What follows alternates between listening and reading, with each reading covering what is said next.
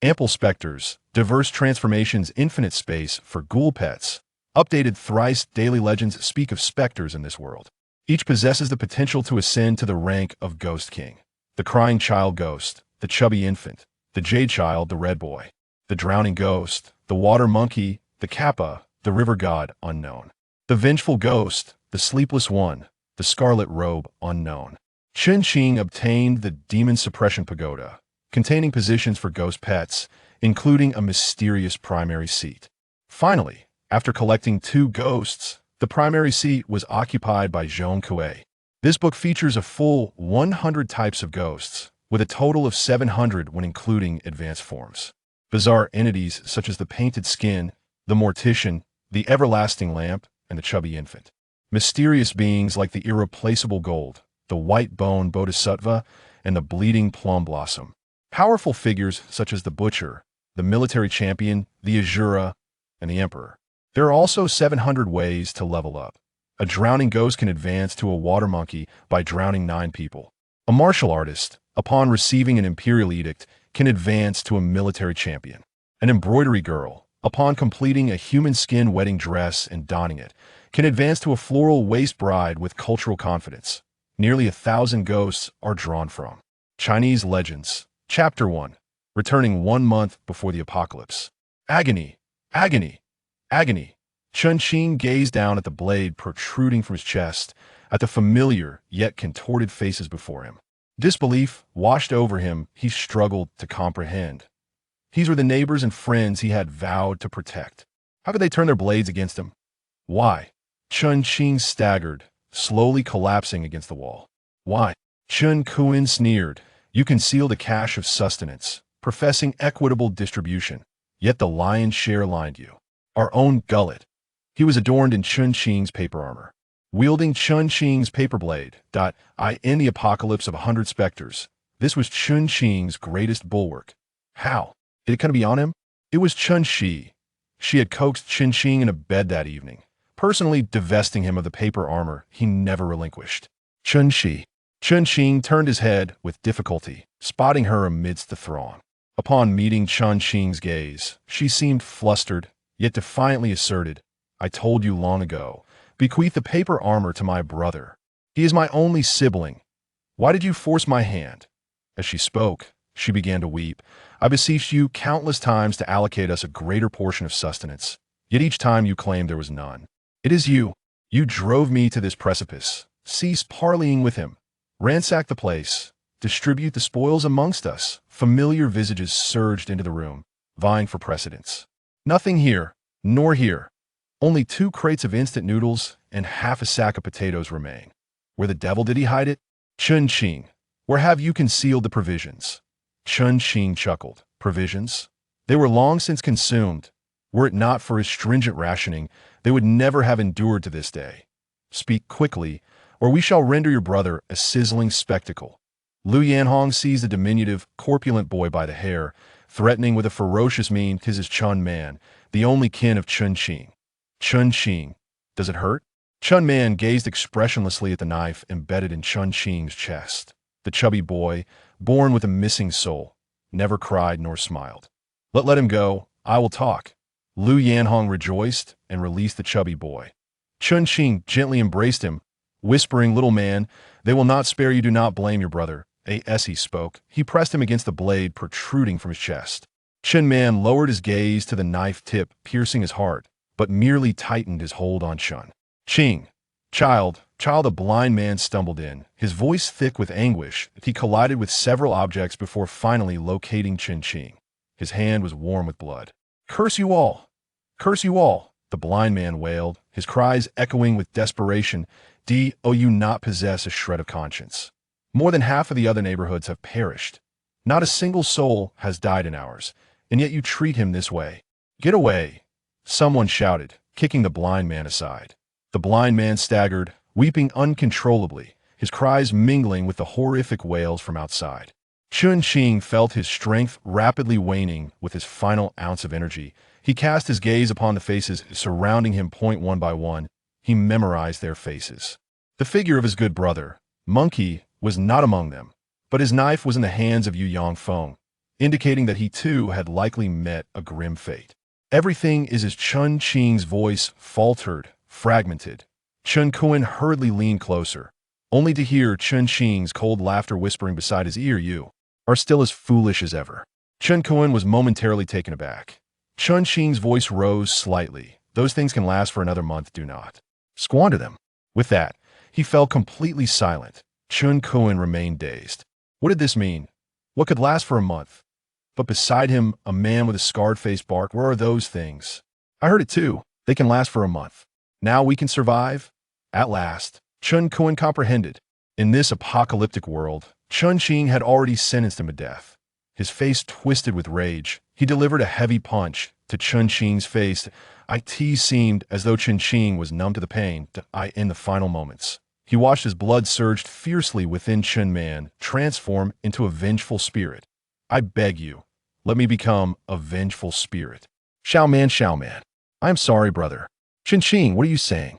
The 6-year-old chubby boy stood by the bedside, expressionless, offering a cup of hot water and a pill. Chen Qing was burning with fever.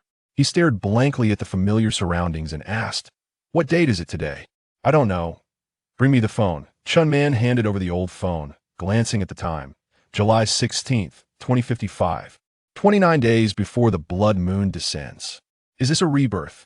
After a prolonged moment of contemplation, Chen Qing gritted his teeth and exclaimed, well. Indeed, the heavens are watching. With merely 1 month remaining until the arrival of the blood moon, it was imperative for him to seize this fleeting time, lest the struggles endured during the apocalypse be in VA. The first wave of malevolent spirits had occurred 30 years prior, erupting in the southern regions, leaving desolation in its wake.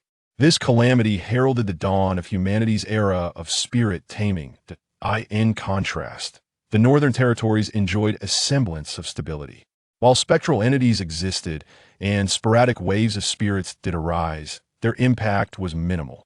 Nonetheless, rumors of sporadic hauntings circulated, recounting tales of entire families found hanged in the eastern part of the city or the ghastly demise of the sugar factory owner. Yet, this fragile tranquility was destined to shatter, for the second wave of malevolent spirits was on the verge of descending. It promised to be a disaster of equal magnitude to the southern calamity of 30 years ago. On the night of August 15th, the blood moon would rise, ushering in the apocalyptic realm of countless spirits. On that fateful first night, it was anticipated that at least half of the population would perish. This sanguine moon, draped in the cloak of night, would linger for a fortnight. Following this, a fortnight of relentless daylight would ensue, creating a relentless cycle. Most terrifying of all was the fact that with each passing blood moon, the subsequent waves of spirits grew increasingly potent. Had it not been for the awakening of ancient artifacts, humanity would have long since been extinguished. These ancient artifacts, encompassing cultural relics and antiques, stirred to life with the advent of the blood moon and the resurgence of its ominous energy that a coin from a bygone dynasty, a grandmaster's share, or even a family genealogy book could awaken in this turmoil. Scholars have discerned a pattern.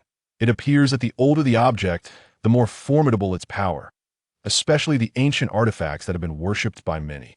Chen Qing's ambition lies in the 7 Treasures Demon Tower and the Zhong Kui Demon Suppression Painting. The former boasts the most formidable offensive capability in Shiming City, capable of subduing and controlling 12 spirits within its confines. Even the most adept spirit masters can only command 5. The latter possesses the strongest defense in Shiming City, and the Wu family, which holds this painting, is renowned as an impregnable fortress, having gathered many loyal followers. To serve them, once these 2 treasures are in his grasp, he shall possess the means to dominate in the realm of the 100 demons.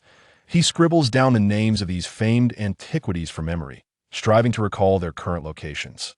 The 7 Treasures Demon Tower resides within the ghostless temple of the Ghostless Tower. This is common knowledge among all.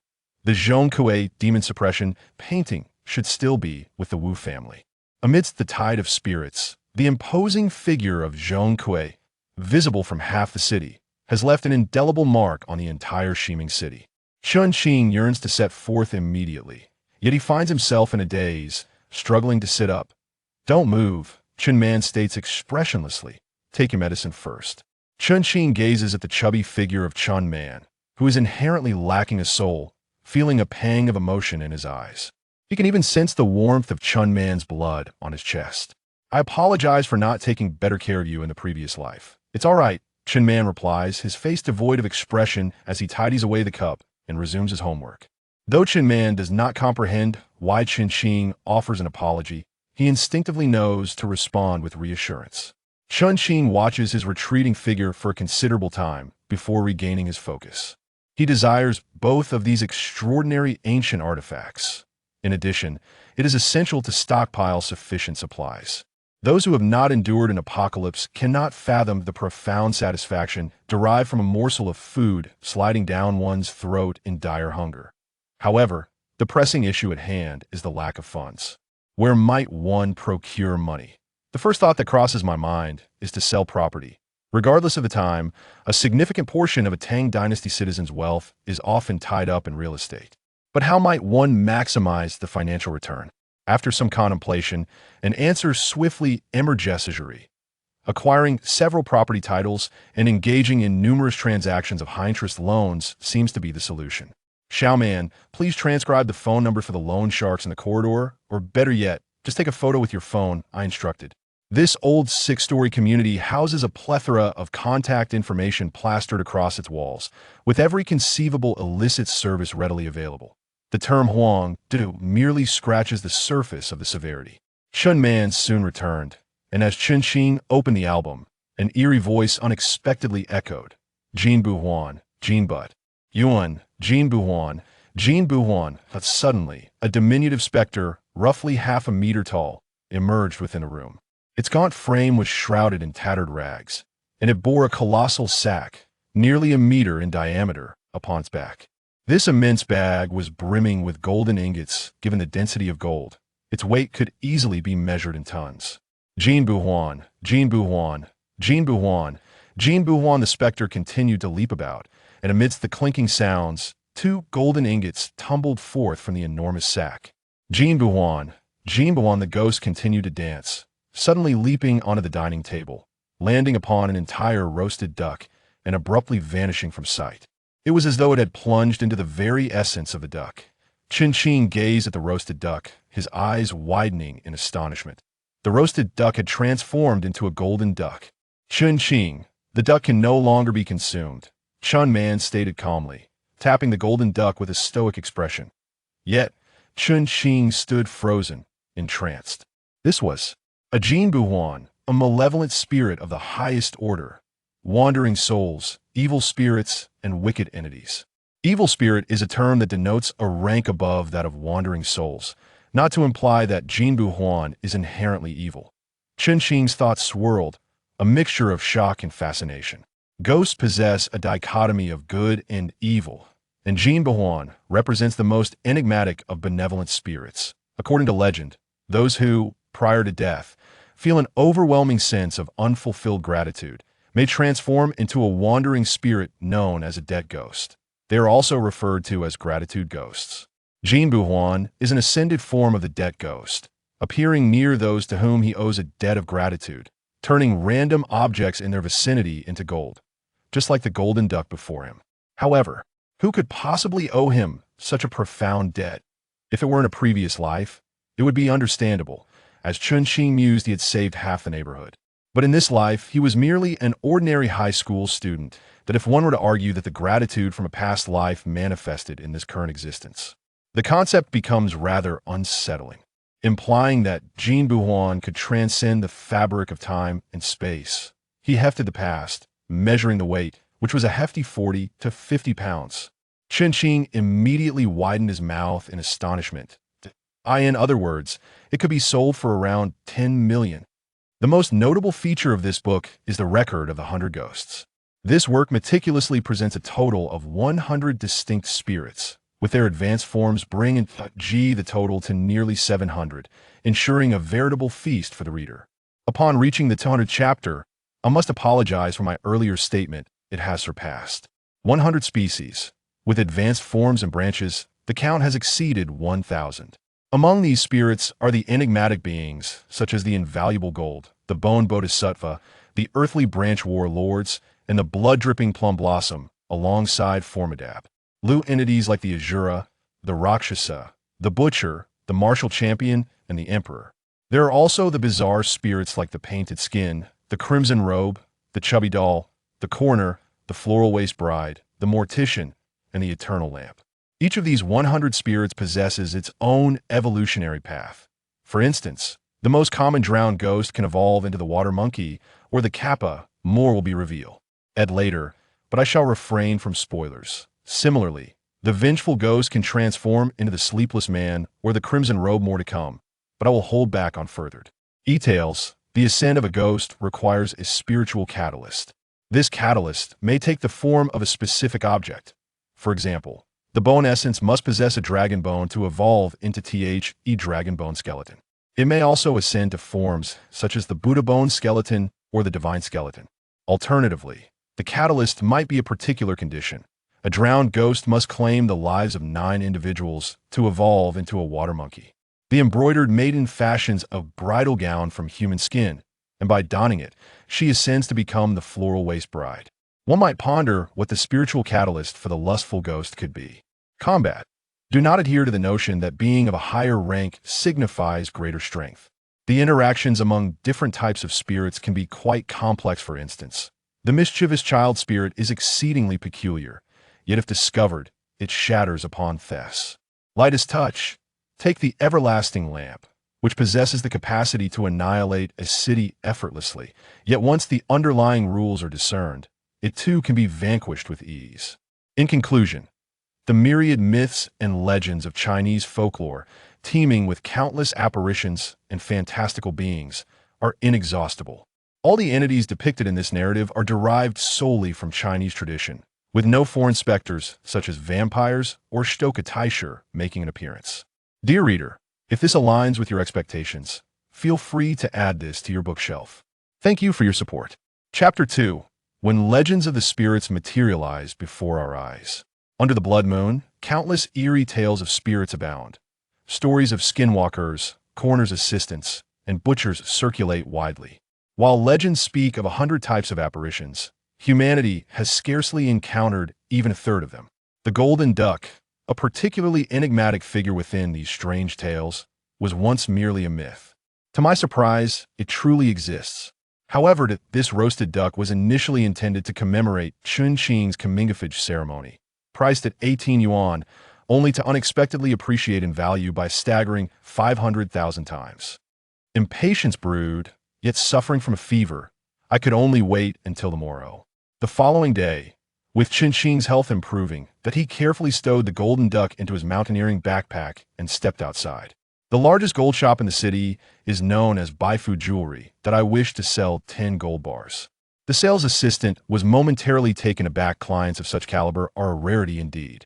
Upon scrutinizing Chen Qing, one notices his youth and attire, which could hardly exceed 50 yuan, naturally instilling a sense of disbelief. Of course, those in the service industry are astute enough not to display any disdain. Chen Qing was ushered into the VIP room. With considerable effort, he produced a golden duck, leaving the manager of the lobby momentarily astonished. His initial reaction was one of skepticism, followed by a second wave of disbelief. A golden duck? Moreover, a roast duck? It was remarkably lifelike. Every protrusion on the duck's skin was clearly visible, with even the half-plucked wing and the remaining down appearing incredibly vivid. I used to run a chain of roast duck restaurants. This is the prized possession of my establishment. Upon hearing Chen Qing's explanation, the lobby manager's belief began to waver, albeit slightly. He called for a spectrometer. Though everyone had dealt with gold their entire lives, encountering a golden duck, especially one of such size, was an unprecedented experience. Curiosity drew onlookers into the VIP room, including several receptionists who took turns to witness this marvel. With the spectrometer in hand, the reading revealed AU100. This confirmed that the gold content was at least 99.9. It was astonishingly exceptional. Sir, if you wish to sell this, it will need to be cut. Go ahead. A few security personnel brought forth a hydraulic cutter, having long forgotten the last time they had utilized such a remarkable tool. With effort, They sliced off a piece of the duck's wing and proceeded to examine it with a more precise tabletop spectrometer. Remains a resplendent 100 Australian dollars. This signifies a purity level of no less than 99.999. Truly remarkable. Upon measuring the density, it stands at 19.32 GCM, a textbook standard. Subsequently, it was melted into liquid gold using a blowtorch, still retaining its status as the quintessential gold. Quite astonishing. Absolutely unbelievable. Ridiculous. A level of absurdity that surpasses all bounds. Such a grand golden duck is equivalent to the total amount a gold shop would recover over 6 months soon. A higher-ranking official from the gold shop arrived. Out of an abundance of caution, they meticulously divided the golden duck into over 20 pieces. It was then that they noticed the intricate ribcage had been carved in lifelike detail in areas not visible to the naked eye. Was it truly necessary? Is this a master craftsman's display of skill? The leader of the gold shop accompanied Chen Qing, engaging in polite conversation throughout. At last, the verification of the golden duck was complete. The total weight was 21,259.33 grams. At today's redemption price of 440, the total amounted to 9,354,105. 2 yuan. 9 million. The gold shop leader grinned widely. As for the redemption, naturally, they purchase low and sell high. This single duck would guarantee a profit of at least $1 million. If labor costs were factored in, the sum would be even greater. 9 million will be transferred, the rest in cash. Absolutely. Before long, the 9 million was credited, and the cash was presented to Chen Qing in an exquisite wooden box. Chen Qing returned home and removed the golden silk lining from the wooden box, wrapping it around the exterior. Inside, he placed some ropes and a hammer, which might prove useful when scaling the ghostless tower. Chen Man observed intently, asking, "Are you planning to sell the house, Chen Qing?" Chen Qing was momentarily taken aback. Had his request for Chen Man to photograph the lone shark led to such speculation? Didn't you say that no matter how impoverished we become, we must not sell this house? Chen Man remarked, his expression devoid of emotion. "Oh, you trust me?" Chen Qing inquired as he crouched down. "I do," Chen Man nodded, then hesitated. "But if we sell the house, Chen Shan and Chen Quan will have no way to find us upon their return." Chen Shan was their father, and Chen Quan was the elder brother. Both had mysteriously vanished. Yet in the previous life, prior to the blood moon, Chen Quan had returned, leaving behind the paper armor and paper knife that Chen Qing and Chen Man relied upon to survive until the third blood moon. Unfortunately, they were not home that day and missed the chance to meet. "Do not worry, they will call," Chen Qing reassured him. After a few comforting words, he opted for takeout instead of cooking. He reminded Chen Man to lock the door and went to the ghostless temple as the last rays of the setting sun illuminated his path. The ghostless temple, while not grand in scale, boasted a rich history. At the entrance stood a modest pavilion with a sign that read, "Adults 15 yuan, children 10 yuan, free for chi." Children under 110 centimeter. While most ordinary attractions would have closed by this hour, the ghostless temple remained open, hosting a sparse yet lingering incense offering. Chen Qing purchased a ticket and arrived at the temple, where he sought out the abbot directly.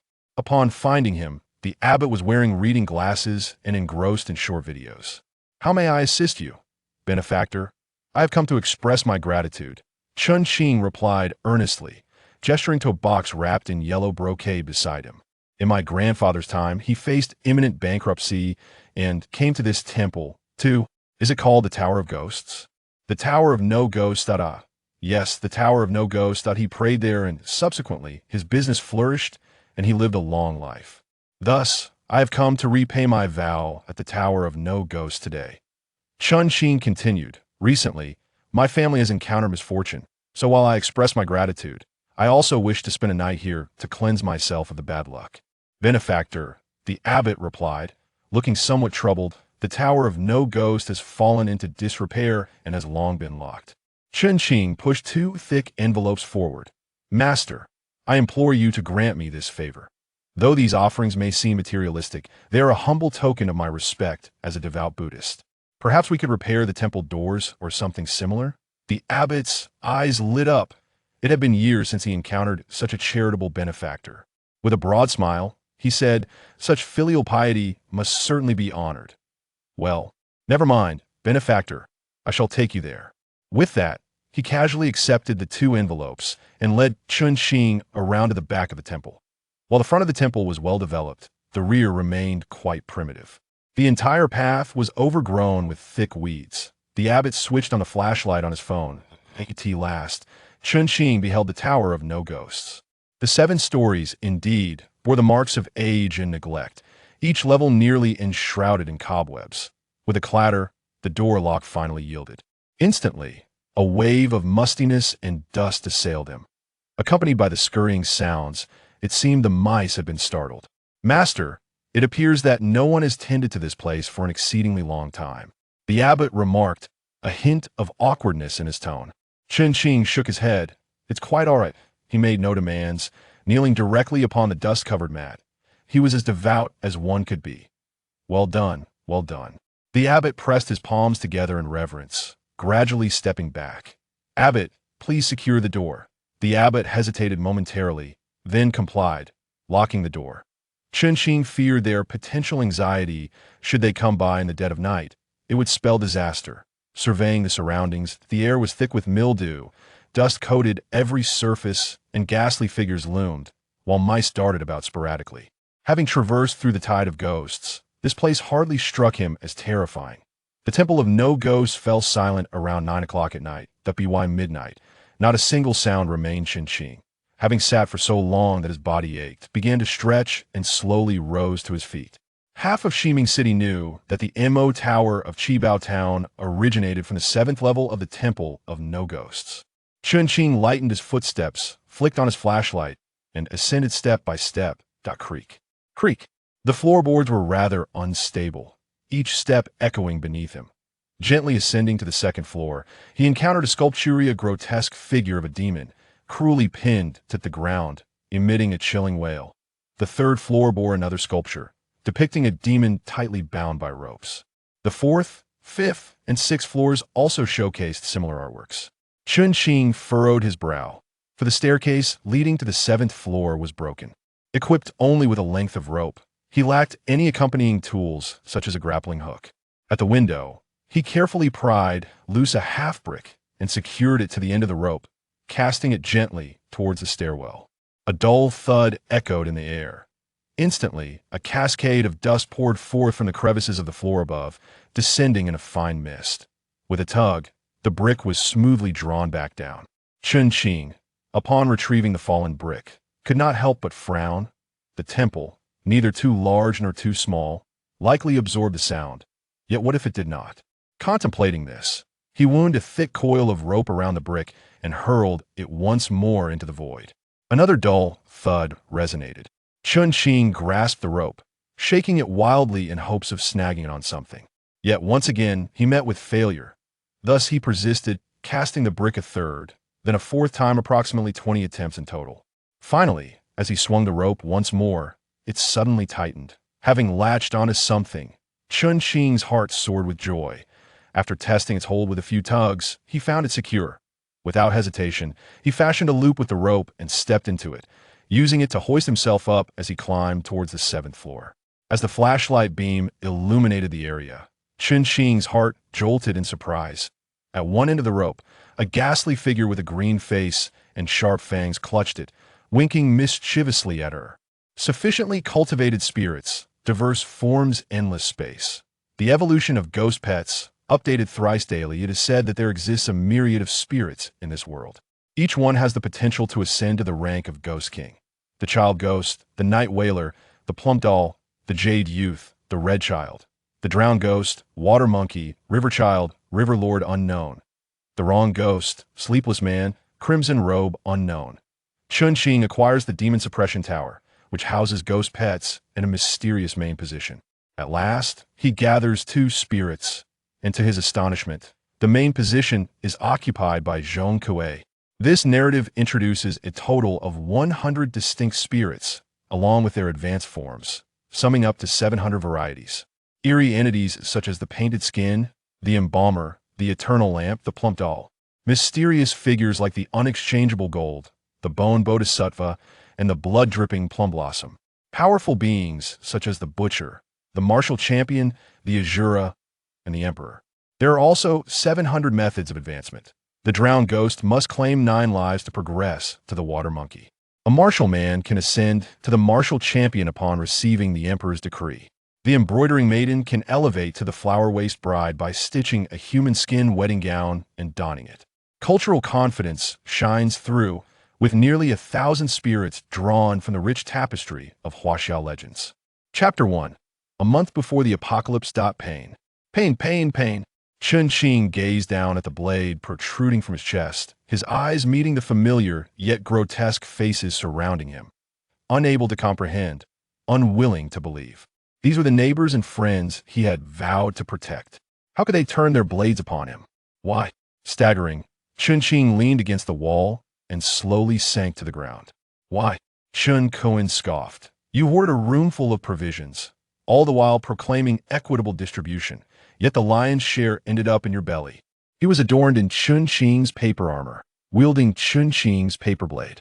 In this apocalypse teeming with specters, these were Chen Qing's greatest assets. How did they end up in his possession? It was Chen Qi. She had coaxed Chen Qing into bed that evening. Personally removing the paper armor, Chen Qing never took off. Chen Qing turned his head with difficulty, spotting her amidst the throng. Meeting Chen Qing's gaze, she appeared flustered, yet defiantly asserted, I told you long ago to give the paper armor to my brother. He's my only sibling. Why did you force my hand? As she spoke, she began to weep. I pleaded with you countless times to allocate more sustenance to us, but each time you claimed there was none. It's you. You drove me to this point. Cease the idle chatter. Search the place. Let's divide amongst ourselves. Familiar faces surged into the room, each vying for the lead. Nothing here. Nothing here either. Only 2 cases of instant noodles and half a sack of potatoes remain. Damn it. Where did he hide it? Chen Qing, where have you stashed the goods? Chen Qing chuckled. Provisions? They had long been consumed.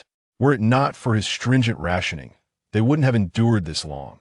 Speak quickly, or well have your brother drawn and quartered. Lu Yanhong snarled, seizing a chubby boy by the hair, issuing a gruesome threat. This is Chen Man, the only kin of Chen Qing. Chen Qing, does it hurt? Chen Man gazed expressionlessly at the knife embedded in Chen Qing's chest. The plump child, born with 1 soul less, had never cried, nor had he ever smiled. Let him go. I will speak, Lu Yanhong exclaimed joyfully, releasing the small boy.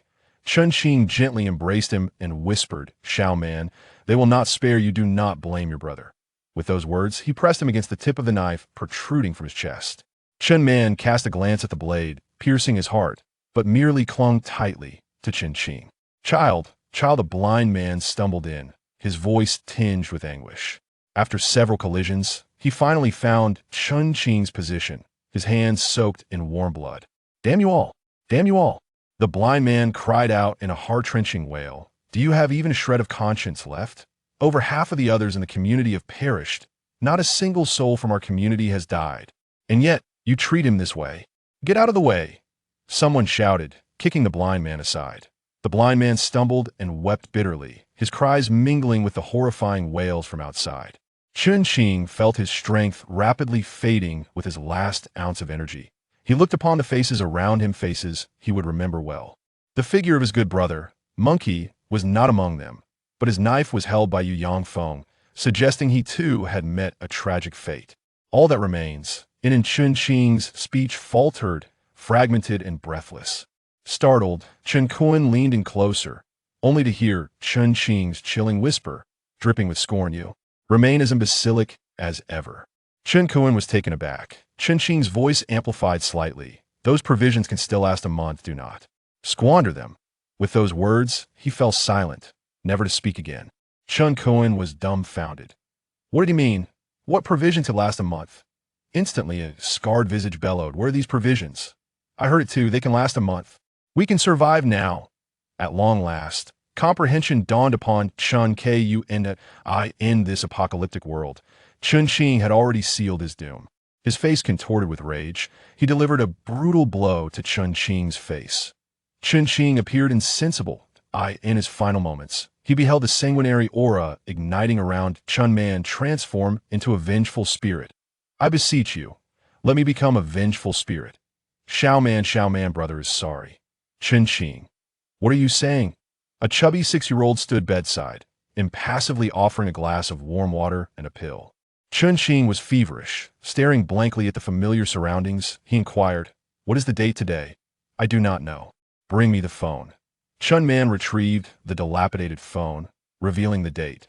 July 16th, 2055, 29 days before the blood moon descends.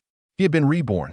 After a prolonged moment of contemplation, Chun Qing gritted his teeth and exclaimed, "All right, all right, all right.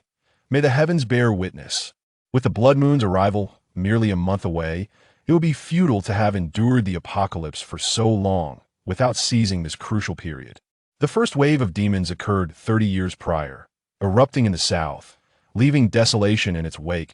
The IT marked the beginning of humanity's era of demon taming. In contrast, the north remained relatively stable. Although demons existed, their impact was minimal. Nonetheless, sporadic incidents were not uncommon, with rumors surfacing of families found hanged in the eastern part of the city or the gruesome demise of a sugar factory owner. Yet this fragile tranquility was destined to be shattered, for the second wave of demons was imminent. The IT promised to be a calamity on par with the southern demon tide from 30 years ago. On the night of August 15th, under the blood moon, the era of 100 demons would commence. On that very first night, at least half the population would perish. This crimson moon, cloaked in darkness, would linger for a fortnight, followed by an equal duration of daylight, in an endless cycle. Most terrifying of all was the fact that each blood moon heralded a demon tide stronger than the last. Had it not been for the awakening of ancient artifacts, humanity would have been long extinguished. These so-called ancient artifacts refer to relics and antiques.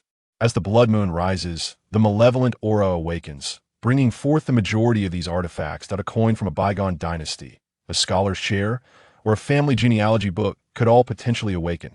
Some have deduced a pattern. Generally speaking, the older the object, the more potent its power, particularly the ancient artifacts revered by many. Chen Qing's aspiration lies in the Seven Treasures Demon Tower and the Zhong Kui Ghost Suppression Painting. The former boasts the mightiest offense in Shiming City, capable of suppressing and controlling 12 spirits within its confines. Even the most elite spirit masters can only command 5. The latter possesses the strongest defense in Shiming City. The Wu family, holders of this painting, are renowned as an indomitable house, having garnered the loyalty of many who share them. Once these 2 treasures are secured, Chen Qing shall have the leverage to traverse the realm of the 100 demons with impunity. He diligently inscribed the names of these famed relics from his memory, striving to recall their current locations.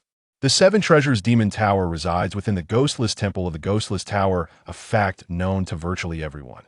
The Zhong Kui Ghost Suppression Painting should still be with the Wu family in the midst of the ghost tide. The imposing statue of Zhong Kui, visible throughout half the city, has left an indelible impression upon all of Shiming. Chen Qing yearned to embark on his journey immediately, yet he found himself languid, struggling even to sit up. "Do not move," Chen Man stated impassively. "First, take your medicine." Chen Qing gazed at the chubby boy, inherently missing a soul. Feeling a twinge of emotion in his eyes, he could even sense the warmth of Chun Man's blood coursing through his chest. "I apologize for not taking better care of you in the past life." "It's all right," Chun Man replied expressionlessly, putting away his cup and returning to his studies. Though Chun Man did not comprehend the reason behind Chen Qing's apology, he understood his role was to respond with reassurance. Chen Qing watched his figure retreat for a considerable time before regaining his focus. He was determined to possess both of these extraordinary antiquities. In addition, one must stockpile sufficient supplies. Those who have not experienced the apocalypse cannot comprehend the profound satisfaction derived from a morsel of food slipping down one's throat in times of desperation. However, the pressing issue at present is a lack of funds. Where can one procure money? The first thought that crosses the mind is to sell property. Regardless of the circumstances, a significant portion of the wealth of the people of the Tang dynasty is invariably tied to real estate. Yet, how can one maximize the financial return? After a moment of contemplation, a solution emerges. By acquiring multiple property certificates and engaging in several transactions of high-interest loans, one could achieve this.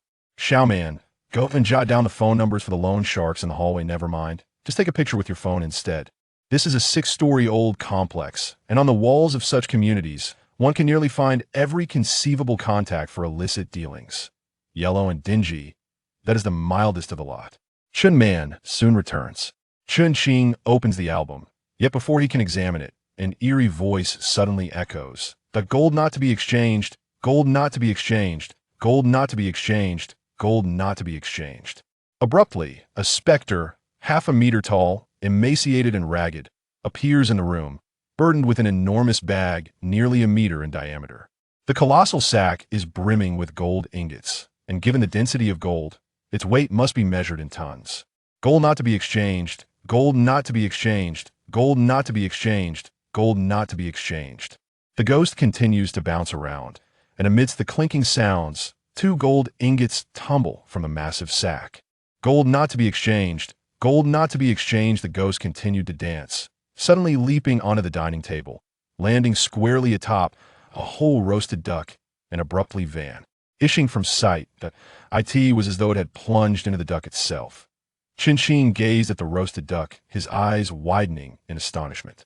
The duck had transformed into a golden duck. Chen Qing, the duck is no longer edible, Chen Man stated calmly, his expression unchanging as he tapped the golden duck. Yet, Chen Qing stood there stunned. This was a golden no return, an entity of the malevolent ghost level. Wandering souls, malevolent spirits, and wicked apparitions. Malevolent ghost is a term denoting a rank above that of a wandering soul, not implying that the golden no return is inherently evil. Chen Qing's thoughts stirred, a wave of shock washing over him. There exists a distinction between benevolence and malevolence among ghosts, and the golden no return epitomizes the most enigmatic of benevolent spirits. Legend has it that those who, before their demise, feel a profound debt of gratitude unfulfilled may transform into a wandering soul-level debt ghost if their obsession becomes too intense, also known as a gratitude ghost. The golden no return is an ascension of the debt ghost, manifesting in the presence of those who have shown him kindness, turning random objects around him into gold, just like the golden duck before him. However, who could possibly owe him such a great debt? If it were in a previous life, it would be more comprehensible. Chen Qing pondered that he had saved half the neighborhood. But in this life, he was merely an ordinary high school student. If the debts from a past life were to be repaid in this one, such a notion was rather terrifying, that implying that the golden no return could traverse time and space. Testing the weight of the past, it felt like it weighed a good 40 to 50 pounds. Chen Qing's mouth instantly fell agape, signifying that it could indeed fetch around 10 million. The most remarkable feature of this book lies within the record of 100 ghosts. This tome meticulously designs a complete array of 100 distinct spirits, supplemented by their advanced forms, culminating in nearly 700 varieties, ensuring an Abu dance of content. TOB updated after 200 chapters. My apologies for the breach of promise. The count has exceeded 100, with advancements in branches surpassing 1,000. Mysterious entities such as the Golden Inconvertible, the Bone Bodhisattva, the Earthly Branch Commander, and the blood-dripping plum blossom formidable beings like the Azura, the Rakshasa, the Butcher, the Martial Champion, and the Emperor, and peculiar figures such as the Painted Skin, the Crimson Robe, the Chubby Doll, the Coroner, the Floral-Waisted Bride, the Mortician, and the Eternal Flame. Within this collection of 100 spirits, each possesses its unique evolutionary path. For instance, the most commonly encountered drowned ghost can evolve into a water monkey, or a capo with more to come, but I shall refrain from revealing too much. Similarly, the wronged ghost can ascend to become a sleepless person or a crimson robe again. More why. T.S., but I shall not spoil the surprise. The ascension of these spirits necessitates a spiritual catalyst. This catalyst may manifest as a specific object. For example, the bone spirit's advancement to a dragon bone skeleton requires a dragon's bone.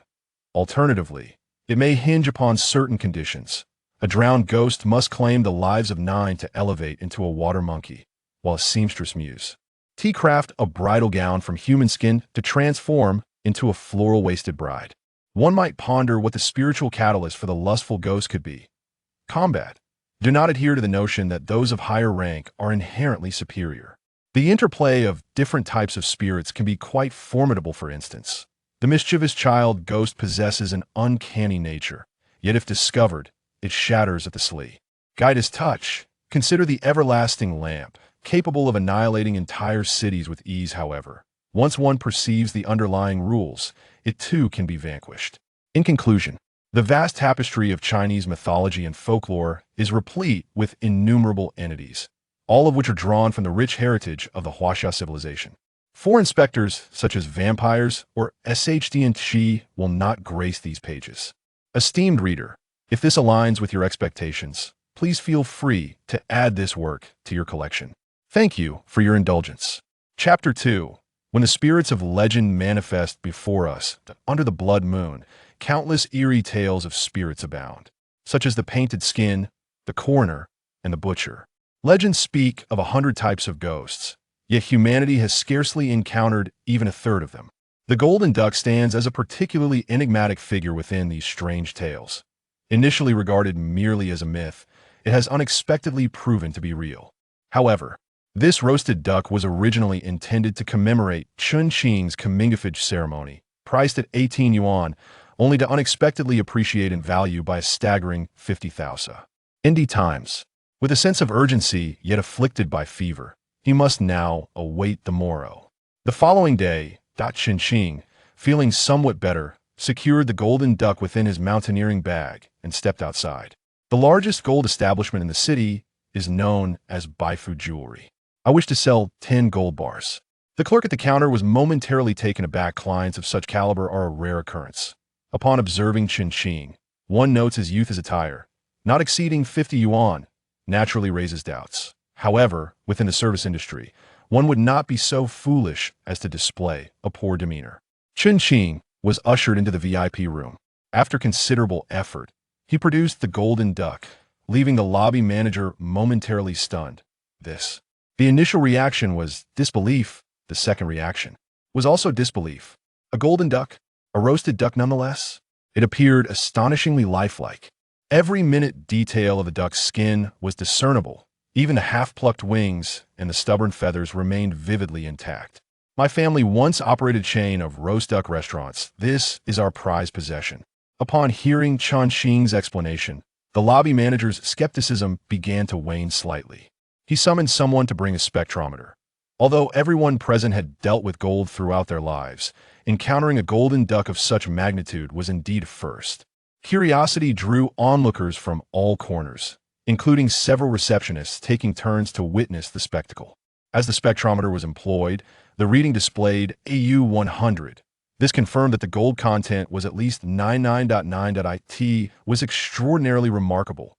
Sir, should you wish to sell this, it will need to be cut.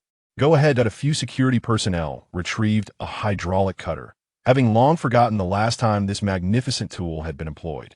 With effort, they severed a piece of the duck's wing and brought it to a more precise desktop spectrometer for further analysis. The IT remains 100 Australian dollars, signifying a purity of at least 99.999. This is truly remarkable. The density was subsequently measured at 1932 GCM, adhering to textbook standards. The gold was then melted down using a blowtorch, still embodying the quintessential essence of gold. Quite unbelievable. One remarked, absolutely astonishing. Another exclaimed, this is beyond reason. It has transcended all expectations. Such a grand golden duck is worth more than the total sum a jewelry store would recover in half a year. Soon, a senior executive from a more prestigious jewelry establishment arrived. Out of an abundance of caution, they meticulously divided the golden duck into over 20 pieces. It was then that they discovered intricate ribcage carvings hidden from view on the interior. Was this truly necessary? Was it a display of craftsmanship by a master artisan? The jewelry store manager remained by Chen Qing's side, engaging in polite conversation. Finally, the verification of the golden duck was complete. The total weight was 21,259.33 grams. Based on the current recovery price of 440, the total amounted to 9,354,105.2 yuan. 9 million. The jewelry store manager's grin was almost crooked with delight. Naturally, the business model involves low acquisition and high sales. This solitary duck would yield at least a lion in profit.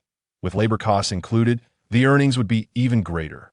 9 million will be transferred, the remainder in cash. Not a problem. In no time, the 9 million was transferred, with the cash presented in an exquisite wooden box, which was then offered to Chen Qing. Chen Qing returned home, tearing away the golden silk lining of the wooden box and wrapping it around the exterior. Inside, he placed some ropes and a hammer, items that might prove useful while climbing the ghostless tower. Chen Man watched intently and inquired, "Chen Qing, are you planning to sell the house?" Startled, Chen Qing wondered if his prior request for Chen Man to photograph usury had led to this assumption. "Did you not say that no matter how impoverished, we must not sell this house?" Chen Man's expression was devoid of emotion as he spoke. "Oh, you trust me?" Chen Qing crouched down to meet his gaze. "I do." Chen Man nodded, then hesitated, adding, "But if the house is sold, Chen Shan and Chen Quan will be unable to find us upon their return." Chen Shan was their father, while Chen Quan was the elder brother. Both had mysteriously vanished, yet in a previous life prior to the blood moon, Chen Quan had returned, leaving behind the paper armor and paper knife that had enabled Chen Qing and Chen Man to survive until the third blood moon. However, on that fateful day, they were not at home and missed the chance to meet. "Rest assured, they will call," Chen Qing reassured him, but did not prepare a meal instead. He ordered takeout. After ensuring Chen Man closed the door and went to bed, he ventured to the ghostless temple, illuminated by the fading light of dusk. The ghostless temple, though not expansive, boasted a rich history that a modest pavilion stood at the entrance, inscribed with the following: "Adults 15 yuan, children 10 yuan, free ent. Free for children under 110 centimeters." While most tourist attractions would have closed by this hour, the ghostless temple was an exception, still drawing a sparse offering of incense. At this time, Chen Qing purchased a ticket and arrived at the temple, directly seeking out the abbot. Upon finding him, the abbot was donning reading glasses while engrossed in short videos. "What brings you here, benefactor?" "I have come to express my gratitude," Chen Qing replied earnestly, gesturing toward the box wrapped in yellow brocade beside him. "When my grandfather was alive, there was a time when he faced imminent bankruptcy that he came to this temple to, what is it called? The Tower of Exorcising Ghosts. The Tower of No Ghosts. Oh, right, the Tower of No Ghosts. He worshipped there, and subsequently his business flourished, and he lived to a ripe old age. Hence, I have come today to pay my respects at the Tower of No Ghosts." Chen Qing continued with his ramblings. "Recently, my family has also encountered misfortune. So, while expressing my gratitude, I also wish to spend a night here to cleanse myself of this ill fortune." "Benefactor," the abbot said, somewhat troubled, "the Tower of No Ghost has fallen into disrepair and has long been locked." Chen Qing slid 2 thick envelopes across the table. "Master, I kindly ask for your assistance. Though these offerings may seem mundane, they are merely a token of my sincerity as a devotee. Perhaps you could use them to repair the temple's entrance or something of the sort." The abbot's eyes sparkled with excitement. It had been years since he had encountered such a benevolent benefactor. With a broad smile, he said, "Such filial piety must certainly be honored." "Well, never mind, benefactor, I shall accompany you." With that, he naturally accepted the 2 envelopes and led Chen Qing around to the back of the temple. The front of the temple was well developed, while the rear remained quite primitive. The path was overrun with thick weeds. The abbot turned on the flashlight on his phone, and at long last, Chen Qing beheld the Tower of No Ghosts. The 7 stories, indeed, had fallen into disrepair over the years, each level nearly enshrouded in cobwebs. With a cacophony of clattering sounds, he finally managed to unlock the door. Suddenly, a wave of mustiness and dust assailed his senses, accompanied by the scurrying sounds of what were likely startled mice. "Esteemed benefactor, it is evident that this place has not been tended to for a considerable time," the abbot remarked, somewhat embarrassed. Chen Qing shook his head. "It's quite all right." Not one to be finicky, he knelt directly on the dust-laden mat, exuding utmost reverence. "Goodness, goodness," he murmured.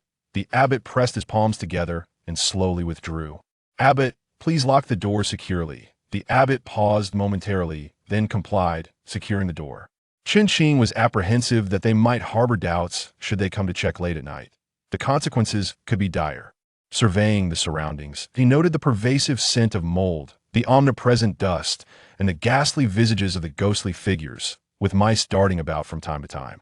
Having traversed through waves of phantoms, this place hardly evoked fear in him. The Temple of No Ghosts fell silent around 9 o'clock at night, by midnight. Not a sound could be heard after sitting in discomfort for an extended period. Chen Qing stretched his limbs and gradually rose to his feet. Half of Shiming City was aware that the Seven Treasures Town's MO Tower originated from the 7th level of the Temple of No Ghosts. Chen Qing lightened his footsteps, switched on his flashlight, and ascended step by step. Creaking, the floorboards were precariously unstable, each step resonating with the sound.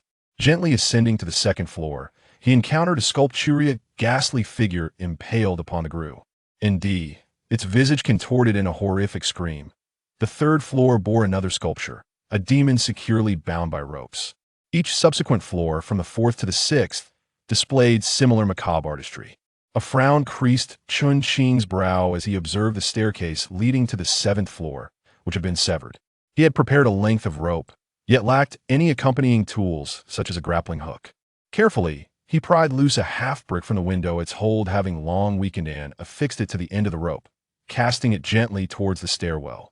With a dull thud, the brick struck, sending a cascade of dust pouring from the floorboards above. A swift tug revealed the brick to be surprisingly easy to retrieve. Chen Qing furrowed his brow upon catching the fallen brick, though the temple was neither excessively large nor small. The noise was unlikely to reach the main hall yet. One could never be certain. With this thought in mind, he wrapped a thick coil of rope around the brick once more and hurled it aloft. Another muffled thud echoed through the air. Chen Qing gripped the rope, shaking it vigorously in hopes of catching onto something. Yet, once again, his efforts met with failure. He persisted, attempting a 3rd, then a 4th time, approximately 20 attempts in total at last. As he swung the rope once more, it suddenly tightened, snagging onto something solid. A surge of joy coursed through Chen Qing. Testing the stability with a few tugs, he found it secure. He then fashioned a loop with the rope, securing it around his foot, and cautiously ascended to the 7th floor, inching upward on the rope. As the flashlight beam illuminated the area, Chen Qing was suddenly taken aback. At one end of the rope, a ghastly figure with a green face and sharp fangs was gripping it, winking directly at him. Chapter 3. The first artifact acquired. Chen Qing was taken aback, nearly losing his balance. He swiftly rolled aside and grasped the hammer at his waist. However, the apparition before him was merely a ghostly sculpture, its hand ensnared by a rope. Gazing upon the statue, a lingering trepidation gripped his heart. Having endured the tide of spirits, he could not dismiss this as a mere figment of his imagination. Tentatively, he brought the hammer down with force. Bang!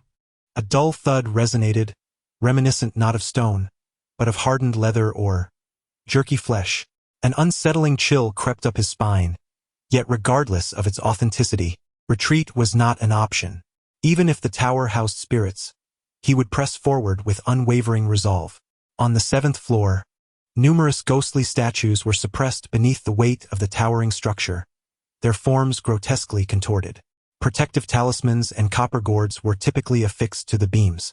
The 7th level was not particularly lofty. Aside from the central area, Chen Qing could easily reach up on tiptoe. Yet, upon touching the 1st beam, he found nothing. The 2nd, still nothing. The 3rd. Quickly, his attire became dust-laden, but he uncovered no artifacts. How could this be?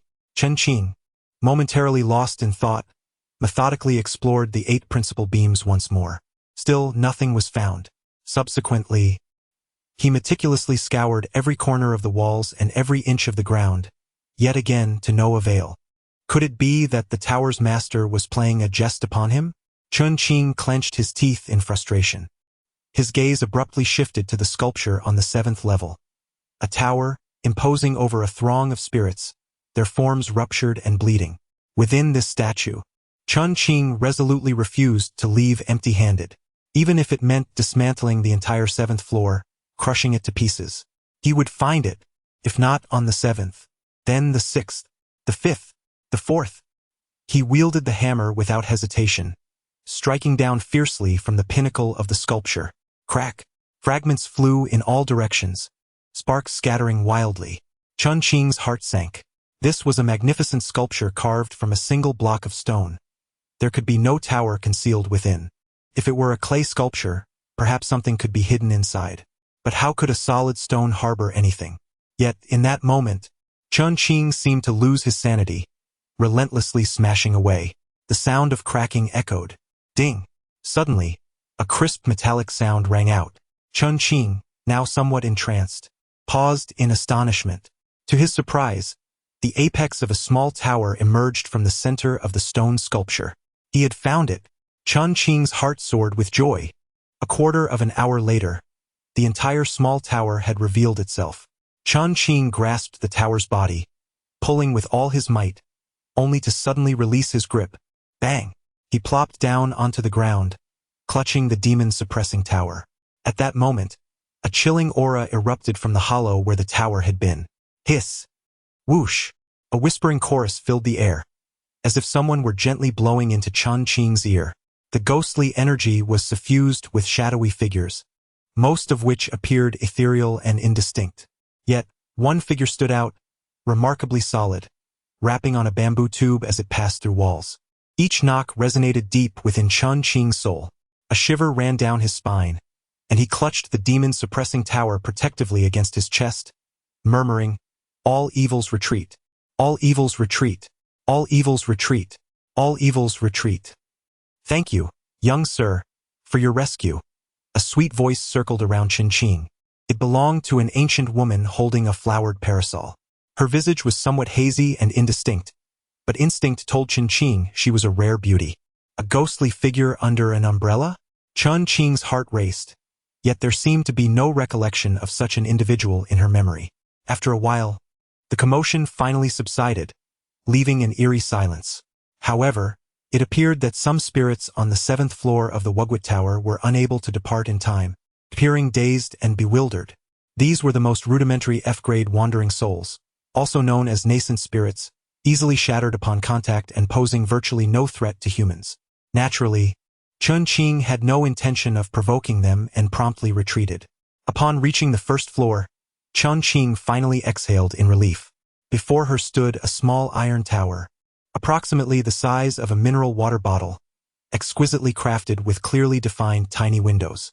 This was the Zhong Kui Tower, the Zhong Kui Tower of Qibao Town, one of the 2 super antiquities of Ximing City. With this artifact in her possession, Chen Man and she were essentially guaranteed safety.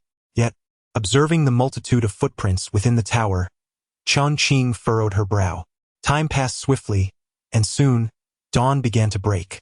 A young monk rushed into the abbot's chamber. "Master, there was movement in the Wugwit Tower last night." "Movement?" The abbot furrowed his brow, well aware that it indicated someone was inside. He casually remarked, a devoted benefactor wishing to spend the night within." "Oh?" The abbot became restless, hastily shedding his robe and, without a moment's delay, took the key and the young monk, striding purposefully toward the Wugwit Tower.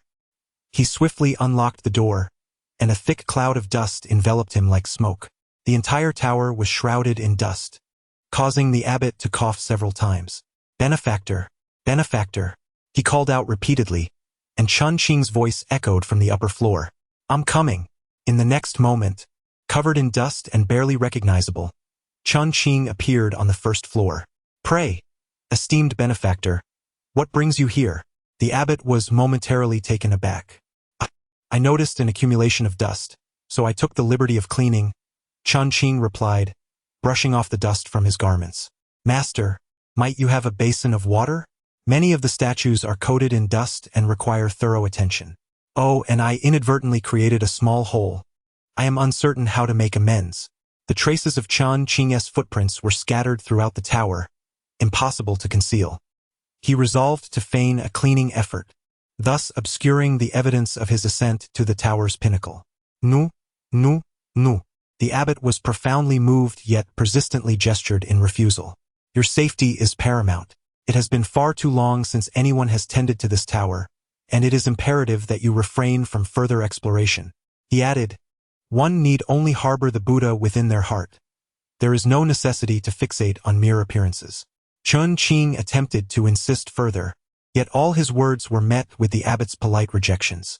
After a brief period, a young monk emerged, exclaiming, "Master, This benefactor has already swept up to the 4th floor. The abbot, filled with remorse, remarked, "Alas, we who chant here daily seem to fall short in comparison to your worldly endeavors." "Nonsense," Chen Qing replied modestly. "Esteemed benefactor, please proceed to the temple for a meal." The invitation was courteous yet subtly implied. "We beg of you, please cease your efforts." Clutching the urn containing the essence of the demon-subduing tower, Chen Qing felt a profound sense of satisfaction. In this temple, despite its slight commercial undertones, the dining arrangements remained quite austere. Steamed buns, porridge, and stir-fried greens, meat was conspicuously absent. While partaking of the meal, an idea struck him, and he inquired, "Master, do you possess the Vajra demon-subduing technique? I may not recall the name precisely, but it is something akin to that. Is it something you seek? My grandfather once mentioned that this practice can strengthen the body, particularly for those who are devoted to Buddhism. Such practitioners may reap even greater benefits. There certainly exists such an art." Chen Qing hurriedly slid a thick envelope across the table. "Master, please grant me this request. Consider it a favor for my efforts in clearing the 4-tiered pagoda. I am truly devoted to the path of Buddha." The abbot, while enjoying a bite of steamed bread with his greens, ultimately nodded in acquiescence. Chen Qing was filled with elation, as he had not anticipated this unexpected boon. This martial discipline was of the highest order. Practitioners of physical cultivation possessed numerous advantages during the blood moon, the most significant being their robust vitality, enabling them to incinerate malevolent spirits. To a ghost, the fist of a physical cultivator felt akin to a searing iron brand. Out of several renowned physical cultivation techniques, Chen Qing was familiar with this one. He had merely inquired casually, never expecting its origin to be right here. Hope glimmered for Chen Man's techniques. In his past life, Chen Man had unleashed a blinding surge of bloodlight at the final moment, a manifestation of innate vitality. After their meal, the two made their way to a study filled with towering shelves laden with books. The majority were modern publications, while a few ancient texts dated back 4 to 5 decades.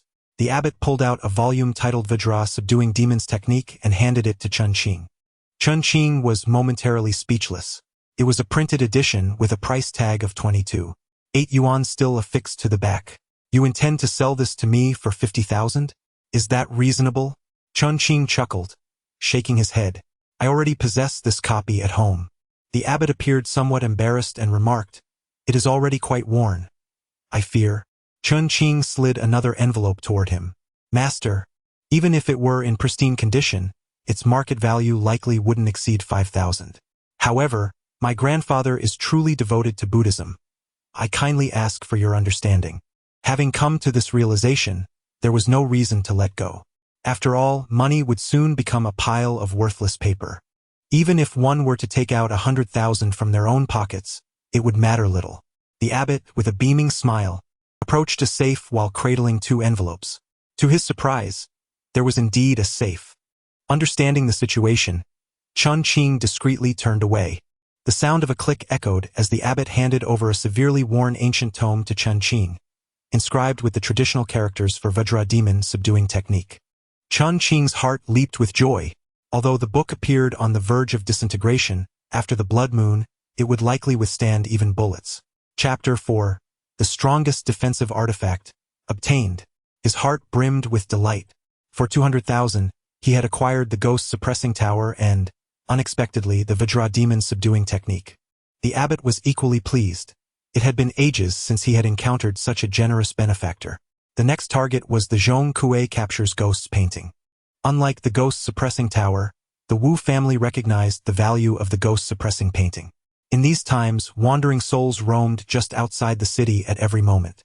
Even if its peculiarities were not immediately apparent, merely hanging an ancient painting of such age in one's home provided a sense of security. Thus, Chen Qing was uncertain of the price this item might fetch. 100,000, a million, or perhaps even more. Upon returning home, Chen Man had already left for school.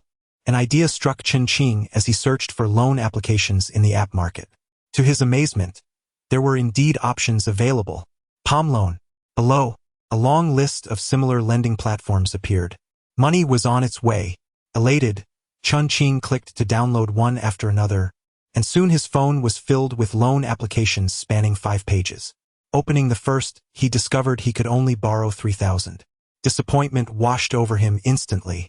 In the software, I scoured through various sections and discovered an asset verification feature. What a relief! I consented to a multitude of terms, leaving no stone unturned. The stipulations regarding purchasing property or engaging in stock trading were also meticulously acknowledged. Subsequently, I underwent the verification process both verbally and visually, and at long last, the entire sum of 120,000 was credited to my account. Chen Shan had essentially bequeathed this property to Chen Qing and Chen Man. He and Chen Man had always been frugal, reluctant to part with even a single coin. Yet now, gazing at the substantial figure in his account, he felt utterly indifferent. This accumulation would ultimately become worthless. With a sigh, I navigated to the second application. After a series of operations, I managed to secure a loan of 50,000. Then on to the next one, the next, and the next. I toiled through the night, intending to catch up on sleep, yet found myself busy until well past noon. By this time, my account had swelled to an impressive 8 million, bringing my total to 8 million. Surely this should suffice? The most significant asset, of course, was the ghost town demon suppression map. Its value remained uncertain, hinging on the owner's esteem for it. Could range from 200,000 to 300,000, or perhaps even reach into the millions. Chen Qing needed to be thoroughly prepared. Additionally, he planned to renovate his own home. 2 exceptional antiques would serve as protection against spirits, but measures against human threats were equally essential. Prior to the ghost tide, the concept of a safe haven in an apocalyptic world was a niche idea. However, it had now evolved into a business on par with real estate. Most enhancements were aimed at warding off spirits, such as silver talismans adorning the walls, the entire structure crafted from peach wood, and hidden layers within the walls containing black dog blood, glutinous rice, and so forth. Furthermore, provisions and clothing constituted significant expenditures. It would be utterly unsatisfactory not to invest in at least 1,000 tons of supplies. The Demon Suppression Tower possesses the ability to store items, yet it remains dormant for the time being. It is merely an ordinary artifact with a fascinating history. Its awakening is contingent upon the blood moon, after which acquiring items becomes impossible, creating a vicious cycle. Chen Qing pondered and recalled an ancient tomb outside the city, which later became a significant source of ghostly energy. Perhaps borrowing some spectral essence from within could activate the Demon Suppression Tower? I am hungry. Upon entering the house, Chen Man noticed that Chen Qing had not prepared any food and chose not to comment further. She proceeded to the kitchen, standing on a small stool to wash and rinse, ultimately cooking rice in the rice cooker. Afterwards, she approached the dilapidated little table, spread open her books, and began her homework. As anticipated, she called out, "Chen Qing, I cannot solve the first question." The second question met a similar fate. Chen Qing, I cannot solve the second question. And again, Chen Qing, I cannot solve the third question. Chen Qing, having grown accustomed to this, patiently offered his guidance. Chen Man, though understanding, was rather slow-witted. The following day, Chen Qing treated himself to a new mobile phone, donned a fresh outfit, and visited a barbershop for a proper grooming. Gazing at his reflection in the mirror with slicked back hair, a suit, and a briefcase, he appeared to have aged 5 or 6 years. At last, he arrived at the doorstep of the Wu family villa. It was not the pinnacle of luxury, but it was nearly so. He knocked on the door, and a young man appeared, regarding Chen Qing with curiosity. "Who are you?" he inquired. "I am Li Qing, sent by a foreign friend to discuss a business matter," Chen Qing replied, handing over a bag of fresh, vibrant fruits. In this circle, the realm is neither too vast nor too small. It is easy for the locals to be recognized. "Ah, a business?" The young man seemed somewhat perplexed but nonetheless welcomed Chen Qing inside. Soon, a middle-aged man descended from the second floor, prompting Chen Qing to rise immediately. "I am Wu Xiaomin. Pleased to meet you." The two took their seats. "I apologize for the intrusion. It is due to a foreign friend who has taken a liking to your ancestral painting of Zhong Kui," Chen Qing remarked with a smile. "This foreign friend is indeed quite fond of it and has asked me to inquire if you would consider parting with it." "Foreigner?" Wu Xiaomin furrowed his brow but shook his head. "This painting is a family heirloom. It is not for sale. The outright refusal without discussing a price complicated matters. I completely understand. The Wu family in Ximing City is considered quite affluent and surely does not lack for money. Chen Qing endeavored to find the right words. However, this foreign friend truly appreciates Tang culture, especially Zhong Kui and the ghostly lore it embodies, which he holds dear. He is quite knowledgeable about you and your family's illustrious history, and is willing to offer anything of value in exchange. Wu Xiaoman chuckled, acknowledging that everyone has their points of pride, and his pride lay in his family's past glory. I would very much like to meet this foreign friend. Perhaps you could introduce us? Wu Xiaoman inquired with a smile. As he peeled an orange that Chen Qing had brought, he placed 2 segments into his mouth, remaining silent. It was time to make an offer, Chen Qing thought to himself. This painting was a must-have. He could even liquidate his assets if necessary. Would he be willing to part with $1 million? A middle-aged woman's voice chimed in, of course. Absolutely. Chen Qing felt a surge of joy. He looked up to see a plump, middle-aged woman. This is my wife, Wu Xiaoman said. Hello, Mrs. Wu. Chen Qing slightly bowed and said, I will make a phone call. With that, he stepped into the yard and casually dialed his brother Chen Quan's number. Of course, it had long since been disconnected. Both Wu Xiaoman and Mrs. Wu were taken aback, for this was not a distant era. According to market value, it might be worth a 0 less. Suddenly, Mrs. Wu rose and exclaimed, Oh no, that's not 100,000. 200 no, 5 million. 5 million. She raised an eyebrow at Chen Qing and added, Young man, as an intermediary, the higher the transaction price, the higher your commission. If it's convenient for you, do elaborate. If we seal the deal at 5 million, I shall reward you handsomely. Am I to lower my own price? Chen Qing was speechless, shaking his head. Mrs. Wu, based on my understanding of that gentleman, I fear that price is rather unlikely. Perhaps a bit more, but limited. Never mind, just speak freely. For any amount exceeding 100,000, you shall receive a 20% commission. Chen Qing agreed verbally, yet in his heart, he was already elated. A little over 1 million would suffice? It felt like a windfall. He feigned making another call, this one lingering longer than the last. Wu Xiaoman furrowed his brow. He had no intention of selling. The ghostly tide had little impact in the north, and even in peaceful times, people sought divine intervention. In a world plagued by spirits, having such an antique painting of Zhong Kui in the home would surely bring some comfort. Mrs. Wu seemed to perceive his thoughts and nudged him with her elbow. Our home is filled with quite a few antiques. This money would be just right for purchasing a better house for Xiaomin. Finally, Wu Xiaoman nodded in agreement. Only then did Mrs. Wu turn to Chen Qing, joyfully inquiring, How do we proceed with the payment? Draft a contract and the payment can be made immediately. Present. Mrs. Wu and Chen Qing were engaged in cheerful conversation while drafting a contract. Soon, Chen Qing transferred 1.6 million to Mrs. Wu's account. Joyfully, Mrs. Wu presented a painting and slid over an envelope. Chen Qing recognized that the thickness of the envelope, which had just contained 200,000 sent out yesterday, could only amount to about 50,000 or 60,000 at most. This fell short of the promised 20, which amounted to 120,000. Chen Qing's expression darkened slightly, though he feigned distress. When bargaining, one must appear to be in great agony. Only then will the payer feel they have gained an advantage. Oh dear, young man, that's enough. Do not be greedy. Mrs. Wu patted Chen Qing's knee. You've earned 50,000 in just 1 hour, which is quite impressive. And that foreigner is bound to pay you a commission as well. Chen Qing exhaled through his nostrils in response. He unfurled the painting, revealing a grotesque depiction of Zhong Kui capturing 2 little demons, with a pile of their corpses at his feet. It was vividly lifelike. There was no need for further verification. This was indeed the one. The ferocious visage of Zhong Kui was unmistakable, etched clearly in Chen Qing's memory. The painting of Zhong Kui was finally in his grasp. Chapter 5. Your name is Huang Can, isn't it? Upon exiting the Wu residence, Chen Qing was nearly elated enough to leap with joy. Mrs. Wu, you are a divine ally. It was evident that Wu Xiaoman was reluctant to sell, and should he have quoted a price, it might have been significantly higher, making negotiation quite challenging. Yet, Mrs. Wu's attempt to secure a bargain inadvertently granted herself an immense advantage.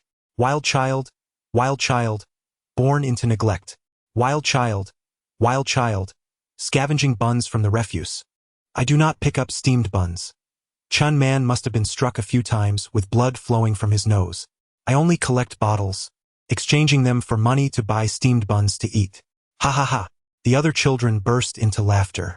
The eldest among them, a boy of around 10 named Huang Ken, the neighbor's child, seized Chen Man's cheek, twisting it with force. Look at this little trash. He doesn't dodge when beaten, nor does he retort when scolded. A natural punching bag. Chen Qing gritted his teeth, swiftly advancing and gripping Huang Ken's hand, causing it to crack audibly. It hurts. It hurts. Huang Ken's expression changed, tears immediately welling up in his eyes. Chen Qing, are you mad? Hitting a child. A woman rushed out from a nearby shop, forcefully pushing Chen Qing. He staggered but did not release his grip, coldly gazing at her. Lu Yanhong, the owner of a snack shop in the Zhongpan community, shared culpability with those who assaulted his brother. When they attacked my brother, you did nothing from your shop. Now you say he is just a child. Let go. I will tear you apart. Lu Yanhong shouted fiercely. Her dry, sharp nails dug into the back of Chen Qing's hand, slicing open a gash, blood flowing freely. Yet, Chen Qing still did not relent, tightening his grip further. Huang Ken cried out in distress. Lu Yanhong grew frantic. Let go. Do you believe I will tear you apart? At that moment, she suddenly released Chen Qing's hand, her fingers lunging towards his eyes. Chen Qing evaded her claws, letting go, and smiled. Very well. He turned with Chen Man, who dragged along a large bag that clinked with the sound of numerous empty bottles. Chen Qing crouched down and gently patted his head, filled with compassion. Xiao Man, you no longer need to collect bottles. However, Chun Shan's money was nearly depleted. Well, I have earned quite a bit, she said, opening the envelope given by Mrs. Wu, revealing it brimming with bright red bills. Look, isn't it a lot? Xiao Man leaned forward to examine it closely, shaking his head. I can't count so much, but I won't need to pick up bottles anymore. Do you understand? Xiao Man remained expressionless and serious, replying, all right. The two of them, in their solitude and hardship, meticulously counted every penny while striving to earn each coin through their limited means. As long as it could be exchanged for a steamed bun or an eraser, it was worth the effort to scavenge. Dignity? Only a child cradled in tender hands possesses the courage to raise a ruckus. They had always been understanding. From now on, no matter who hits you, tell me, understand? Got it. Chen Qing approached a garbage bin where 3 homeless children were rummaging through the refuse. The northern gales were gentle yet had already claimed many lives, giving rise to numerous street children who scavenge for survival. The 3 children, their faces smeared with dirt and their bodies emitting a foul odor, eyed Chen Qing warily. Chen Qing pulled out a bright red bill and handed it to one child, gesturing towards Lu Yanhong's eatery. Go cause some mischief at that snack shop. The homeless child beamed with delight. Chen Qing then produced 2 more red bills, handing them to the other 2 children, pointing to Huang Can, who was playing some role. Go give him a beating. This is yours. The trio rejoiced. One of them picked up a brick and cautiously approached the entrance of Yanhong's snack shop. The oil in the pot bubbled violently, occasionally splattering hot droplets that stung painfully. A vagrant child suddenly hurled a brick into the pot and then turned to flee. Bang! Splash! Lu Yanhong, who was frying potatoes, let out a heart-wrenching scream. Ah! Ah! The agony caused her body to tremble, and a torrent of expletives, laden with references to parents and genitals, erupted from her lips as she chased after him. Yet, how could a greasy middle-aged woman ever catch up with a vagrant child as slippery as a mouse? Huang Can, bewildered by the chaos, glanced at his mother who was frantically shouting and running toward the street. Suddenly, a sharp slap caught him off guard. Stumbling, he found himself face to face with another filthy child of similar age. Yu Huang Can instinctively covered his face and took a couple of steps back, having always feared these pestilent children. Crack! Another slap. At the same moment, another vagrant child landed a punch on his face. So you're called Huang Can. Stars danced before Huang Can's eyes as blood gushed forth. Dazed, he waved his hands to push the 2 away, only to trip and fall to the ground. The two vagrant children swiftly mounted him, raining down blows. Zhong Kui curled up and wept bitterly. Observing the commotion, the two vagrant children seized his face, yanking it fiercely. They then unleashed a few brutal punches to his exposed mouth before frantically fleeing. Zhong Kui, with blood smeared across his nose and mouth, cried out, "Ah, ah!" Xu Chong and Chen Qing watched this spectacle with indifference. Compared to their own lives and that of Xiaoman, what was this? It was hardly worth mentioning. Taking it upon himself to protect this group of individuals, Chen Qing thought to himself, as he stepped into the bank, gradually wearing them down. With that in mind, he produced an envelope, a deposit. He deposited a sum of 75 million. However, the bank clerk asked him to wait a moment and soon rushed out after him. "Hello, sir," she said earnestly, handing him a card. "Sir, your deposit has already reached the standard for a silver card at our bank." She went on to enumerate numerous benefits, including discounts on fuel, half-priced movie tickets, complimentary car washes, and free services at designated barbershops. Chen Qing was at a loss for words. Logically, such perks should be reserved for the impoverished who deposit only a few hundred, not someone like him who already possessed a silver card. Why were all the good things reserved for the affluent? Realizing this, he casually accepted the silver card, intending to leave, when the bank clerk stepped in front of him once more. This time, she was promoting insurance and investment funds, promising guaranteed returns of 8, potentially reaching as high as 12. He wouldn't even consider 12, let alone 1,200.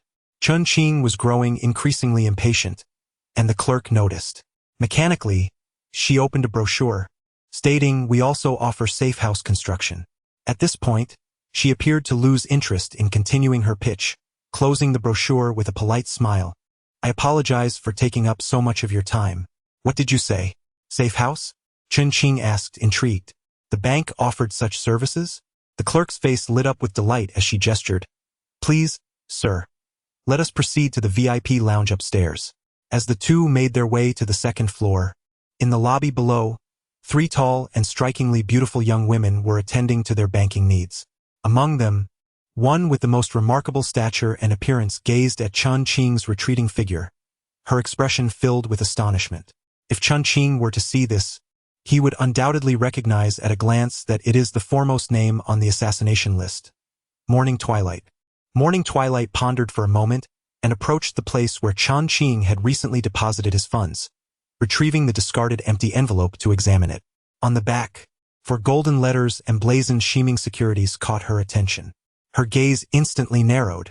With her constant thoughts of associating with the affluent, she was acutely aware that securities are categorized by status. The ordinary envelopes from Shiming Securities bear red lettering.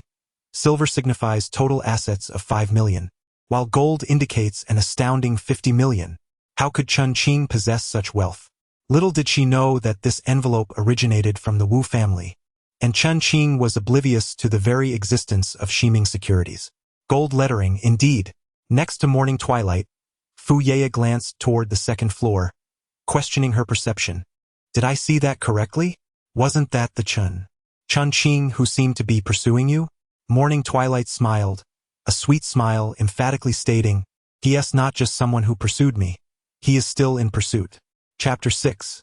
The most cost-effective food in the apocalypse is actually this? The concept of safe houses was previously a niche topic before the emergence of the ghost tide. Those concerned with safe houses were predominantly individuals obsessed with apocalyptic novels, brainwashed by cults, or excessively cautious about their lives. Following the eruption of the ghost tide, the surge in crime rates rendered the notion of safe houses no longer a mere hypothetical.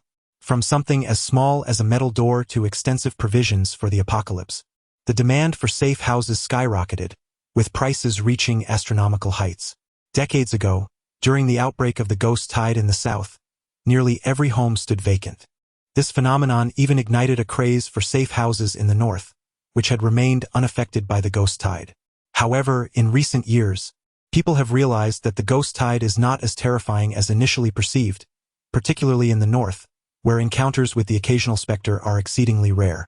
Moreover, with the continual emergence of new safe house companies, prices have begun to decline. The individual attending to Chen Qing is Manager Jean from the Dongfang Bupo Safe House Company, which specializes in ghost prevention. Their establishment features several layers of black dog blood, glutinous rice, black donkey hooves, and other materials embedded within the walls, bolstered by talismans consecrated by masters. On the other hand, the Sanbai Weisher Company focuses on human protection, utilizing materials such as aluminum alloy, titanium alloy, chromium molybdenum steel, and tungsten steel with hardness ratings ranging from 35 to 70 HRC. Their facilities are equipped with cameras, generators, diesel storage, firearms, and medical supplies. In times of turmoil, weaponry proliferates like seedlings after a long drought. In the current climate, firearms maintain a semi-legitimate status, with specialized ammunition proving effective against ordinary spirits. Chen Qing meticulously inquired about each aspect. With the presence of the Zhong Kui image, he finds humanity to be the most formidable threat. Thus, while a few ghost-repelling measures suffice, robust alloy walls and firearms are imperative. Additionally, items such as pepper spray, electric batons, and tear gas are essential. More is certainly better.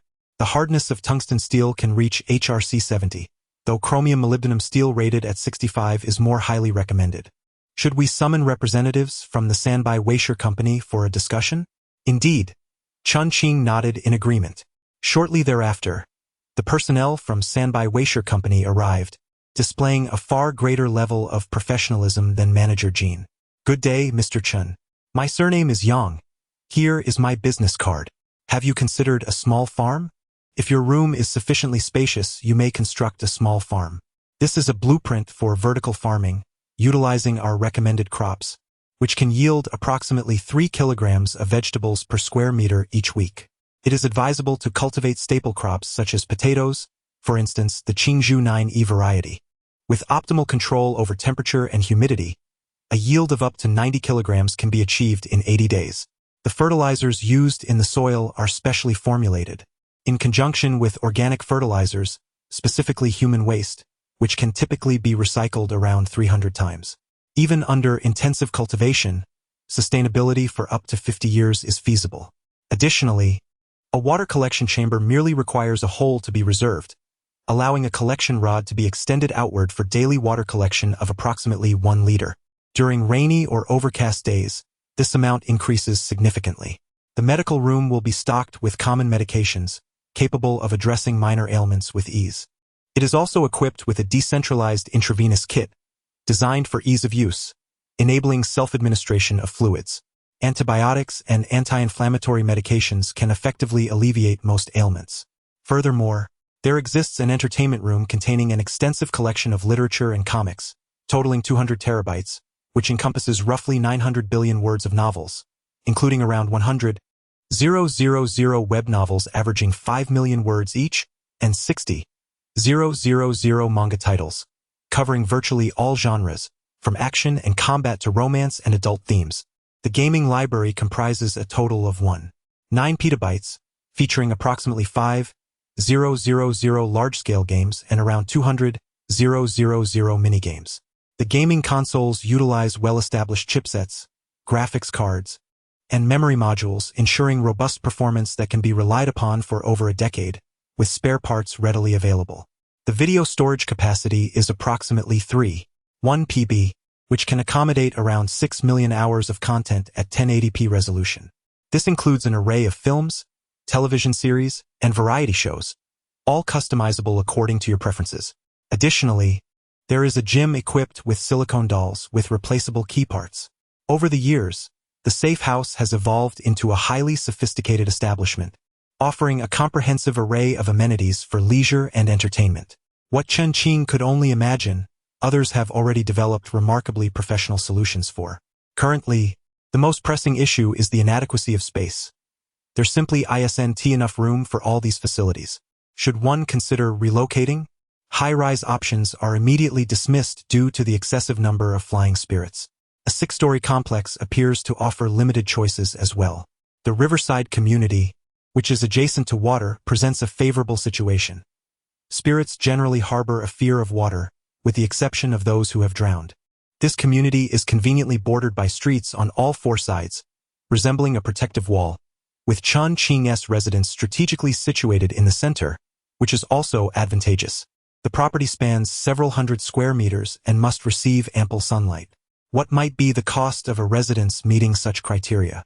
Either a villa or an estate is required, with three-story villas in the western part of the city typically priced around 7 million. These villas offer approximately 300 square meters of usable space along with a garden of about 70 square meters. This is certainly within reach for Chen Qing. Intrigued, he pondered the expense of establishing a safe house within a villa. It might be somewhat costly, as 300 square meters is quite substantial.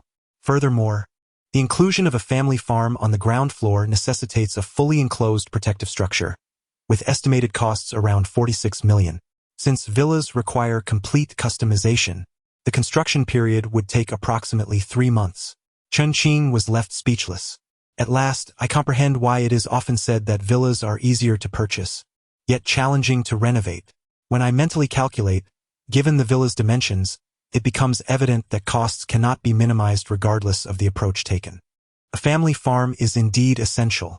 While I may usually neglect to glance at the cabbage or tomatoes, in an apocalyptic scenario, the mere thought of fresh vegetables can drive one to madness. Dear audience, please be patient. The decision to construct on the rooftop stems from 3 considerations. First, financial constraints. Either we cannot afford a larger space, or we can but cannot manage the renovations. Second, time is of the essence. We cannot afford to waste it. Third, the necessity for a family farm requires ample space and sufficient sunlight. I am not fond of spoilers, yet due to numerous readers indicating this as a critical point, I shall reveal a hint. There will be an extraordinarily formidable safe house in the later stages. My residence is on the top floor. Can these additions be supported? Mr. Chen, you may be unaware that the buildings of the Tang dynasty are designed with a structural strength that exceeds mandatory standards by at least 30, often ranging between 40 to 60. Our older community is constructed with even more robust materials, ensuring weight-bearing capacity is not an issue. Furthermore, we will reinforce the structure during the renovation process, eliminating any concerns. Chen Qing, elated, interjects, "What if the first floor were to be bombed?" Manager Yang pauses, responding, "Explosives are tightly regulated, and ordinary individuals cannot acquire them. If someone were to obtain explosives, for that individual, the safe house would be equally vulnerable on the 1st or 6th floor. For when the force is substantial enough, even if the safe house withstands the blast, the occupants within could still be fatally affected by the shockwave. Therefore, it is prudent to select the 6th floor. At the very least, one can cultivate vegetables on the rooftop." After much hesitation, Manager Yang expressed his concerns. The top floor is indeed an excellent choice. However, it is an illegal structure. Although regulations are currently lax, should someone report it and it be discovered, an order for demolition would inevitably follow. No worries. If someone truly reports it, with the efficiency of the Tang dynasty government, various departments would defer responsibility for quite some time, and by the time they act, it would be a blood moon, he thought. Yet, Manager Yang considered another dimension. This reflection naturally heightened his regard for Chen Qing. Next came the discussion of prices. Chen Qing invited both Manager Yang and Manager Jean from the bank to his home. Manager Yang was quite forthright, even displaying the market price of chromium molybdenum steel, and quickly estimated costs based on the blueprints.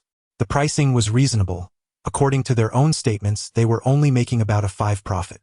However, as the items were itemized, Chen Qing began to feel overwhelmed. The medical room was a necessity, but what about the medication? That too would incur costs. He needed to stock up on cold and pain relief medications, as well as glucose, anti-inflammatory drugs, antibiotics, and painkillers. Adding in some rarer medications, the total came to 850,000. The entertainment room was an even larger expenditure. Skipping TB and opting for storage measured in PB sounded impressive. However, when assembled into a NAS, the price per PB was nearly 100,000. With the inclusion of various gaming equipment and spare parts, the costs for the entertainment room soared to 1.3 million. Regarding food, he decided against running to the supermarket and instead ordered 125 cubic meters of assorted canned goods. There was so much that it could only be stored on the rooftop. In addition to diesel engines, the power generation equipment includes solar panels that cover the entire building, wind turbines and hand-crank generators, each equipped with spare parts. There is also a home super farm, which is essentially just soil, but surprisingly sold by the kilogram. Adding it all up, the price has soared to 14 million. That's quite an excess. Manager Jean chuckled at the opportune moment, saying, "Mr. Chen, may I inquire how you wish to proceed with the payment? What would you like your down payment to be?" Down payment? Indeed, how could I have overlooked that? His eyes brightened as he asked, "What is the minimum down payment?" Typically, it is 40, but as a silver card user, you can reduce it to 20. Splendid. Chen Qing was overjoyed. To him, this felt akin to a fire sale at half price. A true liquidation with tears. Now, it is more than sufficient. He also purchased some firearms and ammunition, totaling around 3 million. All three were quite pleased. Chen Qing acquired a safe house at a bargain. Manager Yang clinched a deal worth 14 million, and Manager Jean secured a multi-million loan. Had there been preparations at home, it would have been worthy of a toast. After some contemplation, Chen Qing asked Manager Yang, "As an expert, what would you consider the most cost-effective option under the survival is paramount standard? In the apocalypse, every morsel of food is priceless. Food is the hard currency of the end times. With food in hand, anything you can imagine can be purchased." Both he and Chen Man would undoubtedly desire gourmet delicacies. However, for food to be used as barter, anything edible would suffice. Manager Yang smiled, providing Chen Qing with an unexpected answer: pig feed. Ah! Chen Qing was momentarily taken aback. Pig feed is typically composed of the oil residues left from processing soybeans, peanuts, sesame, and corn at oil mills, essentially the byproducts after oil extraction. It is characterized by high carbohydrates, elevated protein content, low fat, and is entirely natural, supplemented with vitamins. To be frank, even in these times, it is healthier than what most people consume. Chen Qing contemplated this issue, considering the possibility of directly purchasing raw materials like wheat and corn, intending to explore whether he could process them himself. Unexpectedly, a shift in perspective illuminated his thoughts. How is pig feed generally sold? If purchased in small quantities, it typically costs around 2 yuan per jean, however, for larger orders. Well, one could procure it for slightly over 1 yuan per jean. It's settled then. Chapter 7. Is this top-ranked individual truly so formidable? After ensuring nothing was overlooked, both parties finalized the contract. Regarding the completion date, Chen Qing was unyielding, within 20 days. This was only because an additional layer had been added to the rooftop. Otherwise, a modular custom-built house could be assembled in 2 to 3 days at most. Accompanied by Chen Man, he checked into a hotel, residing in a presidential suite costing for 999 a day. Having wealth indeed brings a certain joy. This suite spans over 200 square meters, and every piece of furniture exudes an air of opulence.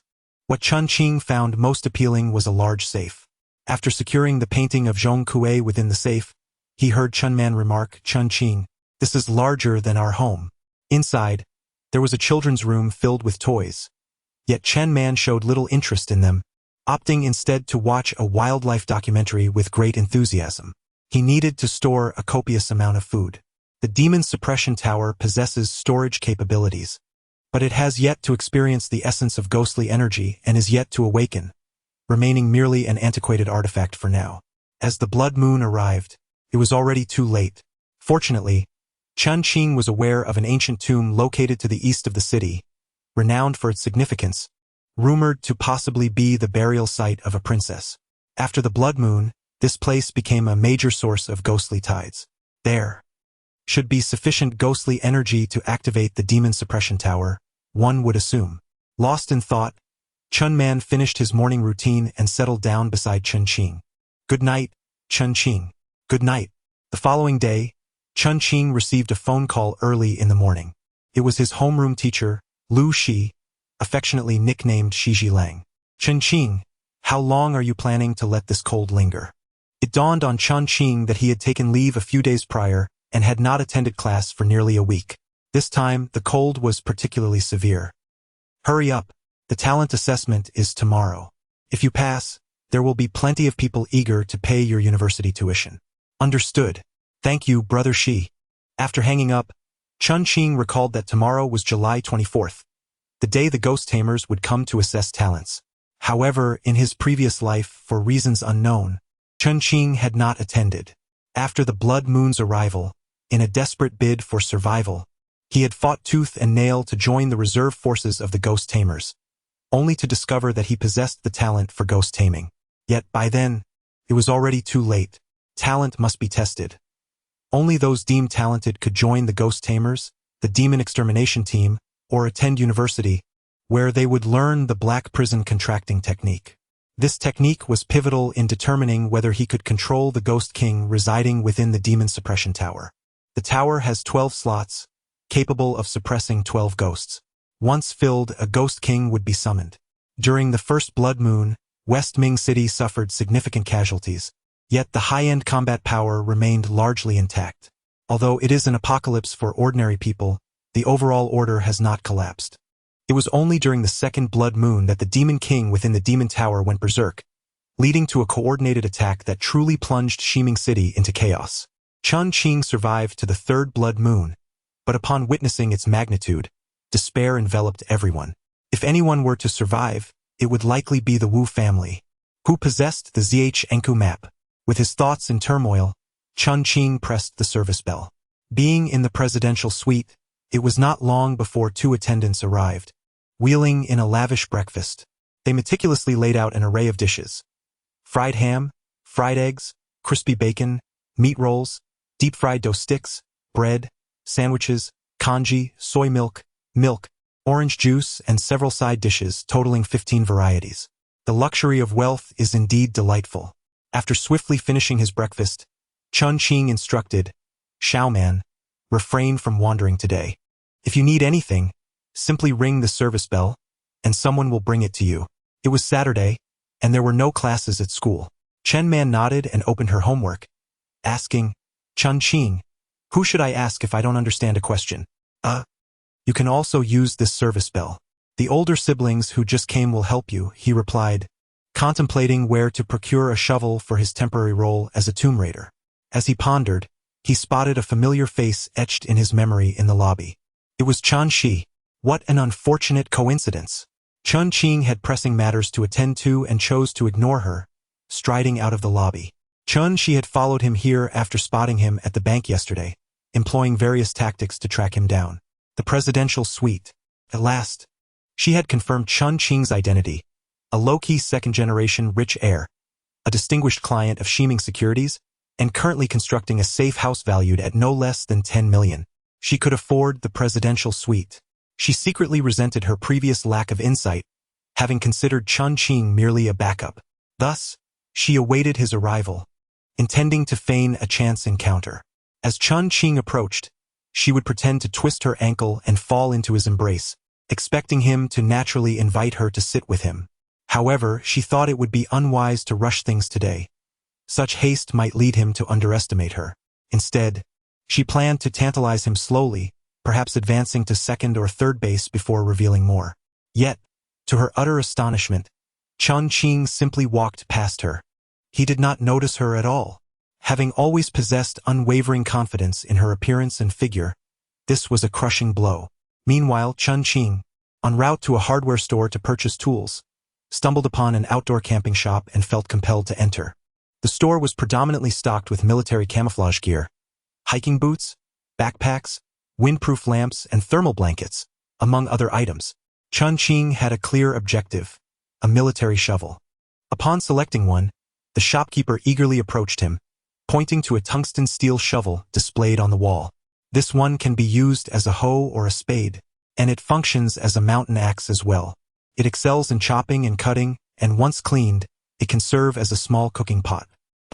And the handle contains sewing supplies, matches, and a compass. I'll take the most expensive one. The price tag read $34.99, with no room for negotiation. Just swipe your card. The shopkeeper was momentarily taken aback, realizing he had a high-value customer, and promptly began to upsell. "Hey handsome, do you need a mobile phone?" Just as Chen Qing was about to decline, he was struck by the sight of an impressively thick mobile phone. The shopkeeper, a remarkable individual, without uttering a word, forcefully hurled a mobile phone onto the ground. Upon retrieving it, there was not a scratch. It boasted 4 formidable defenses: dust-proof, shock-proof, waterproof, and drop-resistant. With regular use for a week, the power-saving mode could last an entire month. Additionally, it featured a distress signal module and satellite communication. This device was truly an ideal companion for the apocalypse. Chen Qing promptly nodded and ordered 4, specifying that 3 should be delivered to the presidential suite at the Arya Hotel. Furthermore, he requested a couple of military shovels. The shopkeeper, filled with joy, began to promote other items as well. Among them, one particular item caught Chen Qing's interest: a compact flashlight that included a compass, a small knife, and a windproof lighter, among other utilities. Intrigued, he inquired, "Do you have anything to deal with ghosts?" "Indeed," came the reply. "This spray can reveal spirits. This peachwood knife is crafted from aged peachwood and has been soaked in black dog blood for 100 days. This radio device emits frequencies that are quite distressing to ghosts. With one in hand, you shall be impervious to malevolent entities. Is such a thing truly real?" Chen Qing questioned, for even after 3 months amidst the tide of ghosts, he had never encountered such items. Moreover, with the addition of a single wire, it could transform into a radio station. "I'll take it," he declared. Thus, he procured nearly 300,000 worth of goods from the shop. With a remaining balance of 7,750,000, he felt free to indulge. The shopkeeper was so elated he could have leapt for joy. He promptly upgraded Chen Qing to a lifetime Supreme membership. Perhaps he had not anticipated that the top patron would be so formidable. Even the highest-tier diamond card could hardly encapsulate his aura. After rummaging for a while, he produced a diamond card numbered 888, which at least highlighted Chen Qing's uniqueness. "Originally intended for delivery to the hotel, I found it rather cumbersome to transport it to my home later," saying, "My house is still undergoing renovations. Please deliver it to this address in 20 days. The shopkeeper, overjoyed, repeatedly agreed. Chapter 8. I was merely teasing my boyfriend, and yet you betrayed me for 3 years? With a military shovel in hand, Chen Qing boarded the subway. Shiming City boasts but a single subway line. The train was crowded, and Chen Qing busied himself transferring data from his old phone to the new one. Humph! A girl stomped her foot in front of him, not quite sure if she was being playful or angry, but Chen Qing paid her no mind. Yet this girl was indeed furious. Wasn't she the one who would have licked the soles of her shoes in admiration just a while ago? How could she be ignored now that she was right before him? This girl was, of course, Chen Qing. She was not one to easily concede, especially after having determined that Chen Qing was an exceptionally valuable asset. "Chen Qing, I have you firmly in my grasp. Not even Jesus could keep him away from me." J'assure you. Chen Qing did not lift his gaze, engrossed in his data transfer. The next station arrived, yet he still did not look up, for he knew it was his final stop. Suddenly, Chen Qing snatched the phone from his hands and swiftly dashed outside the subway. Just as Chen Qing was about to pursue her, the doors closed perfectly in time, separating them. Chen Qing stood with her feet together, slightly leaning forward, one hand behind her back while the other waved the phone playfully, her smile radiant. With a light laughter, she teased, "Tomorrow, I shall return your phone right here." Several boys inside the subway gasped in awe. Her beauty and figure were simply captivating. Who could possibly resist such allure? They looked at Chen Qing with envious eyes, filled with wonder. What kind of person could win the affection of such a girl? Chen Qing scoffed coldly and promptly dialed the police. "At Changhu Station, a thief has snatched my new phone. Its value?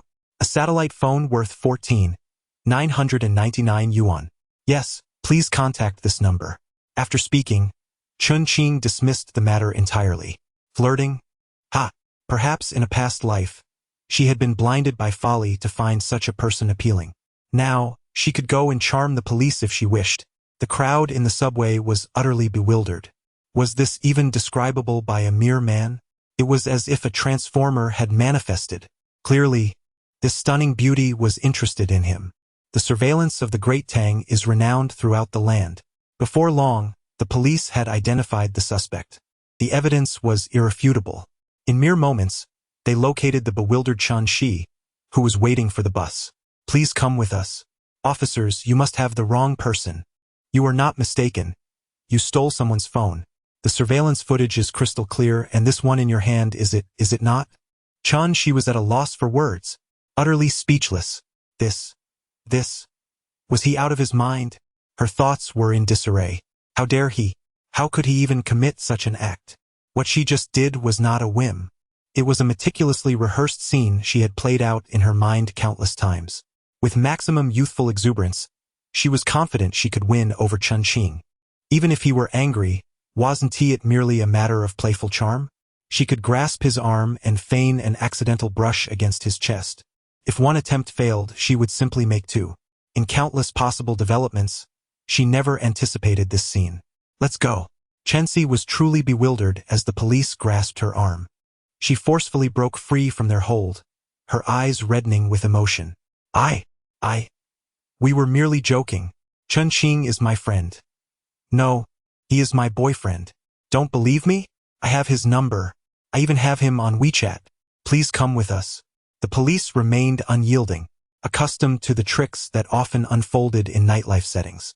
They had encountered individuals who, while being apprehended, would resort to desperate measures, claiming that if released, they would do anything.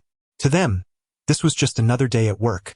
If she truly wished to explain, she would have to wait until they arrived at the station. Chensi was genuinely panicking as she was escorted into the police vehicle, her eyes brimming with tears. She felt utterly wronged. Upon reaching the station, she retrieved Chen Qing's number and dialed it. Is this really necessary? It's turned off. He truly is my boyfriend. We were just having fun. As she recorded her statement, tears streamed down her face. Let's not even discuss whether he is your boyfriend. Even if he were, this still constitutes a crime. Another officer glanced at her. This phone is worth 15,000. Robbery charges carry a minimum of 3 years and a maximum of 10. A wave of dread washed over her. 3 years? Tears flooded her eyes, her hands trembling slightly. Meanwhile, Chen Qing had arrived in the eastern part of the city. The atmosphere was heavy with an unsettling chill, reminiscent of a brisk autumn morning clad only in a thin garment, or the sensation of abruptly uncovering oneself on a winter's night. Having experienced a ghostly tide, he was acutely aware that, despite it being daytime, encounters with the supernatural were still a possibility, albeit a rare one. At the onset of the blood moon ghost tide, the prominent figures within the city had orchestrated a counteroffensive, with this very princess's tomb being one of the focal points of their strategy. Consequently, Chen Qing was well acquainted with the route. Presently, while the majority have relocated to the city, numerous villages still remain outside, populated by those unable to afford the exorbitant housing prices.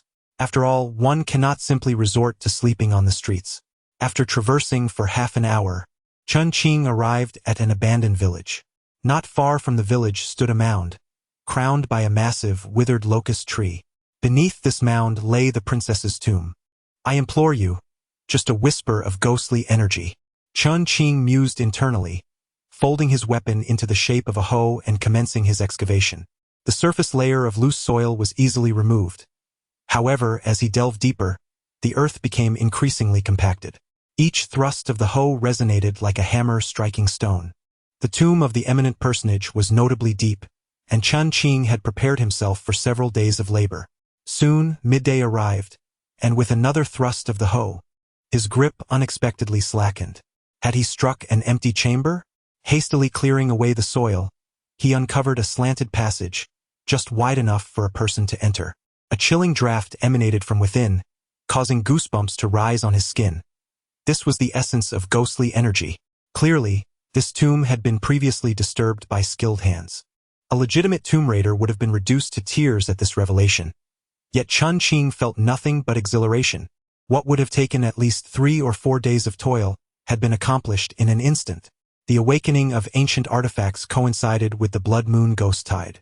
The ghostly tide that erupted in the south could not awaken such relics. In truth, as the blood moon approached, the ghostly energy from various hotspots had already begun to trigger the awakening of ancient artifacts, a fact that would only be confirmed by later generations. Judging by the ghostly energy surrounding this ancient tomb, it should suffice to awaken the Tower of Demon Suppression. In the present moment, the Demon Suppression Tower lay leisurely at the entrance of the tomb, while he indulged in compressed biscuits. Descend? He dared not. At this juncture, he was merely an ordinary individual, and the ominous aura surrounding him suggested the presence of numerous wandering souls, perhaps even malevolent spirits.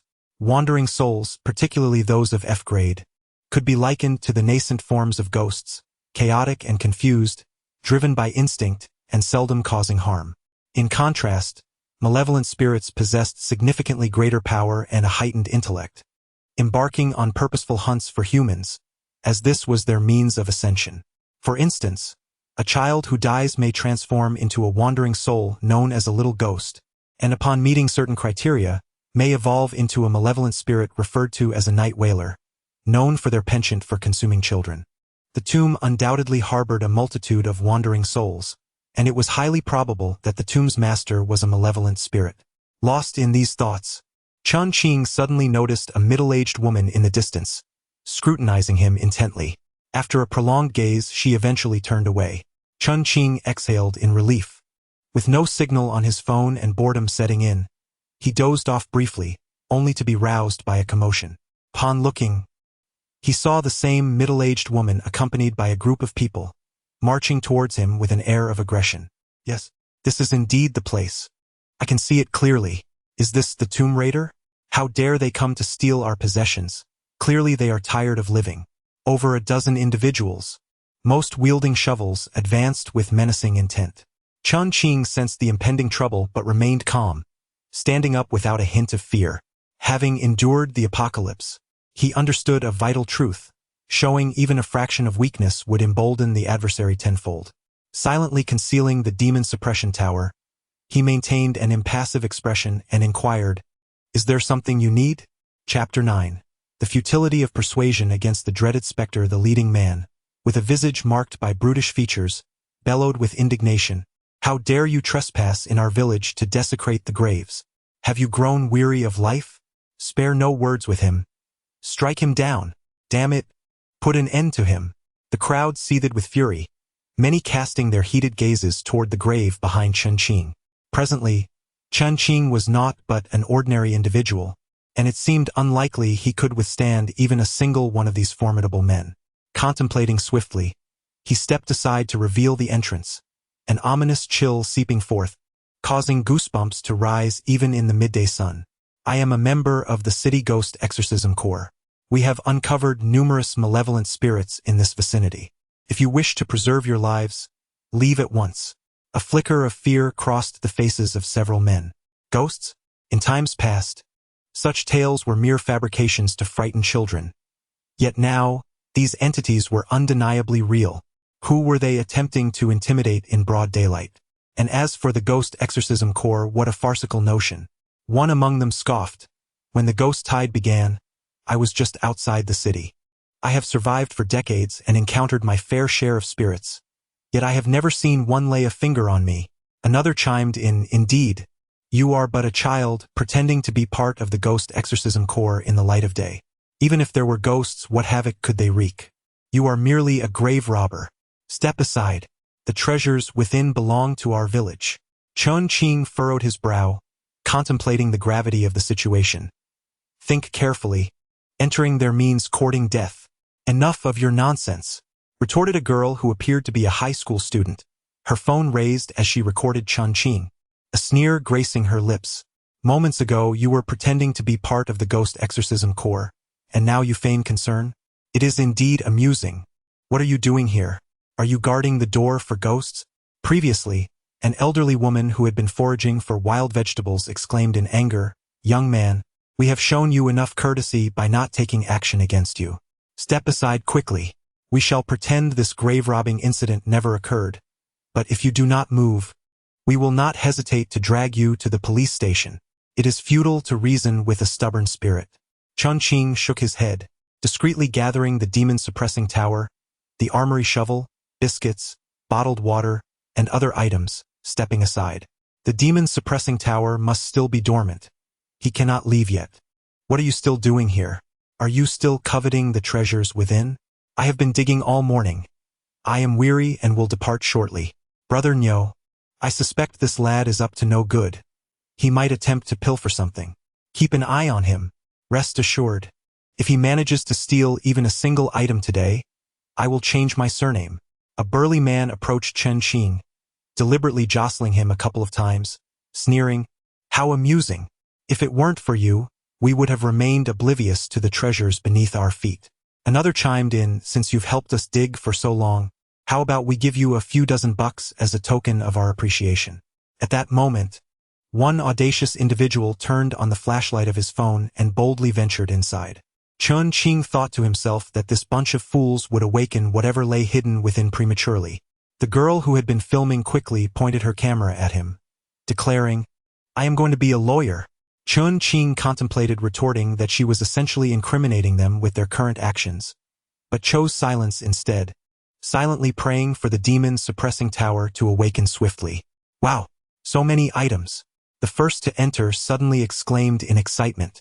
All the villagers were suddenly filled with joy, collectively cheering. Several of them eagerly squeezed into the narrow thief's tunnel. "We struck it rich. I'm moving to the city with hope. Soon." A second person to enter exclaimed excitedly, "Gold. Jade. Wow. So much gold. We struck it rich. Quickly, grab some sacks. We struck it rich." The girl filming scoffed. "Didn't you just say it had already been emptied? What about now? Have you ever considered why there are thief tunnels yet so many items remain?" Chen Qing asked calmly. The girl paused for a moment, realizing the contradiction. Yes. The existence of the tunnels suggested that tomb robbers had indeed been inside. Why then was there still so much left behind? She couldn't fathom it, but stubbornly retorted, "What is it to you? Jealous because you can't get any for yourself? Kid, have you rested enough? Get lost," a burly man added. The clamor within the tunnel intensified. Don't push. Everyone stay calm. Regardless of how much there is, we'll share equally. Don't push. I can't believe it. We struck it rich. Look at this ring. It's definitely worth a fortune." Only a dozen people had squeezed into the tunnel, yet their uproar was akin to that of a crowd of dozens. They were indeed beyond excited. "There's a coffin. Come on. Everyone, give it a push." With that proclamation, a wave of ghostly energy, far more intense than before, spread through the air, causing everyone to shudder. The demon suppression tower trembled slightly, as dark energy began to seep out. It was awakening. In his previous life, the paper armor and paper knife given by Chen Qing had awakened, so Chen Qing was no stranger to this phenomenon. To be safe, he refrained from disturbing the demon suppression tower, yet was prepared to flee at any moment. Ah! Suddenly, a piercing scream pierced the air. "What the hell? You startled me. What happened?" She seemed to have moved just now? Moved? My foot. No. She truly moved. What the hell? Ah! A ghost! A ghost! Several cries of terror erupted, and the expressions of everyone shifted dramatically. The demon suppression tower finally began to stir. The girl who had been relentlessly filming Chen Qing was abruptly yanked into a hole by some unseen force. In a desperate final moment, she clung to the edge, her eyes wide with fear, pleading, "Save me! Save me!" Chen Qing managed a faint smile, casting aside his weapon and various other items, and fled in a frenzy. The ground trembled violently beneath him, as if a colossal beast were rising from the depths below. Chen Qing was jolted upward, nearly losing his balance as he stumbled away in a wild panic. Ah! The screams continued to echo. Outside, a burly man was fleeing in a state of sheer terror. Voices from both within and outside the hole converged, coalescing into a faint feminine sound. At one moment, all cries ceased abruptly. The scorching sun hung still in the sky, and the earth was devoid of wind. Only Chen Qing remained, gasping heavily, gripping the demon suppression tower with desperation, running as though pursued by madness. He ran until his lungs felt as if they were being torn apart, and his throat burned as if on fire. Finally, he collapsed to the ground, panting heavily. Undoubtedly, this was the work of a malevolent spirit. Those who had perished at its hands would likely become specters themselves. After a considerable while, he regained his breath. Having journeyed a sufficient distance, nearing the city, he finally turned his gaze back at the demon suppression tower. He retrieved the flashlight he had just purchased, drew a small knife, and made a shallow cut on his fingertip, smearing the blood upon it. Suddenly, an unusual sensation enveloped him. He weighed the magic tower in his hand. It was small. With this utterance, the the size of a bottle of mineral water, instantly diminished by half. Chen Qing was overjoyed. Small, the tower then transformed to the size of a number 5 battery. Observing a large stone by the roadside, he concentrated and commanded, "Retrieve." The stone promptly vanished, absorbed into the tower. Truly, these were 2 magnificent ancient artifacts. A thought crossed Chen Qing's mind, and he gently tossed it while simultaneously declaring, "Large." In the next moment, an iron tower, as tall as a person, crashed heavily onto the ground. Like a hammer striking, sparks flew, and spiderweb-like cracks appeared on the cement floor. Chapter 10. I apologize, but I am the despicable one. Kind words are futile against the damned spirits. The fate of these individuals was of no concern to Chen Qing. On his way back to the hotel, he once again visited the outdoor camping store. The proprietor welcomed him as though he were a deity of wealth. "Do you have a necklace or something else that can accommodate half a cigarette for easy carrying?" Chen Qing presented half a cigarette for comparison. He refrained from revealing the shrunken magic tower. Although no one recognized it, it was better to be safe than sorry. The human heart in this apocalypse was terrifyingly unpredictable. It must be robust, impervious to cuts, water, and fire. Indeed, the shopkeeper quickly produced a woven rope. This is Dyneema, an exceptionally strong polyethylene fiber, boasting a strength 15 times that of steel, even surpassing aramid fibers. Despite its slender appearance, it can tow a 5-ton vehicle with ease. He then retrieved a finger-sized mummy, which he opened by pressing the bottom and twisting counterclockwise. It featured a groove, ample enough to accommodate half a cigarette.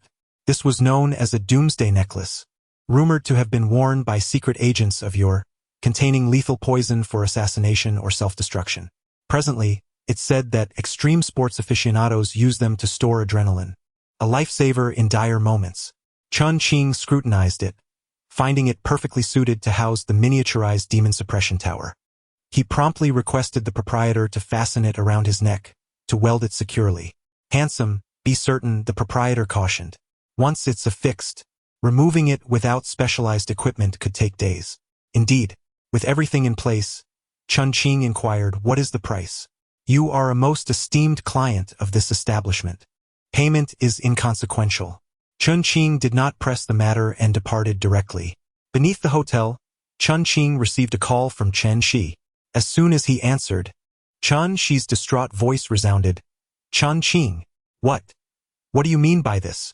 Wah, you bastard, still daring to hurl insults?"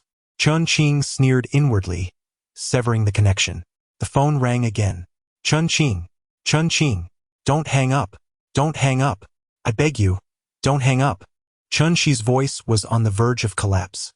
"I implore you, I was wrong. Come and explain." Chen Qing feigned ignorance. "What do you mean?" Another voice emanated from the phone. "Today, you reported that someone snatched your phone, but this young lady claims you are romantically involved and it was merely a jest. We require your presence at the station. Otherwise, this young lady will face a minimum sentence of 3 years. Upon terminating the call, Chen Qing was somewhat taken aback.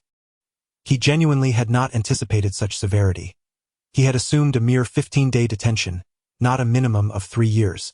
Does this not equate to allowing her to perish within? Would that not be a boon for her? Among the grotesque faces of her past life, it was only Chen Shi and Chen Qing who could not be so easily extinguished. Absolutely. She must not be allowed to die in that police station. Bah! What misfortune! Upon arriving at the station, Chen Qing encountered Chen Shi, whose eyes were swollen from weeping and whose makeup was smeared across her face like dirt.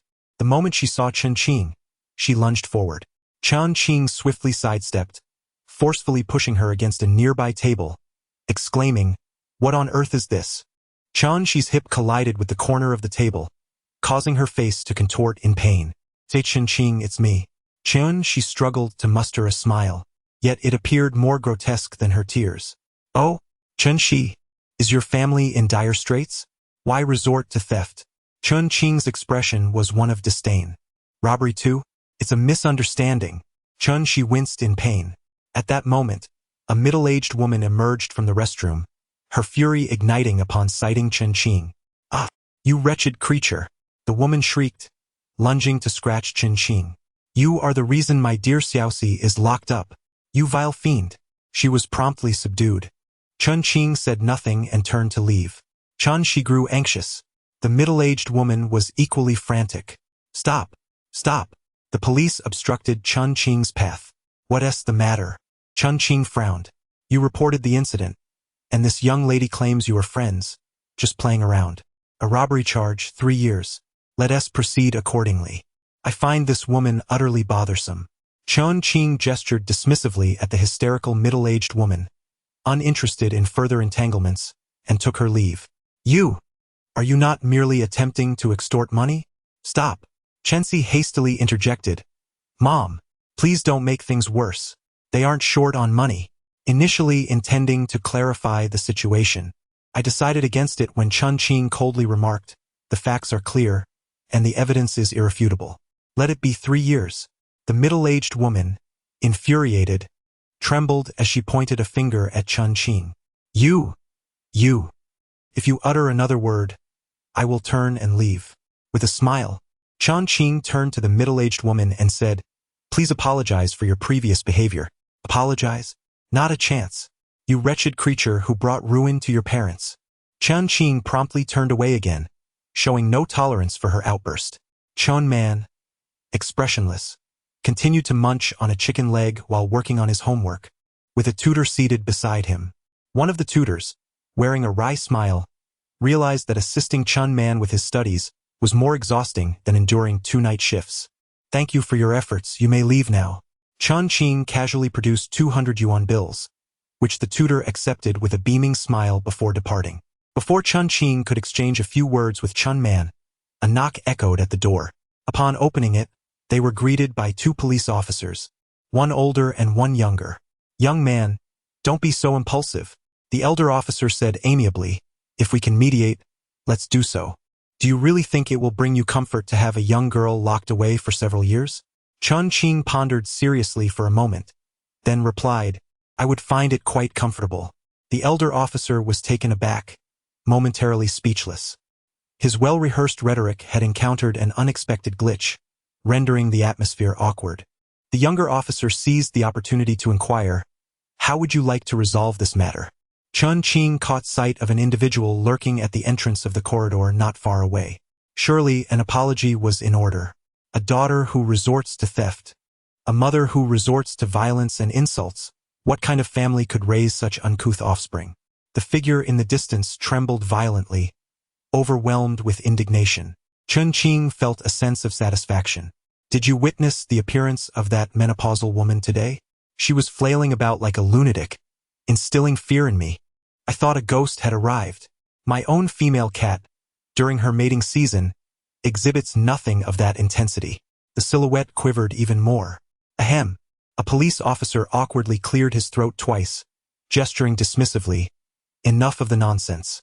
He beckoned to the back. Eugenio, come forward and apologize. Indeed, it was the middle-aged woman. At that moment, her face was flushed with embarrassment, her hands trembling. She pronounced heavily, I'm sorry. Chen Qing promptly shut the door. Hey. The young officer braced his foot against the door, frowning. What's the meaning of this? Did you not see how she apologized? Chen Qing replied with a cold smirk. Who is she trying to impress? The older officer, visibly displeased, glanced at Chen Qing, then at the middle-aged woman. If this mediation fails, I shall wash my hands of it, and your daughter will face the consequences. The middle-aged woman's expression shifted at this remark. She inhaled deeply several times, gritting her teeth. I'm sorry. Chen Qing continued to clean the dirt lodged under his nails from digging, without even glancing at her. Not sincere enough. The middle-aged woman was so enraged that her entire body trembled. She took several deep breaths. I was wrong in today's incident. I apologize to you. I'm sorry. The incident regarding my parents? Chen Qing spat out a few clumps of black mud. Are you saying I am the worthless being who caused my parents' demise? The woman paused slightly, inhaling deeply, her body trembling, her voice tinged with tears. I am the worthless being. I am indeed the one who caused my parents' demise. Is that satisfactory? She endeavored to steady her gaze upon Chen Qing, her eyes reddening. Chen Qing chuckled. No, I meant worthless being. Does your family always appear ready to commit murder when apologizing? The woman clenched her fists tightly, her nails digging into her flesh. She forcefully wiped her face, exclaiming, I apologize for my foul language. I spoke inappropriately today. Please forgive me. Suddenly, she slapped her own face with considerable force. Slap, slap. Chen Qing observed calmly, unmoved. Is that enough? The old policeman furrowed his brow. Let us settle for this. Chen Qing smiled and remarked, I find this quite satisfactory. Let us call it a day. Chapter 11. We are friends in lip service. The case was dismissed. Chen Qing signed a mediation agreement. Chen Qing's eyes were swollen and red, her makeup resembling a muddy stream. Yujinsi also had bloodshot eyes and a swollen face. Chen Qing felt not an ounce of sympathy. In comparison to his own life and that of Chun Man, what did this matter? It was hardly worth the interest. However, that did not detract from his satisfaction with today's events. Tomorrow, July 24th, he would undergo a talent assessment. He needed to retire early tonight. The 24th. The 24th. Chen Qing had a nagging feeling that something was amiss. He could not quite grasp it, so he dismissed the thought. After dinner, he took Chen Man out for a stroll. In the bustling throng, the warmth of fireworks illuminates the scene. Various shops shine brilliantly, their neon lights aglow, while the persistent calls of street vendors fill the air. Such an ordinary sight, yet in a month's time, this vibrant tapestry will vanish from this land entirely. Presently, there lies a decayed orange in the trash, once sought after, now forgotten, while some strive desperately for it. Will there be anyone yearning for the pristine banknotes or the elegant garments displayed in shop windows then? Observing the chubby lad beside me, I realize he has never truly relished a day of fortune.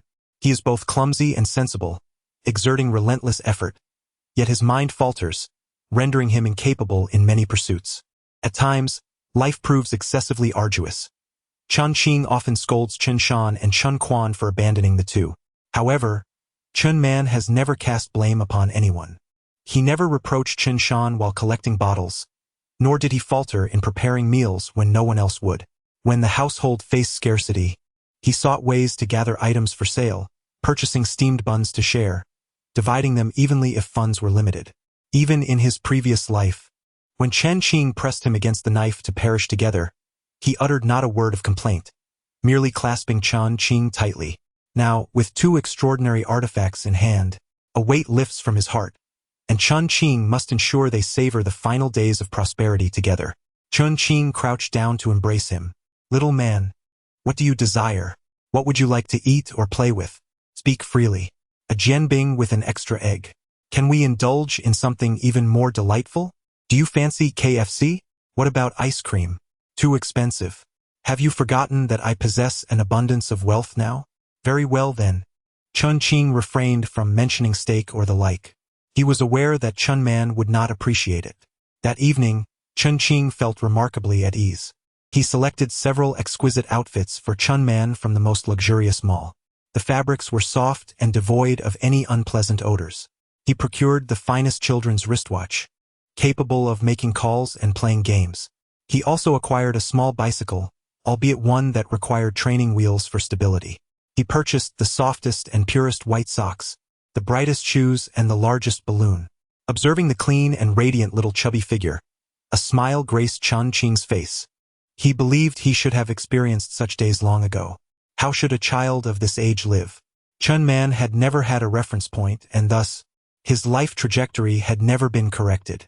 Consequently, his small world remained a void, a mere vessel, punctuated by cooking and occasionally animated shows or documentaries about animals. He did not voice his frustrations nor retaliate when scolded. He simply focused on completing his homework. Burdened with bags brimming with Chun Man's belongings, Chen Qing felt an overwhelming sense of contentment. As he passed by the lottery shop, a sudden realization struck him. He recalled something he had overlooked. The lottery ticket. The ticket for the 24th, 24, 25, 26, 27, 28, 29, 33. Except for the last number, the first 6 were consecutive. At the time, he had remarked on how orderly the numbers were, clearly indicative of manipulation. Thus, it remained etched in his memory.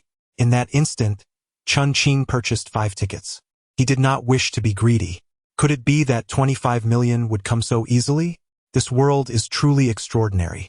Chen Man's little belly was round from the abundance of food he had consumed, experiencing such a feast for the very first time. I am satiated. Chen Qing. I am feeling weary. Good night, Chen Qing. Good night, Xiaoman. With the demon suppression tower now in hand, Chen Qing commenced his experimentation. The tower undoubtedly possesses a storage function. What he needed to ascertain was the flow of time within it. He retrieved a mechanical timer, set its hands to 0, and placed a cup of hot water inside the tower. After waiting for 10 minutes, he removed the items. There was no change. No, wait. There was. The timer's hands appeared to have moved slightly. After contemplating, he reset the timer and placed it back into the space. He would check again tomorrow. If time within the tower were to be static, that would be ideal. He could book a lavish hotel, reserving 180 tables, and indulge in delicacies tailored by top chefs for decades to come. Conversely, if time were not static, he would need to consider provisions such as canned goods and seeds. Everything would be revealed on the morrow. The following day, upon awakening, Chen Qing immediately opened the necklace and retrieved the timer from the demon suppression tower. The hands pointed to approximately 4 seconds. Excluding the time taken to insert and remove it, the actual duration was likely less than 2 seconds. Having slept for over 8 hours, and calculating based on 2 seconds, he deduced a staggering time differential of nearly 15,000 times.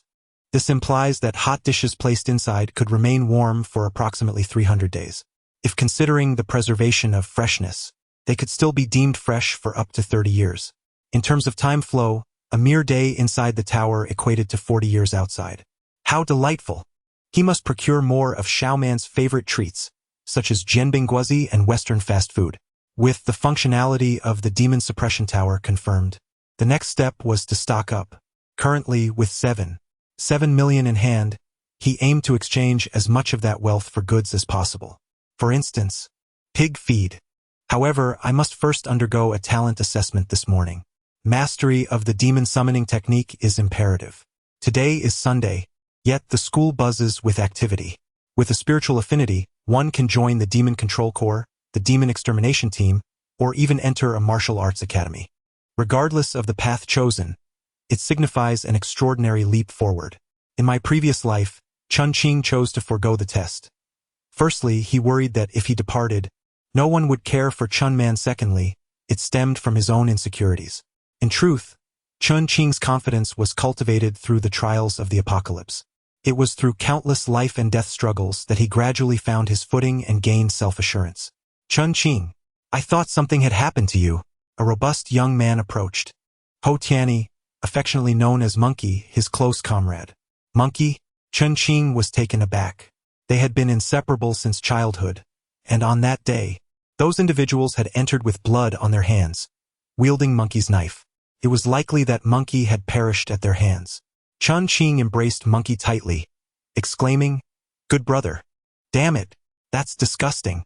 Let go. My sexual orientation is perfectly normal. We share a platonic bond." Monkey retorted, struggling to break free. After a moment, Monkey suggested, "Why not give it a try? I could give you a swift jab, and you would welcome me with open arms?" Chen Qing shivered at the thought and finally released his grip. At that moment, the speaker at the flag-raising platform announced, "Today, the one assessing talents for everyone is the captain of the Demon Control Corps, Han Yuan." A burly man with thick brows and large eyes stood on the platform. Chen Qing was astonished. It was the captain? In his previous life, Chen Qing had followed Han Yuan closely. Chen Qing survived the third blood moon demon tide, whereas Han Yuan met his demise during the second tide, betrayed by his own specter, a terrifying entity of malevolent spirit. This ghost hailed from the demon suppression tower, of which Han Yuan was the master in a previous life. Chapter 12. Level S. Upon the flag-raising platform, Han Yuan eloquently proclaimed, in terms of comparable weight classes, one can scarcely find a species more fragile than humans, let alone the terrifying specters. The reason humanity has withstood these malevolent forces for countless years lies in the strength of our souls. Soul motion, essence, and ethereal springs. However, The prerequisite for such cultivation is innate talent. Should one's talent reach C grade, they may join the demon-conquering army as reserves, earning an additional 50 points in the college entrance examination. Should it reach B grade, they qualify as official members of the demon-conquering army, gaining an extra 100 points. Upon attaining A grade, believe me, it shall surpass your wildest imagination. Han Yuan smiled mysteriously, ceasing his discourse. The crowd stirred with excitement. While many had heard whispers of his words, the sensation of having a commander of the demon-conquering army utter them in person was an entirely different experience. Let us commence. The test is straightforward. Simply place your hand upon the massive ghost orb on the flag-raising platform. The orb, semi-transparent, contained swirling wisps of gray-black mist. One student stepped forward to test, yet there was no discernible change. Then came the second and the third with the fourth attempt. The mist seemed to disperse slightly as if touched by a gentle breath. Wait, beckon the staff once more, please. The student was brimming with excitement, reaching out towards various directions. No matter where he touched, the grayish mist seemed to part before him, as if evading his hand. This was a manifestation of spiritual energy leakage. Han Yuan declared in a resonant voice, "Only in this manner can one cultivate." His energy level was merely C, yet this did not imply a bleak future for him. Much like intelligence, individuals with high IQs may find learning somewhat easier, but it does not guarantee they will achieve the top rank. Energy levels can be elevated, and there is no need for despair over a lower classification. Next, gradually, individuals approached the front. The proportion of those with talent was approximately 20, while the majority were classified as C. Occasionally, a B level emerged, eliciting gasps of astonishment from the crowd. At that moment, another individual stepped forward. As soon as he placed his hand upon the surface, the mist within the ghost orb swirled rapidly as if stirred by a gust of wind. Energy level A. The crowd erupted in exclamations. Wow! A powerhouse has arrived. This is impressive. While others seem to merely exhale gently, he appears to have activated a fan. Another person ascended, and Chen Qing furrowed his brow. Chen Qing, the brother of Chen Shi, the second name on the kill list. It was he who plunged the knife into my chest. Chen Qing recalled vividly. His energy level was S.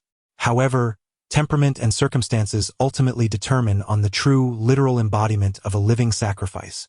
Chen Qing felt a surge of anxiety, taking a deep breath before placing his hand upon it. The ghost orb shuddered slightly, its mist swirling violently.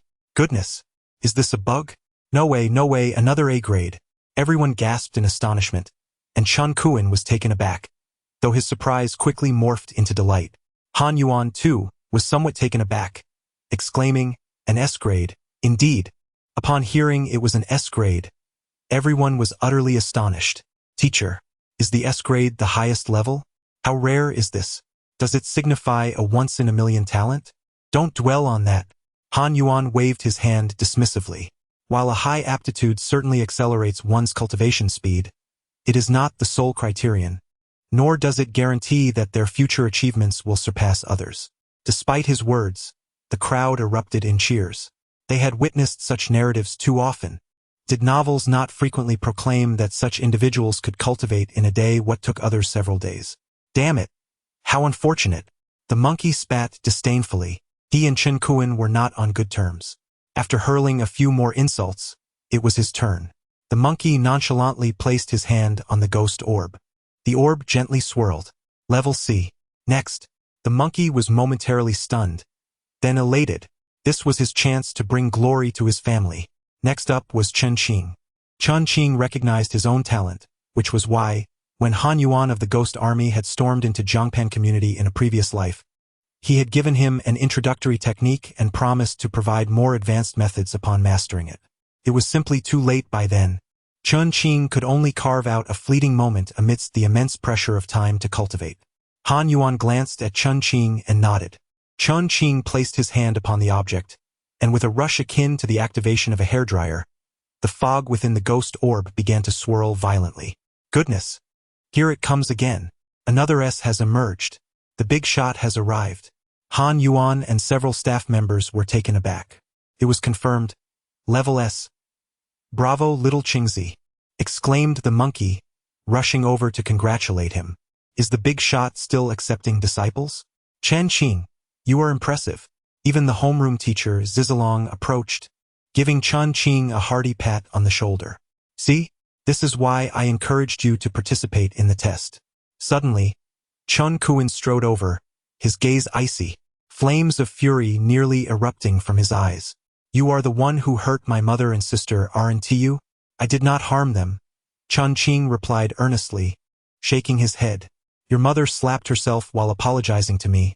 One slap after another. Oh, and she didn't just stop there. She also uttered, I am the filthy creature. Smack! You are magnanimous. Smack! Chen Qing vividly recounted the incident, maintaining a calm demeanor as he looked at him. Chen Qing, already furious, clenched his fists and charged forward. How dare you? In response, Chen Qing swiftly lifted his leg and delivered a powerful kick to the base of Zhong Kui's thigh. Zhong Kui staggered back a few steps, clutching his thigh, his face contorted in pain. Is it true that in your family, there is life but no one to educate? Chen Qing furrowed his brow and said, Your sister steals at the slightest disagreement. Your mother throws a tantrum at the police station, and you frequently curse at others' mothers. Is there no sense of decorum left? I taught your mother manners. Chen Qing, bewildered with anger, limped forward again. With a sharp slap, Chen Qing struck him on the nose.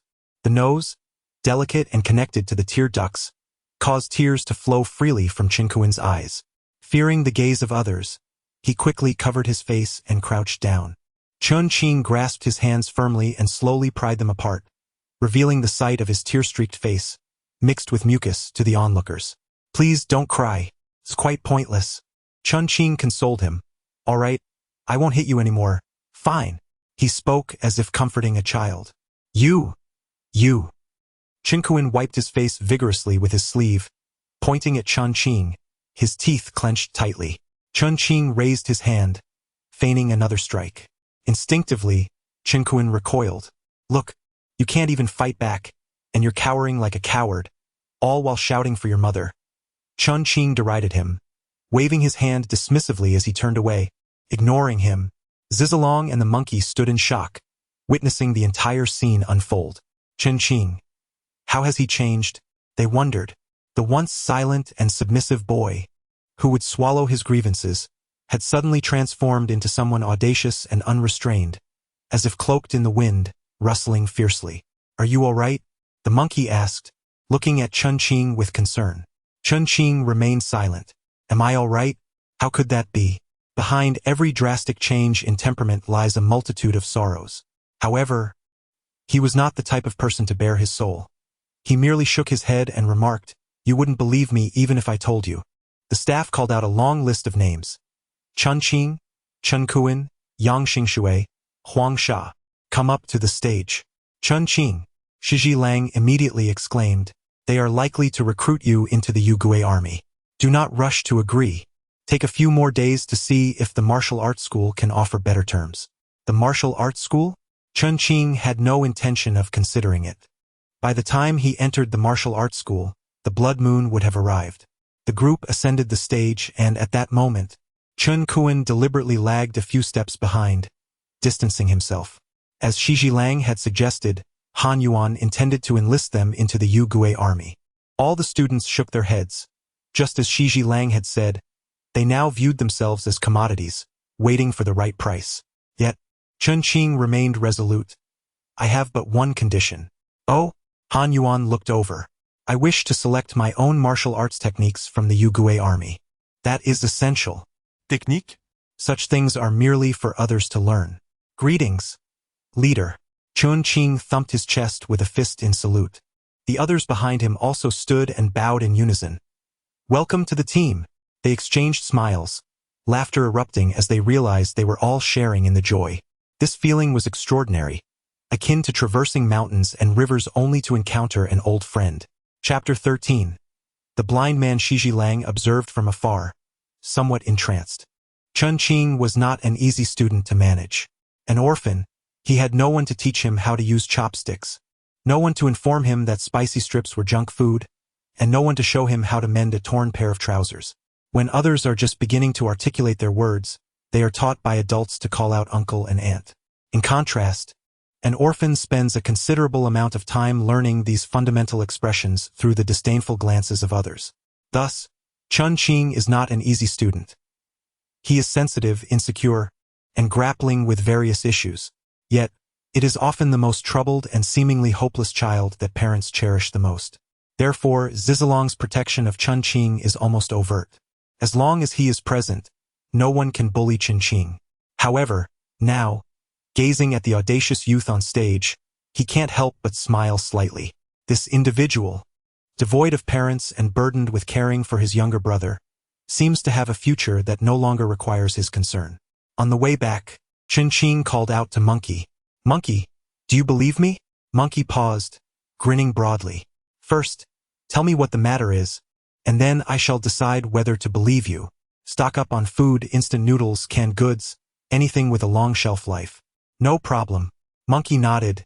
"This trivial matter is approved by me. If conditions allow, we might consider constructing a safe house." "A safe house?" Monkey frowned. "This is no small undertaking. Do you have some inside information?" "Not exactly inside. It might be quite challenging this time."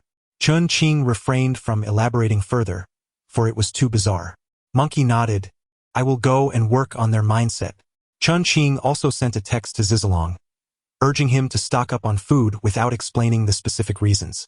Though Monkey's home is in the Riverside Community as well, Chen Qing is currently residing in a hotel, and they parted ways at the intersection. While still on the road, Chen Qing placed a call to Manager Yang. "Manager Yang, do you have any reliable manufacturers of pig feed on your end? Are you really looking to purchase?" "Not exactly. I'm merely curious and would like to stock a little. As you know, I have a tendency towards paranoid delusions. There are indeed some." Soon, Manager Yang sent over a PDF document. It was inconvenient to scrutinize it during the journey, but a cursory glance revealed more than 10 pig feed manufacturers listed. Upon returning to the hotel, Chen Qing found a lavish lunch awaiting him, and Chen Man was already indulging, his mouth greasy with food.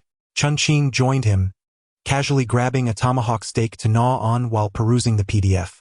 Among the manufacturers, 2 seemed particularly suitable, local with appropriate pricing and scale. He called one of them to inquire about the price. "How much do you require?" 1,000 tons. 3 million then. "And what if we add meat to that?" The person on the other end hesitated, their tone growing slightly impatient. "Do you really add meat to your pig feed? Are you bored?" "I'm not joking. I was referred by Manager Yang of the 300 guards." "Oh, you mean not commercial meat but rather zombie meat, those aged frozen fish and meats?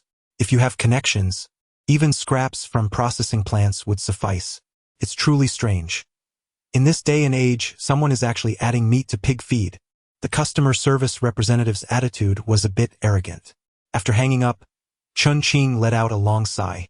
Prolonged abstinence from meat can drain one's vitality. If one were to be frugal, 10 adults could consume a ton in a year. 1,000 tons would be sufficient to sustain an entire community. The vitality of a person underpins all. Without this essence, even the most formidable formations will eventually crumble. Typically, in places where the spirit is robust, malevolent forces dare not approach, such as military camps or educational institutions. However, financial constraints compel one to seek out usurious lenders for additional funds. Just as Chen Qing was about to make a second call, he felt a gentle vibration from the necklace around his neck. Startled, his heart tightened. "There is a ghost." A peculiar, yet cheerfully intoned voice resonated. "Jin Buhuan? Jin Buhuan? Jin Buhuan." Suddenly, a ghost appeared within the room, standing at half a meter tall, emaciated and ragged, carrying an enormous bag nearly a meter in diameter on its back. "Is it Jin Buhuan?" Chen Qing was momentarily taken aback. "Jin Buhuan," he called out, but there was no response. "Jin Buhuan, Jin Buhuan, Jin Buhuan." As the ghost continued to chant, it leaped high and vanished into a flip-flop, which then transformed into a pair of golden slippers. Weighing about 10 pounds, the slippers were dense due to the gold content, and their thick soles added to the heft. Seizing the opportunity to sell them would yield valuable resources, so he casually stored them in the demon suppression tower. Chen Qing then made his way to the Zhongpan community.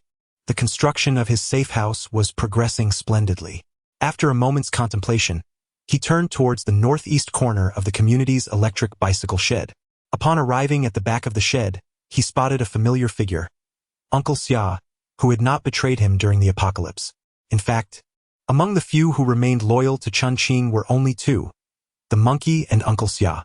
Additionally, there was his relative, his aunt, residing in the Zhongpan community. Chen Qing, with a fa of audacity, sought refuge at his aunt's home, pleading for a meager sum of 200 yuan with the remnants of his dwindling dignity. Yet, all he received in return was scorn. Especially poignant was the moment he concealed himself in the corridor, lost in thought, only to overhear uproarious laughter from within. Each derisive word etched itself into his memory. That wretched child has always targeted me. She surpasses me in every aspect. Ha ha ha. Look, now her contemptible offspring has come to my doorstep. That winter, Chen Qing despaired, believing he and Chen Man would perish. It was during this bleak period that Uncle Xia bestowed upon him a handful of filthy, odorous small bills, totaling a mere 48.5 yuan, 2 of which were even toy currency. Thus, when the blood moon rose, it was only after Uncle Xia had satisfied his hunger that Chen Qing could partake in a meal. Had it not been for Uncle Xia's steadfast refusal, he would have long since welcomed him into his home. At that moment, Uncle Xia was preparing a meal. A blind man living alone, his hygiene was undoubtedly compromised. The water in the pot was murky as he fumbled to set the small pot atop a makeshift stove crafted from 3 bricks. After considerable effort, he finally ignited the wood beneath, which appeared to be scraps from construction materials. In the process, the lighter burned his hand, but perhaps he had grown accustomed to such discomfort. He merely shook his hand and dismissed it. As the water began to bubble, Uncle Xia tore open a crumpled packet of instant noodles, groping to place the noodle cake within, followed by the seasoning packets one by one. He shook the remnants of the noodle packet into his palm and consumed them, licking the seasoning packets clean. After a brief wait, he retrieved a wooden board, pushed the ashes aside to extinguish the flames, and then took a pair of disposable chopsticks from a large bag nearby. Just as he was about to eat, he suddenly furrowed his brow. "Who is it?" Chen Qing took a deep breath, a smile spreading across his face as he exclaimed, "Uncle Xia, it's me, Chen Qing." Uncle Xia immediately welcomed him. Come, would you like some noodles?" Chen Qing went over and settled onto a worn brown sofa, its surface marred by time, and inquired with a smile, "How have you been lately?" The place was a mess, but Chen Qing understood that nothing could be moved. Uncle Xia had memorized the position of every item, and even the slightest disturbance would cause him great disarray. Chen Qing pondered how to offer him some money. Unlike others who were struggling, Uncle Xia was a proud and stubborn man. Despite Chen Qing's own feelings of inadequacy, Uncle Xia stood out boldly, like a flag planted amidst a heap of refuse. "Ah?" Chen Qing was slightly taken aback. Despite the boy's seemingly absent-minded demeanor, he would surely grow into someone remarkable. Uncle Xia chuckled, "What about you? You must have tested your aptitude. How did it turn out?" "I passed. My aptitude is S-rank, quite impressive, I assenti it." "Really?" Uncle Xia rejoiced. "See, after hardship comes fortune. After hardship comes fortune." In that moment, an idea struck Chen Qing. "Uncle Xia, hear us the thing. When one passes the aptitude test, they send shopping cards, but the cards are about to expire. I bought a lot of things, some of which I cannot finish. Then give them to me, you little rascal." All right, I'll bring them right over." Without delay, Chen Qing went to the supermarket, opting for modest items such as biscuits, instant noodles, bread, sausages, and self-heating rice. When he presented 2 large bags to Uncle Xia, the old man beamed with joy. After a round of pleasantries, Chen Qing finally took his leave. Uncle Xia faced the direction in which Chen Qing had departed, his hands resting upon the 2 hefty bags, enveloped in silence. After a considerable pause, he let out a deep sigh. Where in the world would the ghost army offer shopping vouchers, especially expired ones? I may be blind, but my heart is not. With that thought, he bowed before a dilapidated statue of Buddha nestled in the corner, murmuring a prayer. The world is tumultuous. May the 2 children remain safe and sound, and in good health. Chapter 14. Do not overthink, do not inquire, do not be curious. Ultimately, being blind, one cannot afford to be too generous. lest they attract unwanted attention. For the time being, this was sufficient before the blood moon. When the blood moon approaches, he must be brought home by any means necessary. As these thoughts occupied his mind, the call from the feed factory arrived just in time. We can accommodate your request, achieving a meat content of approximately 8, with an additional cost of 320 yuan per ton. Such a modest increase? Chen Qing was taken aback. Initially, 1 ton sold for 3,000 yuan, and yet the addition of meat only raised the price by 10. Upon further reflection, however, it was not entirely surprising. Firstly, the meat content was minimal, and secondly, the quality of the meat was hardly commendable. Let us settle on 3,300 then, and I will start with an order of 1,000 tons. Please send over your account details. They promptly provided the account number. 3 million yuan was swiftly transferred.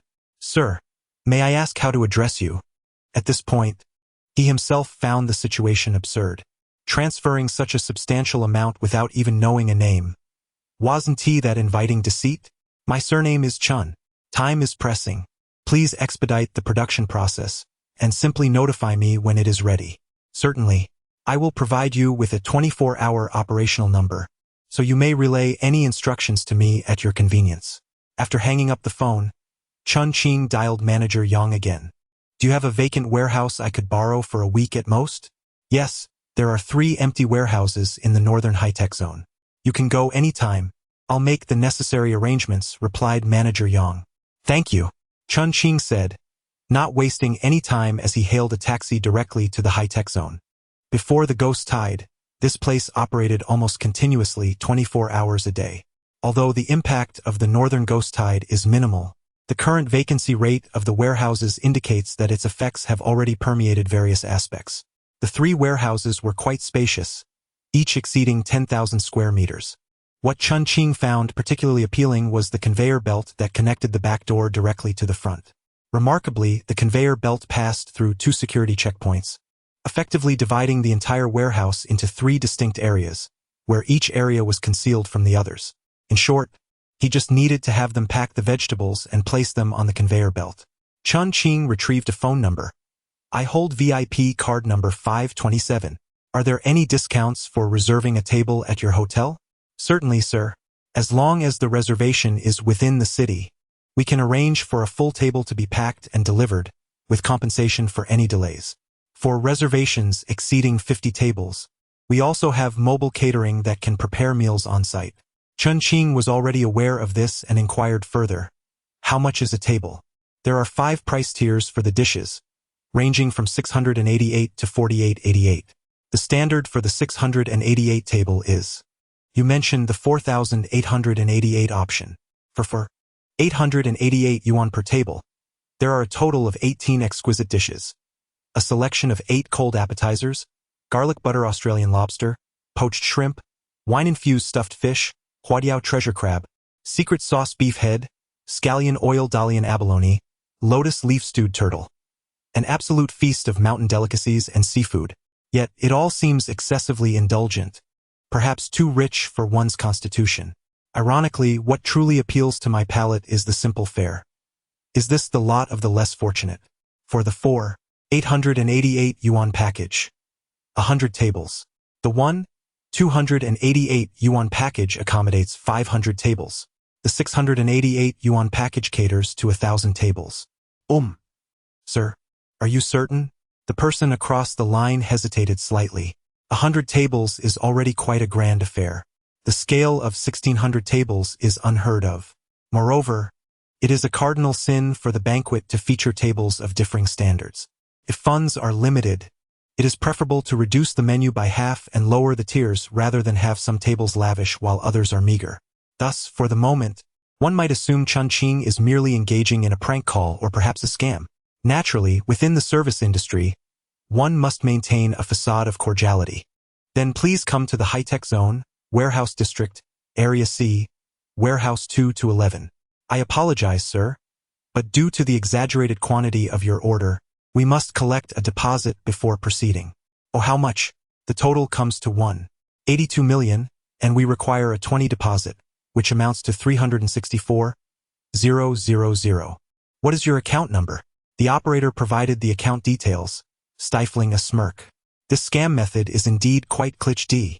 One might soon hear about bank account freezes and then be subjected to an array of tired old tricks, such as clicking links in text messages. Goodness! As he pondered, a sudden voice erupted.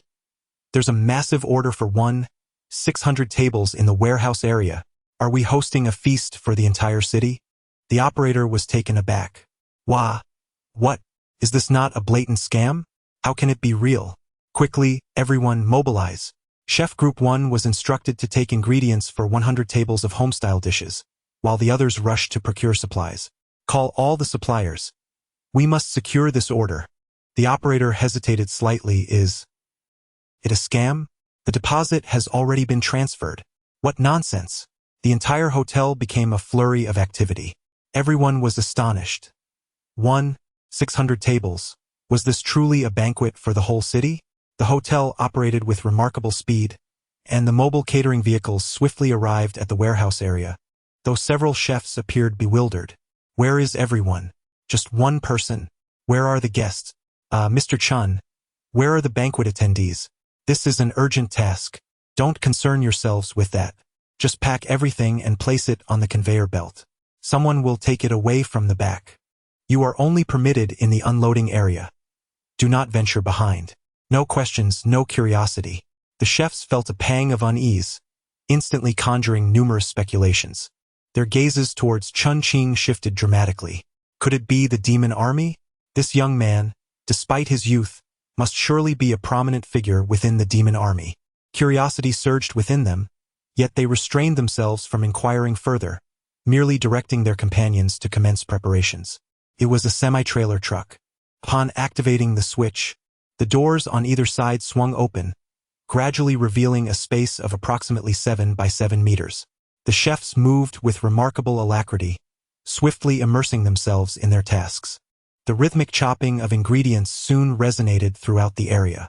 The conveyor belts within the storage room were covered with plastic sheeting, which, upon being lifted, revealed pristine conditions. Furthermore, the meals were prepackaged, rendering any potential dust inconsequential. Suddenly, a loud whoosh signified the ignition of the burners.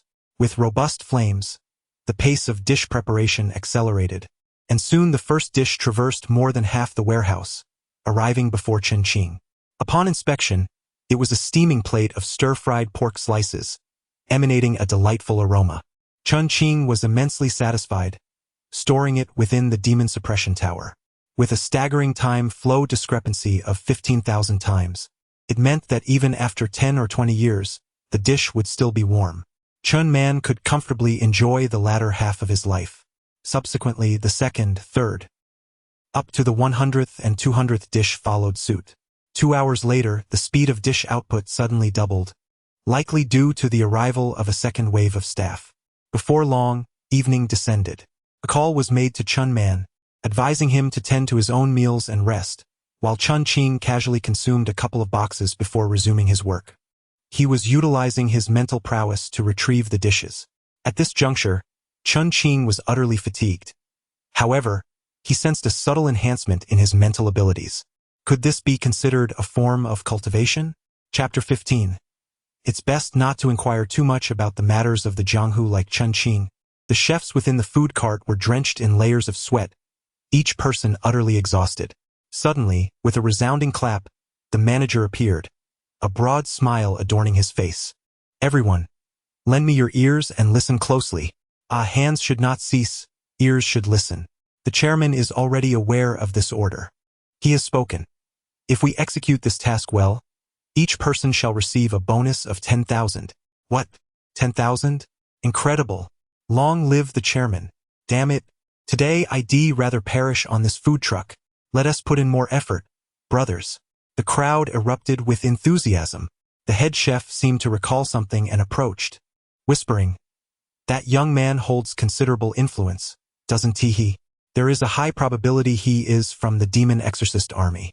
The manager replied softly, "The demon exorcist army has been quite active lately.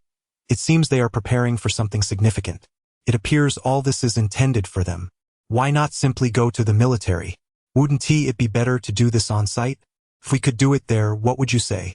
The manager shot him a look, Matters of the underworld are best left undisturbed. Just then, the phone rang. It was the chairman calling. Though unseen, the manager instinctively lowered his stature while answering. Xiao Jin, this matter must be executed flawlessly. Do you understand? Yes, Chairman, rest assured.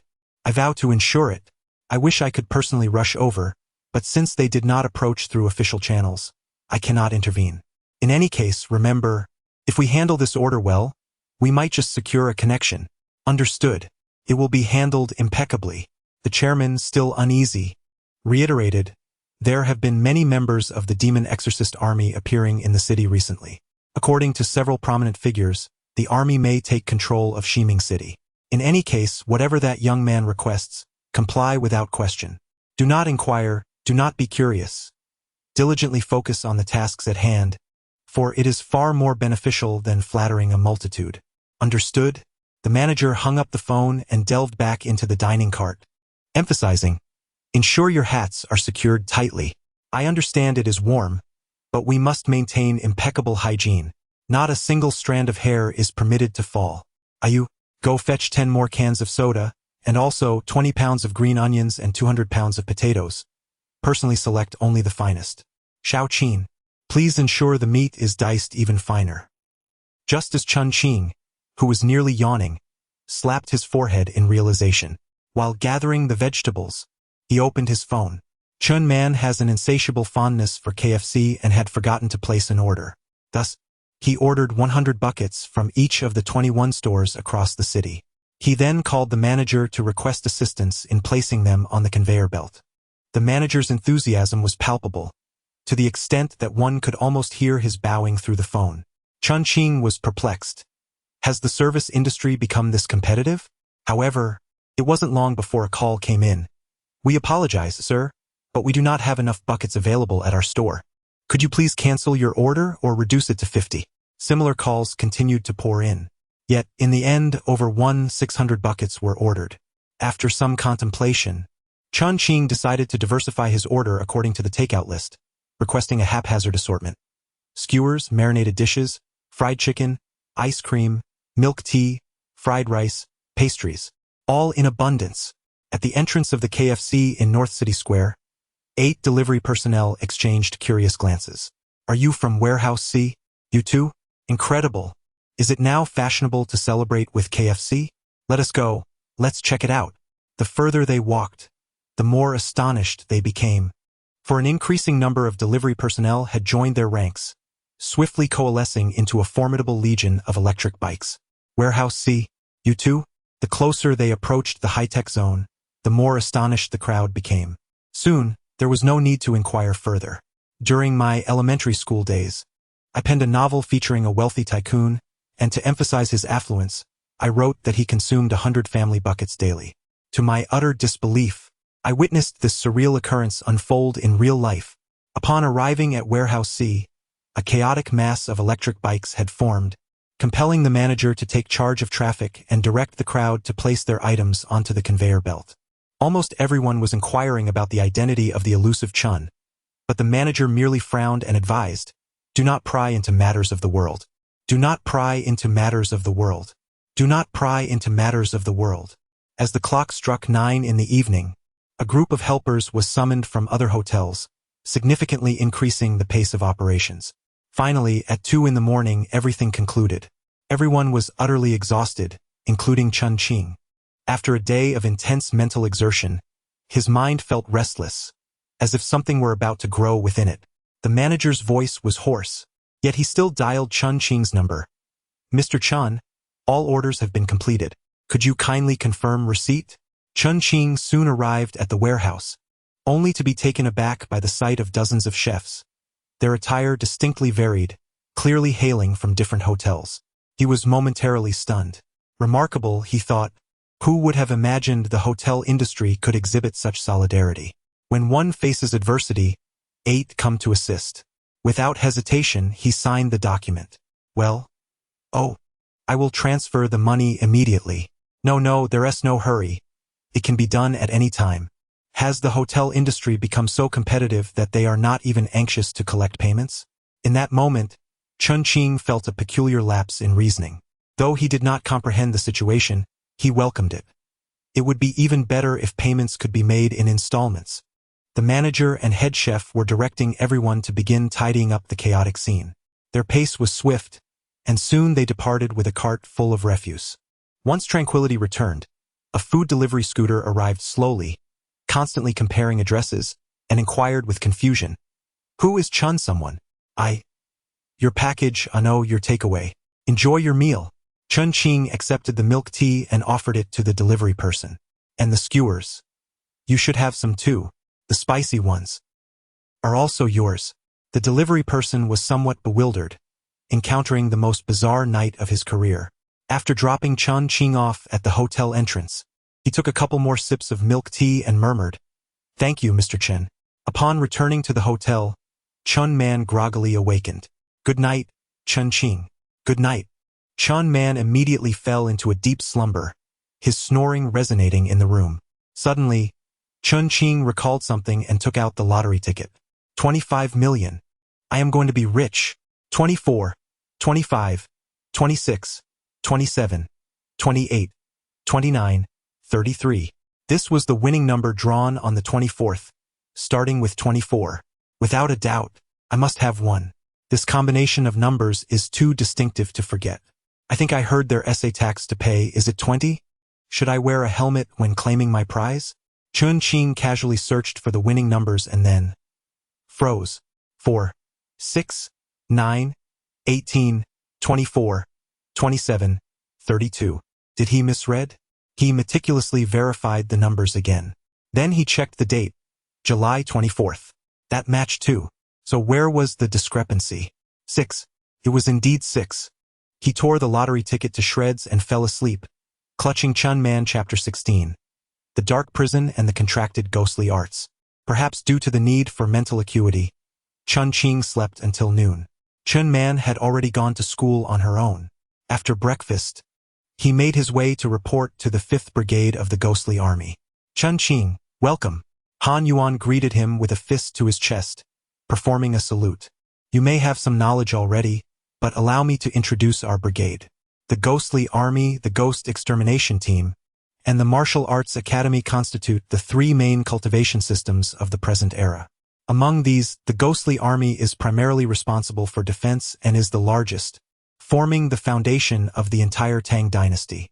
The Ghost Extermination Team, on the other hand, is far more perilous. They are mobile forces tasked with beheading and exploration, akin to special forces and representing the pinnacle of combat strength. The Martial Arts Academy gathers most of the talented individuals who are less inclined toward violence, focusing on the refinement of techniques and the development of weapons. For instance, the standard military weapon, the Kunwu sword, was developed by the Martial Arts Academy. Chen Qing was well aware of this. The best treatment is reserved for the Ghost Extermination Team, but since he had to care for Chen Man, engaging in campaigns was simply not feasible for him. "You seem quite knowledgeable about the Ghostly Army. Do you know the 3 types of weapons we have? The Kunwu sword, the Kunlun crossbow, and firearms."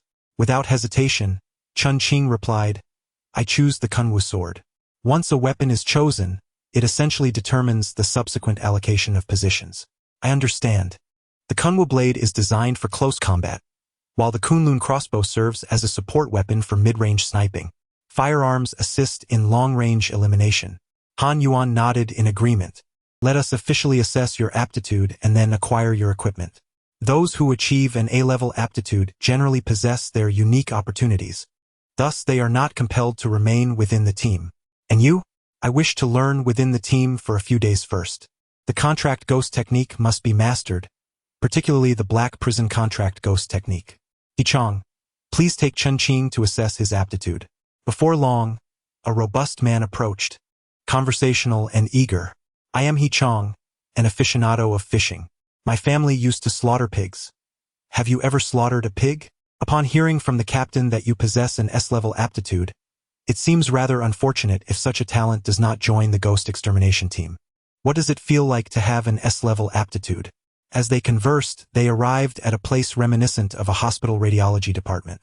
To one side stood a wall with a large glass window, behind which 2 individuals in white coats were observing alongside Han Yuan. In the center was a contraption resembling an electric chair, equipped with handrests that featured hand-shaped depressions. One would sit down, placing their hands within these recesses. Numerous wire-clipped fasteners were affixed to their limbs, and a helmet connected to an array of wires was placed atop their head. It had been quite some time since an S-level newcomer had joined the team. Those that did had been claimed by the Ghost Extermination team. We hope this S-level talent will remain here. Qing confirmed that everything was in order and gestured an OK sign towards the individuals behind the glass. Grinning mischievously, "Are you prepared for your soul to leave your body?" Chen Qing nodded. A gentle hum resonated, sending a tremor throughout my entire being, particularly in my head, as if something were tugging at my very essence from afar. It evoked a rather surreal sensation, akin to having my soul momentarily detached from my body. The numerical values on the computer display fluctuated erratically before abruptly stabilizing. Among the myriad of figures, a diminutive inscription appeared, "Energy level, SS." The doctor gaped in astonishment. "Double S rank, SS rank.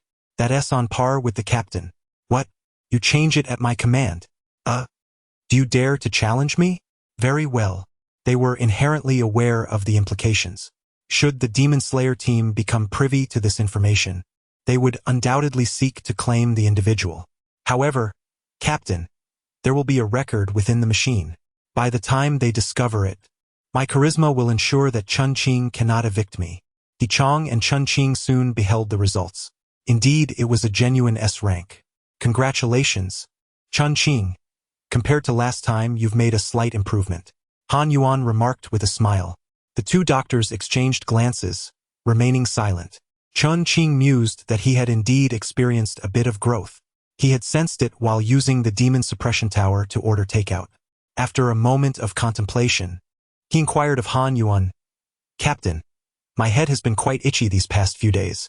How should I put it? It feels as though I am about to develop a brain.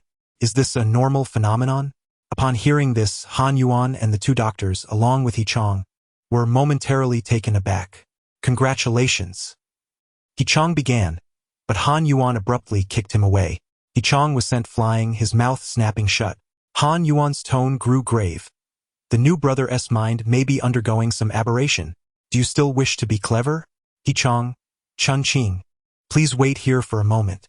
As Han Yuan spoke, he ushered the three of them into a glass chamber. Is he about to awaken? Boss, is he truly going to awaken? Silence. Han Yuan ruffled his hair, his face contorted as if wearing a mask of torment. After finally discovering a promising talent, it was alarming that he was on the verge of awakening. They would surely lose him now. After struggling for a while, he angrily commanded, "Change it, make it an A." Boss, that seems a bit unfair. That S rather unscrupulous. His treatment will be cut by more than half. TSK, from now on, we shall call you the Dark Captain. Lawless and unrestrained. Qing continued to banter, only to be kicked away. You have a thought tumor in your mind, which is siphoning off your mental energy. Thus, your correct energy level is a thought tumor? This will gradually be absorbed as you cultivate. Do not worry. Chen Qing was momentarily taken aback. There was an eerie undertone to the situation, yet the sensation of needing to be astute was undeniably present. Could indeed have an effect. Come, let us first choose a cultivation method. What do you desire? The moment this was mentioned, Chen Qing swiftly redirected his thoughts. The Black Prison Contract Spirit Technique. This must be obtained, though it cannot be spoken aloud, for it is confidential, and I cannot explain how I am aware of its existence. Originally, Qing was supposed to lead the way, but Han Yuan appeared quite enthusiastic and personally guided them. They arrived at what could tentatively be called the library hall. In truth, this is a room with stringent security, filled with numerous locked black boxes. Some of these boxes are particularly long, while others are hefty or diminutive. Within these boxes lie various techniques. You are classified as Grade A and are permitted to select 2 Grade A items at your discretion. Each black box is adorned with a metallic plaque detailing the contents within. Item name. Spirit Contract Technique Category.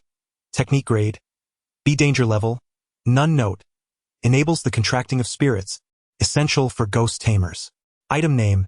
High Precision Tactical Rifle. Silver Bullets. Category. Weapon Grade. B Danger Level. None Note. capable of loading special ammunition, effective for long-range elimination of ghostly leaders. Item name, Crimson Garment Category. Antiquity grade, S. Danger level, none. Note, left behind after slaying a female spirit, offers formidable defense against ghosts.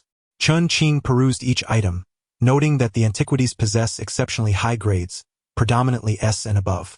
Naturally, his own demon suppression tower and Zhong Kui painting are undoubtedly of SSS grade. The pinnacle is 10 S's. Thus, there can be 10 S's, or 100 S's at the utmost. Such is the peak. Regrettably, had it been of S grade, he could have selected the Crimson Garment. He Chong and the two doctors cast disdainful glances at Han Yuan, their contempt unabashed. Ahem. Han Yuan cleared his throat twice and, adhering to the commendable tradition of nurturing newcomers, you may select an additional SSS item. Deduct the contribution points from my account. Contribution points? Upon completing a task, one may receive monetary compensation or rewards. Should the desired item be unavailable, an application can be made to the superior warehouse. Chen Qing nodded, then gazed further ahead. Item name, Hellbound Contract Demon Technique. Category Martial Arts. Level SS. Danger level Remark, an advanced method of the contract demon technique which, upon utilization, will confine the demon within the realm of souls. It can only be released when a singular soul fluctuation remains. Note, one party must perish, leaving only the other, or the demon must submit to the human, resulting in a unification of soul fluctuations. Note 2. This technique is exceedingly domineering, embodying a life or death philosophy. Please choose with utmost caution. Captain, I desire this, Chen Qing declared. Han Yuan's expression shifted dramatically. Chapter 17. His talent cannot merely be a.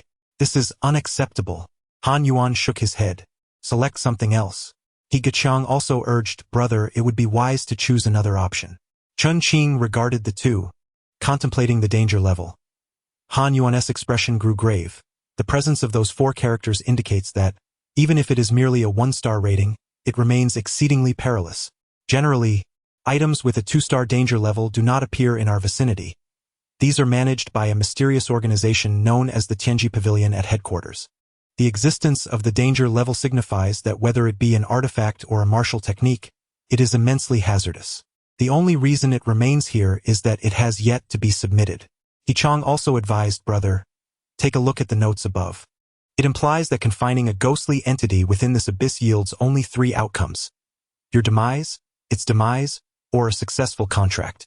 The probability of successfully binding a ghost is exceedingly low, perhaps even less than 1%. It is akin to driving oneself into a dead end. As long as one remains alive, there is always a chance to forge another contract. Why take such risks? Chen Qing was well aware of this, and it was precisely the reason he chose this particular technique. This will suffice, he declared. Han Yuan regarded Chen Qing with a furrowed brow and clenched teeth. Choose another, opt for an SSS rank, and consider it my contribution. However, Chen Qing remained resolute. Thank you, Captain, but as you mentioned, each talent reaching a rank has its own opportunities, and my fortune aligns perfectly with this. Han Yuan sighed and subsequently retrieved a peculiar key to unlock a chest. Inside lay a slender ancient tome, adorned with numerous acupoint markings alongside annotations on how to manipulate spiritual energy within the void. After selecting this item, he also chose a ghostly entity energy detector, resembling a wristwatch that also displayed the time. It integrated several common functionalities, such as a compass, but most importantly, it could detect the energy levels of ghostly beings. Wandering spirits, malevolent ghosts, and wicked entities, categorized by ranks like C-grade wandering spirits, A-grade wandering spirits, and S-grade malevolent ghosts. With one selection remaining, Chen Qing found himself at a loss for what to choose. Nothing particularly appealed to him, so he decided to defer his choice for another time. Very well. He then received the standard Kunwu knife, resembling a Tang Dao, its surface etched with crimson patterns, weighty and substantial. Following this, he was issued a uniform identification and other essentials. The room assigned to you is 5 to 27. No keys are required. Facial recognition will suffice. Master, is there a teacher for the training? I wish to learn now. We have invited a master from a martial arts school to serve as your theoretical instructor. He should be arriving in a couple of days. He has already arrived this morning, He Chong interjected. Oh, then you may go find him. Chen Qing quickly sought out the teacher's dormitory. The teacher's surname is Wu Kong. He appeared to have just organized his space, diligently working on a PowerPoint presentation titled The Essence of Soul Movement Lies in Thought and Spirit. Upon hearing Chen Qing's intentions, Wu Kong expressed mild surprise but nodded in approval, stating, I appreciate those eager to learn. What is your talent level? A level. Ah, quite rare. Wu Kong was even more astonished. Given the limited conditions of the dormitory, he welcomed Chen Qing inside.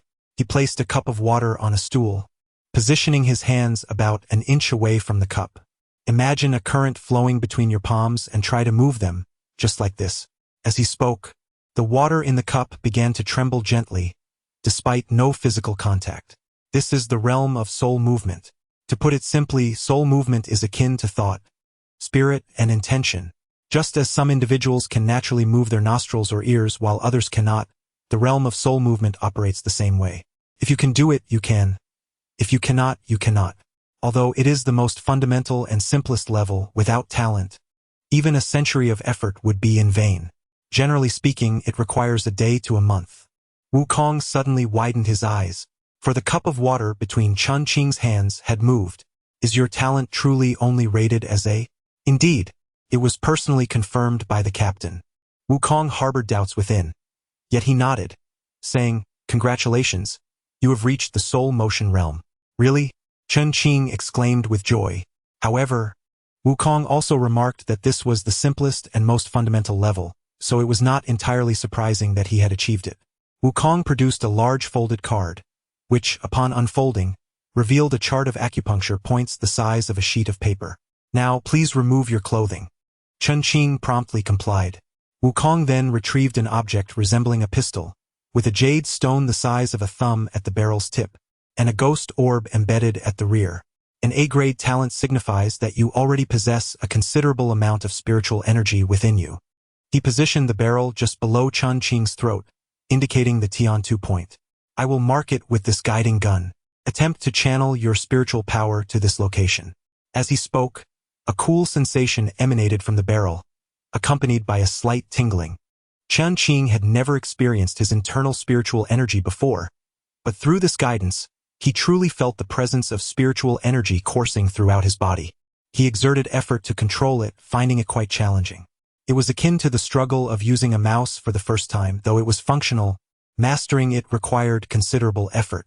After a while, Chen Qing gradually grasped the technique, laboriously directing the spiritual energy towards the spot indicated by the guiding gun. The ghost orb at the rear began to glow. Wu Kong's mouth fell agape, utterly stunned. Did you succeed on your first attempt? What kind of prodigy is this? Teacher, is it truly like this? Chen Qing sought to channel a greater flow of spiritual energy. However, the relentless tide of time allowed only a mere fraction to linger at the Tian-2 acupoint. It is indeed possible, Wu Kong remarked, momentarily taken aback. He pointed to a crimson line on the acupoint diagram, indicating that this circle of points represented the so-called Zhou Tian. To navigate the spiritual energy in a complete circle signifies one Zhou Tian. If there are no pressing matters, remember to frequently guide the spiritual energy along this path. This practice will cultivate a force akin to a field, attracting an abundance of spiritual power into your being. Chen Qing accepted a large, slender tome. There are no shortcuts in cultivation. Diligent practice is essential. Understood. Thank you, teacher. With that, Chen Qing departed, leaving Wu Kong in a state of astonishment. After a moment's contemplation, he dialed Han Yuan's number. Captain Han, there might have been an error in Chen Qing's talent assessment. Cannot be merely an A.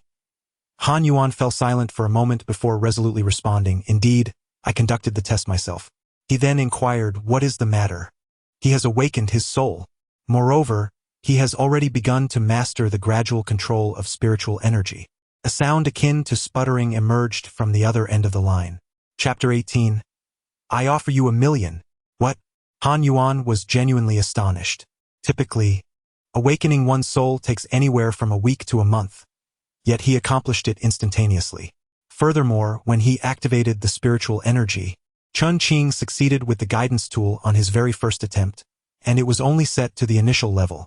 Generally, such tools must be adjusted to the 4th or 5th levels to be effective. Some individuals even require extended use of the guiding device over several days to barely grasp the manipulation of spiritual energy. This talent is utterly extraordinary.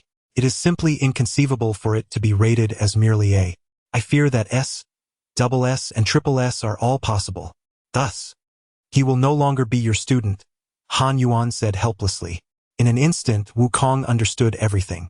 The usually gentle Wukong exclaimed, "What the hell? This is too unfair." "Unfair? What do you mean?" Han Yuan retorted angrily. "Is there anything I cannot teach? Or is there some equipment I lack?" Moreover, he himself had no desire to join the Demon Slayer team. It was not as if I forced him to remain here. Wukong was bewildered. After all, he is an A. Do you understand? A. Opening his necklace, he stored the Kunwu blade and equipment within the demon suppression tower. Chen Qing began to concentrate on operating the circulatory system. With the guiding gun, it was as if a lighthouse illuminated the night. As long as one surged towards that direction, it would suffice. Yet now it had devolved into a chaotic state, requiring gradual exploration. Referring to the acupoint map, Chen Qing carefully directed the spiritual energy to flow gently. Chen Man shouted as he entered. Noticing Chen Qing practicing, though unaware of his actions, he did not inquire further. Instead, he busied himself with some snacks before beginning his homework. "Chen Qing, I can't solve the first question." Chen Qing waved his hand and rang the bell, then sank back into meditation. Chen Man pressed the service bell, and the attendant began the arduous task of tutoring him. By the time dinner arrived, Chen Qing had not stirred. At 9 in the evening, Chen Man yawned.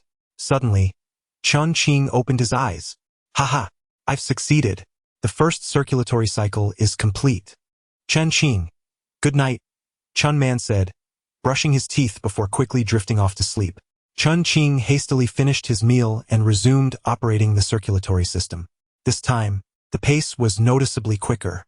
By the time the second lap was completed, darkness enveloped the surroundings, and the hour remained uncertain. Chen Qing decided to attempt the second circuit. The acupoints of the second circuit proved to be more elusive, and the path grew increasingly intricate. Consequently, Chen Qing's speed diminished significantly. It was not until Chen Man had finished her breakfast and departed that Chen Qing remained immersed in his practice.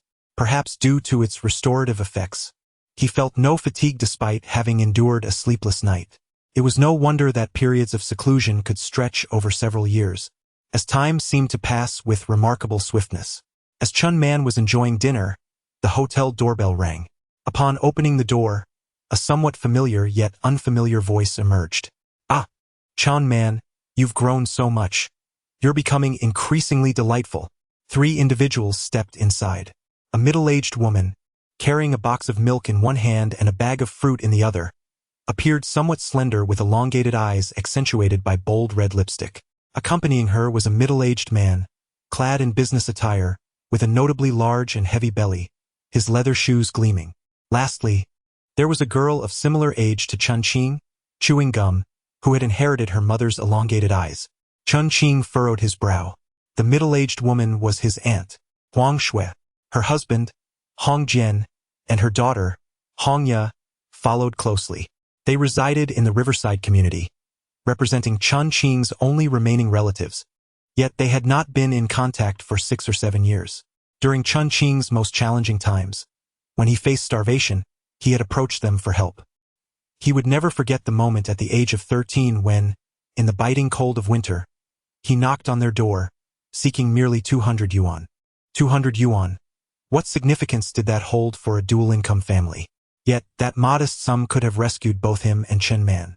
In a desperate attempt to please, I adopted the most humble tone and demeanor, yet what did it yield? My aunt sighed deeply, even unearthing a few rotten apples to feign poverty, despite the fact that the plate beneath them was clearly silver. As Chen Qing exited in a daze, he lingered at the doorway for a considerable time, hearing an unforgettable laughter echoing in his ears. That wretched girl has always targeted me, excelling in every aspect. Ha ha ha! Look, Now her despicable offspring has come knocking at my door. How piercing it was. Chen Qing never anticipated that a relative, who could be deemed close, would watch him flounder in the mire with a grin, while it was a solitary, blind old man, who had lived a life of solitude, who extended a helping hand. From his filthy pocket, he extracted a handful of grimy small bills, reviving both himself and Chen Man during that frigid winter. Since then, although residing in the same community, Chen Qing refrained from any further contact with them. Whenever they crossed paths, no greetings were exchanged. "Ah, Chen Qing, you've grown into such a handsome young man," his aunt remarked, her eyes gleaming with surprise as she surveyed the surroundings. Huang Shui, lost in her thoughts, sighed once more. "Your parents left us too soon, leaving you two in solitude. Often, when I think back on it, my heart truly aches." As she spoke, her eyes reddened. Chen Qing remained silent, but at that moment, his eyelids twitched violently. A surge of nameless fury coursed through him. "Not a pleasant feeling. We live in the same community. For 7 years. Have you even visited us once? In the past, 200 yuan seemed like stars in the sky to me. Now, 5,000 a night appears to be mere pocket change." Chen Qing fixed his gaze upon Huang Shui's eyes and inquired, "Aunt, is the milk and fruit you brought today worth 200 yuan? Huang Shui's expression shifted slightly, forcing a smile as she replied, "What are you talking about, child?" Chen Yan's old grievances were being nitpicked, and Hong Ya, chewing gum, shot a glance at Chen Qing, saying, "It's just 200. Do you intend to remember this for a lifetime?" Chen Qing's eyelids flickered slightly, his hand instinctively resting on his necklace. Noticing Chen Qing's unusual demeanor, Hong Jian waved his hand and turned to Hong Ya, advising, "Say less." It wasn't that they didn't wish to meet. There had been too many matters in recent years, and both he and your aunt had been preoccupied.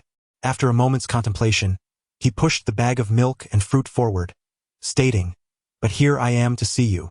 These are quality milk and fresh fruit." At an opportune moment, Chen Man brought in a large platter of fruit, munching while watching cartoons, frowning at the sight of durian and tossing it into the nearby trash bin. Hong Jian's expression grew a touch awkward. Chen Qing didn't cast a glance at the fruit. Over the years, he had become somewhat discerning and rarely consumed fruit priced below 200. "Let us get straight to the point. What brings you here?" "Well, Xiao Qing," Huang Shui began, "let's stick with Chen Qing." Chen Qing frowned. "Not everyone can call me Xiao Qing. How can you speak like that? This is my mother. She is also your elder." Hong Ye interjected, displeased, her gaze fixed on Chen Qing. "Watch your words. You." All right. Hong Jian furrowed his brow and interjected slowly. "Yesterday, I heard from Chen Qing that your aptitude test reached an S grade, while Xiaoye did not perform well and received a C. I have connections, and I suggest you swap with her. Don't you wish to join the Ghost Army? The Ghost Army does not require exceptionally high aptitude. I won't let you assist me for nothing." With great seriousness, Hong Jian produced a stack of red bills. "This is 10,000 yuan. Once the aptitude is exchanged, I will give you an additional 5,000. Chapter 19 is 20,000 a substantial amount? Chen Qing was taken aback, staring at the entire sum of 10,000. "Ha ha! Ha ha ha ha!" Chen Qing erupted into wild laughter, startling the other three. After a prolonged moment, he finally composed himself, his tone grave. 10,000? A whole 10,000. I know you are somewhat affluent now, and 10,000 is not insignificant, but it's hardly generous. Besides, Chen Qing, we are still blood relatives. Your sister will achieve certain successes in the future, and you will benefit as well." "Benefit?" Chen Qing scoffed.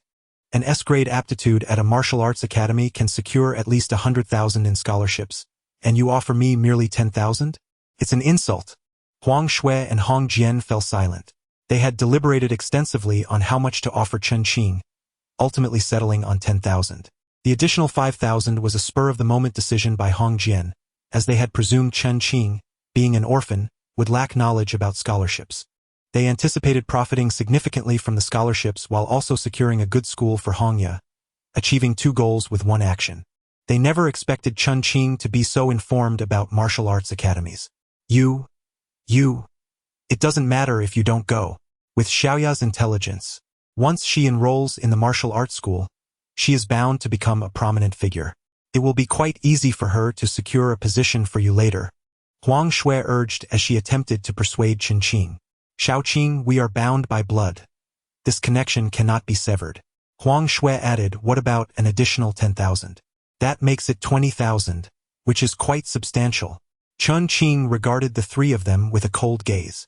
Upon noticing Chen Qing's wavering resolve, a glimmer of hope brightened Huang Shui's expression. Chen Qing approached the bedside and pressed the service bell. Please send up 10 bottles of mineral water, and I require 10 individuals to deliver them. Ah! The operator was taken aback. The presidential suite is equipped with a refrigerator. Not only mineral water and beverages, but even red wine is available. Is that feasible? Yes. The operator, cursing inwardly, nonetheless agreed. The staff grumbled amongst themselves, but they had no choice. Each carried a bottle of mineral water upstairs. They truly don't treat people as human beings. Just overindulgence. All right. Let's refrain from further complaints. The requests of the presidential suite must be accommodated to the fullest extent. 10 attendants lined up, each cradling a bottle of mineral water.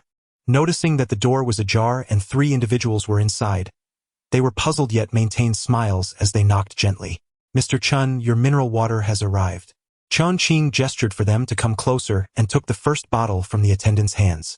After receiving it, he handed the attendant 2 yuan. For the water, the attendant was momentarily stunned, about to mention it was complimentary. However, Chen Qing presented 2 stacks of red bills. This is for your tip. The attendant was left speechless. Huang Shui stood frozen, as did Hong Jian and Hong Ye. Chen. This gentleman and all the waitstaff were equally astonished. The once orderly line had descended into chaos. Chen Qing cast a cold glance at Huang Shui. 20,000? Is that a considerable sum? The second waiter, suppressing his excitement, approached Chen Qing with a bottle of mineral water in hand. Chen Qing produced 2 yuan for the water. He then moved to the safe and retrieved 20,000. This is a tip for you. Chen Qing turned his gaze back to Huang Shui. When I was starving, borrowing 200 from you was a lifeline for both me and Xiao Man. He sneered. Now, is 20,000 a lot? The third waiter trembled as he approached. Chen Qing handed over another 200. Now, do you think your 20,000 can purchase my S-class talent? Surely, your money must be counterfeit. Are you out of your mind? Huang Shui's complexion had shifted dramatically. She abruptly stood up. Chen Qing, what do you mean by this? Oh, and you too, cousin? You truly are despicable. What I mean is this. My S-class talent, even if offered to a dog, would never be bestowed upon you. At this moment, all the waitstaff comprehended the reality. This was a modern-day tale of not underestimating the youth in poverty. Hong Jian snorted coldly. Chen Qing, do not speak so definitively. He fixed his gaze on Chen Qing. Do not push matters to an absolute end. Absolute? Who among you can claim that? And you dare to call each other family? Bah! Spare me the disgust. I will remember your words.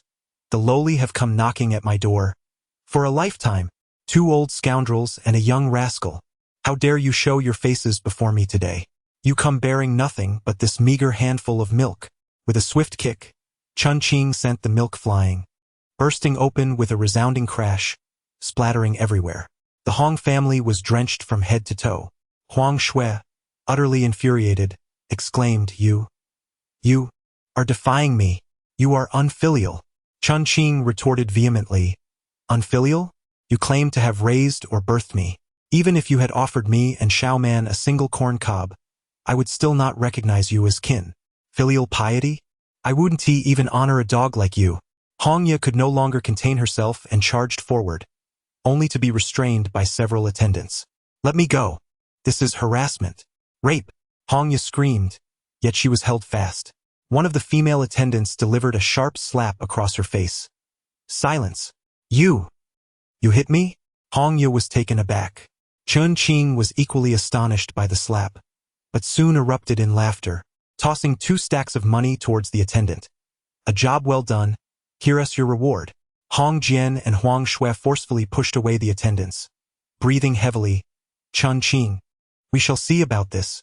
They attempted to leave, but the attendants had already blocked the exit, causing panic to wash over the 3. What? What do you intend to do? Don't just stand around and watch, sit and watch instead, Chen Qing said coldly. Chen Qing, you are still young. Don't act impulsively. Huang Shui was now flustered. We are truly sorry for what we did. Just pretend we never came. Please let us go. Chen Qing's hand brushed against the necklace before he ultimately set it down. He erupted into boisterous laughter. Ha ha ha! Look at them. Those arrogant wretches have come begging at my door today. He laughed heartily again and declared loudly, "Release those 3 scoundrels." The trio, their faces ashen, dared not utter another word as they stormed out in fury. Suddenly, a server rushed after them, calling out, "I apologize. The elevator is out of order today. Please use the stairs. You are too much. Please use the stairs. This is the 30th floor. Please use the stairs." Hearing the commotion outside, Chen Qing tossed another 20,000 with a hearty laugh, exclaiming, "A skilled endeavor deserves a reward." In Chapter 20, Fortune smiled upon him. What an extraordinary girl! In just 10 minutes, Chen Qing spent nearly 300,000. Yet, he felt an exhilarating sense of satisfaction. Aside from those who had wronged him, his deepest resentment was reserved for Huang Shui and her family. The other two were Chen Shan and Chen Quan, who mysteriously vanished 6 years ago, leaving behind 2 paper knives and 2 sets of paper armor. It was precisely this equipment that enabled Chen Qing and Chen Man to survive the 3rd blood moon. However, that fateful day, both Chen Qing and Chen Man were away from home, missing the encounter entirely, never even having the chance to see them. They may have had their reasons, but abandoning the two for 6 years was unforgivable. When they left, Chen Qing was merely an elementary school student, struggling to raise Chen Man alone. The hardships endured during that time are unimaginable. Chen Qing's hatred runs deep. He resents Chen Quan for not even having met him, and he despises them for their silence and lack of explanation. Even if he merely expressed that he had his reasons, it would suffice. Yet, not a single word escaped his lips. Not even a glance was exchanged. Thoughts wandered aimlessly. As the waiter tidied up the room, Chen Qing cast his gaze towards the demon suppression tower. He had not retrieved his belongings from the safe but had taken them directly from the tower. Having reached the soul motion realm, he could now emit spiritual energy and seize objects from a distance. Dismissing these distractions, Chen Qing immersed himself once more in his cultivation, determined to swiftly master the black prison contract ghost technique. Meanwhile, Chen Shi, filled with hope, approached the Arya Hotel. She carried a basket of fruits, meticulously arranged and adorned, with 9 peculiar little flowers nestled within. These were soma flowers, the sacred blossoms of the E-people, symbolizing restrained love that eternally belongs to you. After sifting through hundreds of floral options, this was the choice she settled upon. It was sufficiently niche to avoid being commonplace, and the meaning was profoundly fitting. Initially, after the incident at the police station, she contemplated giving up. However, upon hearing 2 pieces of news, Chen Qing's home renovation costs were likely nearing 10 million, and he had achieved an S rank in his talent assessment. She could no longer remain still. A potential gem, an extraordinary talent. She simply had to seize this opportunity. After careful consideration, she recalled their interactions, which had been remarkably harmonious, save for the misunderstanding regarding the subway. Yet, good things often come with challenges, and such trials only served to deepen their bond. Much like a romantic drama, where numerous misunderstandings and obstacles must be navigated for a love to solidify. Tonight, she could stay overnight. What demeanor should she adopt when surrendering her innocence for the first time? Pain? Fear? Although I have endured this many times before, the pain of a rupture after mending still lingers. Men, after all, harbor a wild beast within their hearts. The very membrane that grants them the most profound sense of conquest must surely rank at the top. No? Draped casually over her shoulders is a shawl, modest yet precarious, slipping away at the slightest touch. Beneath her ultra-short skirt, her legs stand straight and elegant. The elevator ascends slowly, and she makes a final adjustment before the radiant light within reflects off the polished walls. As she steps out of the elevator, she dons a new expression, one tinged with shyness and delight. Her lips, adorned with 2 layers of perfectly applied crimson, glisten with a hint of translucent allure. She presses the doorbell. Moments later, Chen Man peeks out. He's not here, she states earnestly, closing the door with conviction. Chen Qing isn't here. Bang! The door slams shut. She stands frozen. None of the countless scenarios she had rehearsed in her mind prepared her for this. It must be toxic. This is indeed toxic. Taking a deep breath, she sends a voice message to Chen Qing. Chen Qing, open the door. It's me. Yet, there is no response. He is preoccupied, diligently navigating his own thoughts. She adjusts her stance at the door, toes together, bowing her head to gaze at her feet, embodying a blend of trepidation and hope. When Chen Qing finally opens the door, she slowly lifts her gaze. Her mind races, envisioning the ensuing moments, complete with a soundtrack and special effects. However, 5 minutes pass. There is nary a sound. Did he not see her? The dawn gradually grew impatient and sent another message. Chen Qing, please open the door. I have come to apologize. 5 more minutes passed. Her heels ached slightly, yet there was still no response. Frustrated, she bit her lip and pressed the doorbell again. Chen Man peeked through the crack of the door, not removing the security chain. Chen Qing, she's back. No matter who it is, do not open the door. Chen Qing responded with irritation. In this day and age, there are far too many flashy and insipid individuals, many of whom are utterly worthless. Just ignore her. Morning Xie felt her cheeks flush with embarrassment. How offensive. Could he possibly know?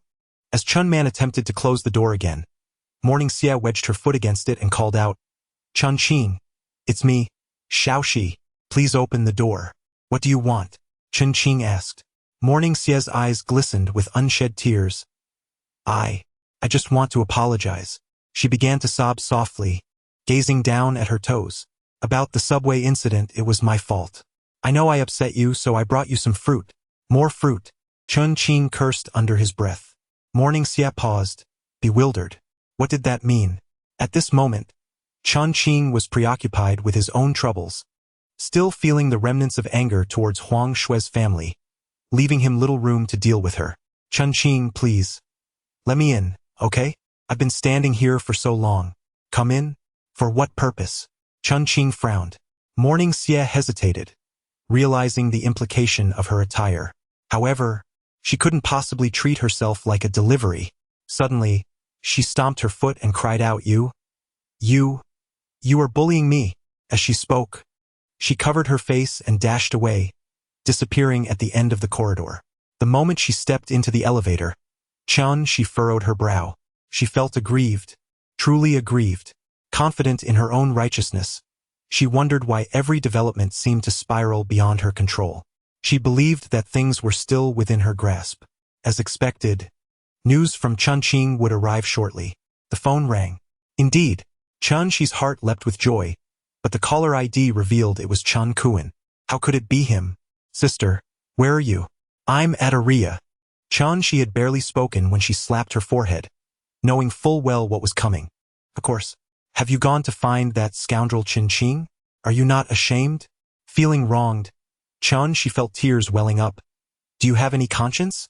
Who do you think I'm doing this for? SNT it all for you? After a moment of silence, Chen Qing replied, Fine, I shouldn't have said that. But sister, you must meet someone. Who? A man whose family background, appearance, and potential far surpassed Chen Qing 100-fold. Chen Qing spoke with palpable excitement. His name is Ji Luo. Both of his parents are prominent figures. I tell you, he possesses an SS-level talent. He has already reached the soul movement realm. I've heard that soon every community will be organized into battle zones, and his family has insider information, which is why he's come to Ximing City. If you can connect with him, Chen Qing will be insignificant. Instantly, Chen Qi understood. This was a young master seeking to enhance his prestige, perhaps even with aspirations to accumulate military achievements. Chen Qi was greatly intrigued. Where is he? We are together, and I will come to pick you up shortly. Please do not come to the hotel. Meet me at the entrance of the Dahua bookstore. Soon, a large vehicle halted in front of the bookstore. Chenxi, cradling a copy of Jane Eyre, stood with her feet together, a smile adorning her face as if she were gazing elsewhere, oblivious to the car. She radiated youthful exuberance. "Is she your sister?" Ji Luo's voice was tinged with astonishment. Coming from a prestigious lineage, he had always been somewhat sheltered, immersed in martial arts or academia, and had indeed encountered few girls of his age. Ji Luo hurriedly exited the vehicle, excitement palpable as he extended his hand. "You must be Chenxi? I am Ji Luo." Chenxi reached out her hand but found it firmly grasped, causing her cheeks to flush crimson as she murmured, "Please, let go." Ji Luo promptly released her hand, his gaze drawn to the book she held, his admiration growing. "You also adore Jane Eyre? I have a particular fondness for Mr. Rochester. He embodies the masculine qualities I admire." Ji Luo's heart raced with exhilaration. Fortune had smiled upon him. On his very first outing, he encountered such an extraordinary girl. With her exquisite beauty, remarkable figure, extensive knowledge, and tranquil demeanor, she was indeed an ideal candidate for a partner. Chapter 21. The Wandering Soul. The gluttonous spirit, the thought of Chenxi filled him with a wave of nausea. What had led him to such a repulsive preference in his past life? However, the present focus must remain on cultivation, so he steadied his mind and settled into a meditative posture. Cultivation could not be rushed, yet with the blood moon approaching, and the mastery of the dark prison soul contract technique still pending, there was much to accomplish, and he must hasten his pace. "Chen Qing, would you accompany me today?" Chen Man approached. After a moment of contemplation, Chen Qing shook his head and suggested, "How about letting those brothers play with you?" He then pressed the service bell. Chen Qing yearned to relish this fleeting moment of tranquility, yet he knew he could not indulge in such desires.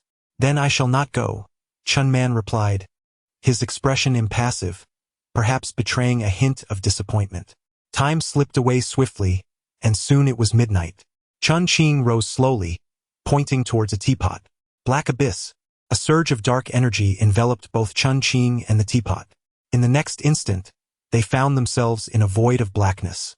The space was circular, devoid of walls, shrouded in what appeared to be a mist, reminiscent of tendrils. Vague and surreal. The teapot lay quietly at his feet, and he kicked it lightly, sending it spinning. Once ensnared in the black abyss with a specter, one must either perish or compel the spirit to submit. Only through the unification of their souls could the black abyss be dissolved. This was Chen Qing's ultimate strategy against the Ghost King of the Demon Suppression Tower. To force a choice, either it would end its own life, and as the master of the tower, he would perish alongside it, or it would yield to him. In his previous life, during the second blood moon, the Ghost King had betrayed him, leading to the collapse of the city's order in that fateful moment. Chen Qing was resolute in preventing such a calamity from recurring. Thus, he was willing to take a gamble, betting on the Ghost King's submission to him. Now, within the black abyss, he was the sole living entity, capable of dissolving it at any moment. With a mere thought, he dispelled the black abyss. Suddenly, the necklace stirred. Golden unchanging, golden unchanging, golden unchanging. The words echoed unexpectedly, reverberating in the air. Golden unchanging, golden unchanging, golden unchanging. A slender and diminutive figure, adorned in tattered garments and burdened by an enormous pocket, made its entrance into the room. This was Jin Buhuan. The ghostly energy detector in Chen Qing's hand trembled violently, its readings fluctuating wildly. Level F spirits, level E spirits, level D spirits. In an instant, the readings surged to level C spirits, level B spirits, level A spirits, level E malevolent spirits, level D malevolent spirits. Jin Buhuan, Jin Buhuan, Jin Buhuan. Suddenly, Jin Buhuan leaped onto the teapot that had just fallen to the ground. As if diving into water, the figure vanished from sight, and the teapot transformed into a golden vessel. Chen Qing was left speechless. Why choose a teapot of all things? What monetary value could such a small item possess? Jin Buhuan was a spirit of gratitude, and in his past life, Chen Qing had indeed been indebted to many. Yet, in this life, he could not fathom to whom he owed such gratitude. After pondering for a moment and finding no answer, he chose to disregard it. Grasping the kunwu blade, he descended the stairs. At last, he was ready to hunt spirits. It was now 2 a.m, and taxis were scarce. Chen Qing hailed one and, after an hour, arrived at the outskirts of the northern city. A faint wailing of spirits could be heard, and the air was thick with a chilling aura. Even in the summer heat, goosebumps prickled his skin. Chen Qing took a deep breath, blade in hand, and slowly advanced. 10 minutes turned into half an hour. Soon, a frown creased Chen Qing's brow. The spirits were alarmingly scarce. Unlike the multitude of spirits that roamed freely after the blood moon, the current density and strength of ghosts were painfully low. After wandering for some time, he had yet to encounter a single one. Consulting the ghost energy detector once more, he noted the varying concentrations around him. Chen Qing resolved to abandon the main path, using the detector as a compass, and cautiously made his way toward areas of heightened ghostly energy. Skipping over the ditch, traversing the meadow, and circumventing the fish pond, a quaint cottage came into view from afar. The necklace trembled slightly. It was here. The grip on the knife tightened. Chen Qing gazed upon the modest abode, measuring only 4 meters in length and width with a flat roof. It likely served as a storage space for a hand tractor and various farming tools, as rusty hoes and shovels hung from the walls, their oxidation staining the surface a deep iron red. Chen Qing slowly approached the front, where a figure crouched inside, wielding a sickle to cut. A single slipper. A shiver ran through the ghostly visage, and a number materialized. 6. An F-grade wandering soul. The most inferior kind of spirit posing little threat to humanity. F-grade spirits typically acted on instinct, existing in a state of confusion and ignorance. While such entities held no value for a ghost master, they were precisely what Chen Qing needed. The strength of the Ghost King was directly correlated to the 12 spirits it suppressed. The weaker the spirits, the weaker the king, thereby increasing the chances of a successful contract. Once the Ghost King was contracted, Chen Qing could exchange these feeble spirits at will. Uncertain of how to capture the ghost within the tower, he could only attempt to do so. Capture. A cacophony of metallic clattering echoed as a collection of hoes and shovels was drawn into the demon suppression tower. Yet, the spirit remained unperturbed. Sensing the disturbance, it rose to its feet. With pallid skin and a gaunt frame, it donned a striped shirt emblazoned with Shiming Psychiatric Hospital. Clad only in red underwear, it lacked outer garments. One foot was shod in 2 socks, while the other bore none. Only one slipper adorned its feet. The other had fallen victim to its own hand. Its mismatched eyes kept watch, one vigilant, the other surveying a different direction. This is a mad ghost. Chen Qing stood in a daze, hesitating not for a moment, and attempted once more. Capture. Yet it was in vain. The mad ghost tilted its head, one eye scrutinizing Chen Qing while the other surveyed the ground. After contemplating for a moment, Chen Qing concentrated his thoughts and hurled the demon suppression tower. Enormous. The once cigarette-sized tower abruptly expanded to a towering height of 5 meters. With a thunderous crash, it obliterated both the small house and the ghost within. Dust billowed into the air. Chen Qing stepped back a few paces, a smile gracing his lips. He could sense that the mad ghost had been confined within the demon suppression tower. Come forth. The mad ghost reappeared before Chen Qing, unchanged, one eye gazing skyward while the other fixed on him. Kneel. The mad ghost complied, sinking to its knees. Jump. The mad ghost leaped. Run. The mad ghost commenced to flee. Chen Qing tested its strength, finding it exceedingly weak. Its physique was comparable to that of an ordinary person, yet its power seemed only on par with Chen Man. One down. At that moment, Chen Qing turned his gaze towards the ghost indicator, gradually advancing toward an area with a higher concentration of yin energy. Approximately 10 minutes passed, and the necklace trembled slightly. The sound of slurping filled the air, reminiscent of a pig feasting. Chen Qing tightened his grip on the knife, cautiously approaching the foul-smelling ditch. This was a stagnant drain that had accumulated filth for several years. Something within was churning, and the rancid odor wafted up, stinging his eyes. Finally, Chen Qing beheld the ghost. It possessed a body akin to a dog, a human head atop a canine form, its entire being putrid and decaying, as it dug through the black muck at the bottom of the foul ditch, greedily shoveling the filth into its mouth. An F-grade wandering spirit known as the toilet ghost, also referred to as the shit-eating ghost. Chapter 22. The legend of 100 types of spirits. Chen Qing refrained from striking down the demon suppression tower. The ghostly figure indicated that it was merely an F-level wandering spirit, signifying an absence of peril. The fetid ditch was only about a meter deep, easily accessible. Treading lightly, Chen Qing positioned himself above the toilet ghost and swiftly brought down his blade. The crimson streaks on the blade gleamed intensely, and with a sharp sound, the head severed cleanly.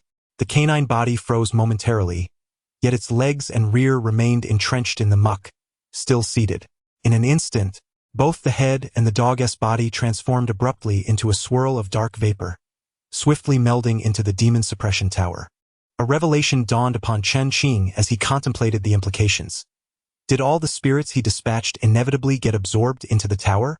This suggested that the mad ghost was not merely contained but rather obliterated by the tower before being drawn into its depths. Observing the mad ghost, Chen Qing furrowed his brow slightly, for this was his inaugural encounter with such a being. Even the name Mad Ghost was a whimsical designation he had chosen. Thus, the notion of its evolutionary hierarchy was beyond his grasp. However, Chen Qing was familiar with the evolution sequence of the toilet ghost. The wandering spirit level was referred to as the toilet ghost or the excrement ghost, while the malevolent spirit level was known as the eater of filth. The classification for the wicked spirit level remained uncertain. It is said that there exists precisely 100 types of ghosts in the world, each possessing its own path to achieving the status of a ghost king. Upon ascension, both form and abilities would undergo significant enhancement. Yet, this elevation necessitated a spiritual catalyst.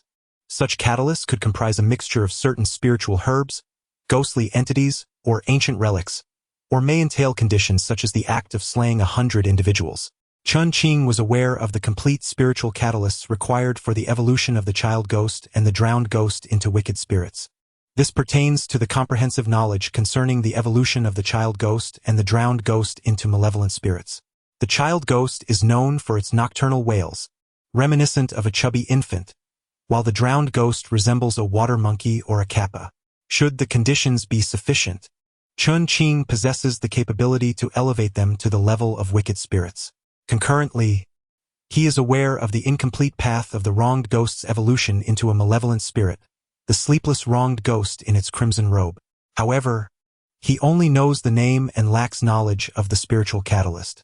The wronged ghost is an exceptionally formidable type of spirit, particularly the malevolent crimson robe, which is a bizarre entity that inspires dread.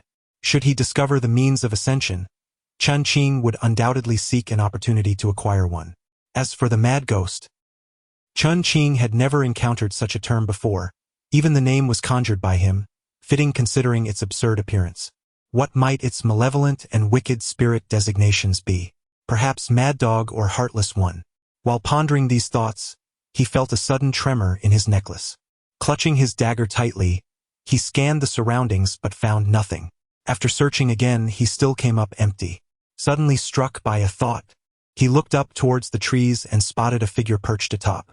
Its lower half was shrouded in mist, while the upper half took the form of a gaunt woman, her ribs starkly visible, with her breasts resembling water bags filled only halfway. At that moment, its nostrils flared wider than its mouth, greedily inhaling the air. It was a hunger ghost. Consulting his ghost chart, he noted it was an F-grade wandering spirit. The tree stood 7 or 8 meters tall, and Chen Qing was reluctant to risk climbing it. Therefore, he abruptly hurled the demon suppression tower into the air. Enlarging, the tower expanded, displacing the air around it, towering even higher than the tree, and came crashing down with great force. A cacophony of cracking sounds erupted, and branches flew in all directions. The demon suppression tower crashed heavily to the ground, sending mud splattering and creating a deep pit. Had it not been for the heap of broken branches and withered leaves at its base, one might have thought it had always belonged to this very spot. Sensing a presence, the Soul Eater also emerged within the tower. Chen Qing gazed at the demon suppression tower, curious to see how high it could grow. How vast!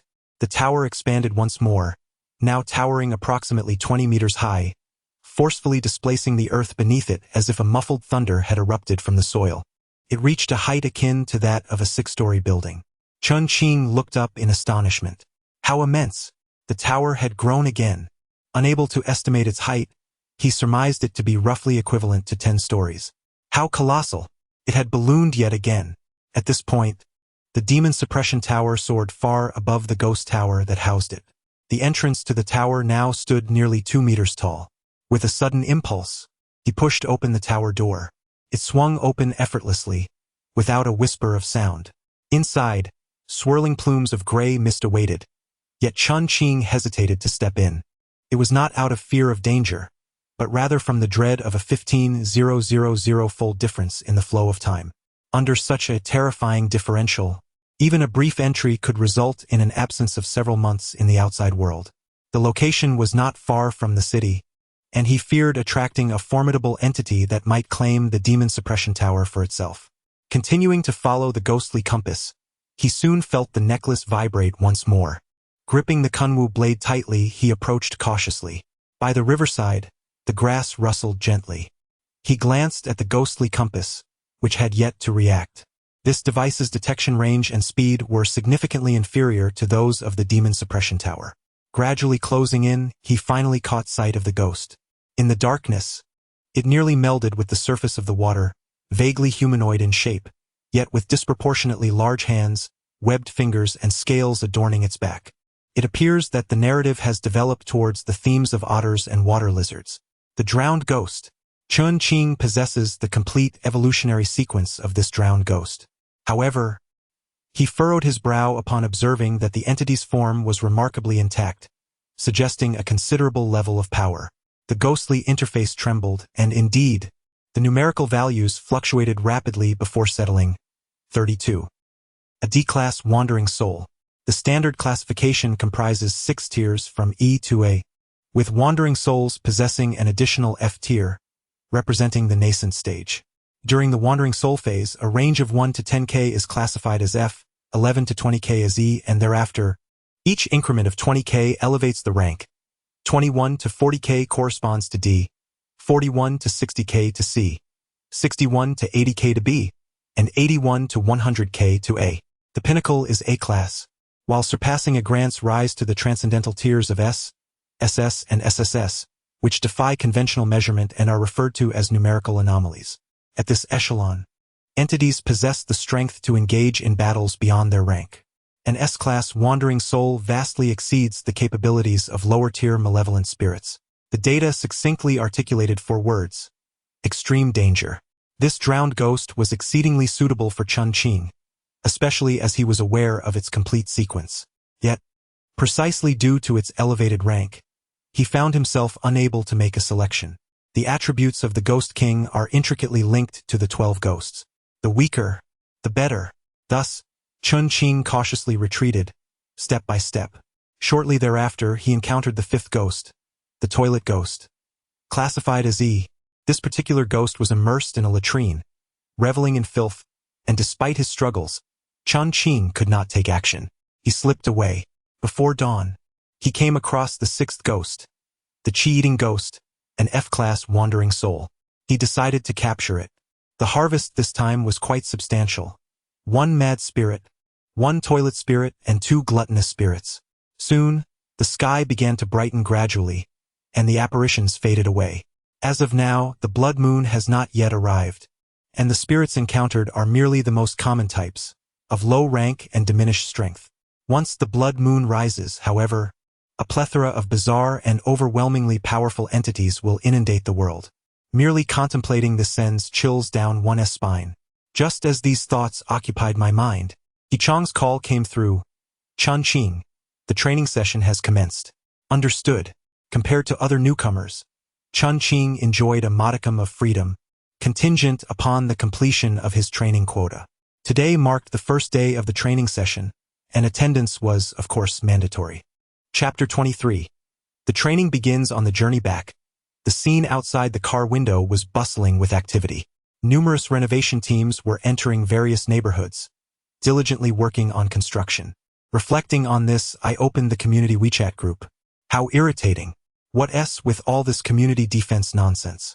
Spirits have never invaded the city. Whom are we defending against? Indeed, the cars must be parked outside. Who will cover the parking fees? Scrolling further revealed a mix of supporters and detractors. Chen Qing's brows began to furrow. Community defense? This concept was unheard of in my previous life. Could it be that the Tang dynasty authorities have foreseen the impending blood moon? Such a notion seemed utterly absurd, yet if I could be reborn, perhaps others could too. Just then, a thought crossed my mind. Excuse me, sir, are you part of the ghost army? The taxi driver kept glancing at Chen Qing through the rearview mirror. At that moment, Chen Qing was clad in the deep green uniform of the ghost army. Yes, Chen Qing nodded. Oh my, what an honor. The ghost army is truly commendable. Weren't they assessing talents just the other day? My son was not selected, and it has rendered my meals tasteless. I find myself dreaming of joining the ghost army. Yet alas, I lack the aptitude. What is your talent assessment? The driver is quite the chatterbox, mumbling incessantly. We soon arrived at the ghost army battalion. Just as Chen Qing was about to pay, the driver waved his hands repeatedly, exclaiming, "No, no, no, how could I possibly accept fare for the ghost army? I shall never accept it in this lifetime." Chen Qing nodded in agreement, allowing him to proceed. Numerous newcomers adorned in ghost army uniforms were already present, engaged in casual conversation in small groups. The monkey had arrived, and upon noticing Chen Qing, he rushed over. "Chen Qing, do you happen to have any insider information?" "What?" Chen Qing replied.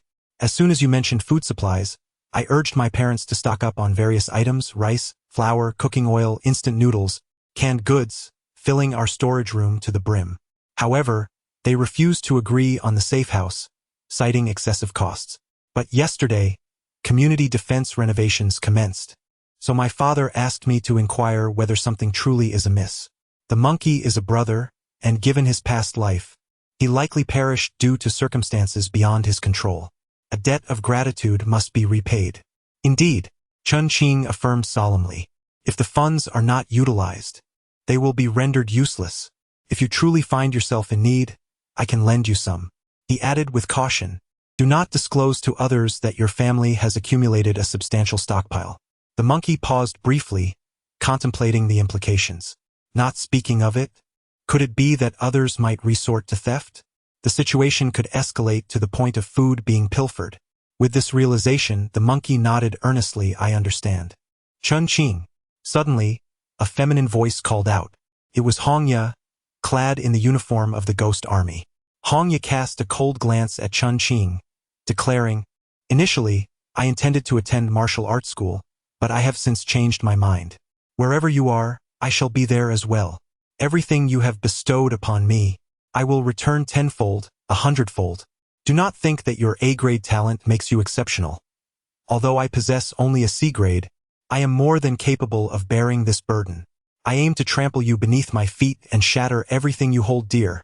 Chen Qing was left speechless. The overwhelming aura of youthful defiance was palpable.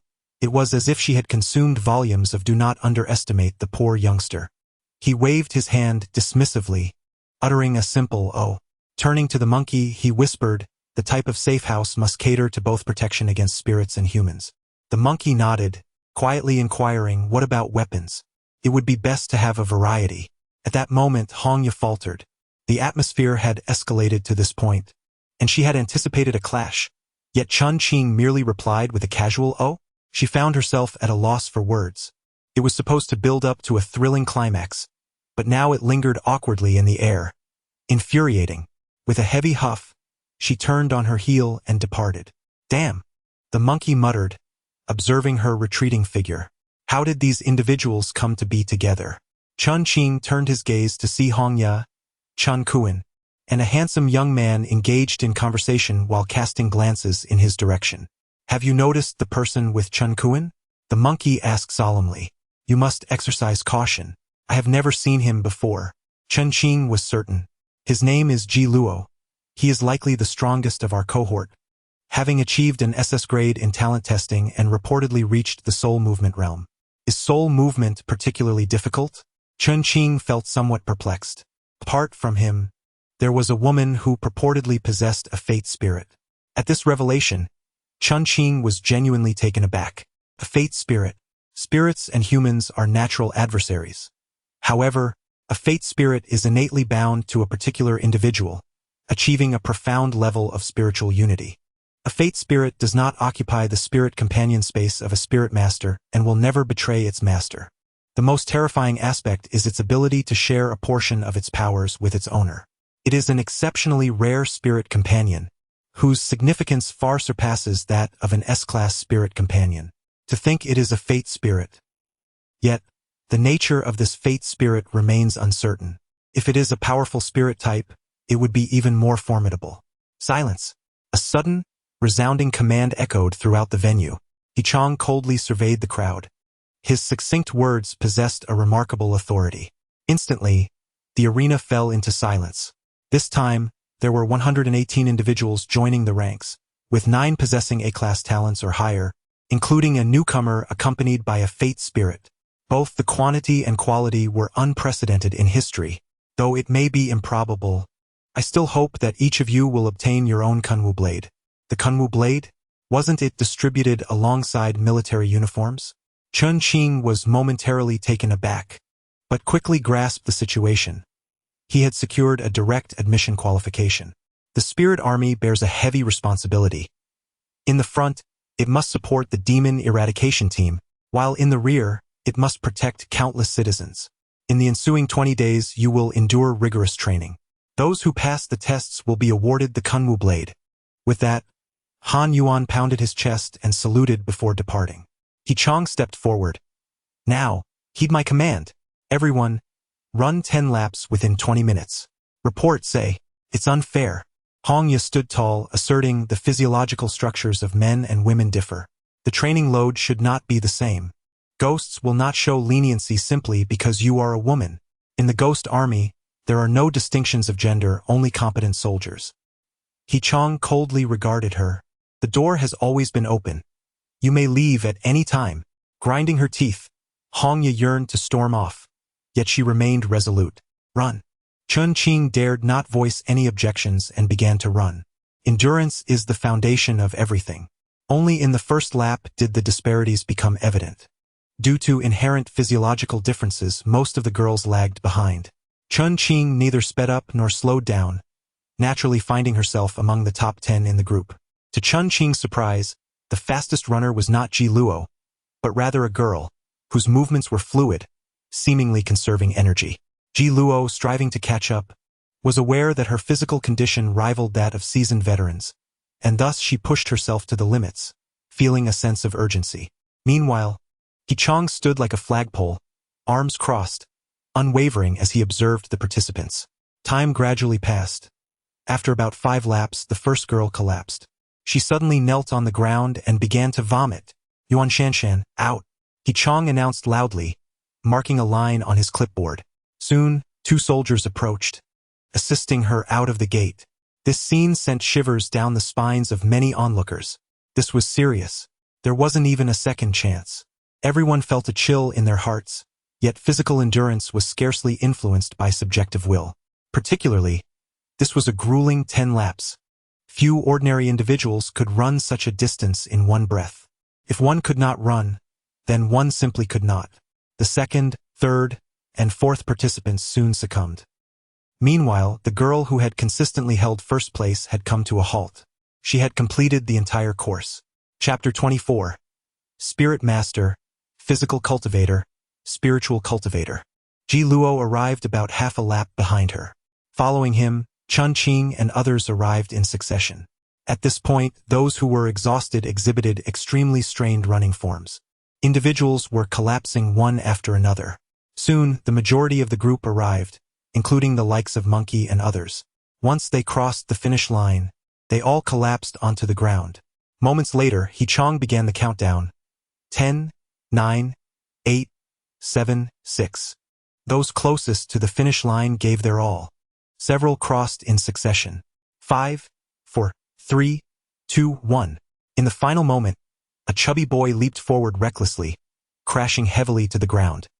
His head struck the earth with a resounding thud, blood streaming down his face. Disqualified? No, this is unjust. We are merely ordinary students. This is our first time running. Disqualified, Chong stated coldly once more.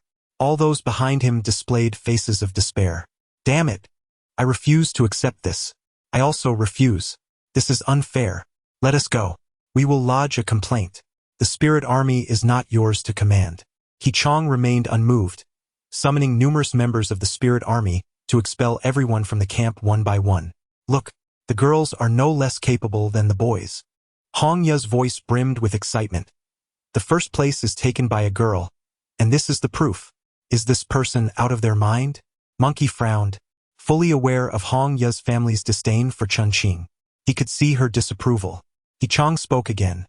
You have 10 minutes of rest, after which you will proceed to the underground training arena. Just from this round, 28 individuals were eliminated, leaving 90 remaining. How brutal! Monkey gasped. I haven't heard of the Ghost Command being this extreme before.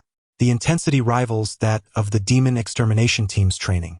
The chubby boy, bruised and battered, expressed his despair. Is this really unbearable? Qi, however, merely scoffed. Listen carefully. For the next 20 days, you will be required to add an additional lap each day, with a time limit. Still 20 minutes. How is that even possible? Someone gasped in disbelief. On the final day, we have to complete 30 laps in 20 minutes? This is impossible. That's almost a 100-meter sprint record. Are we expected to run each lap as if it were a 100-meter dash? Chen Qing felt a twinge of astonishment. Is this even achievable? Time's up. Qi picked up the stopwatch. You must reach the underground training arena within 2 minutes. A wave of shock coursed through the crowd as they hurriedly scrambled to their feet, disregarding everything in their rush towards the underground arena. This time, 3 more were eliminated, leaving 87 participants. The underground training arena was vast, even larger than a standard basketball court. It was dimly lit, illuminated only by a few faint green lights. A chill swept through the air, causing everyone's hair to stand on end. Yet, Chen Qing's brows furrowed slightly. It wasn't merely coldness. It was a sense of ominous energy. In the darkness, Wukong stood, the faint glimmer of his glasses reflecting the dim light. Once the crowd gathered, he proclaimed, "Have any of you ever encountered a ghost?" A few individuals in the crowd tentatively raised their hands. Seeing others do so, Chen Qing joined in, for it would indeed be a farce if the ghostly army had never laid eyes on a specter. Suddenly, a gentle breeze swept through, accompanied by an unsettling aura that sent shivers down everyone's spine. In that instant, the entire assembly froze in place. A terrified scream pierced the air. A ghost! A ghost! It's a ghost! Suspended in the air above the training ground was a colossal figure, resembling a toad with an enormous mouth akin to that of a catfish. Its lower half dissipated into mist as it voraciously inhaled the surrounding air. Chen Qing's ghost detector trembled lightly, the readings halting at 164. E-grade malevolent spirit. This is the wind swallower, Wukong explained slowly, the form assumed by a soul-eating ghost upon ascending to become a malevolent spirit. Now, experience the essence of true malevolence. As he spoke, the wind swallower slowly turned its head, an indescribable pressure enveloping the entire area. A chilling scream erupted, and one person collapsed to the ground. The wind swallower opened its mouth wide and inhaled sharply, as if devouring the very soul of its prey. Chen Qing quickly focused his energies, managing to steady his spirit amidst the chaos. The sound of bodies hitting the ground echoed incessantly, as one after another fell.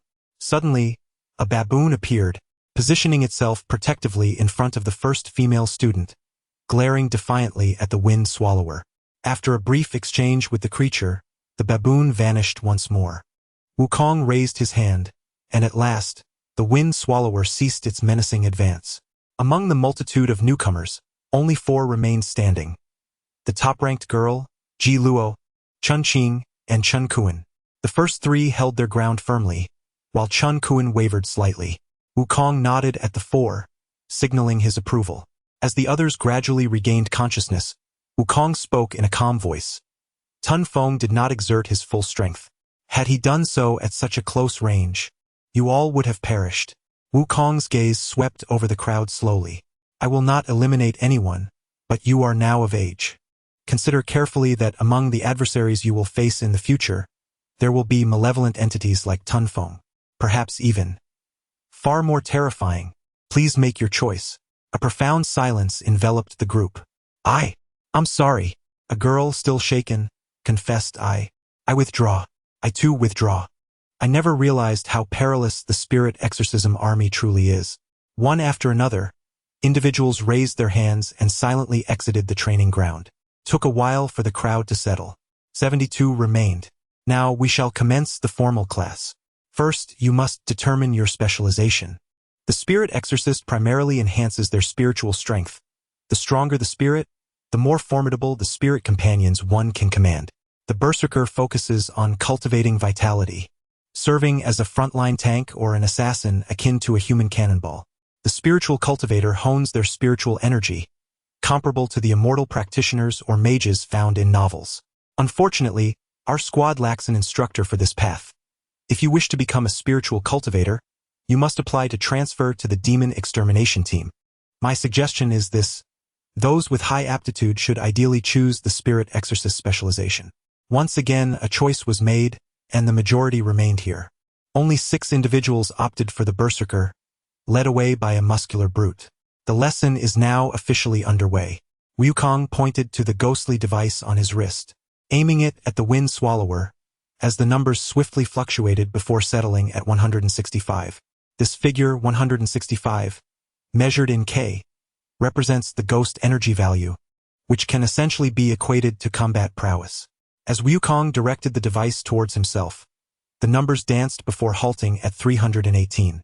This is my soul power value, 318K. Remember, the soul power value of the master must exceed that of the ghost pet's ghost energy value. If the soul power value falls below the ghost energy value of the pet, betrayal will ensue.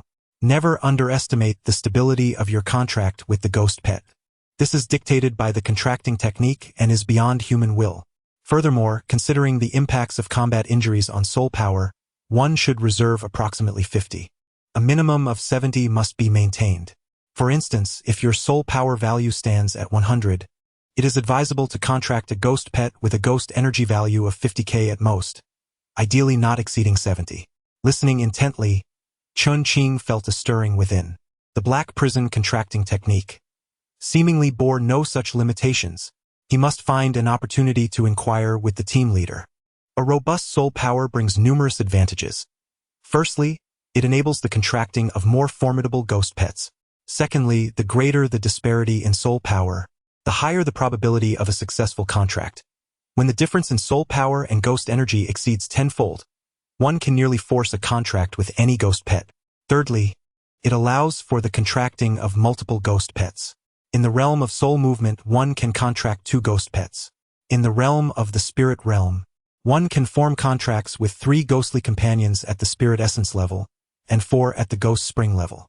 Suddenly, Chen Qing recalled the demon suppression tower, through which he could contract 12 ghostly pets. This was truly invincible. Chapter 25. Cleansing the No-Ghost Temple. Let us now discuss the hierarchies of ghostly entities. Regardless of whether they are wandering souls, malevolent spirits, or wicked apparitions, they are categorized into 5 tiers: E, D, C, B, and, with F grade being exclusive to wandering souls, also referred to as the nascent phase. The E grade is termed the fragile phase, wherein wandering souls may dissipate upon injury, while malevolent spirits may regress to the wandering soul level. The grading system is as follows. F grade ranges from 1 to 10, E grade from 11 to 20, D grade from 21 to 40, C grade from 41 to 60, B grade from 61 to 80, and a grade from 81 to 100. Starting from E grade, every increase of 20K elevates 1S standing by 1 tier. For malevolent spirits, the range of 100 to 200 is classified as E, with each subsequent elevation of 200K advancing 1S level, 201 to 400 as D, 401 to 600 as C, 601 to 800 as B, and 801-1000 as A. The same pattern applies to wicked apparitions, with 1000K being E grade for malevolent spirits, and reaching 10,000 signifies a grade. A query arose: Teacher, is there not also S grade, double S grade, and triple S grade? Indeed, these three tiers are collectively referred to as the transcendent levels, representing entities that surpass conventional understanding. An S-grade wandering soul can effortlessly vanquish lower-tier malevolent spirits, posing extreme danger. Contracting such entities is ill-advised. To form a contract with an S-grade ghostly companion, one's soul power must exceed tenfold that of the entity itself. Everyone remembers this well. Now we commence the soul motion course. Those who have achieved the soul motion realm may leave. Upon reaching this realm, one may claim their Kunwu sword. Additionally, they may apply to participate in tonight's mission. Chen Qing was taken aback. The ghost temple has experienced a minor ghost wave, leaving no survivors in the entire monastery. Tonight, the captain will lead a team to eliminate the threat. Captain? Suddenly, Chen Qing understood. In his previous life, Han Yuan likely obtained the demon suppression tower during this very mission. He now lacked 8 ghosts, and the wilderness offered scant opportunities. He dared not provoke places like the Princess Tomb. Following the captain to seize an advantage was undoubtedly the wisest choice. Logu, you need not waste your time here. You have long surpassed the soul motion realm, far ahead of us. Chen Qing flattered. Ji Luo nodded. Yes, I shall take my leave first. With that, he stood and departed. The top-ranking female student also rose and left. Chen Qing turned to the monkey. I shall withdraw as well. After saying this, he too stood and exited. The first 2 departures elicited little surprise from the crowd, but Chen Qing's rise stirred astonishment, particularly from Hongya, Chen Qing, and the monkey, who gazed at him in disbelief. Once the 3 had departed, Hongya, in a daze, uttered, Teacher, could it be that Chen Qing has also reached the soul motion realm? Indeed, Wukong nodded. He had initially intended to add that Chen Qing had achieved this in merely an afternoon. No, more accurately, in just a few minutes. Yet, he refrained from speaking. This time, 3 extraordinary talents of SS rank have emerged, which is already quite disheartening. Any further discouragement might extinguish their motivation to learn. Initially, he had the highest hopes for Chen Qing. Had it not been for Zhou Yangqiao. In Han Yuan's office, Zhou Yangqiao, Ji Luo, and Chen Qing arrived in succession. Are all 3 of you planning to register? Yes, we will gather at the playground at 6 o'clock this evening. As the 3 exited the office, Han Yuan couldn't help but smile. Did you see that? This is the charm of personality. In previous years, we were grateful for even 1 rank. This year, we have 3 double S ranks. He Chong rolled his eyes exactly. In the next moment, He Chong found himself unceremoniously kicked out. He decided to stay back at the base to train diligently. The others were fine, but on the final day, running 30 laps in 20 minutes proved to be a significant challenge. They meticulously calculated the time on the field and sprinted with all their might, managing to complete 19 laps in 20 minutes. Surely, they wouldn't set an impossible task. Was there perhaps a trick to it? For instance, could soul power enhance the physical body? Throughout the afternoon, Chen Qing sat cross-legged in the dormitory, pondering this question. As 6 o'clock approached, a voice reminiscent of a monkey echoed, I'm exhausted. How can I activate my soul movement? The water in that cup had remained utterly still all afternoon. Some of them had stirred slightly. We must strive harder. The night would bring more challenges. Yet all he yearned for now was sleep. 2 voices conversed, growing closer. One belonged to a chubby boy, and the other to a cold, aloof youth. The aloof boy checked the dormitory number and promptly lay down on his bed. The monkey pointed at the chubby boy. Chen Qing, I request to share a dormitory with you. This chubby fellow gets along quite well with me and has also applied to move in with us. By the way, his name is He Runsheng. Hello, esteemed one. He Runsheng immediately extended his hands for a handshake. Greetings. Chen Qing glanced at him. Your family must be extraordinarily wealthy, right? The chubby boy was taken aback and shook his head. Not at all. Brother, what is your name? The monkey turned to the aloof youth lying on the bed. Gu Xinggu? Is that even a surname? The monkey didn't pursue the matter further, and instead began to lament with the chubby boy. Esteemed one, may I inquire how you reached the soul motion stage? That bowl of water just 1 T-budge. Chen Qing contemplated for a moment. I simply followed what Master Wu instructed and exerted some effort, and it moved. Indeed, he had little experience to share. Really? He Runching was momentarily stunned, then sighed. The esteemed one truly is remarkable. By the way, Chen Qing, how many attempts did you make? The monkey asked. Chen Qing was candid. Once. What? Are you serious? Just once? Indeed. The monkey was stunned for a while before bursting into laughter. Chen Kuin's bowl of water did move, but he spent an entire afternoon on it. Today, he's tangled up with Hongya, saying he'll make you look good. This disparity is intriguing. I wonder how they plan to make you look good. What's the matter? Do you have a grudge? Upon hearing how Hongya's family treated Chen Qing, the chubby boy frowned. That's utterly unreasonable. As Chen Qing glanced at the time, he rose and made his way towards the playground. Do take care. Walk slowly, esteemed one. On the playground, 5 armored military vehicles awaited. After a brief moment, everyone arrived. With the addition of the 3 newcomers, there were a total of 30 individuals. Han Yuan started. Let us proceed with the old tactics. Chong, please make room for 3 newcomers in your vehicle and explain the strategy to them while en route. The group swiftly boarded the vehicles, which soon rumbled away from the base. The 3 newcomers settled in the back row, with Zhou Yang on the left, Chen Qing in the center, and Ji Luo on the right. Quite fragrant, Chen Qing mused inwardly. Chong commenced his explanation of the tactics. Have you ever heard of the 3-3 strategy? When confronting malevolent entities, we typically employ this method. 3 individuals form a small team, arranged in a triangular formation. 3 such teams constitute a combat squad, also in a triangular shape. 3 combat squads together form a combat group, maintaining the triangular configuration. A combat group consists of 27 individuals, excluding the 3 of you. We are precisely 27 now. It would be wise for you today to observe our methods, and perhaps practice on any minor foes that may slip through. The vehicle soon came to a halt, approximately 1 kilometer from the ghost temple. If we approach too closely, some may hesitate to reveal themselves. We shall wait until they all appear before advancing. Chen Qing pondered for a moment before inquiring, Brother Chong, where do the ghosts hide during the day? No one knows. Chong chuckled. This remains one of the world's greatest unsolved mysteries. Thus, we must wait for their emergence. No one knows? Chen Qing mused thoughtfully. The malevolent spirits have appeared. The walkie-talkie suddenly crackled to life, and Han Yuan's bold voice resonated. Brothers, follow me. Chapter 26.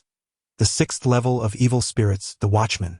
5 armored military vehicles surged up the mountain, swiftly arriving before the ghostless temple. The group, already well-versed in formation, disembarked and immediately dispersed into several small teams of 3. Most wielded the Kunwu blade, taking positions towards the rear, while one soldier, equipped with a sniper rifle, scanned for a vantage point. Han Yuan stood at the center, abruptly drawing his Kunwu blade. A flash of crimson light erupted as the blade ignited in fierce flames, enveloping half of Han Yuan's body. Charge!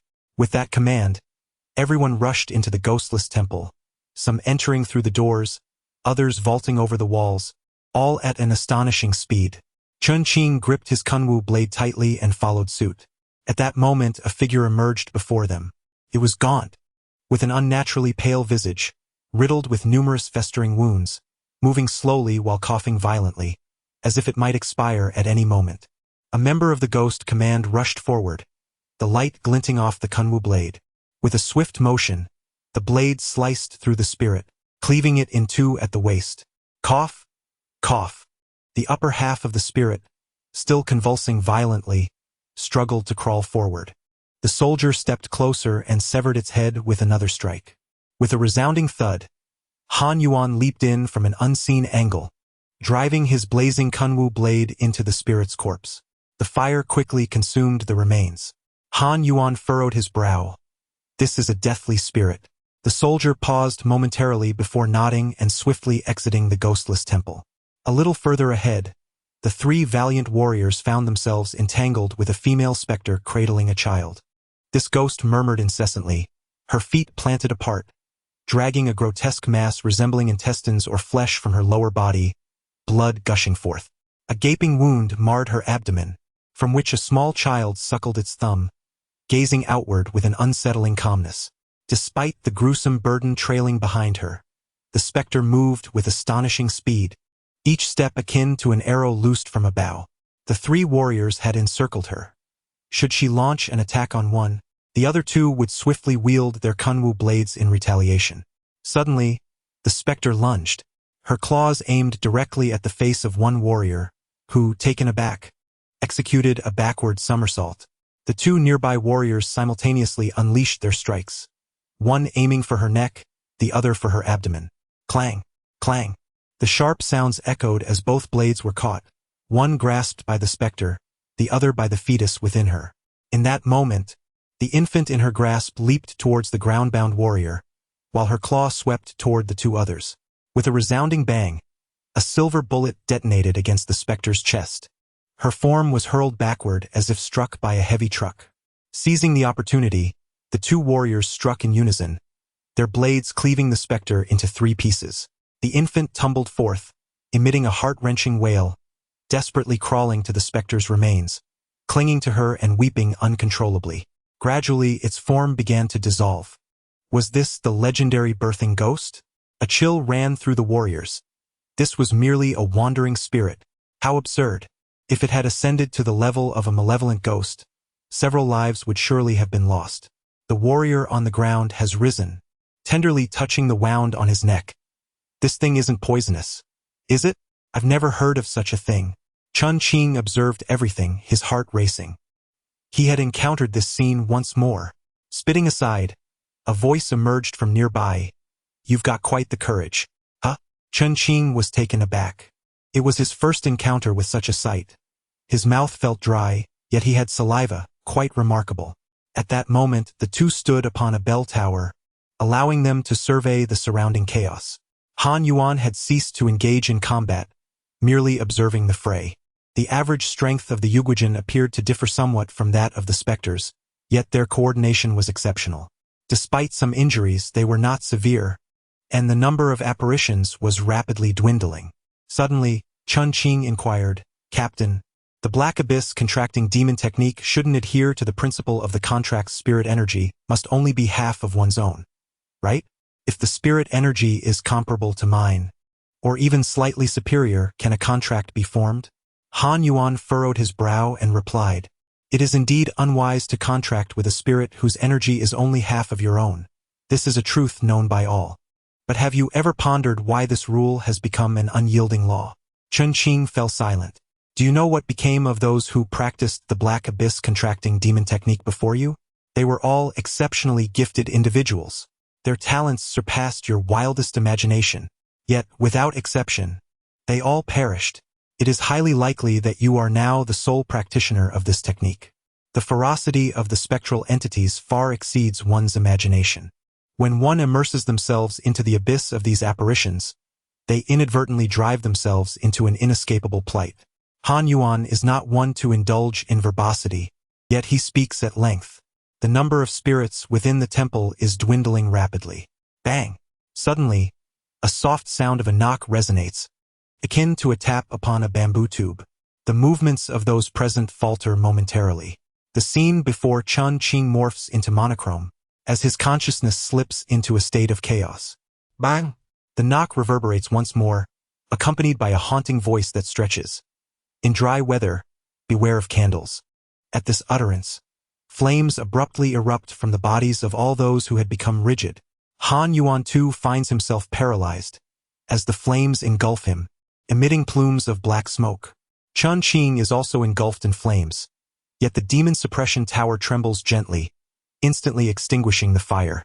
The monochrome vision shatters, restoring the world to its normal state. Chen Qing regains his mobility, however. He is at a loss as to what to do. He does not even know where the enemy lies. He shakes Han Yuan violently beside him. Captain, wake up. Gritting his teeth, he thrusts the Kunwu sword towards Han Yuan's arm. Han Yuan jolts back to clarity, and the Kunwu sword in his grasp bursts into roaring flames, propelling his body forward like a cannonball. Bang! Another sound echoes. In midair, Han Yuan's body becomes rigid, yet his momentum remains unabated as he crashes heavily to the ground. The eerie voice elongates once again. Close the doors and windows, guard against theft and intrusions. In Chen Qing's eyes, a wooden lattice window swiftly shuts, while his body feels as though it is ensnared, rendering him immobile. The demon suppression tower quivers gently once more. The window before him shatters. Disregarding everything, Chen Qing rushes towards Han Yuan, unleashing another thrust of his sword. In this predicament, only he can salvage the situation. The Kunwu blade possesses the power to vanquish evil, and in an instant, Han Yuan regained his clarity, his body launching forth like a projectile. The specter seemed to be uttering some incantation, yet Han Yuan closed the distance in a heartbeat. With one strike, silence enveloped the scene abruptly. The others regained their faculties, hastily shedding their smoldering garments, wincing in agony. Chen Qing rushed over, only to find a ghostly corpse pinned to the ground by Han Yuan's Kunwu blade, rapidly engulfed in flames. A faint semblance of an ancient farmer's attire could be discerned, a bamboo tube hanging at the waist. A B-class malevolent spirit, the bell ringer. Han Yuan furrowed his brow, extracting several portable hemostatic bandages to tend to his wounds. How peculiar to encounter such a creature. Chen Qing, however, was rendered speechless. This bell ringer. Was it not one of those he had released from the demon suppression tower? Could it be that the ghost tied at the no-ghost temple was of his own making? Taking a deep breath, Chen Qing reassured himself. Regardless, with the blood moon's arrival, this place would inevitably erupt with a ghost tide, and when that time came, the casualties would likely multiply 100-fold. At that moment, He Chong rushed over, his neck singed and flayed, yet he nodded at Chen Qing. Chen Qing, you have made a significant contribution this time. With a grave expression, He Chong continued, Boss, it seems there is still one more malevolent spirit. One more? It appears to be possessing something. Han Yuan's face lit up with excitement. Possessing? What has it latched onto? Unclear. Let us go. As they moved forward, Han Yuan added, Chen Qing, you might as well practice your skills, but be cautious. Aim for its weaknesses. Chapter 27. The arrival of the Ghost King. The term possession here refers not to a verb but a noun. This type of ghost is relatively common. In the realm of wandering souls, they are known as obsessive spirits.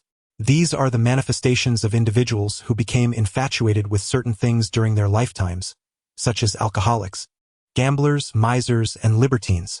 Upon reaching the malevolent ghost level, they typically attach themselves to an object they cannot let go of. For instance, if He Chong from the team were to die and transform into a malevolent spirit, he might become a fishing rod. The obsessions and fixations of humans can be remarkably bizarre, and so too can their possessions. An alcoholic, upon ascending to the status of a possession, might transform into a bottle of liquor. Alternatively, a certain pervert might evolve into a pair of black stockings. If a modern individual were to become an obsessive spirit, the possibilities would be endless. A smartphone, a keyboard, a camera, a collectible figurine, a basketball, or even suspenders would not be surprising. Suddenly, a rapid-fire voice reached Chen Qing's ears, chattering at an astonishing speed. He strained to discern the words and finally made sense of them. I heard that fellow was a notorious gambler, entangled with the butcher's daughter, and was caught by the butcher Zhong, who beheaded him. The incessant rambling continued.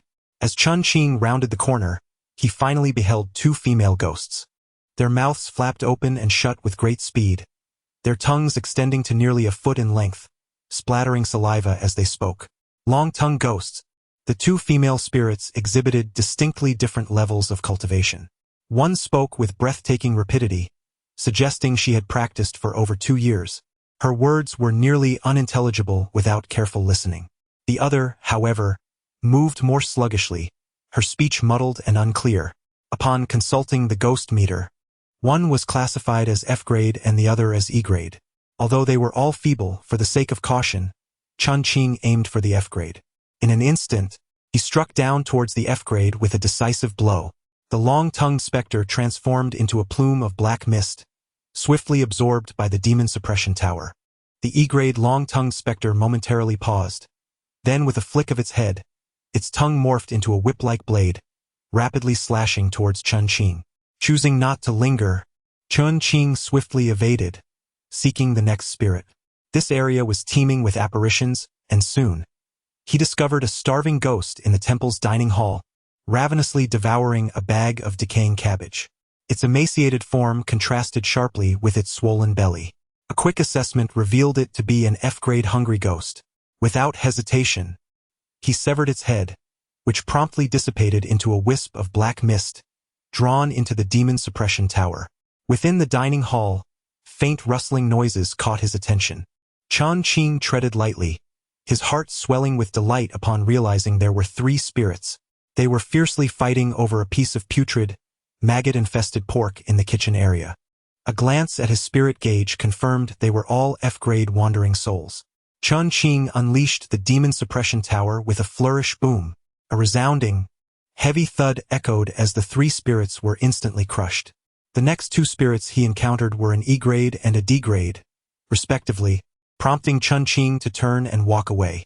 As he approached the accommodation area, his pace slowed. MMM. Ah! At that moment, the lewd sounds of a woman echoed forth. Intrigued, he discerned the direction and tightened his grip on the kunwu blade, cautiously advancing. What he witnessed next was nothing short of astonishing. A large baboon was engaged in an intense exchange with a female ghost. This scene was rife with sensitive implications, a sight that would leave an indelible mark on him for an entire year. Chen Qing would never forget that the baboon was the destined spirit of Zhou Yangqiao, and casting a glance around, he spotted Zhou Yangqiao in the corner, her face flushed with embarrassment. She also noticed Chen Qing, raising a finger to signal silence. She moved cautiously towards him, pulling Chen Qing outside. Chen Qing was at a loss for words. Zhou Yangqiao's face flushed crimson as he said, "My fate is entwined with that of a lecherous spirit. Only through this can I ascend." A lecherous spirit? The sounds emanating from within were too provocative. Zhou Yangqiao's face remained flushed as he continued, "That female ghost is a lecherous spirit of the wandering soul level. When a lecherous spirit ascends to the malevolent ghost level, it resembles a baboon or a monkey. Having finally encountered a female lecherous spirit, I must seize this opportunity." The notion that a lecherous spirit at the malevolent ghost level could take the form of a baboon or monkey left Chen Qing momentarily stunned, prompting him to instinctively inquire, "What then is the wicked spirit level of a lecherous spirit?" "I don't know," came the reply. Indeed, with the blood moon yet to arrive, most of the spirits currently visible were merely common varieties. Today, the presence of such a ghostly figure was due to its ancient suppression in this very place. Just then, it seemed as if they had reached the mountain's peak. The commotion. Even describing a fraction of it would be an exercise in futility. It was utterly astonishing. Fortify yourself. Chen Qing found himself momentarily speechless and hastily fled. After a moment's contemplation, he headed towards the original abbot's chamber. There lay a decayed corpse, yet it had not transformed into a ghost. Chen Qing could vaguely discern that it resembled the abbot and sighed, turning to explore other areas. At that moment, he sensed a chilling aura. Surveying his surroundings, he saw no apparitions. However, each step felt increasingly heavy. It seemed as if an air conditioner was blowing directly at his thigh, an indescribable chill enveloping him. A jolt of alarm shot through Chen Qing. He looked down to find his feet devoid of any presence. However, the pant legs were gently swaying. Chen Qing suddenly realized what it was. A tailing specter, commonly known as a stalker. This entity moved with such swiftness that no matter how one attempted to observe it, it could effortlessly evade one's line of sight. Fortunately, this creature merely delighted in instilling fear, rendering it a benign spirit. A chill swept across the nape of his neck. If all went as anticipated, it should currently be lingering behind him. An F-grade wandering soul. Chen Qing understood in an instant, steadying himself as he hurled the demon suppression tower backward. With a resounding thud, the towering edifice, towering 3 to 4 meters high, landed heavily behind him. Though he could not perceive the stalker, he sensed a new spirit had been captured by the tower. Only 2 more were needed. Soon, Chen Qing located his target. The sound of clattering echoed. A gaunt figure was visible, clutching a plethora of dice. The dice tumbled incessantly from his grasp, and he hurriedly bent to retrieve them, yet they continued to fall. The spectre's face bore an expression of anxiety, yet he was resolutely gathering the dice, seemingly unwilling to abandon even a single one. This was an infatuated ghost.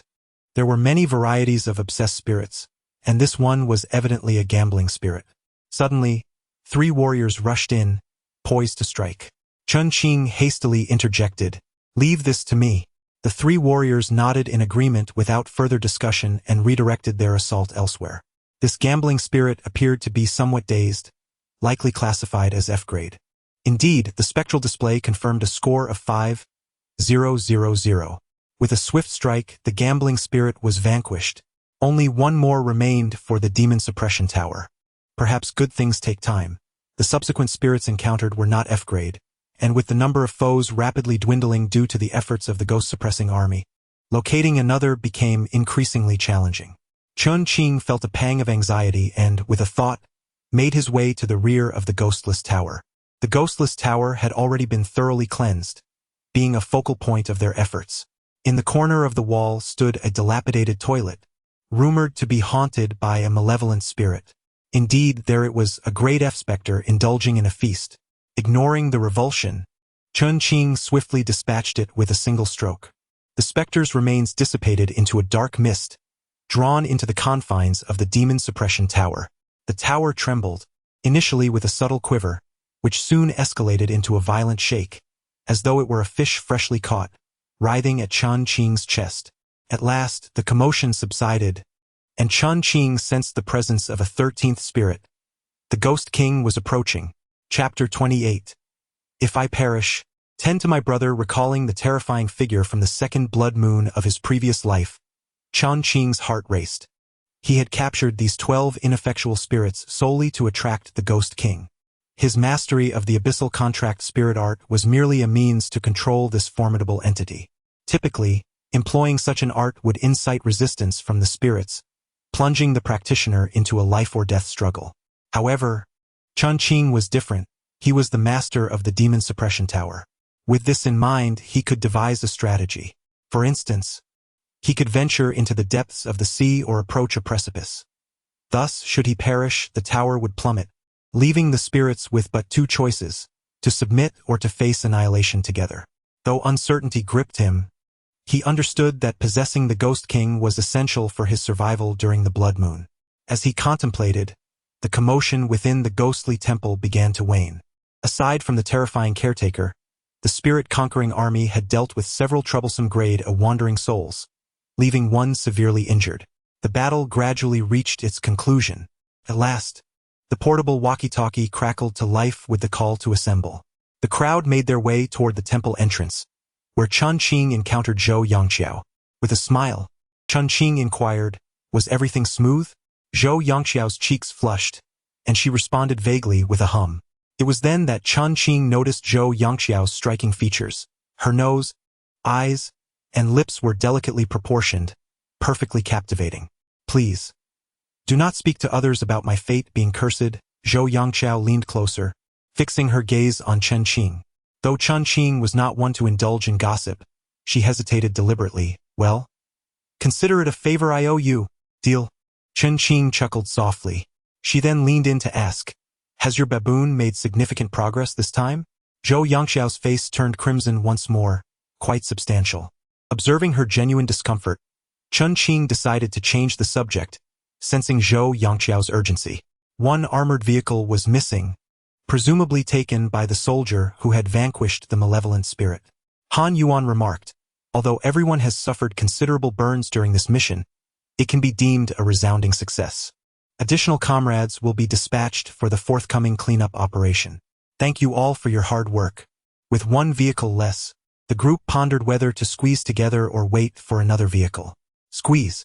It will only take a few minutes," came the consensus. Han Yuan beckoned 3 newcomers to join him in his vehicle, and soon 2 more squeezed in, one being He Chong and the other a round-faced soldier known as Zhang Mingyuan, nicknamed QQ Egg. "For heaven's sake, QQ Egg, don't crowd me. This vehicle is cramped enough as it is, and I certainly do not wish to be squished against you." After much jostling, the 2 finally decided that He Chong would sit with the QQ Egg. As the vehicle started, Han Yuan remarked, "Chen Qing, today you must remember your initial contribution." "Oh, where would I be without the captain's brilliant guidance?" Chen Qing replied, to which Han Yuan retorted, "How is it that you've learned to flatter in just a few days?" With a smile, Chen Qing inquired, "Is there a reward?" "Indeed," Han Yuan responded, chuckling. However, I intend to collectively apply for our combat team to be able to defend against special attacks. Otherwise, if we encounter a ghost with unique abilities like today, we might not even know how we met our demise. Chen Qing thought to ask if they had located the possessing spirit but refrained. What about Ji Luo? Did the you've been working on all day successfully form a contract? It did, Ji Luo exclaimed with enthusiasm. After a moment's contemplation, Han Yuan asked, is the complete sequence of the for sale? With Han Yuan's astuteness, he understood that Ji Luo's excitement over contracting an E-rank ghost was likely due to his family's knowledge of the complete promotion pathway. Ji Luo fell silent, not denying the implication. After a while, he managed a wry smile, saying, perhaps my father would not approve. Very well, Han Yuan conceded, not pressing further. The complete sequence was far too precious. Each one was a result of countless lives sacrificed during the Southern Ghost Tide. Captain, isn't it the extermination team's duty to eliminate ghostly entities? Chen Qing queried, noting that they had been unable to spare any personnel recently. Han Yuan's tone turned grave as he replied, a princess from an unknown dynasty has awakened, and it's quite a delicate situation. Chen Qing was taken aback, realizing that it was the very spirit he had inadvertently awakened. However, in truth, Chen Qing was of great assistance, for once the blood moon arrived, that malevolent spirit would likely become several times stronger, and the ensuing losses would be even more terrifying. Contemplating his knowledge of several ghostly strongholds amid the tide of spirits, he pondered whether to disclose this information. Chen Qing fell into deep thought. Hey He Chong, get your act together. Suddenly, Kiki dan exclaimed. What on earth is this rigid object? The crowd's eyes widened in astonishment. A knife! A knife! This is indeed a knife. He Chong retorted, even if I were to engage in such matters, I would only choose a captain of such gallant and heroic demeanor. What are you? Han Yuan interjected. Get lost. After a moment, Han Yuan lowered the makeup mirror, stroking his chin and neck, nodding in agreement. However, your description of gallant and heroic is indeed quite fitting. The four vehicles sped swiftly, soon entering the city. Chen Qing inquired, Captain, may I disembark? Certainly. Han Yuan responded, are you injured? So, it would be best to attend to it at the base. No, Chen Qing replied. Then you may go. Upon exiting the vehicle, Chen Qing glanced at the time, 4:30 a.m. At this hour, taxis were scarce. He opened a ride-hailing app, set his destination, and attached a fare of 1,000 yuan. Ding! Instantly, the request was claimed. Soon, a car came to a halt before Chen Qing. Good day, Mr. Chen. The driver greeted with a bright smile. Are you headed to Shrouds Peak? Running a fare at this late hour must be to earn a little extra. A single fare of 1,000 yuan is simply delightful. Yes. Shrouds Peak is a renowned attraction in Shiming City, characterized by its steep cliffs, with the tumultuous Shiming River flowing beneath. Two individuals entered the vehicle and swiftly departed. The driver, still brimming with excitement, engaged in casual conversation with Chen Qing. However, Chen Qing's mind was consumed by thoughts of the Ghost King, resulting in minimal interaction.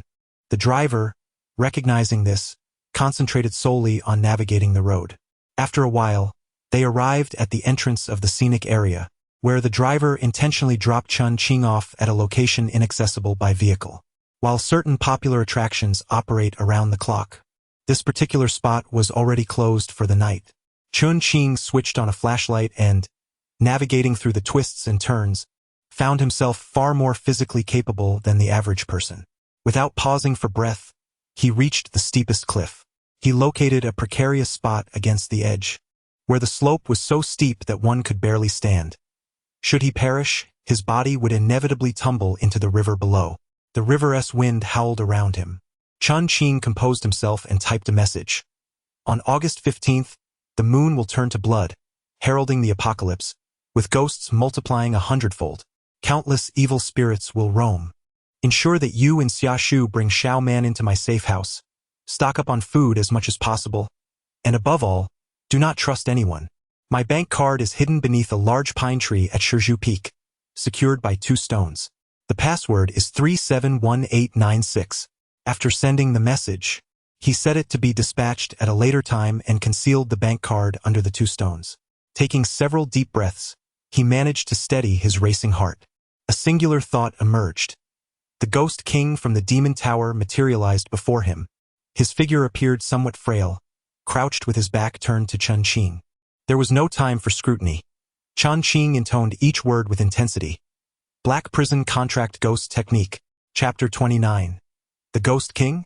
Words manifesting as law. Black Prison Contract Ghost Technique. Tendrils resembling dark mist swiftly enveloped the 2 figures. Chen Qing's heart raced. In a hushed tone, he stated, "You have seen the perilous environment we find ourselves in, teetering on the edge of a cliff. While a person can stand, should I perish, my body would plummet into the abyss. Along with my necklace, it may lie submerged in the river for decades or even centuries. You have no other choice. Either submit to me and become my contracted ghostly companion, or we shall both meet our demise. Having ventured here, I am fully prepared for all eventualities. Now, please disclose your answer." The Ghost King remained crouched. Something felt amiss in the unfolding narrative. Chen Qing furrowed his brow and commanded once more, "Stand up." The Ghost King slowly obeyed. Then, Chen Qing was taken aback. His beard was wild and untamed, reminiscent of Zhong Kui, yet his eyes were askew, one vigilant, the other scanning the surroundings. One foot adorned with 2 socks, the other bare. He tilted his head, scrutinizing Chen Qing. "Where are my socks?" Chen Qing was momentarily stunned.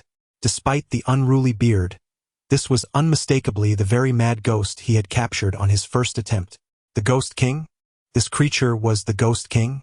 In Chen Qing's envisioned narrative, there were poignant, heroic scenes, as well as the desolate fate of a corpse adrift in the river.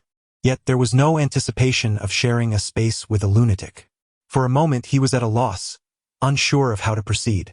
After some contemplation, he decided to remove his own socks and offer them to him. The Ghost King chuckled, a drool escaping his lips, which he casually wiped away as he plopped down on the ground to put on the socks. Had he the luxury of choice, Chen Qing would certainly not have selected this entity. Yet, alas, he now found himself imprisoned in this dark abyss. While it donned its socks, a thought emerged, and a dark ring of spiritual energy slowly enveloped the Ghost King's head, tightening progressively until it penetrated into his mind. The Ghost King seemed to sense something amiss, scratching at his head. However, the entity had already integrated within, and after a couple of futile attempts, he resumed his task of putting on socks. Success. Is this the sensation of binding a ghostly contract? Unlike controlling with the demon suppression tower, he could perceive the Ghost King's breath, distinctly aware of its essence. So, even ghosts require respiration? With a mere thought, Chen Qing retracted the dark prison. It worked. What an astonishing turn of events. He aimed the ghost detector at the Ghost King. 3, 4, 7, 9, 13, 18, 23, 35. It halted at 35. Then 36. 34 for reasons unknown. Its readings fluctuated erratically, hovering around 38. 38. A grade D wandering soul, hardly befitting the title of Ghost King. Yet, he understood this was due to his specific contract with a fragile, newly emerged soul. If he were to replace all 12 ghosts with higher-tier ones, the Ghost King would likely ascend to a transcendent level. Just the thought of possessing an S-grade ghostly companion stirred excitement within him. However, the lack of mental acuity posed a significant issue. He wondered if swapping out the ghostly entities would resolve this. With a thought, he summoned the mad ghost. Standing side by side, they appeared even closer than siblings. The 4 freely moving eyes resembled a 360-degree panoramic camera, capable of perceiving all directions north, south, east, west, up, and down. Fortunately, the Ghost King possesses a beard reminiscent of Zhong Kui, preventing any misrecognition. Chen Qing sighed, his mind recalling the 3-word maxim of the celebrity surnamed Shun. A heinous act. At this moment, the sky was beginning to brighten, and the mad ghost appeared to be somewhat enervated. Yet, the Ghost King exhibited no signs of reaction. His eyes wandered aimlessly. Chen Qing decided to contain the mad ghost, eager to observe the limits of the Ghost King, and waited in silence. As the dawn unfolded, the first rays of sunlight graced the summit, gradually descending. Were it a wandering soul, it would likely disintegrate into ashes in an instant. Still, the Ghost King remained unperturbed. The sunlight continued its descent, ultimately reaching a position directly above the two figures. Yet, the Ghost King displayed no sign of awareness. Upon checking with the ghost meter, the ghost energy level hovered around 38. Finally, the sunlight touched the Ghost King's visage. Contrary to expectations of witnessing the spectacle of ghostly flesh sizzling, nothing occurred. The Ghost King remained indifferent, even turning away from the sun to yawn. Chen Qing was rendered speechless. Despite having endured 3 waves of the blood moon ghost tide, he had never encountered a ghost impervious to sunlight. This was a ghost, and the entity above was the sun. What had gone awry? The Ghost King, stifling a yawn, seated himself upon a stone, clearly displaying signs of ennui. Chun Man was absent, and he paid little heed, having breakfasted and begun his meditative practice. At noon, the hotel phone rang. The caller remained silent. Beneath the hotel phone, Chen Qing noticed a note. Mr. Chun Man is in our custody. If you wish to ensure his safety, please prepare 600,000 and bring it to the old brick factory on Taiping Road. Chen Qing was taken aback. A wave of cold dread and fury surged within him. Chun Man was his only relative, the sole one. Chen Qing sought to resolve this matter through the ghost army. Yet, Chun Man could not afford any risks. Exercising caution, he arrived at the bank and withdrew 6 million. A substantial sum. He packed it into 3 boxes, each weighing around 70 pounds. The security personnel assisted in transporting the boxes to the entrance, where a taxi fortuitously appeared, allowing him to load them in. The destination was a desolate brickyard on Taiping Road. Excellent. It was a rather obscure location, at least one that Chen Qing had never heard of. However, the driver meandered through alleyways, leading Chen Qing deeper into the labyrinth. As long as my brother remains unharmed, the money is of no concern. Chen Qing suddenly spoke. The driver paused momentarily, then chuckled. Mr. Chun is indeed a wise man. Now, please wear this blindfold. Rest assured, we seek only wealth, not lives. Chen Qing complied and donned the blindfold. Perhaps due to the remoteness of the location or a deliberate detour, the driver drove for an extended period. Along the way, another passenger entered the vehicle, and a sharp object pressed against Chen Qing's neck, binding him securely with rope. Soon, the car came to a halt. Chen Qing was pushed out, stumbling momentarily before coming to a stop. The blindfold was yanked away. The sudden brightness caused Chen Qing to squint, but after a moment, he discerned his surroundings. They were in an abandoned factory, littered with broken bricks and desiccated waste. In front of him stood 6 men. Chen Qing's memory was remarkably sharp. Having seen them once, he could recall their faces clearly. One was a hotel employee, another belonged to a jewelry store, and one, to Chen Qing's surprise, was Li Ba, a resident of the same community, a man of the streets. He was among those who had taken Chen Qing's life in a previous existence. Suddenly, Chen Qing comprehended. He had been ostentatious with his wealth. He had frivolously tossed away 30,000 at the hotel, as if it were mere gratuity, and had sold a golden duck worth nearly 10 million at the jewelry store. The community renovation costs nearly 10 million. No wonder it has drawn attention. Where is my brother? The price has increased. You must provide an additional 10 million. Chen Qing now has only 1.4 million in his account. However, he did not hesitate. Money is not an issue as long as he can see his brother. Moments later, Chun Man was dragged out, his hands bound behind his back, bruised and battered, having endured considerable suffering. The weight on Chen Qing's heart finally lifted. I only have 1.4 million left. Can I give it all to you? Each person would be enough with 1.2 million, but the leader demands 5 million. Surely we 5 brothers must contribute at least 2 million? Understood. Chen Qing merely confirmed that all of them were present. With a single thought, the demon tower trembled slightly, and 13 ghosts abruptly appeared. Mad Ghost, 2 Toilet Ghosts, 2 Eating Ghosts, 4 Starving Ghosts, Long Tongue Ghost, and Stalker. Grotesque and terrifying. Everyone was horrified. What is this? Ghosts! Ghosts! The crowd was thrown into chaos. Yet, to Chen Qing's surprise, the Ghost King stood tall while the other ghosts knelt on the ground, trembling in fear. except for the mad ghost, who seemed oblivious to the Ghost King's terror. Standing rigidly, Chen Qing did not anticipate the ghost's reaction. With a flicker of thought, he commanded, "Kill them." Only then did the ghosts struggle to rise and charge at the crowd. Yet they were exceedingly weak, particularly under the daylight. Their speed was painfully slow. The Ghost King led the charge, his toes turned outward, his posture awkward, while he shouted, "Dismember them! Dismember them!" Suddenly, one person's body was torn apart into 8 pieces. With a sudden crash, entrails splattered across the ground. The Ghost King rushed forward, only to be taken aback as the figure before him split apart unexpectedly. Momentarily stunned, he turned his attention to another individual, still shouting fervently, "Burn them! Burn them!" Boom! The fleeing figure was suddenly engulfed in raging flames, the searing heat transforming him into a charred husk in mere moments. Chen Qing stood frozen, realizing this was the manifestation of spoken words into reality. Swiftly, he quickened his pace, employing a compact tool to sever the ropes binding him. With a flick of his wrist, he hurled the demon-suppressing tower. A colossal iron tower, towering 6 to 7 meters, abruptly descended, crushing one individual into a pulp.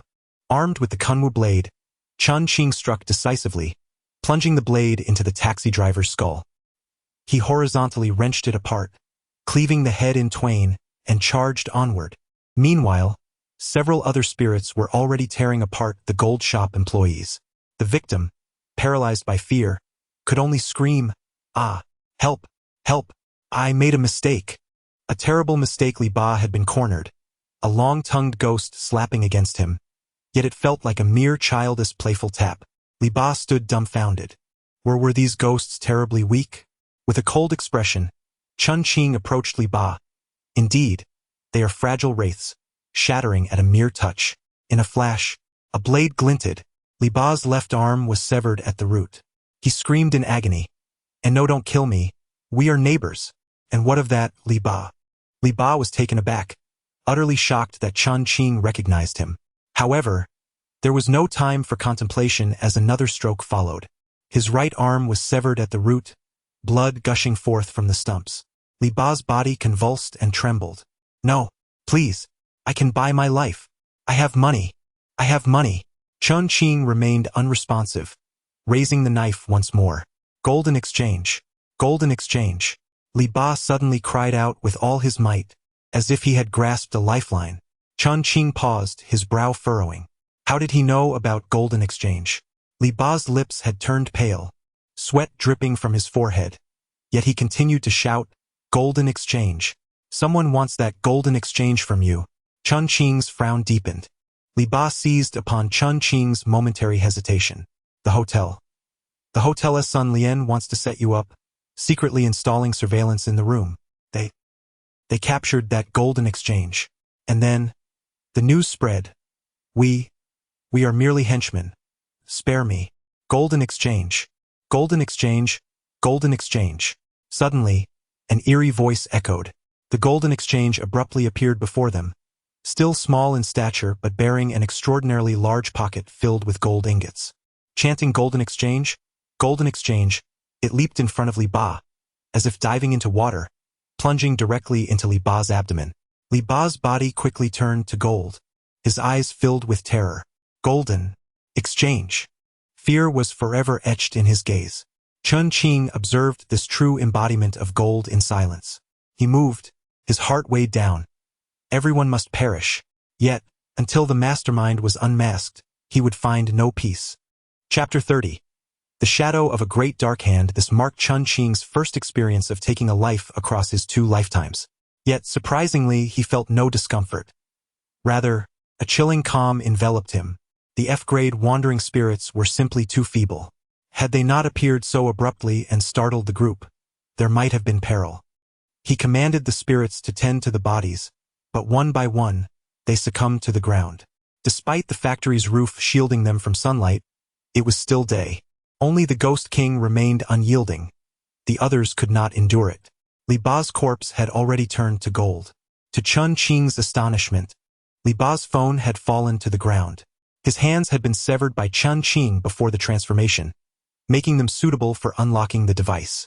Upon attempting to unlock it with the fingerprint, it indeed yielded access. First, he perused the contact list, diligently noting down the phone numbers from the past week. Subsequently, he scrolled through text messages and WeChat. Li Ba, being involved in the underworld, had a rather extravagant phone. In a group chat provocatively titled Chaos of Demons, there were numerous images and videos, most of which could easily belong to the peculiar categories of adult websites. In this group, humans could lay eggs, and its capacity was boundlessly vast. The elderly woman was adorned in colorful attire. As Chen Qing continued to scroll, he stumbled upon photographs of himself and Chen Man, evidently captured with a long lens, likely taken surreptitiously from a vehicle. These images chronicled Chen Qing's whereabouts and activities, often accompanied by remarks such as, "Damn, this kid is filthy rich. Just spent hundreds of thousands at the camping store." There were also surveillance footage, particularly highlighting the moments of conflict with his aunt's family, which drew the most discussion. In just a few minutes today, he had squandered 280,000. Damn it, it would be a disservice to oneself not to act swiftly. When shall we make our move? The time is drawing near. Moreover, that little brat has already been captured. Have you seen his whereabouts? I have been trailing him. He has entered the bank and shall soon emerge. Quick, position the vehicle. All right, he has boarded Lao Wang's car. It is secure. Prosperity is at hand. Remain vigilant. Do not let your guard down during this final hour. Tonight, we shall celebrate our triumph with a banquet, each to receive 3 lean horses. Just as I was observing, a message suddenly popped up on WeChat. Have you succeeded? Chen Qing scrolled up, and a murderous intent gradually surfaced in his eyes. A message from 3 days prior had been deleted, yet Li Ba continued to report on the developments. It seems this individual is the one orchestrating against Chen Qing. It is evident that this person is deliberately concealing their identity, with a username comprising a jumble of letters and numbers, and a blank avatar, devoid of any introduction. However, Li Ba had noted them as Yu Zhong. The surname Yu is rather uncommon. After contemplating their habitual tone, he replied, "Both have been captured. Damn it, that is excellent. You all should lay low. I shall call you shortly." Though he wished to inquire further, he feared alarming the snake. Thus he refrained. 6 individuals vanishing would attract undue attention. It is imperative to swiftly uncover the mastermind behind this. He glanced once more at Li Ba's banking app, revealing a deposit of over 11 million. Quite the wealth. Chen Qing mused, then observed the recent transactions, noting 2 transfers, each amounting to 5 million. The remittance account bore the name Jinhua. Could it be Yu Jinhua? However, observing his cautious demeanor on WeChat, the likelihood of him using his real name during the remittance appears slim. Chen Qing wondered if they intended to rob us of our money. Chen Man had endured considerable hardships, evident from the fingerprints on his face. If it were an ordinary child confronted with such a horrifying scene, they would have crumbled. Yet, Chen Man was inherently devoid of emotions, maintaining a serene composure. Thus, they were all eliminated. There were 4 mobile phones at the scene, and by attempting to unlock them with the fingerprints from the dismembered limbs, 3 were successfully accessed. Unfortunately, there was no valuable information to be found. It was possible that they were unaware of General Yu's presence. Lost in thought, Li Ba's phone suddenly rang.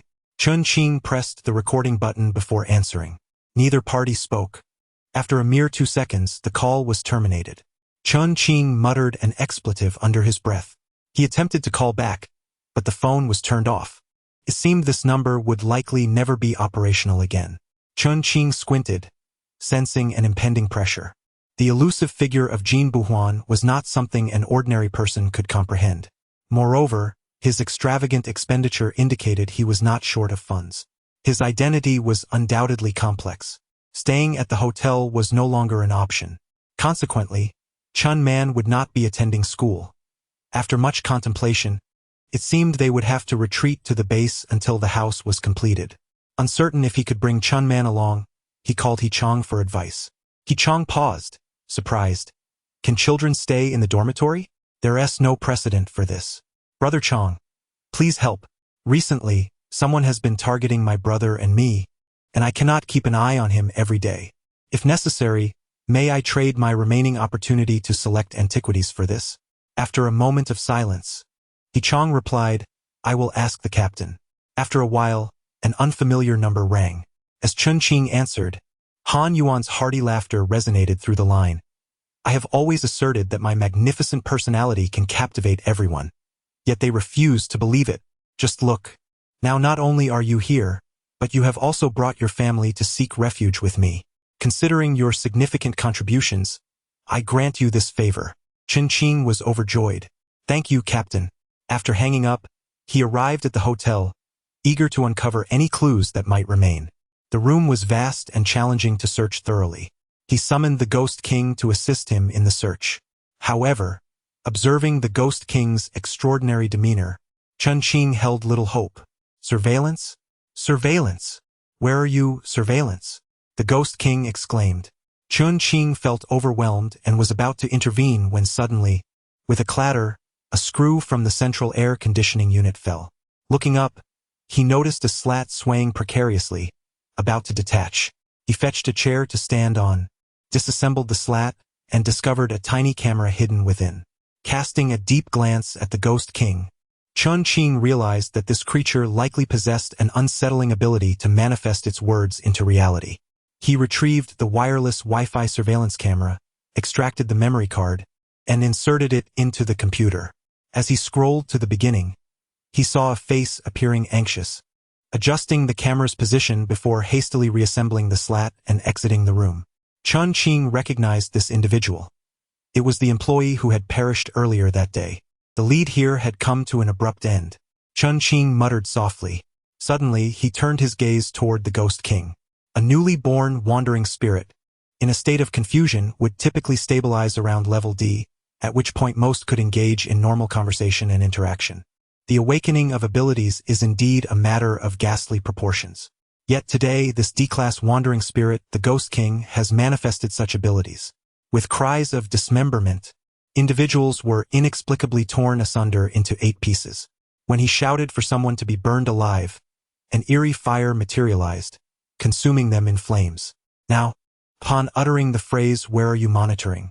the monitors truly emerged. Could it be that he possesses an ability akin to the principle of words manifesting reality? The degree of this abnormality is utterly terrifying.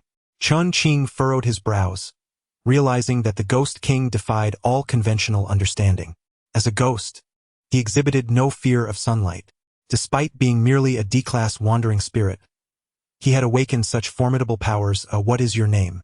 Chen Qing pondered. The Ghost King, with one eye gazing at the bathroom and the other at the ceiling, appeared nonchalant as if to say he had not heard. Most of the items were from the hotel, and there was little to tidy up. However, when Chen Qing retrieved the picture of Zhong Kui, the Ghost King approached, snatching it away with a swift motion and unfurling it with a flourish. Chen Qing's heart tightened in fear. Yet he was curious about the Ghost King's intentions and did not intervene. The Ghost King scrutinized the image of Zhong Kui capturing ghosts, tilting his head as if perplexed. You've turned it upside down, Chen Qing sighed, flipping the picture around. The Ghost King's eyes darted wildly, and suddenly, he became enraged, forcefully throwing the picture to the ground. He began to stomp on it furiously, alternating feet and jumping upon it. Chen Qing was taken aback and pushed the Ghost King away, exclaiming, "Have you lost your mind?" Unappeased, the Ghost King pointed angrily at the picture, unleashing a torrent of curses. What on earth has this image done to provoke you? Chen Qing retorted, "Get away, get away." The Ghost King seethed with rage. Who is it? Who has depicted me in such an unflattering manner? Ah! Chen Qing's body stiffened, a tempest of emotions swirling within him. Pointing at the figure of Zhong Kui in the painting, he exclaimed, "Are you saying, this is you?" Chen Qing was genuinely astonished. Yet, upon reflection, it all began to make sense. The Ghost King's lack of fear towards the sun was indeed peculiar. From what Chen Qing understood, only 2 types of ghosts could withstand the sun. One that possesses a living being, and another known as a Maojiang. Aside from these, all other spirits harbored an intense fear of the Ghost King, not out of reverence or submission, but sheer terror. It seemed only Zhong Kui wielded such influence.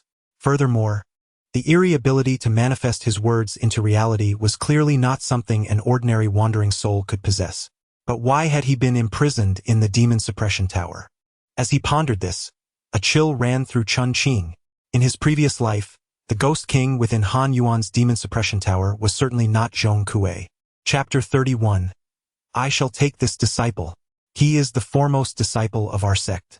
Could it be that they were not of the same demon suppression tower? Chen Qing shook his head, dismissing that notion. After relocating his belongings to the base, he accompanied Chun Man to report to the captain's office. It was essential to make an introduction.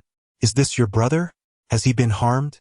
Han Yuan paused slightly upon seeing Chun Man, and the next moment, his expression grew grave. Chan Man was a natural at the Blood Qi realm, a realization that Chen Qing only grasped at the moment both brothers met their demise. Could it be that Han Yuan could discern this? Chen Qing, your brother. Han Yuan furrowed his brow. This shouldn't be the case. He picked up the telephone in the office, only to set it down again. It would be better for me to take him. What's the matter? The intensity of the blood energy is quite remarkable. He is naturally gifted in cultivating it. Chen Qing was well aware of this. However, he did not wish for Chun Man to learn inferior techniques. If he were to cultivate, it should be the Vajra demon subduing technique. With two powerful artifacts at his disposal, safeguarding Chun Man during the early stages would pose no challenge. How about letting your brother become my disciple? Han Yuan suggested with confidence. I may not boast of much, but in terms of blood energy, I am considered a minor master in Shiming City. Chen Qing hesitated.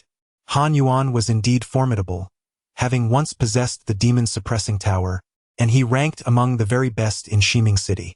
Yet, Chen Qing did not believe he could provide a superior technique. Chun Man required guidance, a domain in which Chen Qing lacked experience. After a moment's contemplation, Chen Qing nodded decisively. Thank you, Captain. He then called out to Chun Man, Shao Man, come forth to pay your respects to your master. With an impassive expression, Chun Man replied, I have already learned a great deal. I do not wish to study further. This is martial training. We shall not pursue academic studies any longer. Very well then. At once, Chun Man knelt down and bowed 3 times, exclaiming, Master, I, Chun Man, pay my respects. Where on earth did he learn that? Chen Qing was at a loss for words. Han Yuan, however, burst into hearty laughter. Excellent, excellent. He then turned to Chen Qing with a knowing smile.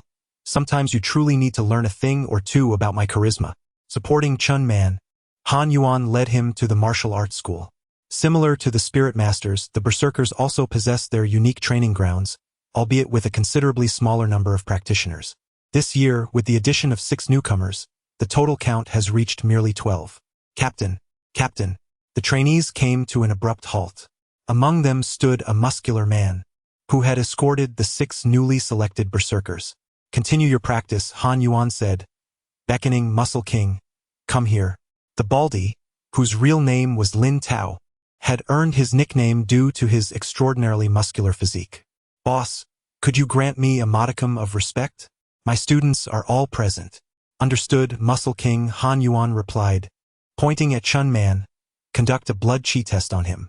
Muscle King, somewhat taken aback, glanced at Chun Man and suddenly widened his eyes. What the hell? Impressive, isn't it? Han Yuan replied with a smug expression. He is my newly accepted disciple. The 4 individuals proceeded to a room, reminiscent of the one where Chen Qing underwent his talent assessment previously. However, the testing apparatus was designed for adult sizes, making Chun Man appear diminutive while seated. Nevertheless, it was functional for the assessment. With a serious demeanor, Chun Man sat expressionless. A low hum resonated briefly. Han Yuan exclaimed, 3S. Chen Qing approached to examine the multitude of intricate values, and the final line read SSS. Ha ha ha. Tianyuan sect has welcomed its most talented disciple. Han Yuan låg het hetile. Tianyuan sect? Muscle King frowned. What is this Tianyuan sect? It has just been established. I am the founding master, and Chun Man is the chief disciple. So it's merely a duet, he remarked. The behemoth of muscle furrowed his brow, querying, Boss, the ghost extermination squad covets those with potent blood energy. How will they procure personnel?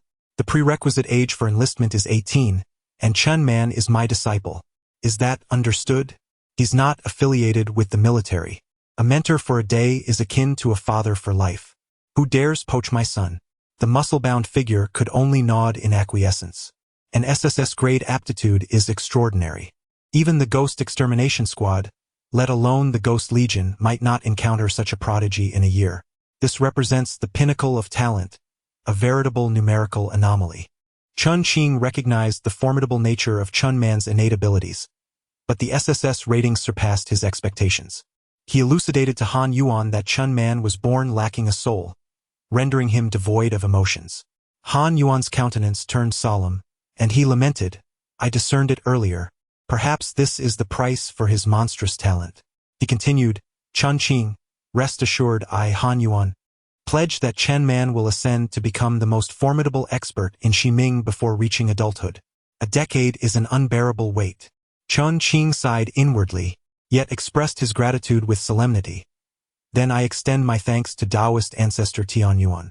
Han Yuan was taken aback, then erupted in laughter. Indeed, that title resonates. Han Yuan harbored an ekstrem fondness for Chen Man. After considerable deliberation, Chen Qing conceived an idea and inquired, Captain, may I apply to participate in the Princess's Tomb expedition? I won't pry into your motives, but refrain from overexerting yourself. Understood. Thank you, Captain. He sought to enter the Princess's Tomb for two primary reasons. Firstly, to replace his spectral familiars. Now that he had formed a contract with Zhong Kui, his F-grade, fragile spectral familiars needed replacing. These specters were too feeble, serving little purpose beyond startling others. Awakening the Vajra subduing demon technique, Chen Man finds himself in need of an exceptional martial art. Although Han Yuan is formidable, it is unlikely he possesses such a technique. Entrusting the awakening of this martial art to Han Yuan would enable him to impart it more effectively to Chen Man. Chen Qing sits in meditation, circulating his energy through the circulatory pathways. The solitary star remains aloof, silently lying on the bed without uttering a word. The monkey and the portly fellow incessantly bemoan the difficulties of soul movement. Within a week, they must achieve soul movement, and within 2 weeks, they must possess their own spirit companion. It is difficult to fathom how this could be accomplished. I truly harbor no hope. Neither do I. I suspect I will be eliminated after a week. The two lament their predicament. After a brief moment, the trio dines together, and Chen Qing departs from the base. He hails a vehicle and journeys to the outskirts of the city, arriving at the Princess's Tomb as night descends. Guards are stationed along the roadside, and Chen Qing presents his soldier's identification to pass through. The air is filled with a continuous buzzing, akin to the wind rustling through the treetops. However, upon closer inspection, one can discern whispers intertwined within. It seems a woman is softly speaking from a distant place. When one strains to listen, the voice dissipates, only to occasionally resurface near the ear. Glancing at the ghost meter, the concentration of ghostly energy is still lacking. Hold on. I must persevere. At that moment, a demon-slaying team rushes towards him, carrying an injured soldier. The soldier, drenched in blood, has a gaping wound in his side and is already unconscious. Yet, as the two pass by Chen Qing, the soldier, despite his unconsciousness, raises his head, his eyes glowing red, grinning at Chen Qing. Chapter 32.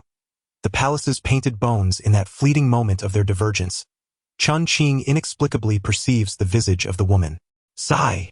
Chen Qing wished to articulate his thoughts, yet the soldier, burdened with anxiety, hastily departed without a moment's pause. A chill gradually enveloped Chen Qing's heart.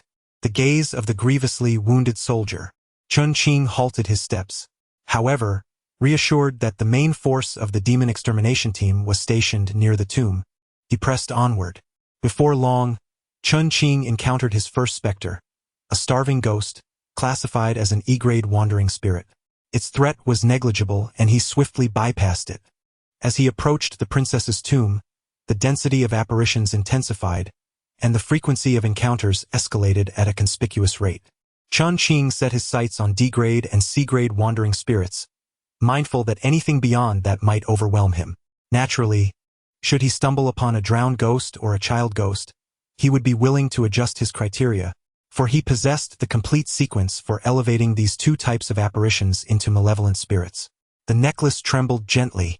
Chen Qing immediately tightened his grip on the kunwu blade, catching a fleeting glimpse of a figure ahead. However, it swiftly darted away. "Who are you? What are you doing here?" A sudden voice pierced through the air, causing Chen Qing's heart to race. He swiftly turned to find a girl of similar age to himself. She bore an injury on her shoulder, bandaged and appearing quite feeble. The girl scrutinized Chen Qing with suspicion, nodding slightly before inquiring, "Have you seen my teammates? One is injured, and the other is carrying him." "I just encountered them. They went in that direction." Chen Qing indicated towards where the two soldiers had fled. "That's good." The girl nodded but suddenly stumbled and collapsed. Chen Qing rushed forward and caught her in his arms. The girl was exceedingly frail, yet her consciousness remained intact as she struggled to speak. "You, let go of me." Chen Qing found himself at a loss, gently assisting her to the roadside, where she leaned against a tree, and only then did he release his grip. The girl gasped for air, and Chen Qing couldn't help but express his concern. "Are you all right? What do you think?" She shot him a glance filled with irritation. Chen Qing promptly sealed his lips. "That princess was formidable, scattering us all. Many of our brothers and sisters were gravely injured, and countless lives were lost." Chen Qing was momentarily taken aback, not anticipating the princess's overwhelming power. "How many of you came? Did you call for reinforcements?" he inquired urgently. The girl's complexion was ashen as she leaned against the tree, merely shaking her head. Chen Qing rose to his feet. He had matters to attend to. "Will you stay with me for a while? I'm a bit frightened." The girl immediately tensed. Chen Qing hesitated. If he left and she encountered malevolent entities, it would surely spell her doom. Glancing at the ghostly gauge, the concentration of ghostly energy here was insufficient to awaken the Vajra demon-slaying technique. Nevertheless, he retrieved a book, rolled it into a cylinder, and placed it into the long sheath meant for his dagger, securing it to his belt. "I must go to the princess's tomb. Perhaps I should bring you along." The girl struggled momentarily but ultimately whispered, "Then I must trouble you." With that, Chen Qing placed one arm around her shoulder, unsure where to position his other hand. "It's fine," the girl murmured softly. "Thank you for your help." Chen Qing nodded and finally secured his hold around her waist. Gently supporting her, he gradually moved towards the direction of the princess's tomb. The girl's brow began to furrow. "It is perilous over there. Why are you going in that direction?" "Just a minor issue." After a brief moment, the girl discerned his intention. "Are you planning to awaken this book through the manipulation of energy?" Chen Qing paused, then nodded. "Indeed." "Oh." The girl's form seemed to grow increasingly frail, and the weight he supported was steadily amplifying. "Could you, perhaps, carry me?" Chen Qing crouched down, smiling. "I have a blade on my back, and I fear it might jab you." "Just a moment." With that, he drew the kunwu sword, facing the girl, and inquired with a smile, "What is your name?" "Gong Huagu," she replied, gazing at Chen Qing with a smile. "Where are you headed, young sir?" At that moment, Chen Qing faced Gong Huagu, retreating slowly. Though his countenance held a smile, he was on high alert. Gong Huagu's smile faded, replaced by a chilling gaze directed at Chen Qing. "Since you have seen through my intentions, you shall perish." Her fingernails elongated, growing to nearly a foot in length, and she lunged forward with ferocity. Chen Qing swung the kunwu sword down with all his might, slicing through the space between her hands. He struck true. With this blow, he unleashed his full strength, confident that even steel would be cleaved in two. Yet, astonishingly, he inflicted no harm whatsoever. Retreating 2 steps, Gong Huagu pursued him relentlessly, astonishingly grasping the blade's edge with her bare hands. Zhong Kui, Chen Qing exclaimed. Gong Huagu twisted aside, exerting immense force that sent the kunwu sword flying from his grasp. Her claws lunged towards his head and chest. Clang! From the necklace at his chest, a thin, wiry arm suddenly emerged, intercepting one of Gong Huagu's hands. However, one hand was still inserted into Chen Qing's chest. Gong Huagu kicked heavily at Chen Qing's chest with both legs, leaping back to steady himself, his gaze fixed intently on the frail figure emerging from the necklace. his face a mask of vigilance. To encounter a painted skin here. Painted skin. It was a malevolent ghost-level painted skin. 5 gaping wounds marred Chen Qing's chest, blood gushing forth. He felt the strength within him rapidly depleting through the wounds. Yet, he gently tugged at his military uniform to conceal the injury, standing firm as if untouched, regarding the painted skin with indifference. Zhong Kui tumbled to the ground with a thud. Gong Huagu could not discern clearly, but every hair on his body stood on end. An unsettling aura radiated from the emaciated figure. In the next moment, as if struck by a revelation, Gong Huagu screamed, his body shooting away like an arrow, propelled by a terrifying speed in flight. Painted skin. Ah! Painted skin! Zhong Kui shouted with excitement, lunging forward in pursuit. Yet the disparity in their speeds rendered it utterly impossible to catch up. Don't go. Chen Qing, in a daze, wished to implore him to stay and protect himself, but Zhong Kui had already raced far ahead. He pressed the distress button on the ghost watch and swiftly retrieved bandages from the demon suppression tower, layering them tenfold over the wound to secure it. Chen Qing's vision began to darken. Summoning the last vestiges of his soul power, he called forth 2 spirits to guard him, but soon he succumbed to fatigue and collapsed to the ground. Chapter 33. Painted Skin. In his haze, Chen Qing seemed to hear the captain speaking. He struggled to open his eyes and beheld 3 silhouettes. The figure appeared indistinct and blurred, but soon, Chen Qing's hair stood on end. Gong Huagu, that skin-painting demon. It was still here. Chen Qing wanted to scream, but his mouth was obstructed by a tracheal tube. With a slight movement, he realized his body was riddled with tubes. Beside him, a blood bag hung. Glancing around, he found no useful objects. With a thought, a dagger materialized in his hand. He severed all the tubes with a single slash and, summoning all his strength, thrust the blade toward Gong Huagu. By the time Gong Huagu noticed, it was too late. He barely managed to sidestep. Stop! Han Yuan also lunged toward Chen Qing. But Chen Qing, dazed and weak, had little strength left. The dagger merely grazed Gong Huagu's arm, opening a wound. Blood quickly welled up as Gong Huagu frowned, glaring coldly at Chen Qing. Ha! Ha! Chen Qing pointed at Gong Huagu. Ghost! Han Yuan, ever astute, immediately understood. That skin-painting demon had taken on the appearance of Captain Gong. Captain Gong, you stay with the team. Relay the order. Captain Gong Huagu is at the demon extermination base and will not leave for the next few days. If anyone sees a second Gong Huagu, kill on sight. Chen Qing, likely drugged, was groggy but grasped the situation. Darkness enveloped his vision as he fainted once more. Doctor! Doctor! Han Yuan urgently called for the doctor, who reattached the various tubes. Only then did Han Yuan pick up Chen Qing's dagger, lost in thought. His belongings were all stored away. Where had this dagger come from? Mine. Han Yuan shook his head. With an icy countenance, Jina Huagu conveyed, Captain Han, as the painted skin has assumed my likeness, it is no longer feasible for me to appear. I entrust this matter to your capable hands. Upon regaining consciousness once more, Chen Qing found his limbs restrained by securing straps. His awareness remained somewhat clouded, and though the endotracheal tube had been removed, his throat throbbed with discomfort, particularly his parched mouth.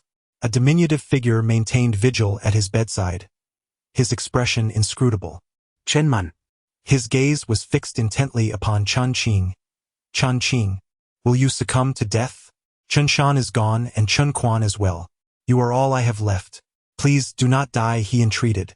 Chen Man regarded Chen Qing with earnestness, his countenance devoid of emotion. Yet the resilient youth, typically unaccustomed to tears or laughter, was now awash with them. I shall diligently hone my martial skills to safeguard you. Please do not die. I shall not perish. Chen Qing exerted himself, finally managing to emit a faint, raspy utterance. A searing pain resonated in his chest, yet a sensation of warmth enveloped his heart. This stout little fellow was evolving into an increasingly dependable presence. As these thoughts coalesced, Jina Huagu entered the chamber, eliciting a jolt of apprehension within Chen Qing. Rest assured, I am human, Jina Huagu stated serenely. What transpired? Chen Qing, beholding the flawless visage before him, continued to experience a sense of unease. Water. The physician has stipulated that you are not yet permitted to imbibe water.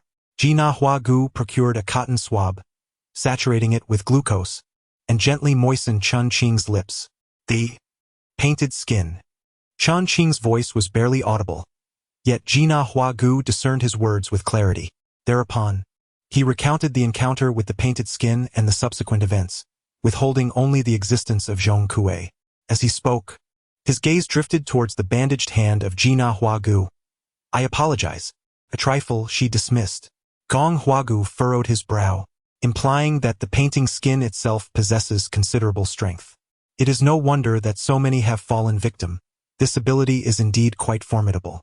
Rest well. If you possess the capability, circulate your energy, and you shall recover more swiftly, Gong Huagu remarked before taking his leave. Moments later, a doctor arrived to replenish Chen Qing's medication and untied the restraining straps. Chen Qing felt somewhat overwhelmed. The painting skin is of a malevolent spirit tier. Although Zhong Kui possesses various strange supernatural abilities, he remains merely a D-grade wandering soul. The outcome remains uncertain. However, worrying at this juncture yields no benefit. Thus, Chen Qing silently lay on the bed, commencing the circulation of his energy. As each cycle progressed, he found his body considerably lighter. The endeavor to capture the painting skin had escalated to a level nearly equivalent to the eradication of the princess's tomb. While the painting skin may not be exceptionally powerful, its bizarre abilities are exceedingly difficult to counteract. Moreover, should it assume human form, particularly that of a high-ranking individual, the situation would become perilous. Those tasked with apprehending the painting skin update a covert code daily, which temporarily prevents it from transforming into someone nearby. After lying down for 3 days, Chen Qing applied for discharge. Although his chest remained bandaged, it had largely healed. He promptly hailed a cab to the outskirts of the city. Zhong Kui, I must locate you. Yet, to find a lunatic in the desolate wilderness is no easy feat, fortunately.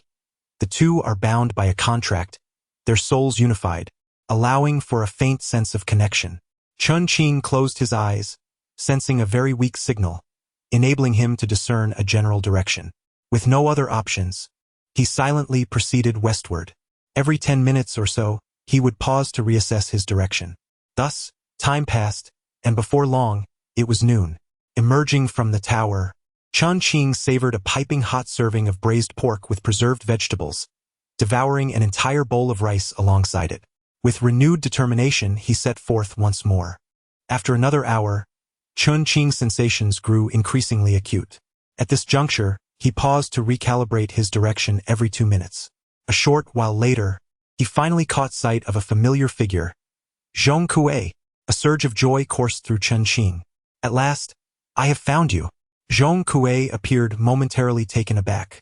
Glancing over. Haha, you've arrived. What shall we do?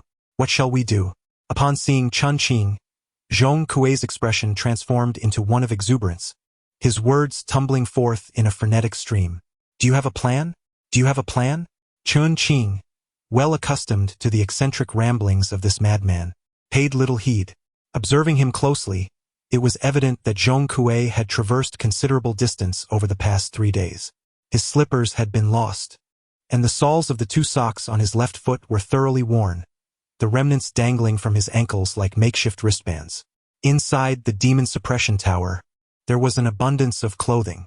Chen Qing produced a fresh pair of socks and shoes.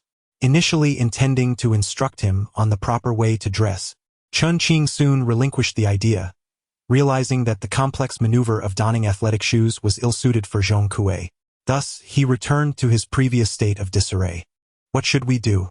What should we do? Zhong Kui fretted, pacing anxiously with a furrowed brow. What shall we do? Look, look. Zhong Kui urget. Pulling Chen Qing to the edge of a small stream.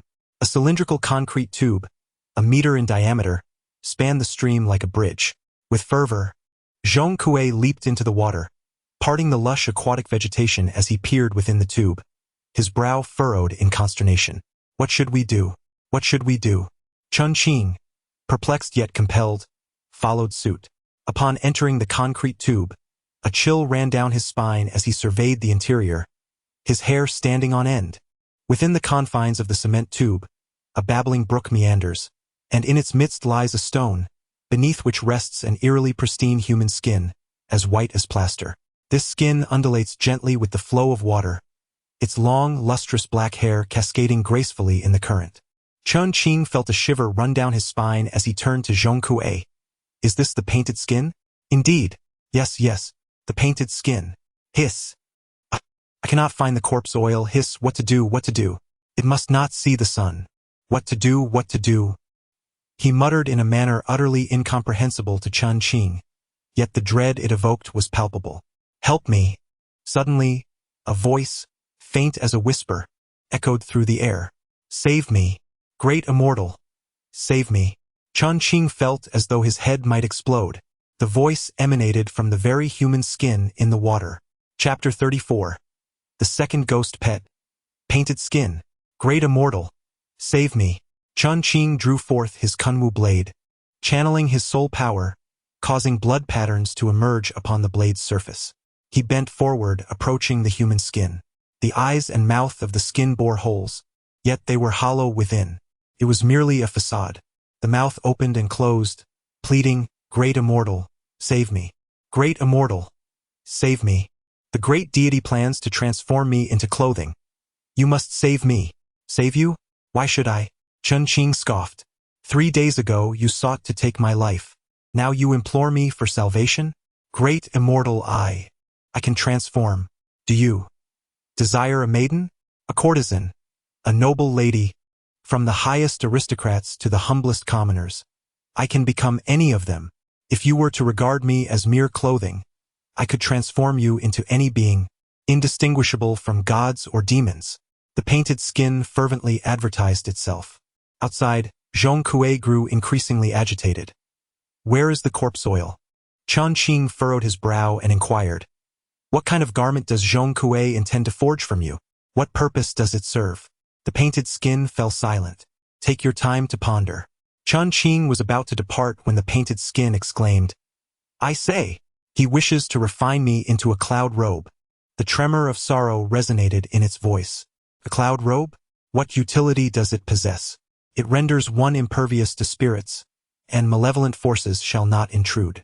In other words, one would no longer be tormented by ghostly entities, and they would perceive one as their kin. Chen Qing fell silent. It must be forged. Under the blood moon, such a garment would be an invaluable treasure. Seemingly reading Chen Qing's thoughts, the painted skin urged, Great One, I the servant, can serve this purpose while I live, devotedly attending to you for all my days. Perhaps, but I find greater assurance in the creation of a lifeless garment. With a plan forming in his mind, he exited the cement tube. Noticing Zhong Kui still fretfully pacing, Chen Qing questioned, Zhong Kui, what is the purpose of crafting a cloud robe? To return home. This displeased Chen Qing. You are my ghostly companion. During the blood moon, I shall rely on you. Great One, the painted skin urgently pleaded. Spare my life. I possess knowledge of many spirit guides. I swear by the King of Earth that I will serve you with utmost dedication. Chen Qing hesitated. The idea of a cloud robe was enticing, yet Zhong Kui's unreliability, unable even to don shoes, cast doubt on the feasibility of such an intricate endeavor. Moreover, what if the alchemical process succeeds and Zhong Kui escapes? Just as he did this time, emerging from the demon suppression tower without my command. What if he simply vanishes after brushing off the dust? With this troubling thought, Chen Qing grasped the demon suppression tower. The blood pattern of the kunwu sword emerged, and with a single strike. Yet, there was no reaction. The skin was light and thin, seemingly easy to tear apart, yet even the kunwu sword could not penetrate it. Chen Qing was taken aback. If my body were not resilient, I would not have been able to forge the cloud robe. The tone of the skin shifted from pleading to indifference. Is that so? Chen Qing scoffed coldly, glancing outside. I wonder what would happen if it were exposed to the sun? The skin was momentarily stunned, then resumed its pleas. Great immortal, I was wrong. Chen Qing weighed the demon suppression tower in his hands. What I have slain can be contained within it. However, the pressing question remains. How do I eliminate you? No, no, no. The skin immediately resisted.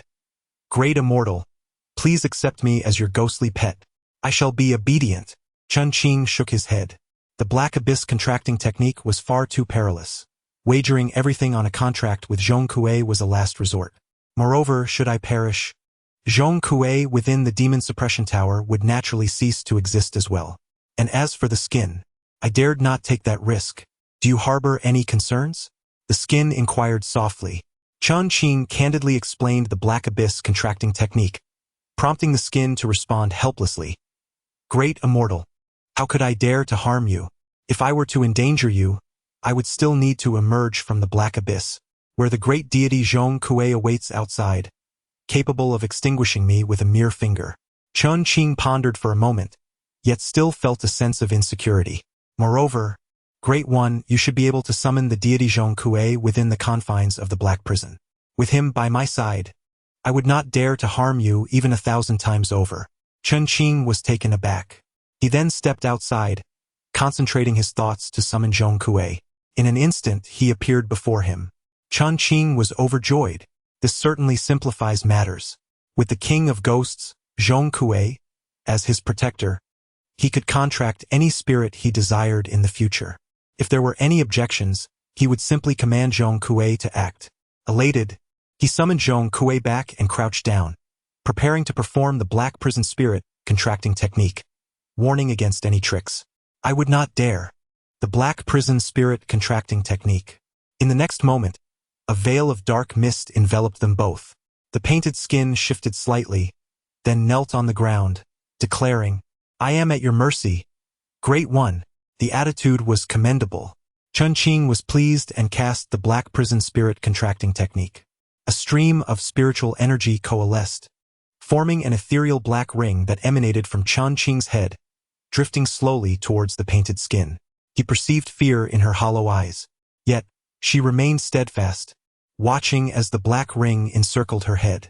The ring tightened gradually, ultimately embedding itself into the painted skin's skull, her entire being tensed, and in the next moment, she knelt again. I have seen my master. With a mere thought, Chen Qing dispelled the black prison spirit contracting technique. Now possessing the ability to contract only 2 spirits in his soul movement realm, one being Zhong Kui and the other the painted skin, was truly extraordinary. He removed the stone pressing upon her head, allowing the painted skin to finally rise.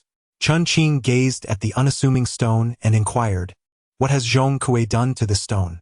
Indeed, it leads to the heavens, came Zhong Kui's voice, as another head emerged from the necklace, grinning broadly. You little spirit, possess limited strength, yet your insight is remarkable. Hua Pai observed this exchange, feeling a mix of fear and delight. Although this individual was of modest power, to have gained the favor of Zhong Kui suggested an extraordinary fortune. Being chosen as a ghostly companion was likely a stroke of luck that could take a millennium to achieve. Pray tell, what abilities do you possess? Chen Qing asked. My greatest talent is false form, which allows for transformation, albeit only in appearance. To achieve a true union of inner and outer forms, one must resort to possession. For instance, if I were to inhabit a human body, I would appear as a genuine person, undetectable to all but those with exceptional sight such as the eye of fire or celestial vision. Chen Qing nodded. The false form you speak of sounds familiar. It is a divine skill from the 72 transformations. Hua Pai had naturally learned this ability upon taking shape, though it could not be deemed a true divine skill.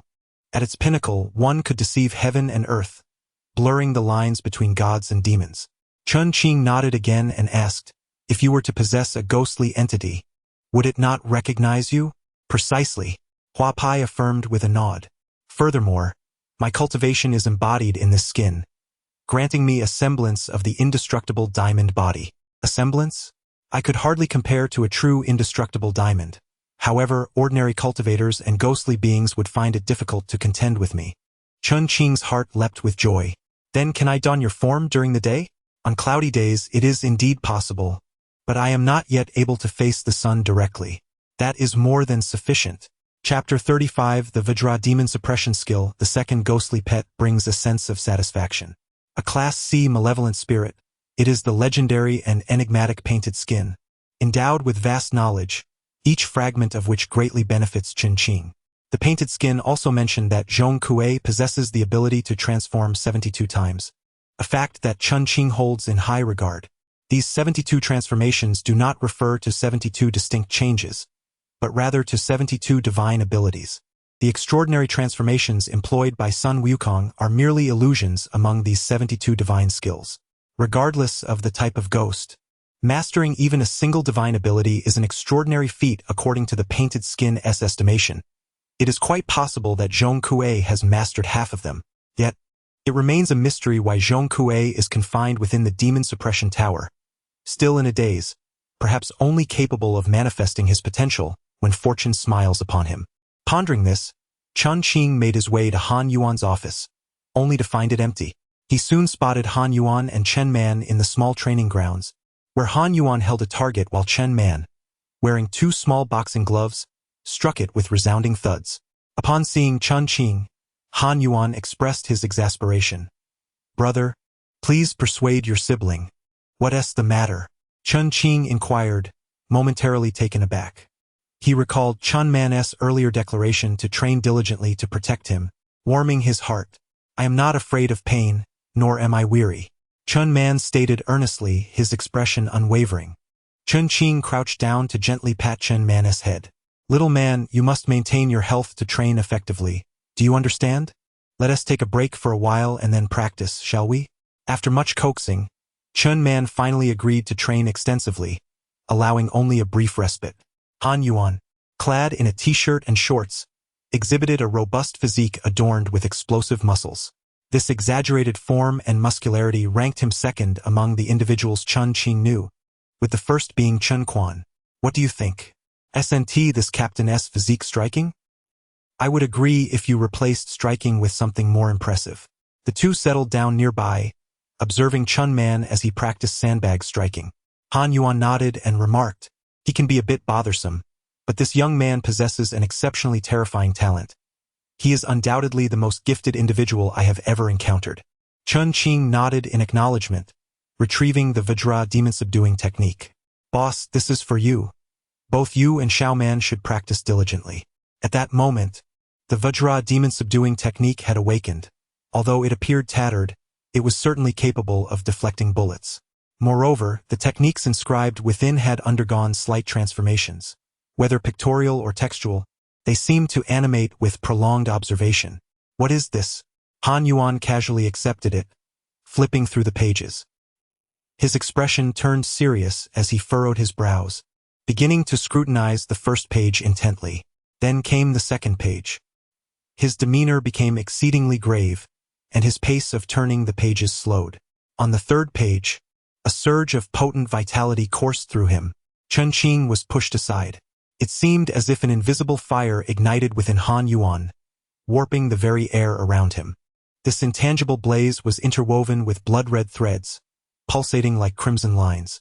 On the fourth page, the muscles on Han Yuan's body bulged as if resisting some formidable force. Beads of sweat erupted from his skin, and moments later, those droplets became stained with crimson. The blood color gradually spread, soaking his clothes in a deep red hue.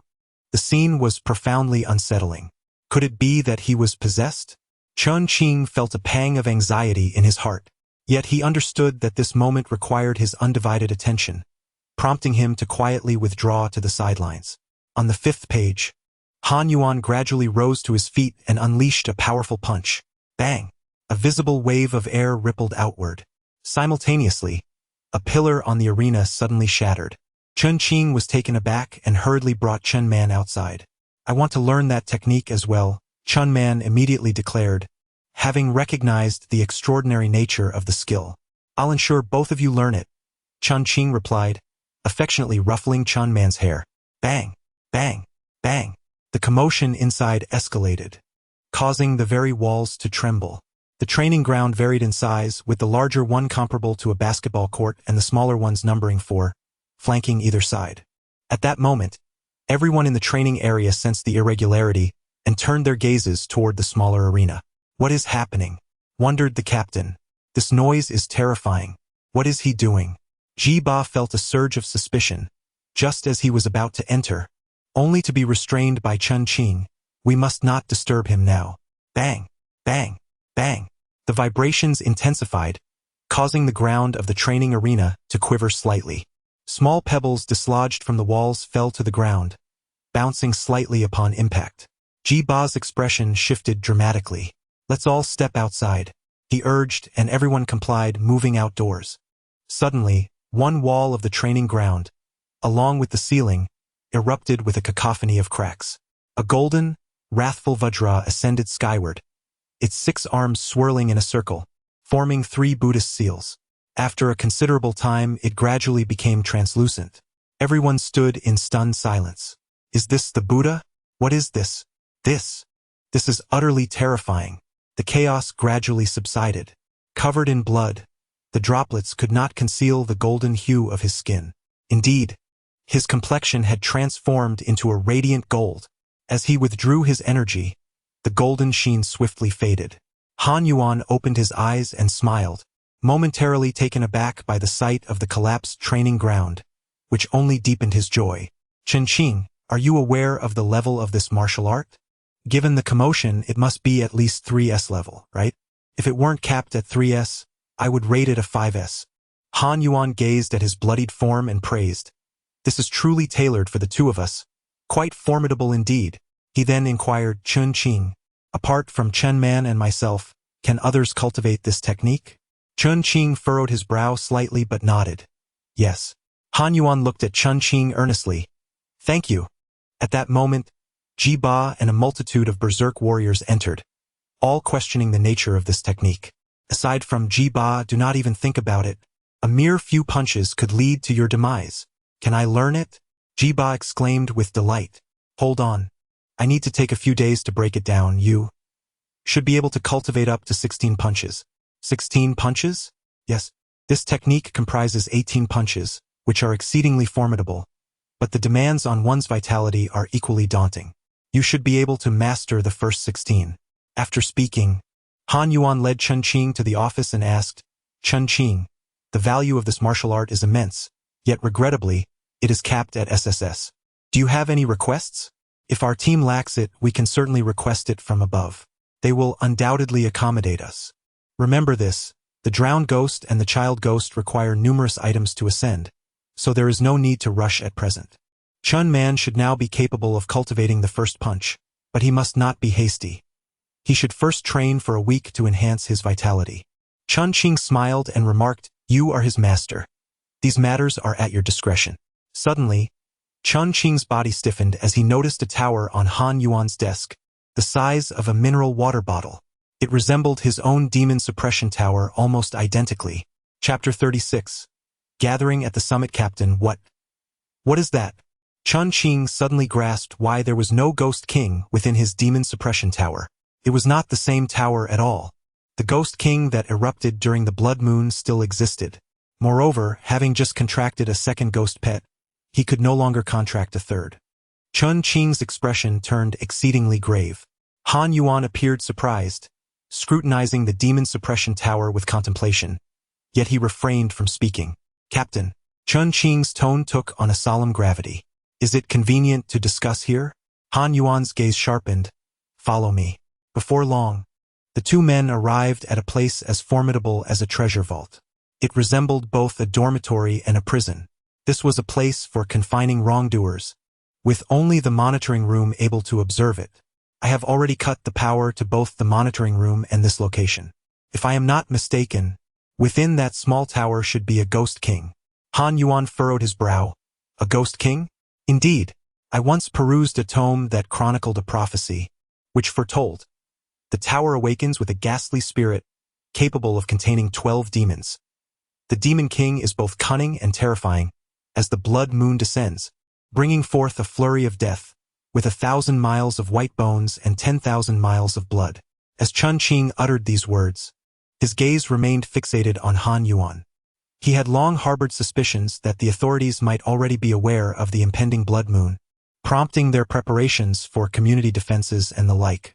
Indeed, Han Yuan's eyes flickered slightly when Chen Qing mentioned the blood moon. An understanding dawned upon Chen Qing.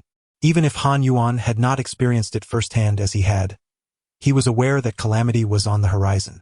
Han Yuan silently took note, naturally devoid of any doubts. He nodded in acknowledgement, declaring, "I comprehend. This evening, I shall take the tower to the princess's tomb to join the fray. Should the tower awaken, I will devise a means to confront that demon king." Upon returning to the dormitory, only the plump He Runshang and the monkey were present. Chen Qing inquired, "Where is Gu Xing?" "He has succumbed to the soul's movement," lamented the plump one, clutching the monkey and weeping, "Ah, it appears we are the last two remaining.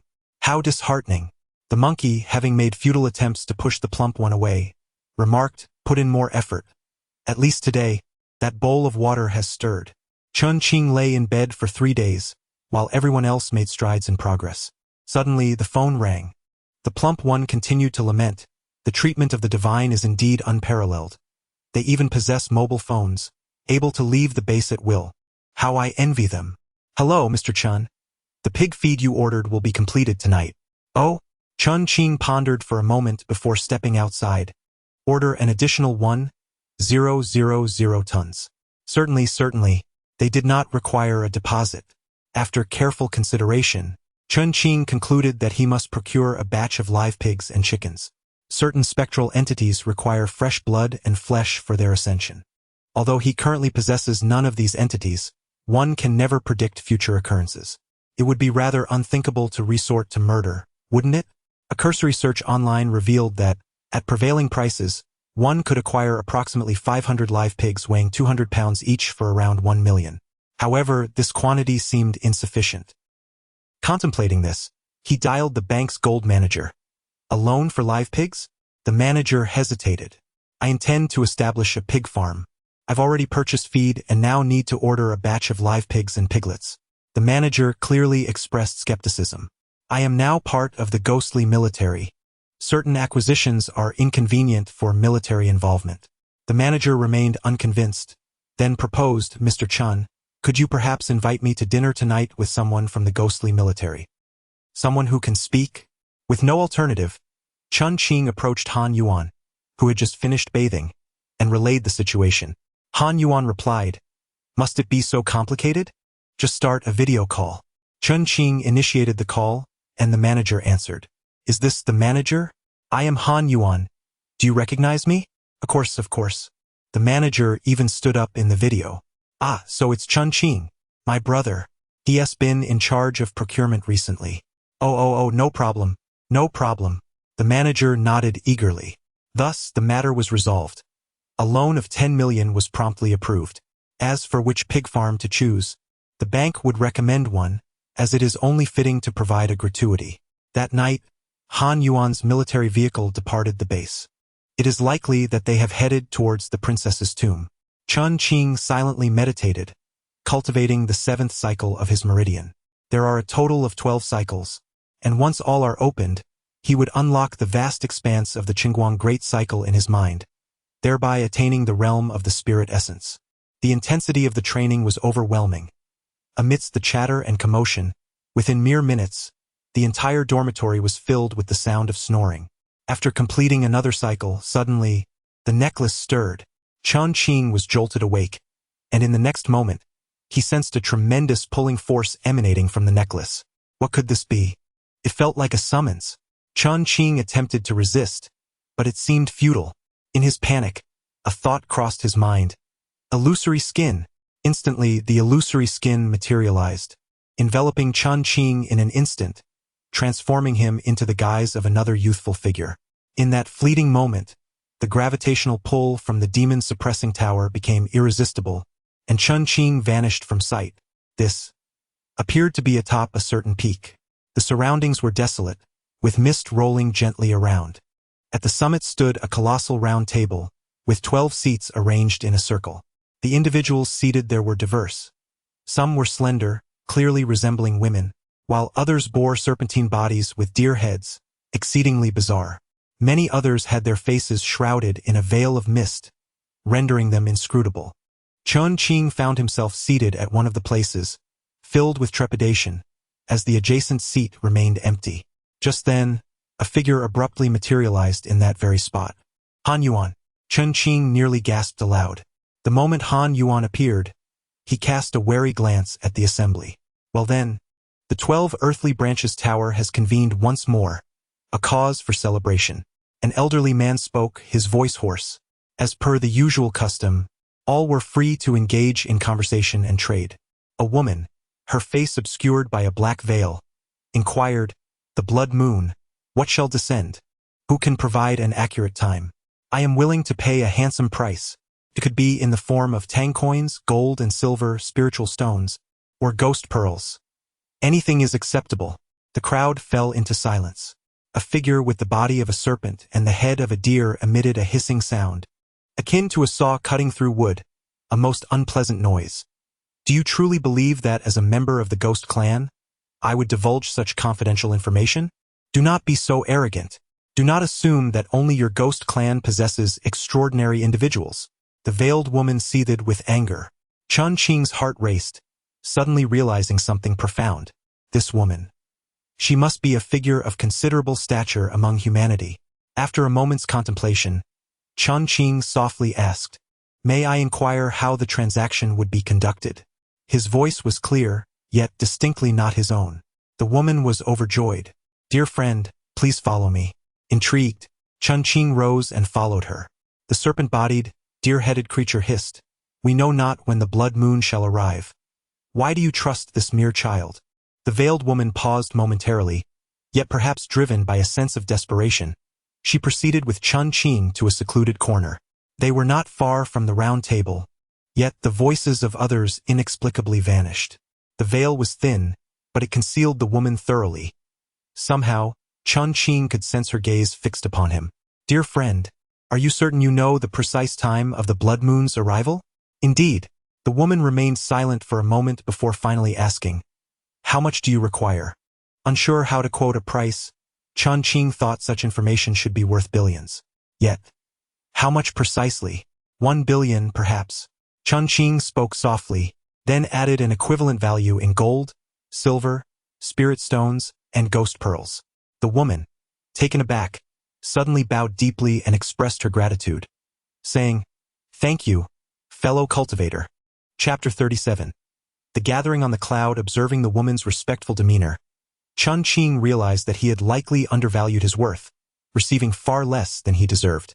The woman, with a flick of her thought, presented him with 4 bags. Chen Qing felt a moment of confusion, but to maintain his composure, he calmly accepted them and stated, "August 15th. The woman stiffened. "This year? Why not?" Chen Qing wondered, nodding firmly in affirmation. "For half a month, followed by another half-month of sunlight. In a continuous cycle." The woman shuddered slightly. She had her own channels of information, and Chen Qing's words seemed to corroborate a certain piece of news. She asked, her voice trembling, "A continuous cycle?" "Indeed," he replied. "Or rather, it is very likely that everyone is currently within the demon suppression tower." This revelation, however, led to some misunderstandings among the crowd. The creature with a serpent's body and a deer's head scrutinized Chen Qing, pondering, "This young man exudes such confidence. He must be extraordinary. Perhaps he is deliberately targeting my Ghost clan, even issuing a challenge." At that moment, as fate would have it, Zhong Kui attempted to make an appearance. Chen Qing was swift in his actions, preventing Zhong Kui from even revealing a single finger.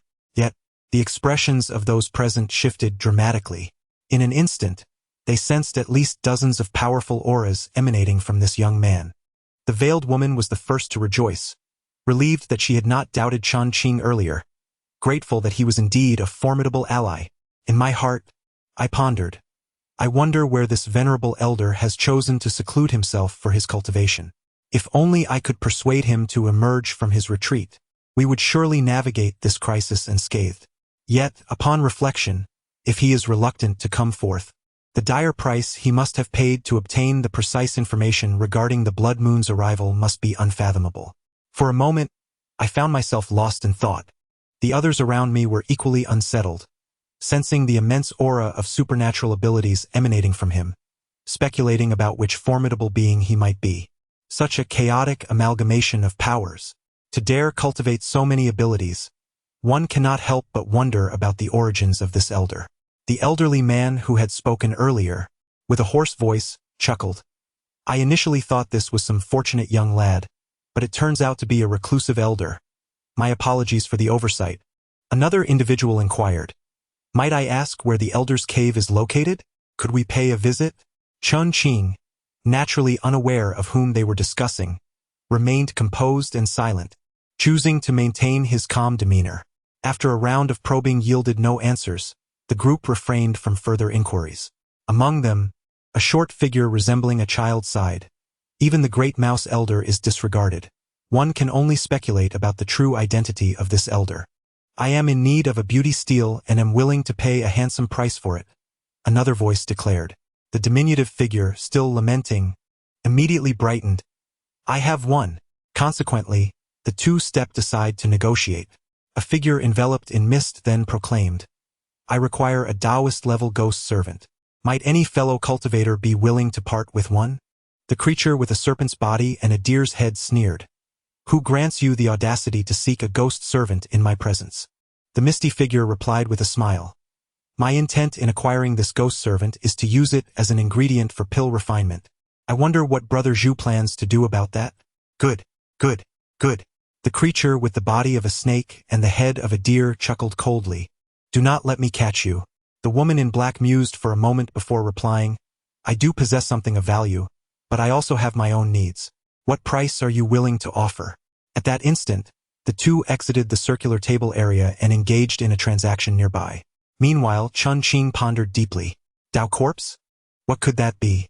Judging by the tone of the individual, it seemed to represent a level. Could it be that the rank above the evil spirits is termed Tao corpse? Han Yuan remained silent, observing without uttering a word. I seek to inquire about an individual. They should be within the realm of the Yellow Springs. A voice resonated. Chen Qing's entire being jolted. That voice. So familiar. The figure was shrouded in mist. Yet, it was exceedingly towering, at least 2 meters tall. Could it be? Chen Quan? The imposing figure spoke slowly. I am called Huang Yi. Huang Yi. That is my mother's name. Chen Qing's last shred of doubt evaporated. This person was indeed his elder brother, Chen Quan. Though he had never heard of him, he was quite familiar with the vicinity of the Yellow Springs. May I ask what price you are willing to offer, my brother? The silhouette curled up on the chair, resembling a cat or a leopard. As they conversed, they moved to the side. Chen Qing's heart was filled with astonishment. His elder brother was searching for their mother. Was it not said that she had eloped with a wild man? Could there be more to the story? Did the disappearance of his elder brother and father relate to this?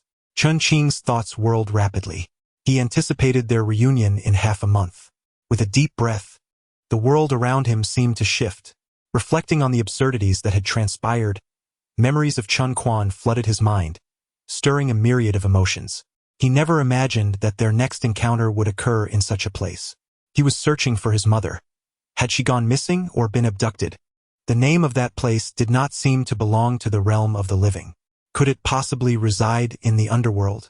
He retrieved his phone to investigate, and indeed, there was no record of such a location. After pondering for a moment, he inquired of Huapi, Do you know of the Yellow Springs Ghost Mansion? Although the Ghost Mansion is a name associated with the underworld, it is vast and divided into countless realms, and the Yellow Springs Ghost Mansion was not one he had heard of. Chen Qing felt a twinge of discomfort.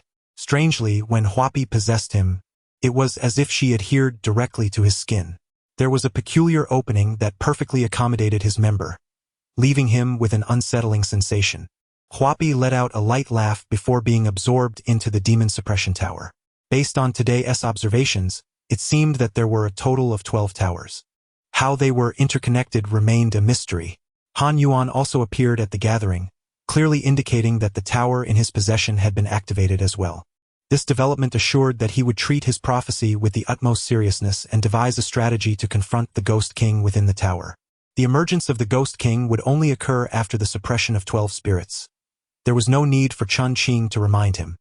He suspected that during today's expedition to the princess's tomb, Han Yuan had likely dispatched several spirits already. With these thoughts, he took out the cloth bag to inspect it. It was shrouded in darkness. As he reached inside, he was momentarily taken aback. The bag, no larger than a palm, could accommodate his entire arm. When he withdrew it, he found himself holding a handful of slightly colored translucent orbs. These orbs were the size of marbles, yet they contained immense spiritual energy. How fragrant! I must have one. I must have one. I am so hungry. Zhong Kui's voice emerged once more, a hand reaching out to snatch one away. The sensation is indeed peculiar. A grown man's hand, its base buried within a necklace, slender as a hair. Regardless, there were plenty of beads, and Chen Qing casually handed him several. With matters weighing on his mind, he found it impossible to meditate or sleep during the latter part of the night. After about an hour, a voice emerged from the doorway. Chen Qing, are you asleep? Chapter 38. A frenzied purchase. Chen Qing stepped outside, where Han Yuan spoke in hushed tones. Let us go. Upon reaching the office, Han Yuan wore a grave expression. Chen Qing, that prophecy was indeed accurate. Ah, Chen Qing feigned ignorance. Tonight, I participated in the mission at the princess's tomb, and the tower awakened. Upon awakening, I was transported to a distant realm. It resembled an online conference, filled with terrifying ancient beings. Particularly, there was a youth beside me, whom these ancient figures treated with great respect and reverence. Unfortunately, my cultivation is too low to discern what set this youth apart. Chen Qing realized, only then, that the senior they had been referring to was none other than himself. This youth possessed formidable power, and from today's events, it seemed he had even calculated the timing of the impending disaster. Therefore, the utmost priority now is to locate him. Take a look. Do you recognize him? As he spoke, Han Yuan produced an A4 sheet, upon which an image was printed. It bore a striking resemblance to the visage Chen Qing had assumed earlier. Fortuitously, he had donned a disguise. Chen Qing felt a sense of relief, scrutinizing the image for a moment before shaking his head. I should not know him. He seems unfamiliar. Han Yuan was not surprised and inquired further. The reason I sought you out is to ask if there are any additional prophecies concerning this tower, particularly regarding the blood moon. Is there anything more? None? Chen Qing replied, shaking his head. Han Yuan nodded solemnly and remarked, however, since a portion of the prophecy has proven accurate, it warrants serious consideration. I shall meet with the commander tonight to make some arrangements. Proven accurate in part? Yes, and yet no. Han Yuan nodded again, pondering. Did the prophecy not suggest the ability to contain 12 spirits? Yet my tower can only imprison 6. At this, Chen Qing fell into deep contemplation. Logically, each of the 12 towers should be capable of suppressing 12 spirits, suggesting that the capacity of each tower may vary. There should indeed be 12 towers in total, and I surmise that each one holds a different capacity for spirits. Han Yuan arrived at the same conclusion as Chen Qing. Waving his hand dismissively, he said, in any case, you have accomplished a significant feat once more. I shall take my leave. Moments later, Han Yuan departed the base in a military vehicle, accompanied by his tower. Could it be that my tower is the Tower King? Chen Qing mused, intuitively surmising that the number of spirits each of the 12 towers could imprison ranged from 1 to 12. Watching the military vehicle fade into the distance, Chen Qing sighed. Were he in Han Yuan's position, possessing such a formidable artifact, he would certainly refrain from disclosing it publicly. In 2 lifetimes, one can truly discern the character of a person, and Han Yuan undoubtedly emerged as someone worthy of trust. If he were to be forthright and share information with him, it is likely that a wealth of knowledge regarding the demon suppression towers could be uncovered. Yet, having experienced the blood moon, Chen Qing felt a lingering trepidation. Human nature tends to flourish only when societal structures remain intact. Spirit Pearl. Grant me a spirit pearl. The sudden voice of Zhong Kui startled Chen Qing. 4 bags were present. One containing 100 million, another filled with gold and silver valued at 100 million, a third filled with valuable spirit stones, and the last, another 100 million worth of ghost orbs. Chen Qing retrieved the final bag, reaching in to extract a ghost orb. Having experienced the blood moon, he was well aware that while these orbs were referred to as orbs, they came in various forms. Yet he had only encountered a few, far fewer than the multitude before him.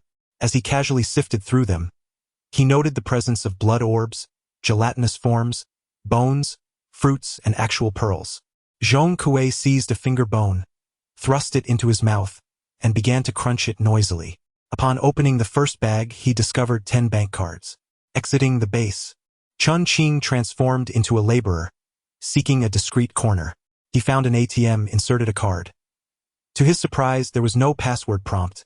Instead, the withdrawal transfer page appeared. 100 million. Naturally, he was too astute to transfer it to his own account, so he tucked the card away. The sudden influx of wealth felt strangely tranquil. After some contemplation, he resolved that he must spend this money quickly, even if it meant purchasing something as trivial as toilet paper. With 100 million at his disposal, anything he bought would be considered a substantial transaction.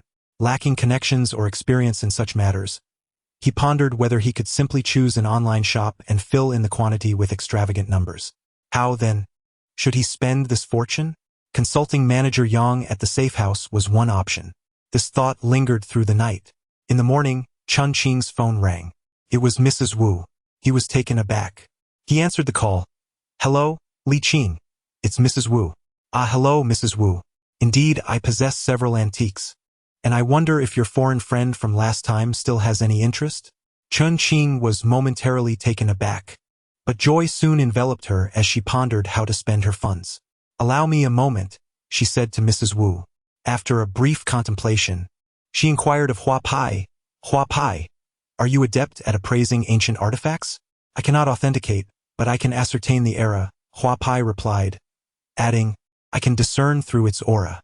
The term authentication refers to elucidating the provenance, background, and purpose of an artifact, while era determination simply entails identifying its dynasty. However, this was sufficiently satisfactory for Chen Qing. She quietly remarked that should this business transaction succeed, her cash flow would be ample. "Oh," Mrs. Wu's voice was tinged with delight. "Splendid. We shall convene this evening." After concluding the call, Chen Qing casually reserved a room and spent the day intensively studying antique knowledge alongside Hua Pai. By nightfall, Hua Pai had transformed into a slender, astute middle-aged man. Chen Qing, carrying a briefcase, followed closely behind. Soon, the two arrived at the agreed-upon location, an establishment named Gu Yunxiang, adorned with a quaintly traditional decor. Chen Qing was already acquainted with Mr. Wu and Mrs. Wu, and there was an elderly gentleman clad in a tang suit with flowing silver hair, unmistakably a connoisseur of the trade. Additionally, a jovial, portly man was present. After Hua Pai greeted everyone with a handshake, he directly inquired, "Where are the items?" The group was momentarily taken aback. Chen Qing interjected with a smile, "Mr. Yuan is pressed for time and may need to depart tonight. If it pleases you, could we present the valuable items now?" At this, the group hesitated no longer. Mrs. Wu produced a painting. The Old Man and the Crane is said to be a creation of Tang Bohu. As the conversation unfolded, Huapi shook his head, indicating a desire to move on to the next item. The four individuals exchanged glances, their hearts filled with astonishment. While discerning the piece as from the Qing dynasty was no remarkable feat, the confidence with which it was judged after merely a glance left them questioning their own capabilities. The atmosphere grew more solemn. The silver-haired elder produced a jade ring, an exquisite artifact adorned with the phoenix and peony motif from the Southern Song dynasty, yet it was indeed from the Yuan period. Huapi interjected, inquiring about the price. The elder replied, 2 million. "Too expensive," Huapi retorted, shaking his head. Next item. The group began to feel the weight of the situation. They had never encountered such an expert before. As they exited, it became clear that his family had long been engaged in the antique trade, well-versed in market trends, willing to purchase anything at a fair price. He had a particular fondness for ghost culture and valued aged artifacts, regardless of their monetary worth. Wu Xiaomin nodded in understanding. Chapter 39. I shall acquire your entire warehouse. The portly middle-aged man presented a blood-stained ancient jade, claiming it had been extracted from the mouth of a princess. Due to its heavy energy, it had remained unsold. Huapi examined it closely before nodding, asking for the price. The market value is 50,000. Acceptable, he declared, placing the jade aside on the table. The plump man was momentarily taken aback, then chuckled. Mr. Yuan, you are truly generous. As the four took turns presenting their items, having witnessed the previous transactions, they no longer dared to be presumptuous, and all the prices proposed were quite reasonable.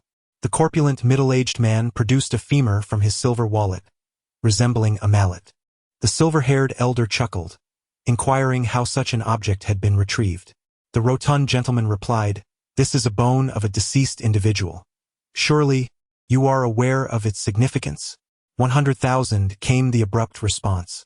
The middle-aged man paused, exhibiting a hint of hesitation. "This object summons souls. You cannot control it."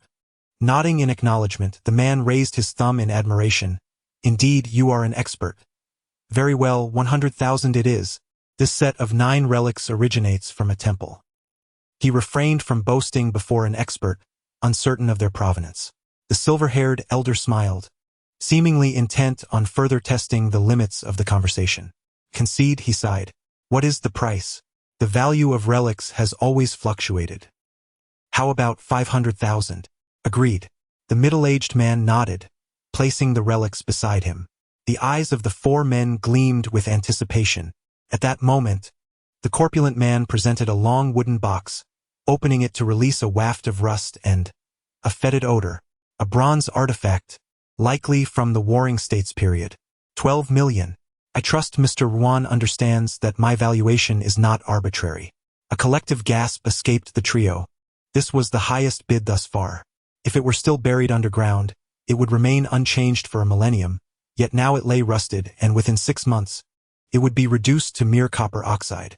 The middle-aged man's expression shifted slightly. His handling of the object had been remarkably meticulous.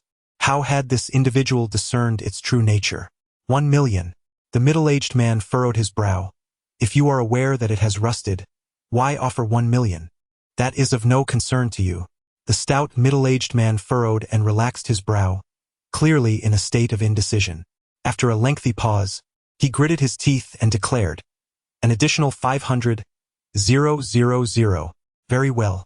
Half an hour later, the 4 individuals had reviewed all the items presented. The auctioneer acquired 19 pieces, their total value falling short of 6 million. The stout middle-aged man immediately rose to his feet. "Mr. Ruan, I have several pieces at home that are rather large and cumbersome to transport. May I invite you to view them?" "Certainly," the auctioneer replied, gesturing to Chen Qing. "Li Qing, please collect these." "Understood." Chen Qing responded, inquired, "Gentlemen, shall we proceed with the payment now, or—" No rush, no rush. "Let's take a look first." The stout man waved his hand dismissively. However, the silver-haired elder directly handed over his phone. "Please transfer to this card." In this line of work, there are far too many deceivers. The auctioneer handed Chen Qing a card. "You may proceed with the transfer." Thus, Chen Qing accompanied the silver-haired elder downstairs, where he completed the transaction at the ATM. Upon confirming the transfer, the elder finally felt reassured, stating, "Young Li, you all go ahead and keep an eye on the Qin family while I prepare. I earnestly hope you can visit my humble abode shortly." "Certainly, esteemed elder," Chen Qing replied enthusiastically. Shortly thereafter, the trio arrived at the stout middle-aged man's residence, a sprawling traditional villa situated on the outskirts of the city.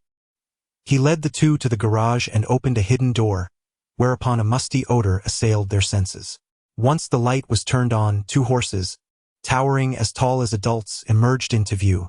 One stood proudly while the other reared on its hind legs, seemingly neighing. Most astonishingly, both horses possessed wings. Chen Qing was instantly filled with exhilaration. If both of these horses awaken, it signifies that I possess 2 celestial steeds. These are infernal artifacts, shrouded in malevolence, which instill a sense of trepidation in those with a modicum of power. Consequently, this house has remained uninhabited. The corpulent middle-aged man remarked, "Undoubtedly an ancient relic. The price is 10 million for each horse." "That is rather exorbitant," replied Huapi, shaking his head. "Let us inspect other items." "You seem to be quite the negotiator," the middle-aged man retorted helplessly. "How about this? 10 million for both horses or 2 million each?" After a moment's contemplation, the middle-aged man acquiesced. "Deal." Thereupon, the trio advanced further and came upon 2 stone sculptures resembling seated dogs. One was ambiguous, neither distinctly a lion nor a dog, while the other bore the form of a human-headed lion. These tomb guardians, like the horses, exuded a heavy aura of darkness and had yet to find a buyer. One for 2 million. Both for 1 million, he declared. Deal. Despite the middle-aged man's affable demeanor, he likely served as a grave robber's ringleader, possessing a trove of items that scarcely saw the light of day. After acquiring a few more pieces, he led the two individuals to a warehouse. The shelves within were laden with numerous antiquities, many still encrusted with earth. A cursory glance suggested that several thousand items resided in this repository alone. What caught the eye most was the west wall, where 20 suits of armor stood alongside their corresponding long spears. However, both the armor and the spears were severely corroded. The spear shafts, crafted from fine steel, were cloaked in a thick layer of rust, appearing as if they would shatter upon contact. The armor fared slightly better, yet the original stitching had long since deteriorated, replaced by later additions. Chen Qing's heart raced with excitement. The painted skin naturally understood and inquired, "These 20 sets of armor and spears should have matching steeds, correct?" Indeed, the portly middle-aged man led them to another warehouse, where 20 warhorse figurines were found. However, their exquisite craftsmanship paled in comparison to the 2 flying steeds, one of which had a severed head, while another was missing a leg. "What is the price for these 20 sets of armor, spears, and warhorses?" The man's countenance brightened with joy. "These items have been quite troublesome. I have yet to find a buyer, and even while stored here, I constantly feared for their safety. Now, finally, I have a buyer. Last year, at the Dingjia auction house, a similar set of armor fetched 36 million. He deemed such discussions futile. The painted skin shook her head, asserting, "These items are not meant for public display, and besides me, no one else would dare to purchase them." The portly man fell into a moment of contemplation. After a while, he declared, "In total 50 million. 5 million. Mr. Yuan, your offer is exceedingly excessive." The man furrowed his brow. "This bid is not made arbitrarily. It is made out of respect for your sincere intention to buy." The painted skin pondered for a moment before suddenly proposing, "Mr. Qing, why not retire? I will take the entire warehouse." The man was momentarily taken aback. "What?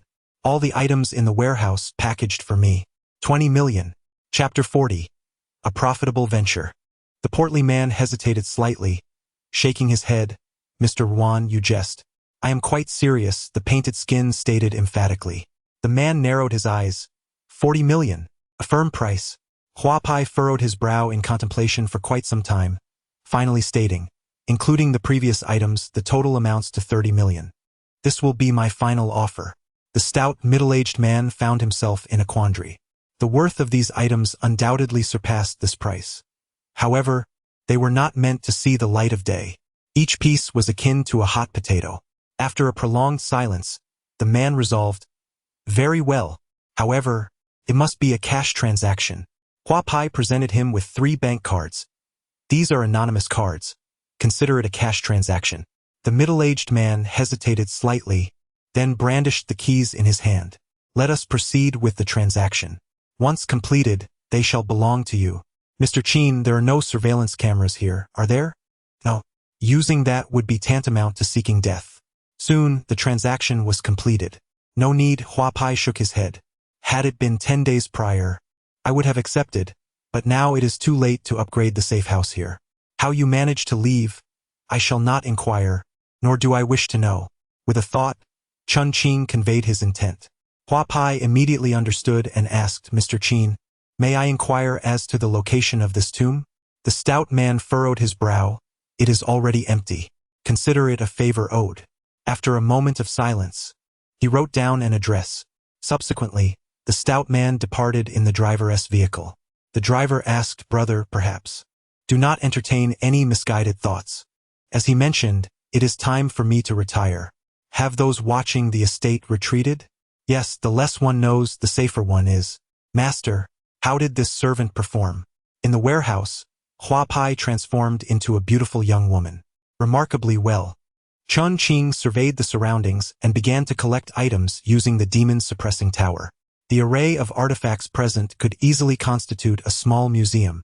Even with merely half of the potential awakened, one could emerge as a formidable figure in the realm. Once he finished gathering the items, an elderly gentleman with silver hair called him. The trio proceeded to his residence, which resembled a manor, albeit significantly smaller than that of Chen Qing. The silver-haired elder's collection predominantly consisted of calligraphy and paintings, including several masterpieces with reputable provenance. However, the asking price was exorbitantly high, and negotiations fell through. The elder presented a decree. This is an imperial edict from the Song dynasty, conferring the title of martial champion upon wantonly Bowie. Chen Qing felt no particular affinity for it, but the painted skin inquired, how much? The edict from Huizong was appraised at 100 million. Although this one would be valued slightly lower, the elder insisted on 20 million. Such edicts are relatively common and thus not worth that much. Do you possess any other edicts? Perhaps one for a martial champion? The elder replied, I have 2 more. He presented 2 additional pieces. However, one was in poor condition, and the other was from a more recent dynasty. The value of the edicts barely reached 1 million, totaling 300,000 for all 3. After a moment of contemplation, the elder acquiesced. With the vast array of treasures already in possession, the subsequent items hardly captivated their interest. Finally, the elder remarked, Mr. Yuan, you might find this intriguing. He led them to a secluded corner of the manor where a doghouse had been constructed. Instead of a dog, however, it housed a black panther adorned with goat-like horns, the guardian beast of tombs. This creature exudes a malevolent aura. I dare not keep it within my home. I cannot bring myself to dispose of it either. Please offer any price you deem fit. 50,000, Chen Qing proposed. Agreed. Thus, the 2 exchanged payment, and Chen Qing shouldered the guardian beast as they departed. This scene startled the silver-haired elder significantly. The tomb guardian is indeed formidable. Upon emerging, he gathered everything into the demon suppression tower. Chen Qing inquired, is the imperial decree of great use? Indeed, replied the painted skin, a smile gracing his face. What is the purpose of these 3 imperial edicts? After pondering for a moment, Chen Qing exclaimed, to confer titles? The instant the words left his lips, realization dawned upon him, leaving his expression awash with astonishment. Indeed, if all 3 could awaken, it would mean the master would gain 3 martial champions under his command. However, Chen Qing was unfamiliar with the rank of a martial champion. In the realm of wandering souls, they are referred to as martial men, while in the realm of malevolent spirits, they hold the title of martial champions. This is among the more esteemed classifications within the record of 100 ghosts. Malevolent spirits?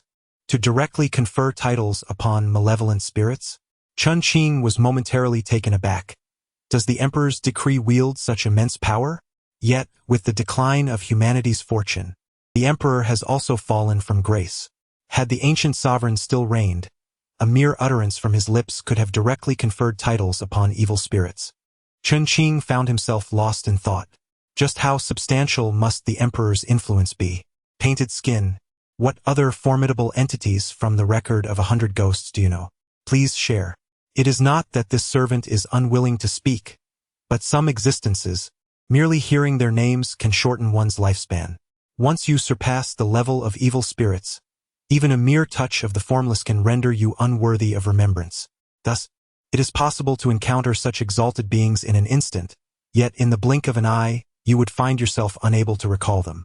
On a brighter note, some entities are simply forgettable. However, for those of a more sinister nature, merely hearing their names may invoke divine retribution. Such beings are inherently transgressors against the natural order. Chen Qing stood there, lost in contemplation. The painted skin solemnly cautioned. Overindulgence in the exploration of darkness is a perilous endeavor. Even passively listening can prove exceedingly dangerous. Understood. Chen Qing nodded, earnestly committing this to memory. After some calculation, the total expenditure amounted to 38 million. Not only could one acquire a modest museum, but even awakening a single horse would yield significant profit. Particularly, the 3 tomb guardians, essentially free of charge, were a remarkable boon. The tomb guardians inherently possess a formidable deterrent against spectral entities. Merely awakening one to keep at home would ensure one's safety, even in the absence of a Zhong Kui painting. How delightful! The more Chen Qing beheld the painted skin, the more appealing it became. "Pray, what reward do you desire?" Upon hearing this, the painted skin became instantly animated. Might the master bestow upon the servant a ghost orb? Perhaps realizing the audacity of her request, she timidly added, "A ghost orb of the malevolent spirit variety would suffice." "What sort of ghost orb?" The painted skin, brimming with anticipation, inquired. "Is there one that belongs to the umbrella flower maiden?" Umbrella flower refers to the act of holding an umbrella. Chen Qing swiftly produced a palm-sized small umbrella. "This one? Indeed, that is it." The painted skin was immediately elated. She then remarked, "The servant may require a few days of seclusion, master. Kindly await my return." With that, the painted skin vanished from sight. Chen Qing, momentarily taken aback, summoned the painted skin once more. The painted skin queried, "What troubles you?" "The time flow within the demon-suppressing tower is 15,000 times faster. In there. Is it not akin to time standing still? How will you cultivate?" "There is a second layer, you know." The painted skin, puzzled, asked, "Did you not know?" "I had no idea. Why has no one informed me?" Hua Pai elucidated. "The great deity Zhong Kui initially resided on the second level, a place to which I, as a humble servant, was unable to ascend. However, following the recent summit gathering, access to the second level has been granted. Time within it mirrors that of reality." Chapter 41. Too much money, too much worry. Is there truly a second level? Might this imply the existence of a third, fourth, fifth, sixth, or even seventh? After the awakening of the demon suppression tower, Chen Qing refrained from further exploration. Yet, it now appears that the tower harbors numerous secrets yet to be unveiled. Chen Qing pondered. "Hua Pai, can you hear my voice?" "Certainly, my master." "Zhong Kui, Zhong Kui, Zhong Kui." After several calls, there was no response from Zhong Kui. "Master, the great deity Zhong Kui has ascended to the third level." "The third level? Where is it?" "I am unaware, as only the great deity Zhong Kui is permitted to enter." Hua Pai patiently clarified. "The demon suppression tower is intrinsically linked to its master. As the master's power grows, so too does the tower. Presently, one might liken the demon suppression tower to a small infant, while levels beyond the third may still be in a state of chaos. Will Zhong Kui be in any peril?" "The great deity Zhong Kui possesses divine status and wields numerous divine abilities. Even if he is somewhat befuddled, there is likely nothing in this world that could cause him harm." "Who are you referring to?" Suddenly, a mysterious voice interrupted. "Great deity? What great deity?" Inside the second level of the demon suppression tower, the interior is not as one might envision. Rather, it is an expansive void shrouded in swirling mist. Hua Pai sat cross-legged, her expression one of dread. Zhong Kui's large face nearly pressed against the visage of the painted skin, his beard resembling that of Zhang Fei brushing against it. The painted skin dared not resist, merely murmuring, I have seen the great deity." Although the painted skin was a C-grade malevolent spirit, it appeared as fragile as a chick in the presence of Zhong Kui, who was a D-grade wandering soul. With one eye fixed on the ground and the other on the painted skin, Zhong Kui suddenly extended his hand. "Ghost orb, ghost orb, ghost orb. I desire to consume a ghost orb." His hand emerged from the demon-suppressing tower as if it had sprouted from Chen Qing's chest. Startled, Chen Qing replied, "You may have it, but please do not frighten the painted skin. She needs to cultivate."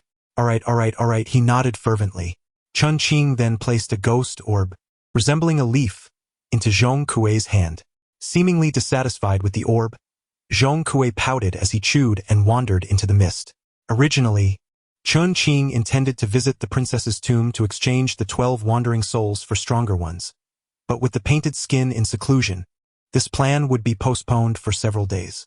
Without the painted skin, he had not felt the void, but now, in her absence, an unsettling uncertainty crept into his heart. In the following days, he devoted himself to intense physical training during the day to enhance his stamina, while at night he practiced his circular breathing. The physical assessments required him to complete an additional lap daily, and he had now reached the point of running 17 laps in 20 minutes. Under such pressure, many were eliminated each day. Correspondingly, the progress of others was rapid as well. In the final 2 days of the 7-day deadline, Both the monkey and the fatty achieved the realm of soul movement. At this juncture, Chen Qing had opened 11 circulatory paths, standing merely a step away from the realm of essence soul. The journey had been incredibly arduous. Ruanxing's eyes brimmed with tears. In just 7 days, he had shed nearly 20 pounds, rendering the label of fatty a misnomer. Do not relax just yet. Ponder how to overcome tonight's challenge. The monkey furrowed his brow, realizing that mastering the art of spirit binding within a single evening was an arduous task, as he was to contract his first spirit companion by tomorrow night. I am utterly exasperated by the haste of this endeavor. Indeed, the intensity of our training has far surpassed that of previous demon extermination teams. However, it has been said that this year's training regimen is equally merciless. The solitary star remained silent, diligently operating under the celestial cycle. The evening was dedicated to a grand lecture, and attendance was mandatory for all. Wukong expressed his satisfaction. The rate at which you have all progressed astounds me. Based on my decade of teaching experience, one typically reaches the soul movement stage in no less than a week and no more than a month. Yet, all 41 of you present here today have achieved this milestone in just a week. A commendable feat. Are we truly this exceptional? Goodness, does that make me a genius as well? You wish. I merely surpassed you by a day in reaching soul movement. The group erupted in exhilaration. Throughout the past week, they had endured rigorous training under the CPU. The sensation of being acknowledged for the first time nearly brought them to tears.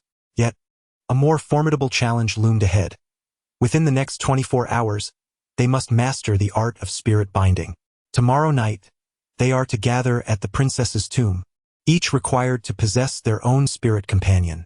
Had this been a week prior, chaos would surely have ensued. However, despite the absurdity of the situation, the group fell silent, each contemplating how to navigate this trial.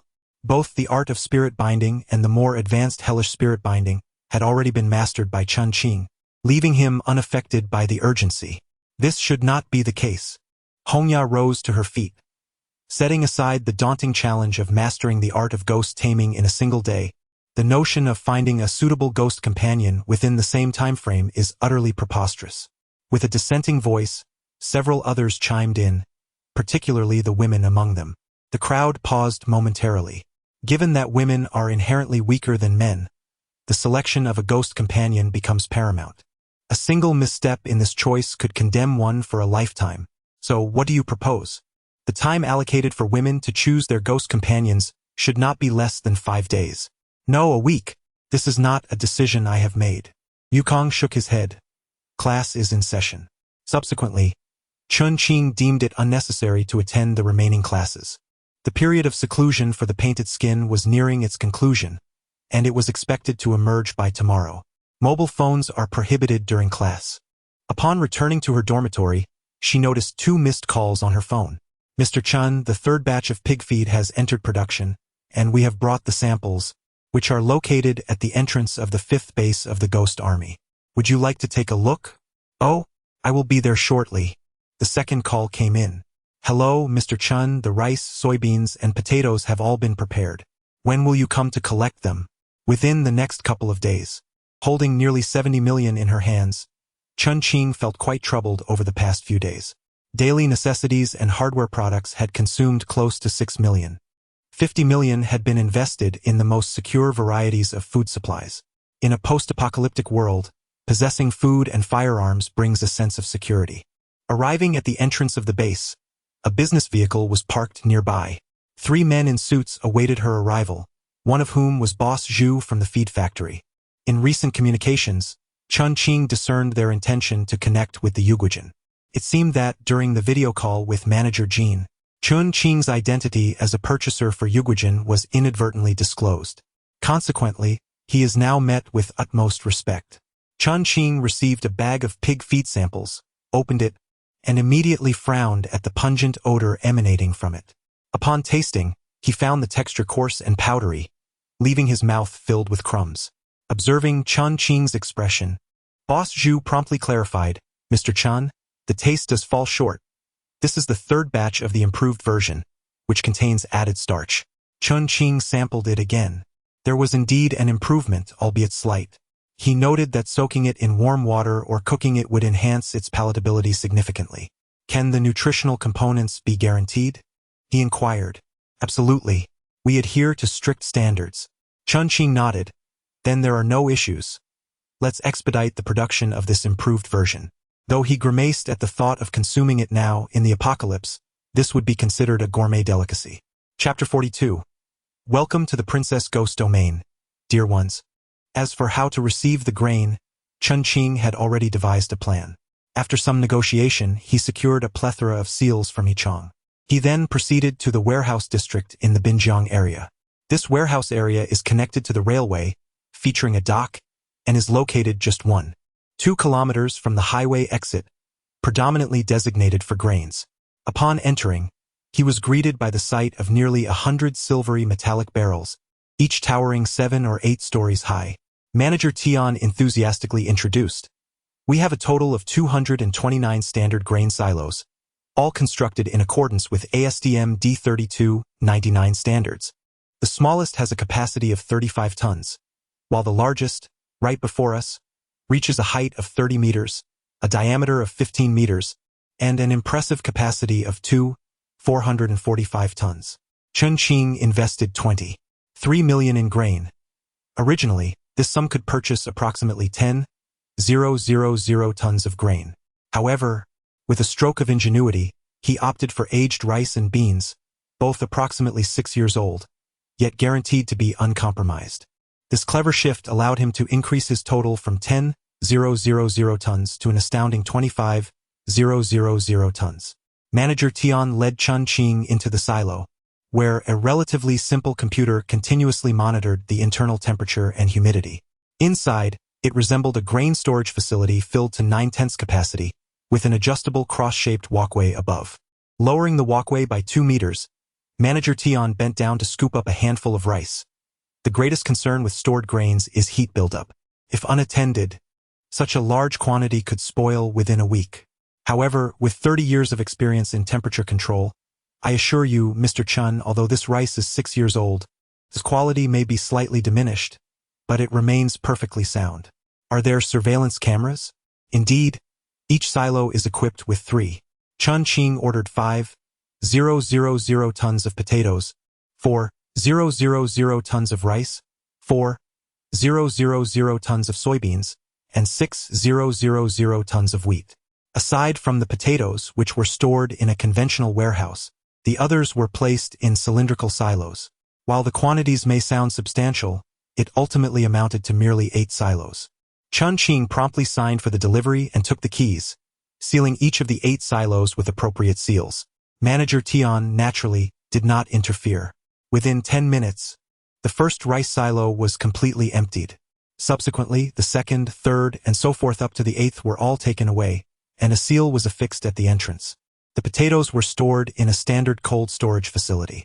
Although these potatoes, aged a few years, appeared somewhat shriveled, it was of little consequence. The monitoring equipment was positioned rather high, requiring considerable effort to adjust all of them accordingly. After securing the seals, it was finally accomplished. By this time, the afternoon had arrived. As they exited the premises, Manager Tian warmly bid them farewell. Mr. Chen, I wonder why you have been acquiring such a substantial quantity of grain lately? He spoke as if addressing them directly. Chen Qing, maintaining a composed demeanor, inquired, have other departments also begun purchasing grain? Indeed, several waves of personnel from the government and military have arrived, and in these past few days, grain prices have surged by 6%, he replied. As a mere procurement officer, how could I be privy to such information? Chen Qing chuckled lightly, yet inwardly, he nodded in agreement. Indeed, the government was intervening. It seemed that the mysterious woman clad in black, whom he encountered at the recent summit, held significant influence. Upon returning to the base, he found that a small group had already assembled on the playground. 10 military vehicles were poised for action. 4 5-seaters, 6 13-seaters, and among them was a medical vehicle. Before long, Han Yuan appeared with Chun Man, looking battered and disheveled. Today I will show you the world. But do not be overwhelmed, he declared. Let us go. Chen Qing hastily followed, asking, Captain, why did you bring Xiao Man along? Oh right, he has reached the blood chi realm. What? Chen Qing was taken aback. Han Yuan scratched his head. I had intended to keep him in check, but he broke through while training. It truly was beyond my control. Chen Qing felt a throbbing headache, as if his mind was about to expand. 6 years of chi and blood cultivation? Is this a game? Ah, indeed. That expression is just right. Han Yuan laughed heartily. I wore that very expression back then. The commander had the same look. That old fellow insisted on competing with me for a disciple, and we even had a skirmish. You're mistaken. It wasn't a fight. It was Grandpa Zhu who beat you, Chen Man corrected seriously. You little rascal. Han Yuan retorted. That fellow is no human. Do you understand? Not a human. Given that you have remained loyal to your master without betrayal, I shall spare you this time. As he spoke, Han Yuan beckoned to Chen Qing. Come to my car. Let us discuss this further. Once the vehicle was in motion, Han Yuan recounted the events of the past few days. He spoke of the situation regarding the demon suppression tower, which the commander took very seriously, inviting several top-tier individuals for assistance. Han Yuan, along with Gong Huagu and 4 formidable warriors, arrived at the princess's tomb, effortlessly slaying 6 ghosts, ultimately summoning the Ghost King. Subsequently, under the leadership of the 4 super warriors, they forcefully bound the ghost's head, establishing a blood pact that was perilous and comparable to the hell prison contracting ghost technique. Chen Man had thus broken through to the chi and blood realm. This was a significant development, igniting a contest akin to the legendary duel on Mount Hua. Han Yuan fired up, rolled up his sleeves and engaged in a tussle with the commander, ultimately securing custodial rights. Naturally, Chen Man's assertion that Han Yuan merely received a beating holds more credibility. So, is your bruised face the result of being struck by the commander? Han Yuan emphasized. It was not being beaten. It was losing a fight. Chen Man was about to retort when Han Yuan angrily exclaimed. Silence. Chen Man fell silent. Chen Qing gazed at this individual, not in astonishment, but in sheer disbelief. 4 prodigies such as Zhou Yangqiao, Ji Luo, and Chen Qing, standing before a mere 6-year-old in the Qi blood realm rendered them inconsequential. Because of Chen Man and this tower, our 5th team was destined to become quite lively. Han Yuan sighed, lamenting, Gong Huagu will undoubtedly join our team, which is understandable, as the Ghost King within the Demon Suppression Tower is now her ghost pet. But if a few more old-timers show up, I shall be utterly miserable. Furrowing his brow, Chen Qing suddenly pondered a question. Wait, Captain, you, Captain Gong, and 4 others of exceptional caliber are heading to the princess's tomb. Why not seize it while you're at it? Is the princess's tomb truly that formidable? Formidable, indeed, Chen Qing scoffed. Now it serves as a novice village for the ghost commanders. In other words, the princess's tomb has been deliberately left for practice. Chen Qing found this both absurd and strangely rational. Moments later, 10 vehicles arrived approximately 1 kilometer from the princess's tomb. At the command, everyone disembarked, swiftly arranging themselves into 2 orderly lines. The remarkable neatness of their formation attested to the fruits of 7 days of training. Of course, there existed some terrifying entities at the soul-wandering level, but if you cannot even handle those, then discussing the defense of our rear is futile. Having learned quite a bit from the ghost science, it is presumed that each of you has acquired your favored ghost pets. Han Yuan snapped his fingers and suddenly, the landscape transformed. The wilderness became shrouded in ghostly mist. The sky darkened instantaneously, lush vegetation turned barren, and scattered houses lay in ruins. The waters of the small river were an inky black, permeated with a foul odor, causing a wave of alarm among the onlookers. Han Yuan smiled. Welcome to the princess's ghost domain, my dear ones.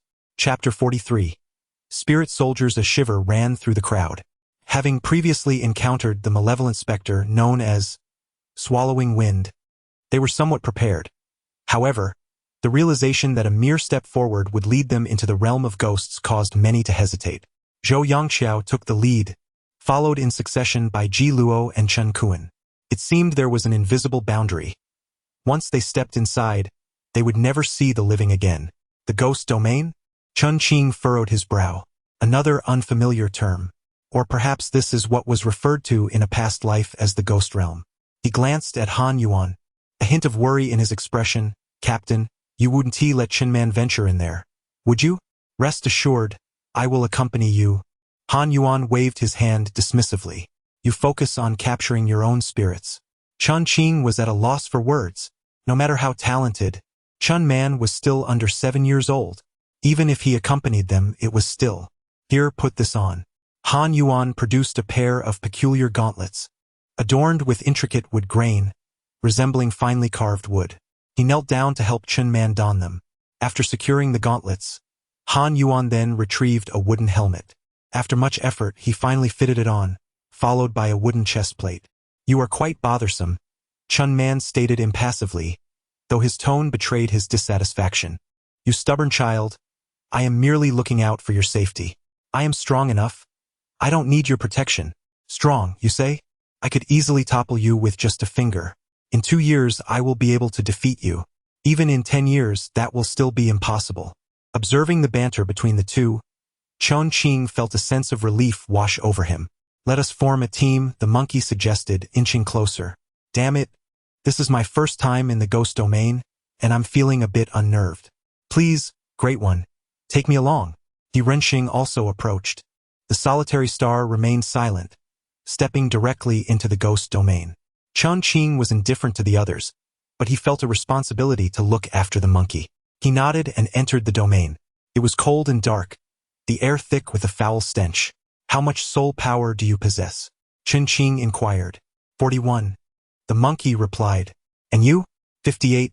Chen Qing responded. The monkey murmured, we must eliminate the F-grade spirits with ghost energy values of 1 to 10. We can only contract E-grade or recently transitioned D-grade wandering spirits. Shaking his head, he lamented. The options are rather limited. Don't you have more? Ren Qing nearly wept, glancing at Chen Qing. Great One, what about you? Surely you must be concerned for us stragglers. So consider it. Almost everyone had exchanged their opportunities for ancient artifacts for ghost gauges, donning them on their wrists as they proceeded cautiously. Soon, the trio encountered their first ghost, a toilet spirit, feasting on the muck in a stagnant pool. Upon measurement, it registered as a 14. An E-grade wandering spirit. Contracting this would certainly be a waste. The monkey observed, given my soul power of 58, a D-grade ghost nearing 30 would be preferable. I don't want it either. Ren Qing shook his head. If possible, I would rather have a D-grade. The grading system was clear. 20 to 40 denoted D, 41 to 60 represented C, 61 to 80 classified as B, and 81 to 100 was A. Naturally, Chen Qing had no intention of choosing otherwise. He currently possesses 2 primary companions. One is Zhong Kui, and the other is the Painted Skin. For this level, the Painted Skin is an extraordinary entity with superior attributes. As for Zhong Kui, despite being merely a wandering spirit classified as D-grade, one cannot solely rely on superficial statistics when observing his formidable suppression of the Painted Skin. This time, he aims to rejuvenate the F-grade wandering spirits within the Demon Suppression Tower as much as possible. The density of spirits in the ghost realm is quite substantial, and soon they encountered a second spirit. However, all 3 were taken aback. This ghost, resembling an ancient figure, donned a helmet, breastplate, back armor, and skirt armor, with a blade at its waist, striding forward with great authority. None of them had studied this, while they were still learning about spirits. The majority of their studies focused on modern ghosts, such as the air-eating ghost, toilet ghost, and the commonly encountered death ghost. They had never delved into ancient spirits. A military ghost? The trio casually assigned a name, and upon measuring with the ghost detector, it revealed 61. A B-grade wandering spirit. The monkey's spiritual power stood at 58.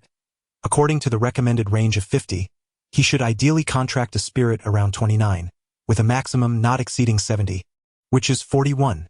Ren Qing had even less, 41, suggesting a recommended contract of 20 spirits, with a ceiling of 28. Clearly, both exceeded the limits. This won't work. It's unmanageable. Let us leave. Yet, Chen Qing halted. The monkey was momentarily taken aback but quickly grasped the situation. Chen Qing, are you able to contract this? Chen Qing naturally could not reveal the existence of the Demon Suppression Tower and merely replied ambiguously. Just right. Great deity, you're almost at 100. Ren Qing was astounded. This is utterly remarkable. Chen Qing nodded, grasping the Kunwa sword, his spiritual energy igniting, causing a spectral red shadow to dance along the blade. With a soft hum, he vaulted over the low wall, the sword aimed directly at the soldier ghost. As the blade struck, it sliced through the air, creating a gash at the back of the ghost's neck, akin to tearing through aged leather. The blade continued its descent, only to be thwarted by the ghost's protective armor, leaving behind a trail of sparks. Ethereal blue ghostly blood began to seep out, dripping steadily onto the ground. Chen Qing raised his sword to parry. Clang! Sparks erupted. Prior to this encounter, all the ghosts Chen Qing had faced, barring the painted skins, were mere F-class wandering souls that shattered upon contact. This was his inaugural clash with a ghost of such caliber. Clang! Clang! Clang! The force of their strikes was evenly matched. Yet Chen Qing was far from a match for the ghost soldier in terms of skill. In just a few exchanges, he had already sustained a cut. Fortunately, he was clad in a painted skin, rendering him largely impervious to this type of ghostly attack. A thought kindled within him to refine his combat techniques as he intently observed the ghost soldier's blade, striving to learn from it. Suddenly, a flash of light descended upon Chen Qing. He swiftly sidestepped, though the protective painted skin on his face offered some defense. He was still drenched in cold sweat. Both the monkey and Chen felt a tightness in their chests as they watched. The monkey leaped forward, brandishing a sword and charging into the fray. "Stay back, monkey," Chen Qing urgently commanded. While the painted skin shielded him, he knew the monkey was genuinely at risk of death. Damn it! He could not bear to witness his friend being slain. "Its blade cannot harm me," Chen Qing shouted. "Retreat." The monkey hesitated, scrutinizing the spot where Chen Qing had been struck. Though his uniform bore a tear, it seemed his body remained unharmed. At present, he retreated slightly, yet remained vigilant, ready to provide support at any moment. The sound of blades clashing echoed, accompanied by sparks bursting into the air. Chen Qing had already sustained a dozen wounds, and finally, shoo! A blade struck, a lethal blow. Should such a strike land upon a human, blood would spurt forth several meters. Yet, while the soldier's wounds did ooze a considerable amount of blood, it was far from excessive. The clashing continued, one blade after another. Chen Qing seemed to grasp a certain rhythm. The soldier's strikes became increasingly difficult to land upon him. "I have comprehended. I have grown stronger," Chen Qing rejoiced. At a certain moment, he delivered a decisive blow, sending the soldier's head flying. The monkey clapped his hands in exclamation. "Incredible! Truly remarkable!" Chen Qing stood stunned for a while before erupting in cheers. "Magnificent!" Chapter 44. The warrior can be honored as a martial champion. However, at that moment Chen Qing paused. He sensed that, within the demon suppression tower, the soldier could no longer find his footing. His form was dissipating. With a mere thought, Chen Qing shattered a ghost, transforming it into pure ghostly essence. The soldier naturally filled the void left behind. In that instant when the soldier occupied the space, Chen Qing felt that Zhong Kui had grown significantly stronger. However, with the monkey and Chen Qing present, he could not summon him for closer scrutiny. "Remarkable young Qingzi." The monkey patted Chen Qing's shoulder vehemently, exclaiming his strength. "The divine being is invincible." Chen Qing also praised, his eyes scanning Chen Qing curiously. He cautiously inquired, "Divine One, have you donned some protective armor?"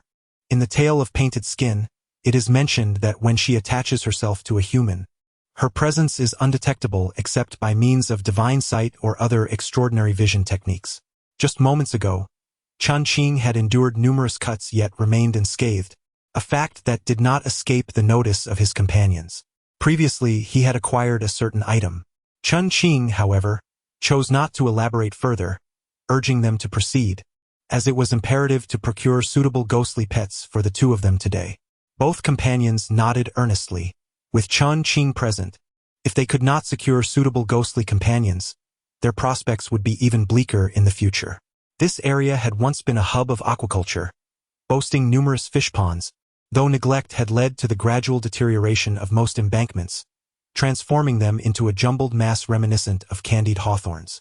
Some ponds had even dried up, becoming stagnant pools of murky water. Along the way, they encountered numerous ghostly figures feasting joyfully within these stagnant waters, yet the trio's innate aversion to excrement rendered them oblivious to the spectacle. Chen Qing faintly recalled that the ghostly figure known as Filth Eater held a notable rank among malevolent spirits, and if one could overlook the repulsiveness, it was, in fact, quite advantageous for ascending in rank. As the three traversed the expansive banks of the fish ponds, occasional ripples disturbed the depths, leaving them uncertain whether fish or spirits were responsible. Suddenly, a chilling scream pierced the stillness of the night. In this dim and desolate atmosphere, the hair on their necks stood on end. It bore a resemblance to Yang Xing. The monkey grew increasingly perplexed. Chen Qing suddenly recalled this name. He was a fellow student who had tested their talents alongside him. Help! Help! The desperate cries rang out again, this time much closer, clearly audible to both the monkey and He Runxing. It was indeed Yang Xing. They hurried to investigate. The cries for help echoed several times, punctuated by a pained shriek, suggesting further injury. Soon, the three spotted Yang Xing, his head bearing a deep, gushing wound that drenched him in blood. His arm was fractured, and multiple other injuries were evident. Before him, Gu Xing was locked in a fierce battle with a ghost. The ghost appeared ordinary, yet moved with remarkable agility, wielding a black staff with formidable skill, leaving Gu Xing defenseless. "Master, this is a martial artist," said Huapi suddenly. "If the master accepts him, he can be conferred as #1 martial champion with an imperial decree." Chen Qing nodded, finally understanding the ghost's strength.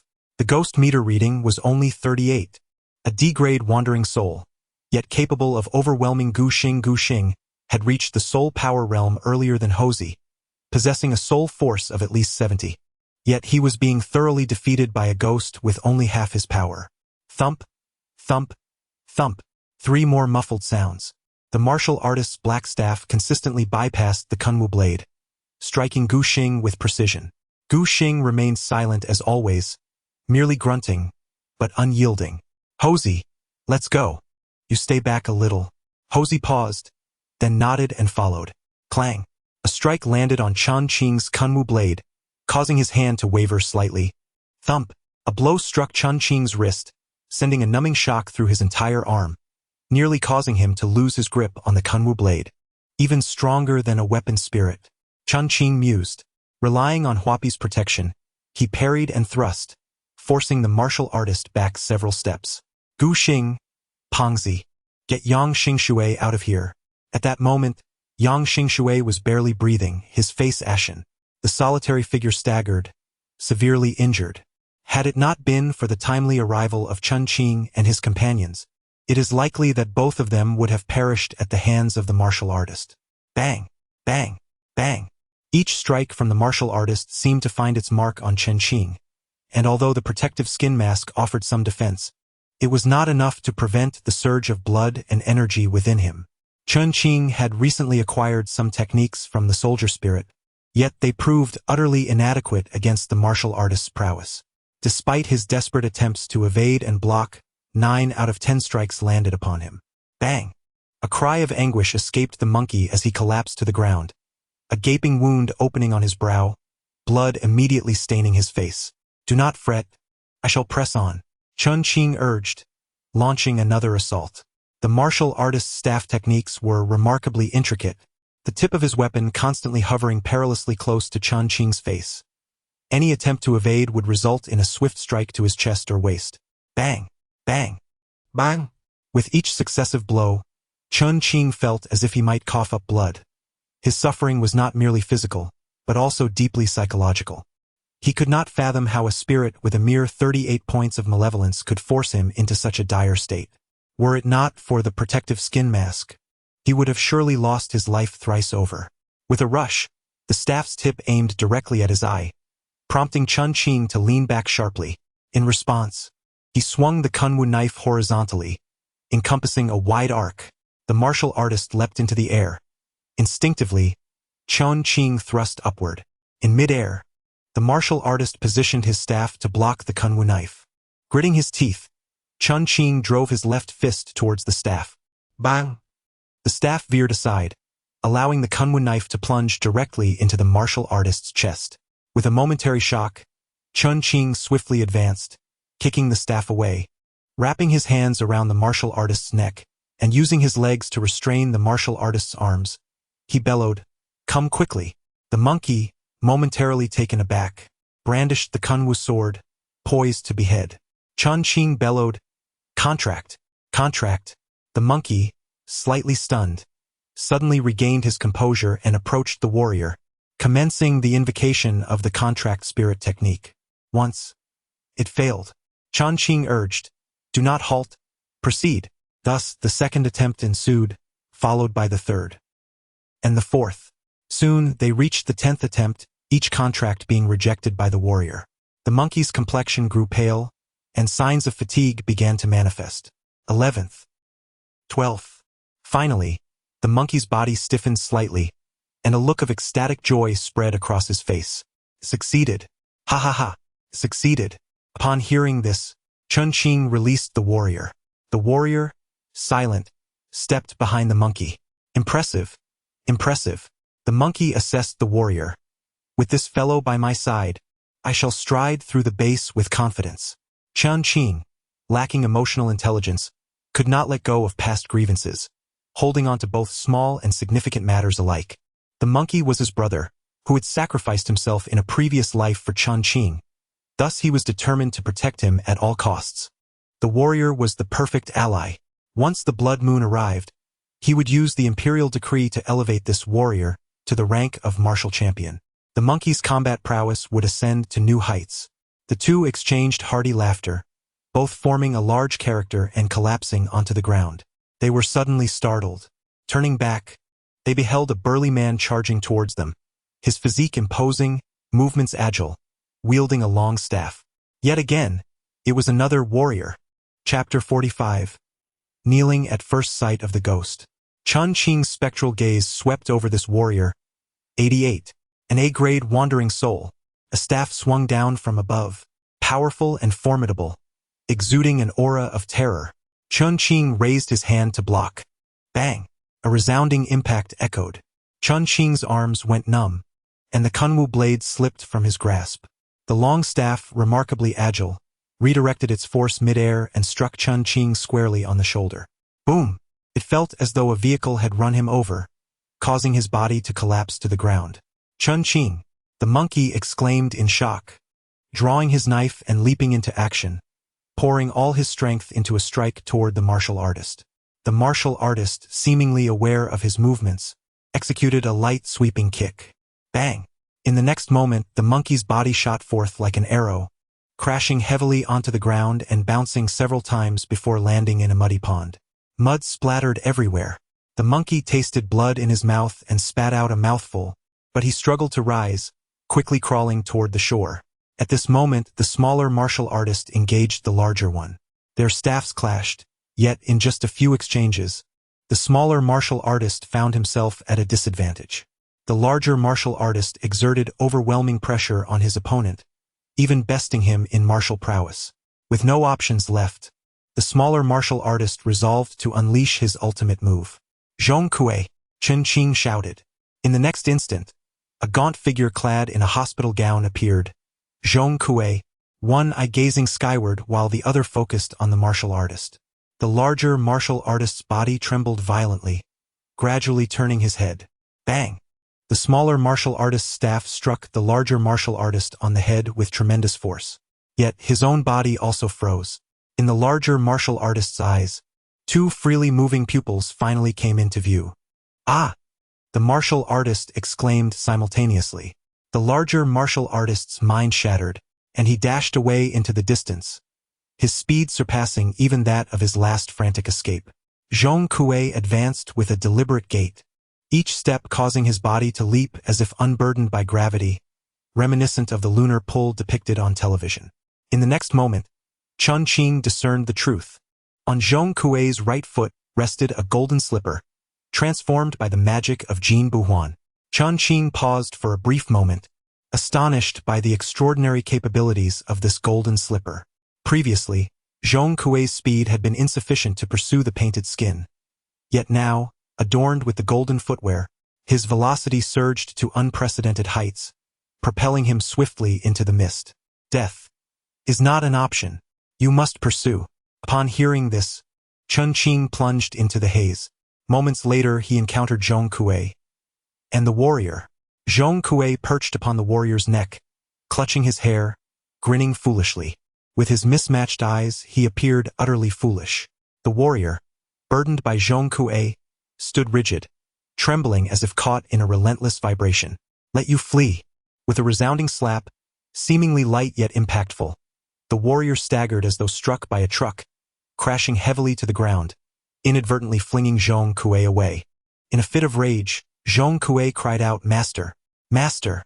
Call upon the great Zhong Kui to cease." With no time for questions, Chen Qing positioned himself before Zhong Kui, exclaiming, "Stop! Stand aside!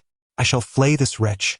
No sooner had the words left his mouth than the warrior's skin began to tear away, revealing flesh beneath, as if an invisible hand was peeling it away. The warrior howled in agony, yet knelt on the ground, paralyzed by fear. Despite his incessant screams, his skin continued to peel off, swiftly transforming him into a pale, skinless corpse. With a thud, he collapsed to the ground, lifeless. The scene was exceedingly bizarre. Chen Qing shuddered. Upon the demise of the warrior, his body transformed into a wisp of black mist and entered the demon suppression tower. With a mere thought, a starving ghost shattered into spectral energy, taking the warrior's place. As this warrior merged into the tower, Chen Qing sensed that Zhong Kui had grown significantly stronger. With another thought, Zhong Kui materialized before him. The ghostly gauge fluctuated. 99, 98, 102, 96. The values oscillated around 99. After exchanging two ghosts, it had already reached the pinnacle of grade A wandering spirits. If a few more were swapped, would it ascend to the malevolent spirit level, or perhaps to the S grade of wandering spirits, the legendary transcendent level? Chen Qing was overwhelmed with astonishment. The values of Zhong Kui were not arbitrary. Rather, they represented approximately 50 of the total ghostly energy value of 12 spirits.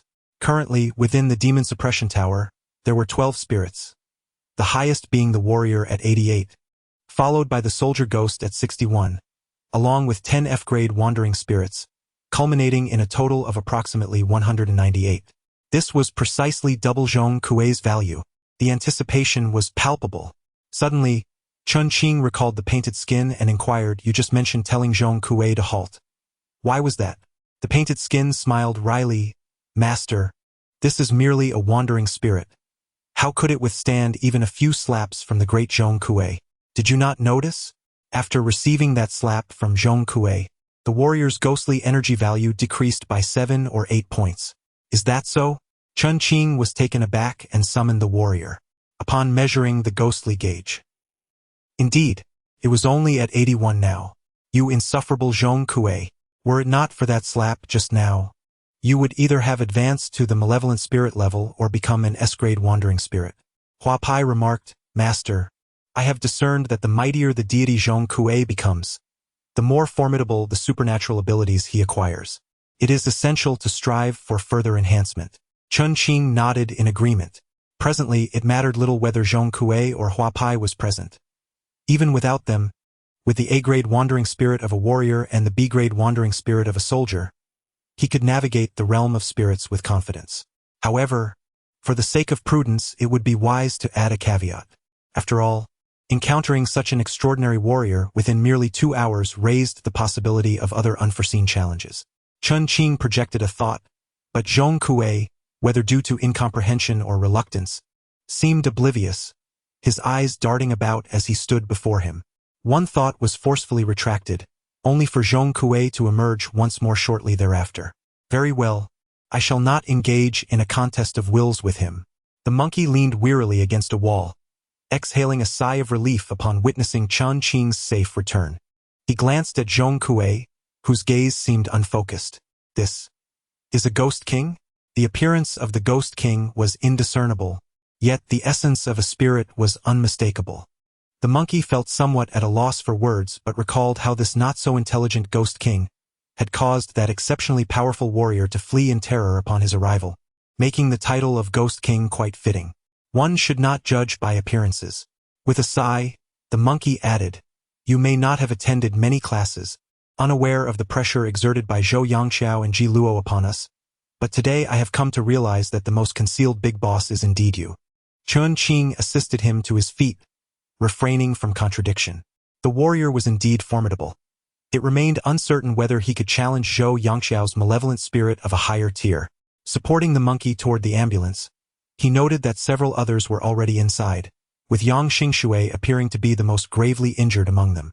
The nurse skillfully assisted the monkey, promptly administering intravenous fluids while retrieving surgical instruments, presumably to suture its wounds. Chen Qing turned once again towards the realm of the dead. The monkey, taken aback, asked, "Are you still going?" "Indeed." Chen Qing nodded. That evening, he was determined to elevate Zhong Kui to level 100. He was eager to discover whether Zhong Kui would ascend to the rank of a malevolent spirit or attain the status of a wandering soul of Class S. Chapter 46. It smiles at me. Observing Zhong Kui, the warrior spirit, and the soldier ghost beside him, Chen Qing felt a surge of confidence. As they proceeded, Zhong Kui exclaimed, "Ghost orbs!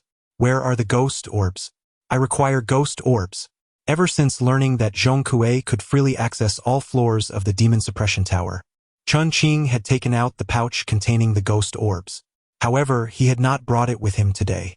"No orbs," he replied. "Ghost orbs! Ghost orbs! Ghost orbs! Ghost orbs!" Zhong Kui clamored incessantly. Chen Qing, irritated by the commotion, retorted, "Search for them on the first floor of the demon suppression tower." Suddenly, Zhong Kui leapt into the tower nestled within Chen Qing's chest. The painted skin had grown accustomed to this, while the warrior spirit observed with trepidation. One careless remark from Zhong Kui could lead to a gruesome fate. Such was the terror of his existence. Hee ha ha ha. La la la la la la. Suddenly, the laughter of a child echoed. The voice was sweet and innocent, yet in this ghostly domain, it was profoundly unsettling. A child ghost. Such apparitions were not uncommon, and Chen Qing was no stranger to them.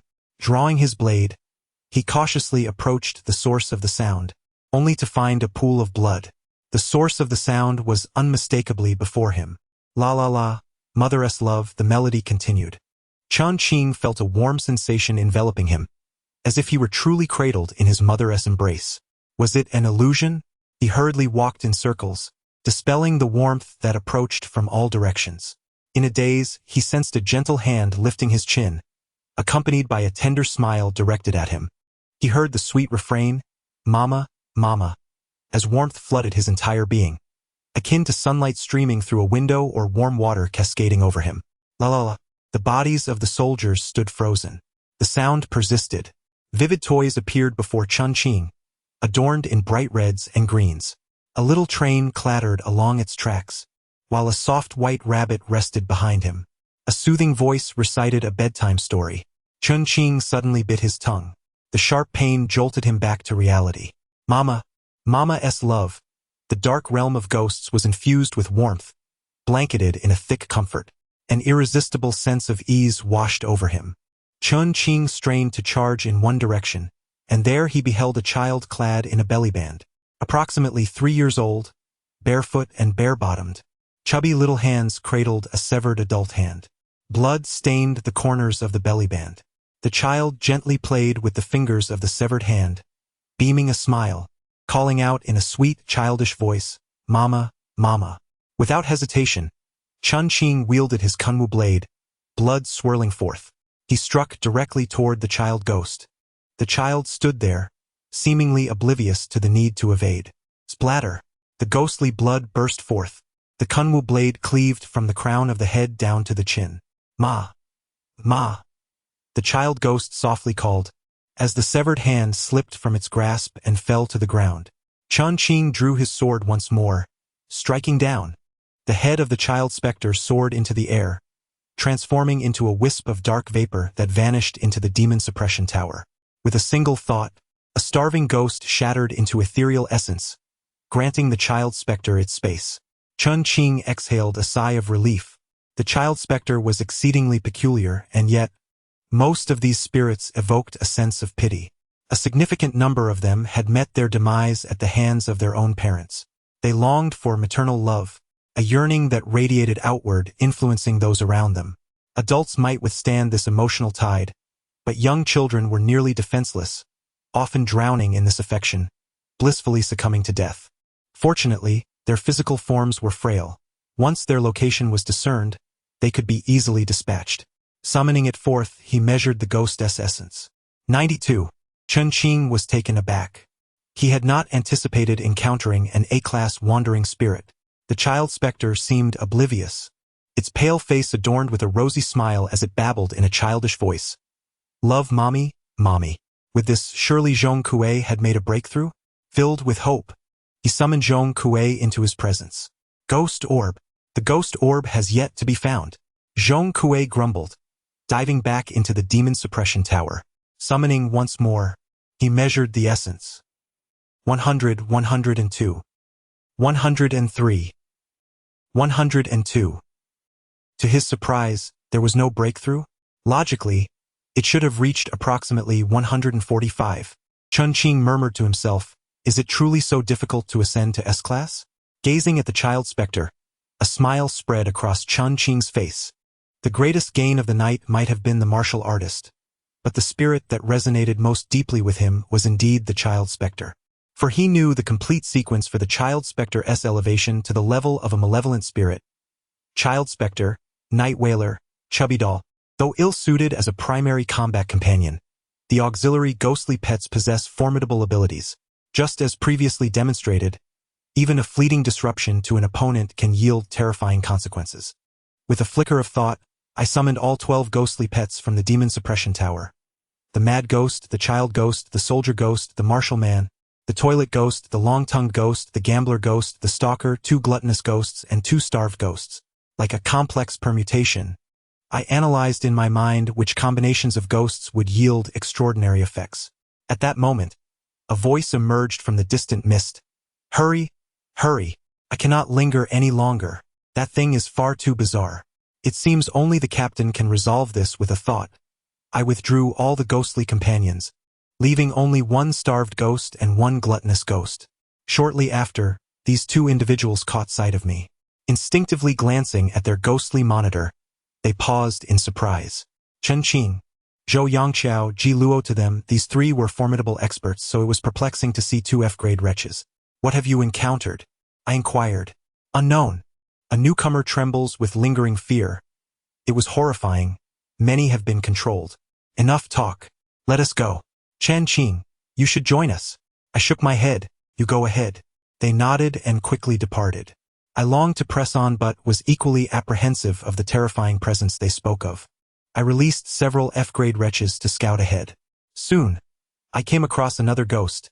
The hanged ghost. In the next instant, my vision blurred. It felt as though I was suspended in mid-air, something tightening around my neck, making it difficult to breathe. I cast a glance to the side. Isn't that the old willow tree where the hanging ghost dangles? A wave of terror surged within me. Looking down at the ground, I saw the martial spirit, the soldier ghost, and myself.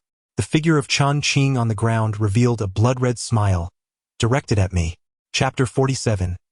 S-Class Wandering Soul. Extremely dangerous. Chen Qing attempted to speak, but the white silk around his neck constricted, rendering him voiceless. In his heart, Chen Qing shouted, "Painted skin!" The painted skin was momentarily taken aback, suddenly grasping the situation. The person encased within her guise had, in fact, been swapped. However, the hanging ghost's actions were undoubtedly a self-imposed trap. The painted skin confirmed once more that the one encased was not Chen Qing and tightened her grip fiercely. Crack, crack, crack, splat. The hanging ghost was utterly crushed. The hanging ghost within the painted skin exploded into a mass of flesh and blood. Subsequently, she leaped forward, her sharp claws severing the white silk, liberating Chen Qing. The hanging ghost, now transformed into a pool of black mist, completely merged into the demon suppression tower, leaving not a trace behind. Chen Qing was still engulfed in trepidation. Had it not been for the painted skin, even with the martial spirit and soldier ghost present, he would have surely perished here. This hanging ghost possessed the bizarre ability to silently exchange positions, an uncanny skill indeed. At this moment, Chen Qing felt a genuine sense of dread. Though the malevolent spirits had been vanquished, it was merely the middle of the night, and he had already encountered so many sinister apparitions: the child ghost, the hanging ghost, the soldier ghost, the martial spirit. Each one was exceedingly formidable. At this moment, the black mist formed by the hanging ghost was swirling within the demon suppression tower.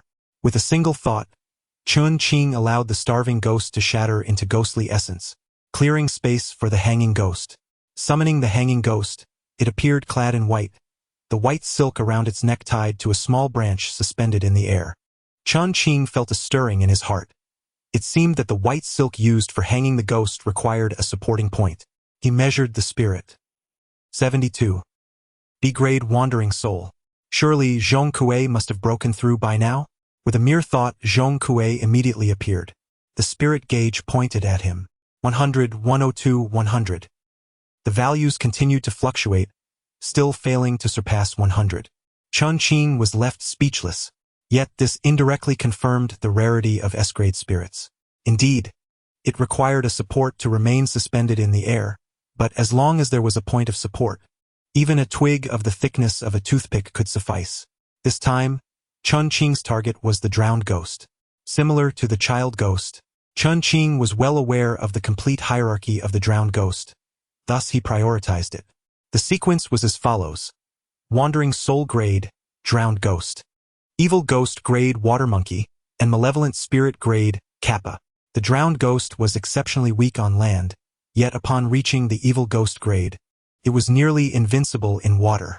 The Zhongpan community was adjacent to a river, so it was certain that one would be present. After all, this was within the realm of spirits, where their numbers were plentiful.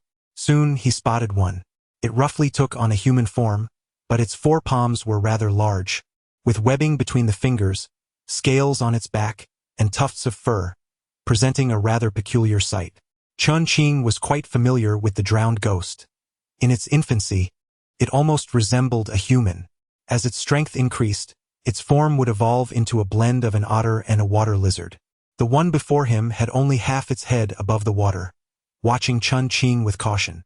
Observing its human-like forehead and hair, it was clear that this spirit's power was decidedly low. Indeed, the spirit gauge confirmed it, registering only 45. Chen Qing immediately pressed forward. Subsequently, he encountered the second and third spirits, all exhibiting similarly weak powers. At this moment, not far away in the deep pond, the water's surface suddenly erupted with several ominous waves.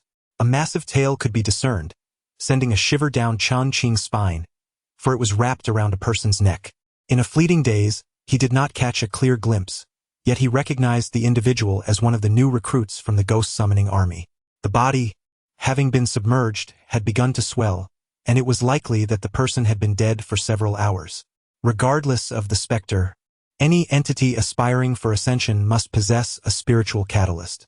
This catalyst could manifest as several spirit stones, a handful of ghost orbs, or could hinge upon specific conditions.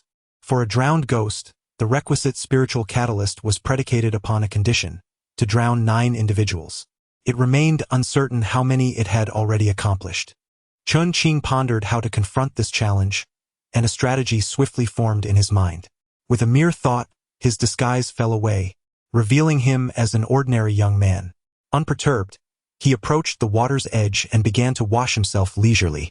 While Chen Qing could not see the drowned ghost, he was acutely aware that it could undoubtedly observe this scene. However, the drowned ghost was inherently cautious, leaving Chen Qing uncertain if it would take the bait. 1 minute passed, then 2 and 3. Yet the drowned ghost did not make an appearance.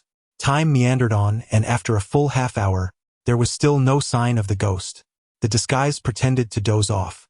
Suddenly, a dark spot in the water expanded dramatically. A tremendous splash erupted, akin to a giant crocodile leaping from the depths. In an instant, the long tail coiled around the disguise, intent on dragging it beneath the surface. Despite the disguise being on guard, it had not anticipated such swiftness. With no time to think, its nails elongated and dug into the earth. As the drowned ghost pulled the disguise forward by about a meter, Its claws carved 10 one-meter-long gashes into the ground. The drowned spirit sensed danger and immediately released its grip on the painted skin, attempting to flee. However, in the next moment, a figure clad in white abruptly emerged from the water.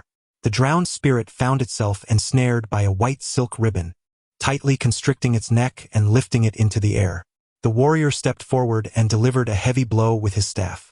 With a resounding crack, the spirit's scaled forehead shattered, caving in a considerable portion. The warrior struck again with force, and with another loud thud, the drowned spirit met its demise, dissipating into a mist that entered the demon suppression tower. There, it made room for a gluttonous spirit. In the water, a hanged ghost emerged, its face reflecting sheer indignation as it crawled onto the shore, drenched and motionless, caught in a daze or perhaps simmering with anger. In the next instant, a thought summoned the drowned spirit before them.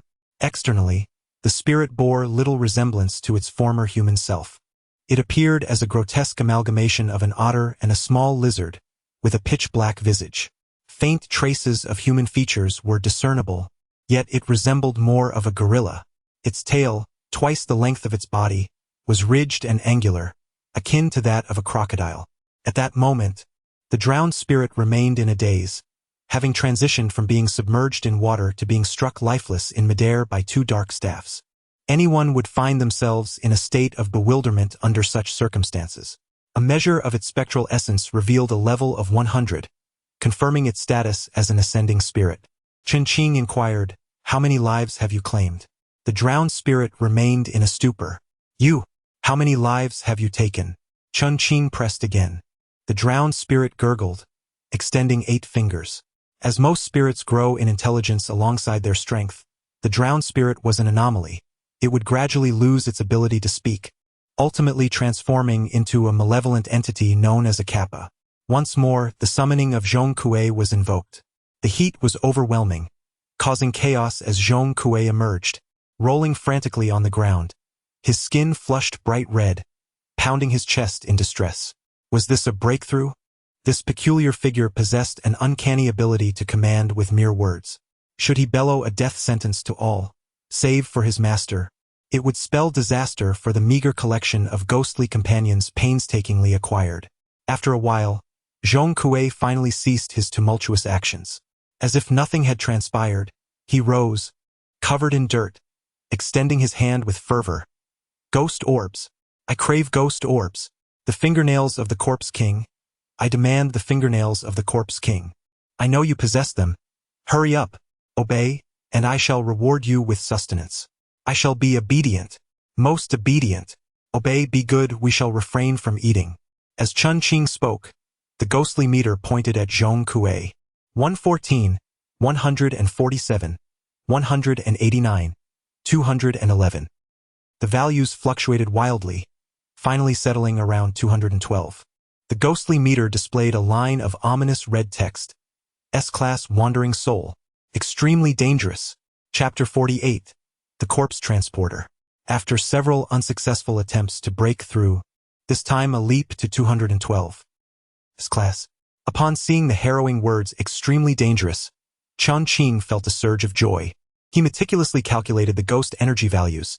Drowned ghost 100, child ghost 92, martial ghost 82, originally 88, but reduced by 6 due to Zhong Kui's slap, hanged ghost 72, soldier ghost 61. Adding in the 7 lesser spirits, the total was nearly double that of Zhong Kui's. If all 12 were to reach 100, could Zhong Kui ascend to SS? Perhaps even SSS? I can scarcely imagine. Ghost Pearl. Grant me the Ghost Pearl. Zhong Kui is once again shouting. His strength has surged tremendously, yet his appearance and features remain as carefree and unrestrained as ever. Chen Qing gazes at his golden slippers, pondering deeply. These golden slippers, transformed within the presidential suite, have astonishingly awakened. Remove them. Let me see. Zhong Kui immediately steps back 2 paces. Mine. I am aware of yours. You must first take off. Mine. Zhong Kui reiterates emphatically. Chen Qing grits his teeth in frustration. Suddenly, he recalls Li Ba's golden body. With a fleeting thought, Li Ba's golden corpse materializes before him, positioned just as it was when first placed. However, both arms are severed at the shoulders. As the ghostly energy envelopes it, the golden corpse astonishingly stirs. It seems to attempt to rise, but lacking arms. It rolls and struggles on the ground for a while before gradually standing upright, its eyes glazed and vacant. Chen Qing is somewhat bewildered. Could it be that the gold transformed from Jin Buhuan can awaken as well? Does that mean the golden duck he sold was a grievous loss? The golden body. Wow! What a magnificent golden form! Zhong Kui's eyes shine with excitement as he steps forward, feeling it from left to right. A golden body? What purpose does it serve? Wow! The golden body. Zhong Kui finds himself utterly at a loss for words. Master, you actually possess a golden body? The words of the painted skin reveal a sense of astonishment. What is its true utility? The golden body, in many respects, signifies cultivation. Regardless of celestial, demonic, divine, or Buddha, those who possess a golden body are invariably formidable beings. For instance, the Buddha, the Jade Emperor, the Great Sage. With each name uttered, Chen Qing feels a flutter in his eyelids. Master, let us stow it away for now. This is far too perilous. Chen Qing swiftly retracted. The painted skin continued. The golden body is one of the most formidable forms of, such as the Tenjong golden body, the 8-treasure golden body, and the relic golden body. However, this particular golden body servant cannot distinguish among them, for it has only heard of them but never witnessed one. Perhaps the great deity Zhong Kui knows. Zhong Kui, brimming with impatience, exclaimed, "Original golden body! Original golden body! Return it to me!" As he spoke, he pursued the golden body into the demon suppression tower. The original golden body. This signifies that the master can refine it into their being. The so-called invincible golden body refers to this, possessing tremendous offensive and defensive capabilities. Yet, it is unclear who wielded such power to sever the golden body's 2 arms. Their cultivation must be unfathomably profound. Chen Qing felt an overwhelming resentment. Had he known, he would have rather perished than sever Li Ba's arms. Without arms, what use is the golden body to him? Iron head skill? Diamond legs? Just as he was consumed by frustration, a rustling sound arose beside him.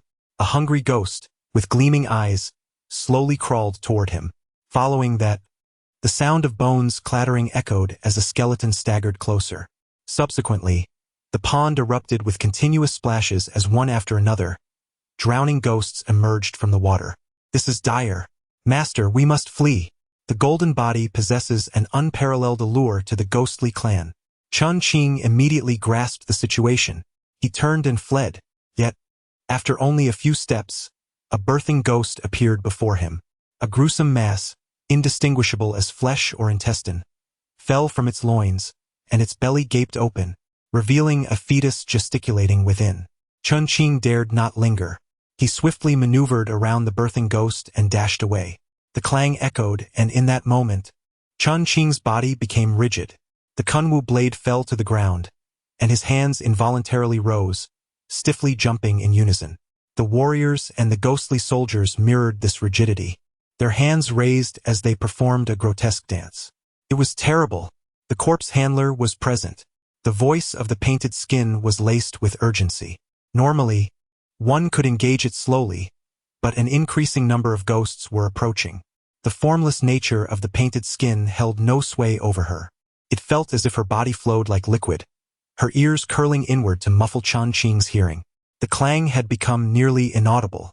Unable to exert control over Chen Qing any longer, he looked around, but the thick fog obscured the location of the corpse handler. Suddenly, bursts of firelight and bloodlight erupted from within the mist, indicating a struggle was underway. In the next instant, a small figure broke through the haze, delivering a punch that struck the ghostly figure's back. The apparition's form melted away like snow in a blaze, leaving a gaping void. Chen Qing was taken aback. Chen Man? Filled with fervor for battle, Chen Man relentlessly pounded the ghost's body, each of her small fists unleashing a remarkable force, akin to cannonballs exploding upon impact. The ghost's figure quickly became marred with numerous charred indentations. Enraged, the ghost's abdomen swelled violently, and the fetus within shot forth like an arrow, aimed the ghostly entity, resembling a frenzied apparition, charged recklessly towards Chen Man. At last, Chen Qing arrived, wielding his blade. The ghost's head soared into the air, transforming into a dark mist that swiftly penetrated the demonic suppression tower. How did it escape again? Don't be impulsive, Han Yuan scolded as he pursued. The chime of bells resonated once more. This time, Chen Qing finally beheld the corpse handler. Amidst the mist, adorned with a tall, square hat, one hand clutching a talisman and the other a bell, he moved with a rhythmic sway. Trailing behind him were numerous spirits and humans, moving stiffly in unison with each of his steps. Han Yuan seemed unfazed by the cacophony, bolstered by his immense vitality. He charged forward with his blade drawn towards the corpse handler.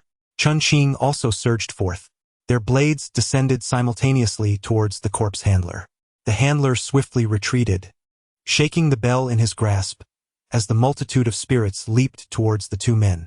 Meanwhile, Chen Man found himself ensnared within the throng of phantoms.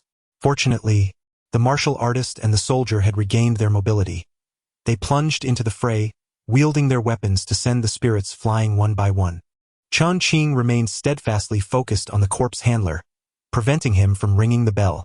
Han Yuan's Kunwu blade blazed with ferocious flames, swiftly dispatching the spirits with each strike. At that moment, Chen Qing's ears buzzed with an eerie resonance, strange mantras permeating the air. Even with his ears blocked, a singular phrase pierced through. All the spirits halted in their tracks, frantically kneeling upon the ground. From within the mist, 2 rows of palace maidens, devoid of facial features and exhibiting no expressions, gracefully approached while scattering flowers. The petals floated a foot above the ground, forming an ethereal bridge. Subsequently, 4 golden steeds trod upon the floral bridge, advancing slowly. A magnificent golden carriage, resplendent with treasures of gold and silver, adorned with layers of jewels, agate, and jade, was being pulled by a majestic steed. Go, Chen Qing, take Chen Man and leave. A thunderous boom reverberated through the air. Han Yuan's body manifested the furious visage of a golden deity, towering at least 6 or 7 zhang high. Simultaneously, the flames igniting from the Kunwu blade began to shift, interspersed with glimmers of gold. With a swift motion, Han Yuan slashed the ground, carving a deep chasm that blazed with roaring flames, illuminating the darkened sky above. Behind us lies the great Tang dynasty. Spirits of darkness, be gone.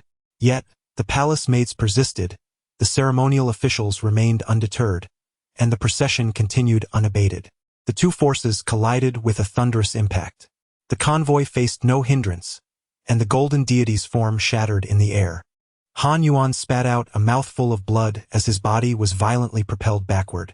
Suddenly, the heavens tore open, revealing a colossal rift, through which a rusted sword plunged downward, erecting itself defiantly before the army. The faceless palace maid was the first to collide with it, her form dissolving into nothingness. Following the disappearance of 10 or more maids, the procession gradually came to a halt. Who dares to disturb us? Returning from the grave, a figure descended from the sky. Looking up, one beheld a middle-aged man clad in a blood-red robe, languidly perched upon the sword's hilt, gazing down at the convoy below. Chapter 49, The Golden Figure in the Demon Suppression Tower.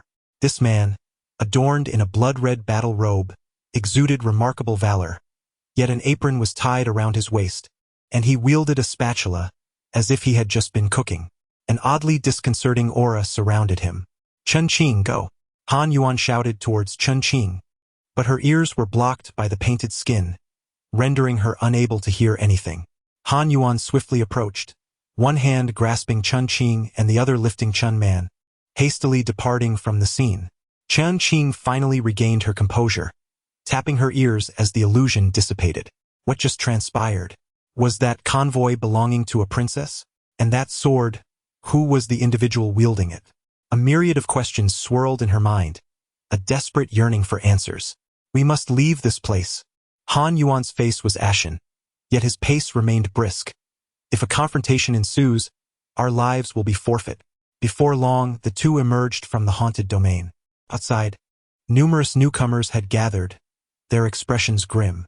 There were fatalities, and not just a few. They likely had not anticipated such a scene, or perhaps they did foresee it, yet could not have imagined it would be so harrowing. As they beheld the faces that had only hours ago been lively and jovial now lying cold and lifeless, a profound silence enveloped them. Joining the ghostly army would lead to death. The words of Wu Kong on their first day of enlistment echoed in their minds. The monkey's forehead was already bandaged, yet blood continued to seep through, staining the surrounding area. His voice was heavy with sorrow. Yang Xingxue is dead. Chen Qing looked up, bewildered. What?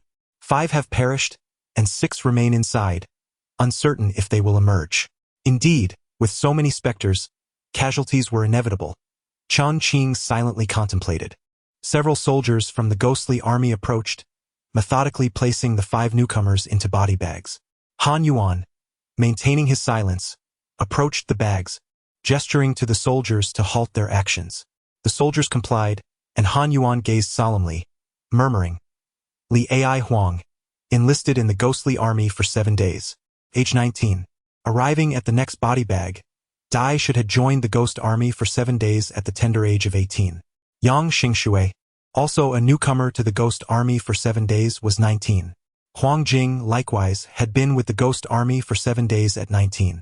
Zhang Tiantian, too, had just joined the ghost army for 7 days at 18. Guxing sat in the ambulance, his gaze vacant and lost in thought. Upon seeing Han Yuan approach, a flicker of emotion stirred within Guxing's hollow eyes. Captain, I failed to protect him. I'm sorry. The usually taciturn youth leaned his arm against the wall, burying his face in it as he sobbed uncontrollably.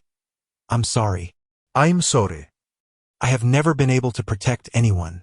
Han Yuan sat silently beside him, recalling the moment when his fiancée perished before his very eyes during his own blood awakening. Guxing was taken aback, a look of shock crossing his face as he lifted his head to meet Han Yuan's gaze, which bore a sorrow that should not have been present. Though their acquaintance was brief, the captain had always been a pillar of strength. My father and mother are both gone.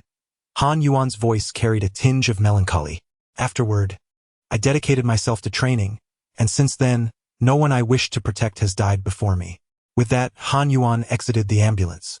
On the return journey, an oppressive silence enveloped the vehicle. 6 lives had been lost on their first mission, leaving only 35 survivors. If this continued, after 7 more missions, we would be obliterated. The stillness within the cabin was finally shattered. Hongya clenched her fists, gritting her teeth. I cannot comprehend such missions. I will never accept these consequences. Lives are at stake. Lives are at stake. No matter how intensely I am trained, I can endure it. However, now, someone has died. Even Zhang Tiantian has perished. And she is a girl. Initially, the crowd remained silent, but upon hearing this, someone suddenly furrowed their brow. Hongya, are you out of your mind? Have you gone mad from training? You vile wretch. Zhang Tiantian is a girl, so her life holds value. What about the other 5 boys? You! Who are you calling a wretch? I am referring to you. Normally, I tolerate your antics during training, but in a situation like this, you dare to act like a fool. Fine. Come. Let us duel. Slap. Hongya received a resounding slap across her face. How dare you hit me? Did you not call for a duel, you wretch? Come on. Do not presume that I will refrain from striking you simply because you are a woman. Stop it. Enough. The compartment immediately descended into chaos. Meanwhile, in Han Yuan's vehicle, Chen Qing remained silent. He did not claim to be accustomed to life and death, but in such a scene, he had indeed grown somewhat numb. Yet, a sense of silence still lingered. Today, that sword belonged to one of the 8 pillar nations, the remnant sword. The specters that were being carried were the evil spirit-level princess. Originally, the princess had been sealed within the depths of the tomb, and the surrounding area had been cleansed. However, in recent days, the ghostly energy had surged, resulting in an increase of malevolent entities around Shiming City, with a trend of further escalation. Not only the ghost manipulation army, but the extermination team also suffered severe losses. Chen Qing listened quietly. The blood moon draws ever closer. In just a few days, the entirety of Shiming City will transform into a realm of phantoms. Moreover, the duration of this phenomenon will be prolonged, with the number and potency of the specters escalating several magnitudes. Confronting this impending doom, 99 of the populace comprises ordinary individuals. Contemplating this, a sense of urgency surged within me. In the vehicle, Han Yuan answered numerous calls, revealing that conditions in various locales were dire. The ghost-suppressing army and the phantom extermination team resembled a house precariously swaying in a tempest. They might cling to hope, yet Chen Qing understood that the storm would intensify, and the blood moon would be the final thunderclap to shatter this fragile structure. Suddenly, Chen Qing pondered how he would act if he were the decision-maker in this moment. After considerable reflection, he discerned almost solely one option: to withdraw forces and abandon a significant portion of the population. Yet, for those left behind, what justification was there? In this world, one could only care for their own family. Upon returning to the dormitory, Chen Qing's consciousness plunged into the second layer of the demon-suppressing tower. With a thought, he summoned the painted skin. Chen Qing inquired, "Is that golden body of great significance to your kind?" "Indeed," the painted skin nodded emphatically. "It is evident that the master has discerned the truth. Today's upheaval in the ghost realm is likely due to that golden body. If we could fully assimilate it, even the wandering souls could attain the level of malevolent spirits." Chen Qing nodded and further questioned, "If we were to place this golden body here, would it be beneficial for your training?" "Naturally. For us ordinary spirits, it would be considered an unparalleled opportunity." Chen Qing acknowledged this, and with a single thought, the armless golden body materialized before him. Subsequently, all 12 spirits were unleashed. Upon their arrival, they descended into a frenzy. The drowning ghost, the child ghost, the warrior, and the hanged ghost immediately lunged at the golden figure. The remaining 7 F-grade spirits, their eyes ablaze with fervor, were effortlessly cast aside by the first 5. Chen Qing furrowed his brow and commanded, "Step back." As the master of the demon suppression tower, he held a near-divine status within this inner world. The spirits, intimidated, dared not defy him further and withdrew, gazing longingly at the golden figure. Chen Qing turned to the painted skin and instructed, "You shall arrange the seating. Anyone who dares to disrupt will face immediate execution." The painted skin nodded solemnly. "This servant understands." Chapter 50. Apologies for the heavy hand. The morning's running task was quite leisurely. It was during this time that Chen Qing learned that 8 newcomers had chosen to withdraw that very morning, leaving only 27 participants. In honor of the 6 fallen from the previous day, a modest memorial service was held, posthumously bestowing the title of martyrs upon them. The spirits, each in various postures, encircled the golden figure, their expressions enraptured. "Warlord," Chen Qing called out. The warlord rose, somewhat bewildered. "Teach me your techniques." "Oh!" Although the warlord possessed unparalleled skills in both staff and fist fighting, to impart his knowledge to Chen Qing seemed a lofty aspiration. With a sigh of resignation, Chen Qing allowed the painted skin to possess him, exclaiming, "Let us engage in combat." "Combat?" This was the warlord's greatest passion and expertise. Thus, the two commenced a fierce exchange, their movements animated and intense. However, until now, Chen Qing had encountered the warlord only a handful of times. Yet, among the warlord's strikes with the staff, 8 out of 10 landed squarely upon Chen Qing. Time flew by swiftly, and soon a day had passed in the blink of an eye. As evening descended, the first examination commenced. Everyone sat upright, their expressions solemn. In a hushed tone, the monkey remarked, "Chen Qing, this is the ghost pet competition, which will influence our future allocations. Upon graduation, we are rumored to be assigned as guardians in various community defense circles in Ximing City. The guardians are selected based on their academic performance. The higher your grades, the better the community defense you can choose. If you secure the top position, you can directly select our own neighborhood, allowing for the care of our families. There is no wall that does not let the wind through. Even with utmost efforts to conceal, astute observers can discern that the world is rather tumultuous. Fortunately, prices remain relatively stable, and the supply chain is intact, keeping the larger situation under control." Chen Qing nodded, signifying his understanding. Meanwhile, on the other side, Chen Qing glanced at Chen Qing with a sneer. "Logo, I have discovered that 2 newcomers saw Chen Qing's ghost pet last night. Both are F-grade ghost pets. This fool seems oblivious to the consequences of his actions, effectively sabotaging his future. Ji Luo also smirked. He has no grievances with me, and I have no desire to engage with him. His error lies in his entanglement with Xiao Shi. Whoever dares to meddle with Xiao Shi forces my hand to incapacitate them. At this, Chen Qing's eyes gleamed with delight. His scheme had borne fruit. Ji Luo had a keen affection for Chen Qing, coming from a prominent family. Ji Luo had spent his life ensconced in an ivory tower, diligently studying and honing his skills.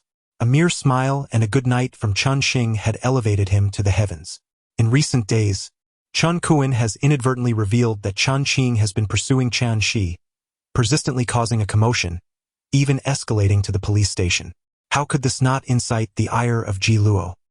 He struck his future uncle-in-law, nearly resulting in his fiancée facing 3 years of confinement, and compelled his prospective mother-in-law to endure several slaps. Each of these transgressions against him could not be overlooked. Ji Luo, having delved into the art of warfare, understood the wisdom of knowing both oneself and one's adversary to emerge unscathed from countless battles. Thus, he had been discreetly inquiring into Chen Qing's background. Initially, he harbored some trepidation regarding Chen Qing. However, upon discovering the 2 F-grade ghost pets, he cast aside all apprehensions. Today, he was determined to incapacitate him. Wukong arrived with a grave demeanor, instructing everyone to observe a moment of silence for the 6 classmates who had perished the previous day. After 5 minutes had passed, he continued, "It is evident to all that the number of malevolent spirits is increasing, and their appearances are becoming ever more frequent. Despite our reluctance, some among you will continue to depart." Wukong sighed deeply before reiterating the rules. "Your final scores will be determined by your overall performance, participation and completion of tasks, and examination results. Today's competition will follow an elimination format, with those who score higher being prioritized in the initial rounds." The drawing for the first round commenced. Zhou Yangqiao, Ji Luo, Chen Qing, and Chen Qing all received buys in the initial round. The first pairing to compete was Hong Ye and He Runxing. Fearing elimination, He Runxing had taken a risk the previous night by re-entering the ghost realm, securing a contract with an E-grade ghostly being. Hong Ye, on the other hand, summoned a D-grade toilet ghost and a D-grade long-tongued ghost. The outcome of their match was almost a foregone conclusion. Unexpectedly, He Runxing exhibited remarkable fortitude, commanding his ailing opponent with a fierce strike that landed squarely on Hong Ye's face. Yet that was the extent of his prowess. He Runxing soon succumbed, provoking Hong Ye's wrath as she charged forth, exclaiming, "How despicable can you be? Do you even understand the essence of gentlemanly conduct? Given such a vast disparity in strength, not only do you refuse to concede, but you also dare to slap me, thus provoking my ire. You truly are insufferable. He Runxing, I vow that our paths shall clash until one of us is vanquished." Hong Ye raged vehemently. He Runxing, though disheartened, remained silent. However, when the results were announced, the crowd was left in astonishment. Wukong calmly declared, "It's a draw." On what grounds? Hong Ye's simmering anger reignited in an instant. Am I to believe that addressing you as teacher grants you special favor? What justifies this? Is it merely because you are both male? Are you intent on shielding this pitiful wretch? Others shared her disbelief regarding the outcome. Yet, witnessing Hong Ye's fervent demeanor, they fell silent. Wukong, typically composed, furrowed his brow at Hong Ye's relentless tirade. In an actual combat scenario, your actions would lead to mutual destruction. As Hong Ye touched the reddened mark upon her face, a sudden realization struck her. I suggest you make haste to the medical facility at the base. Enraged, Hong Ye pointed at He Runxing and spat. You despicable coward. Only you would choose such a pitiful wretch as your opponent. A match made in hell. Wukong frowned. If you do not attend to this matter promptly, you may well lose your face entirely. Filled with fury yet reluctant to delay any further, Hong Ye dashed out of the training arena. The subsequent battles unfolded without any surprises. Next, it was time for the monkey to enter the fray, facing an opponent named Wu Ming. The soul power hovers around 70, slightly surpassing that of the monkey. Wu Ming possesses 2 spectral companions, a C-grade starving ghost and a D-grade thunderstruck ghost. The latter is quite rare, its charred exterior revealing ghastly pale flesh beneath, occasionally flickering with tiny arcs of electricity. Monkey, it would be wise to concede. Though this thunderstruck ghost is merely D-grade, its combat prowess rivals that of any C-grade. I consider myself fortunate to have acquired it. The monkey remained silent, summoning the warrior. Many promptly utilized ghost detectors. D-grade Wandering Spirit, level 38. Wu Ming's brow furrowed, his gaze towards the monkey laden with hostility. Monkey, you stand no chance. The thunderstruck ghost's explosive power is formidable, yet it requires accumulated electrical energy. I refuse to squander it on you. My true adversaries are Zhou Yang, Xiao Jilua, and Chen Qing. Why do you compel me? Furious, Wu Ming declared, very well. Let it be as you wish. With that, the thunderstruck ghost surged forward, crackling with arcs of electricity. The warrior deftly flicked his staff, striking the ghost squarely in the face. With a resounding crack, the ghost's charred visage shattered. The warrior then effortlessly kicked the thunderstruck ghost, sending it hurtling like an arrow towards Wu Ming. Alarmed, Wu Ming found himself shielded by the starving ghost, its maw filled with sharp fangs. The warrior's staff descended with great force, and as the starving ghost reached out to block, the staff veered slightly, producing two muffled thuds as it struck the ghost's eyes. The starving ghost let out a piercing cry before collapsing, while the warrior's staff loomed ominously before Wu Ming. Beads of cold sweat trickled down his brow, his complexion paling. Should the staff advance even an inch further, his eyes would surely be impaled. I concede, Wu Ming stammered, recalling the bravado he had displayed merely 10 seconds prior. His face flushed with embarrassment, alternating shades of blue and red, as he wished fervently to disappear into the ground. The martial artist sheathed his staff, while Chen Qing pondered thoughtfully. He had earlier contemplated why the blow had not been delivered, only to realize now that this group was ultimately comprised of merely ordinary individuals with slightly greater abilities. They had not endured the darkness and life-or-death struggles as he had. Their feelings of love and hatred were likely rooted in mere verbal spats or trivial disputes, as inconsequential as dust. Yet Chen Qing, he was truly capable of taking a life. A ghostly companion with a power level of 38 had effortlessly overpowered two other spectral beings, one of which was of a higher rank, and the other a rare lightning spirit. Such a feat instantly sent shockwaves through the martial arena. What manner of being is this? Unbelievably formidable. Is my ghostly companion malfunctioning? Are you telling me the spirit is merely of D rank? Does anyone recognize what kind of ghost this is? This is nothing short of a data anomaly, an absolute annihilation. Wukong found himself momentarily stunned. Apart from places like the Princess Tomb, the ghosts encountered elsewhere were generally commonplace. This was his first encounter with such an extraordinary spirit. What kind of ghost is this? A martial artist. I must acquire one. With such a companion, one would be invincible. The crowd erupted into a cacophony of chatter. They were momentarily taken aback, realizing the truth. Such overwhelming strength could indeed lead to an untimely demise without any comprehension of how it occurred. The intensity was simply off the charts. Wukong waved his hand. Next group. Soon, the first round concluded. From the 8 groups, 9 individuals advanced to the next stage. Along with Chen Qing and 4 others who had received a bye, 2 more would also advance. Chen Qing and Zhou Yangxiao. At this moment, everyone was taken aback. Their perception of the rankings had always placed Zhou Yangxiao, Ji Luo, Chen Qing, and Chen Qing in that order. Yet, astonishingly, Chen Qing was ranked first. Teacher Wu, is there a mistake in the rankings? Chen Qing furrowed his brow. Whether Chen Qing can even be placed third is questionable. How could he possibly be ahead of Luo Gunao? Wukong shook his head.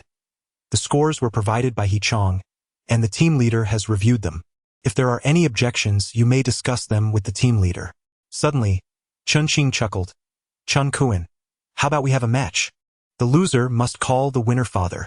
Chen Qing was taken aback, his expression darkening. With 2 contracted F-grade wandering souls, Chen Qing was undoubtedly no match for him. However, the last time he was beaten by Chen Qing left a shadow over him. He despised Chen Qing, yet was even more afraid of him. It was baffling how the once timid Chen Qing seemed to have transformed overnight into someone assertive and ruthless. But, in this situation, if he backed down, Where would he put his face? Ji Luo whispered. His 2 F-grade wandering souls are inconsequential. The only threat comes from his close combat. Yet what do you possess? Even 10 Chen Qings would be no match for you in close quarters.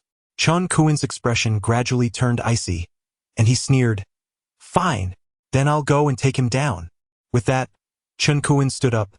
Teacher Wu, does this challenge count? Counts. All right, Chen Qing, don't regret it.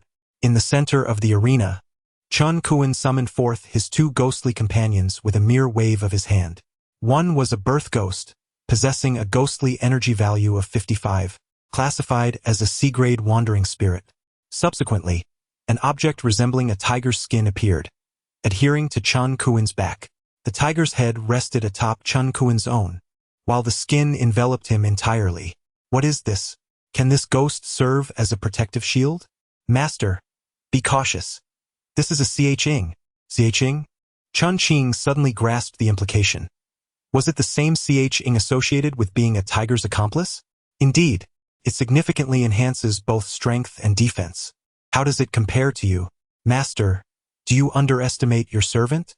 No matter how one may argue, I possess a demi-divine ability, far beyond the capabilities of such an inconsequential ghost.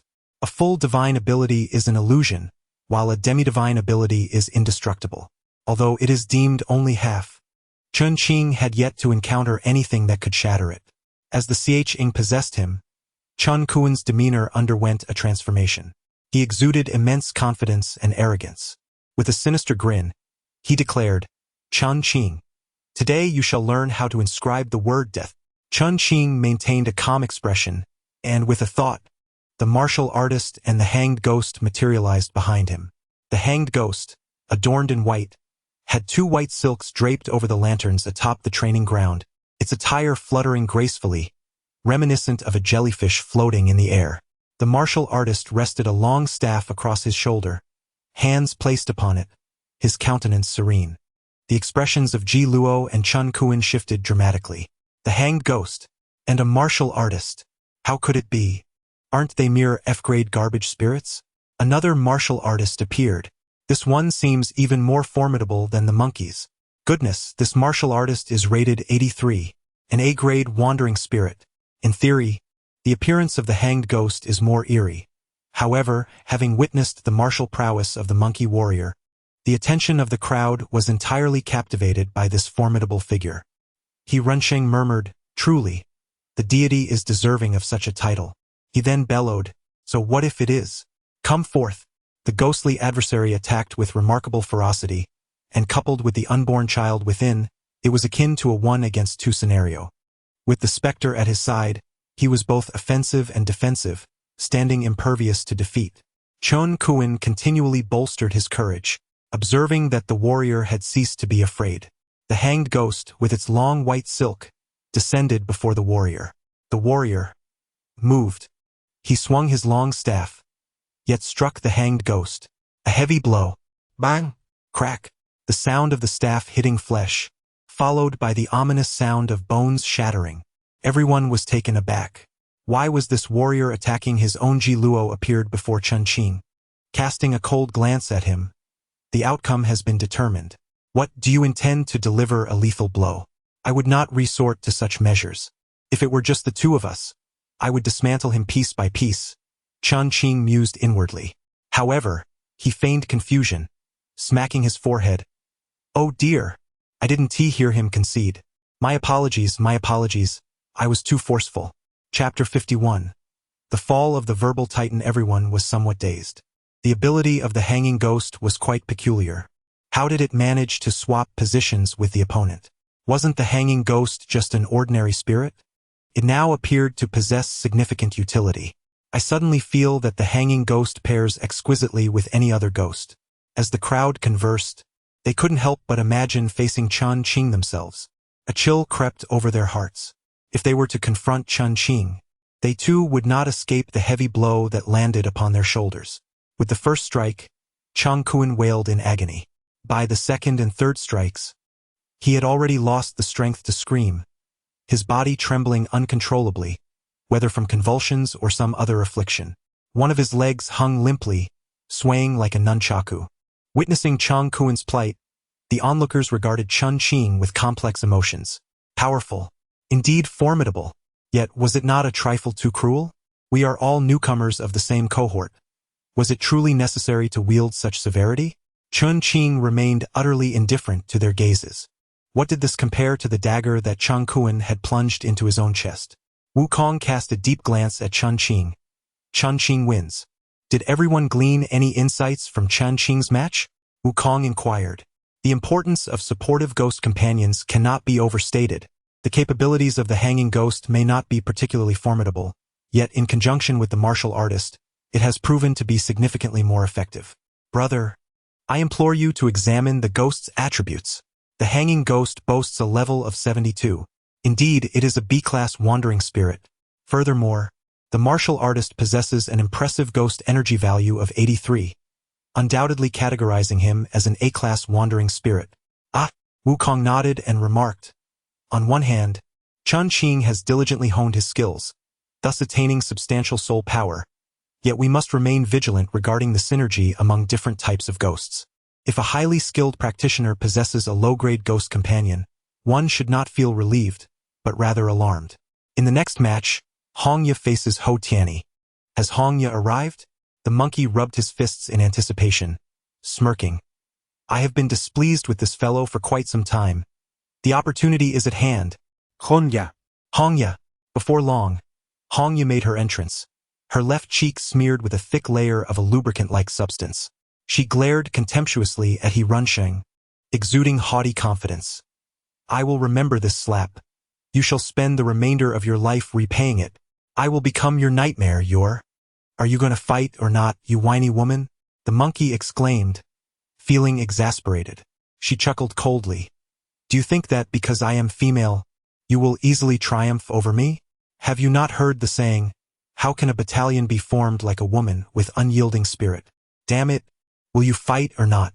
The monkey cursed. You possess no real skill, yet your tongue is quite formidable. If you die, you will undoubtedly evolve into a gluttonous ghost. Ha ha ha ha ha. Absolutely hilarious. The crowd erupted in laughter.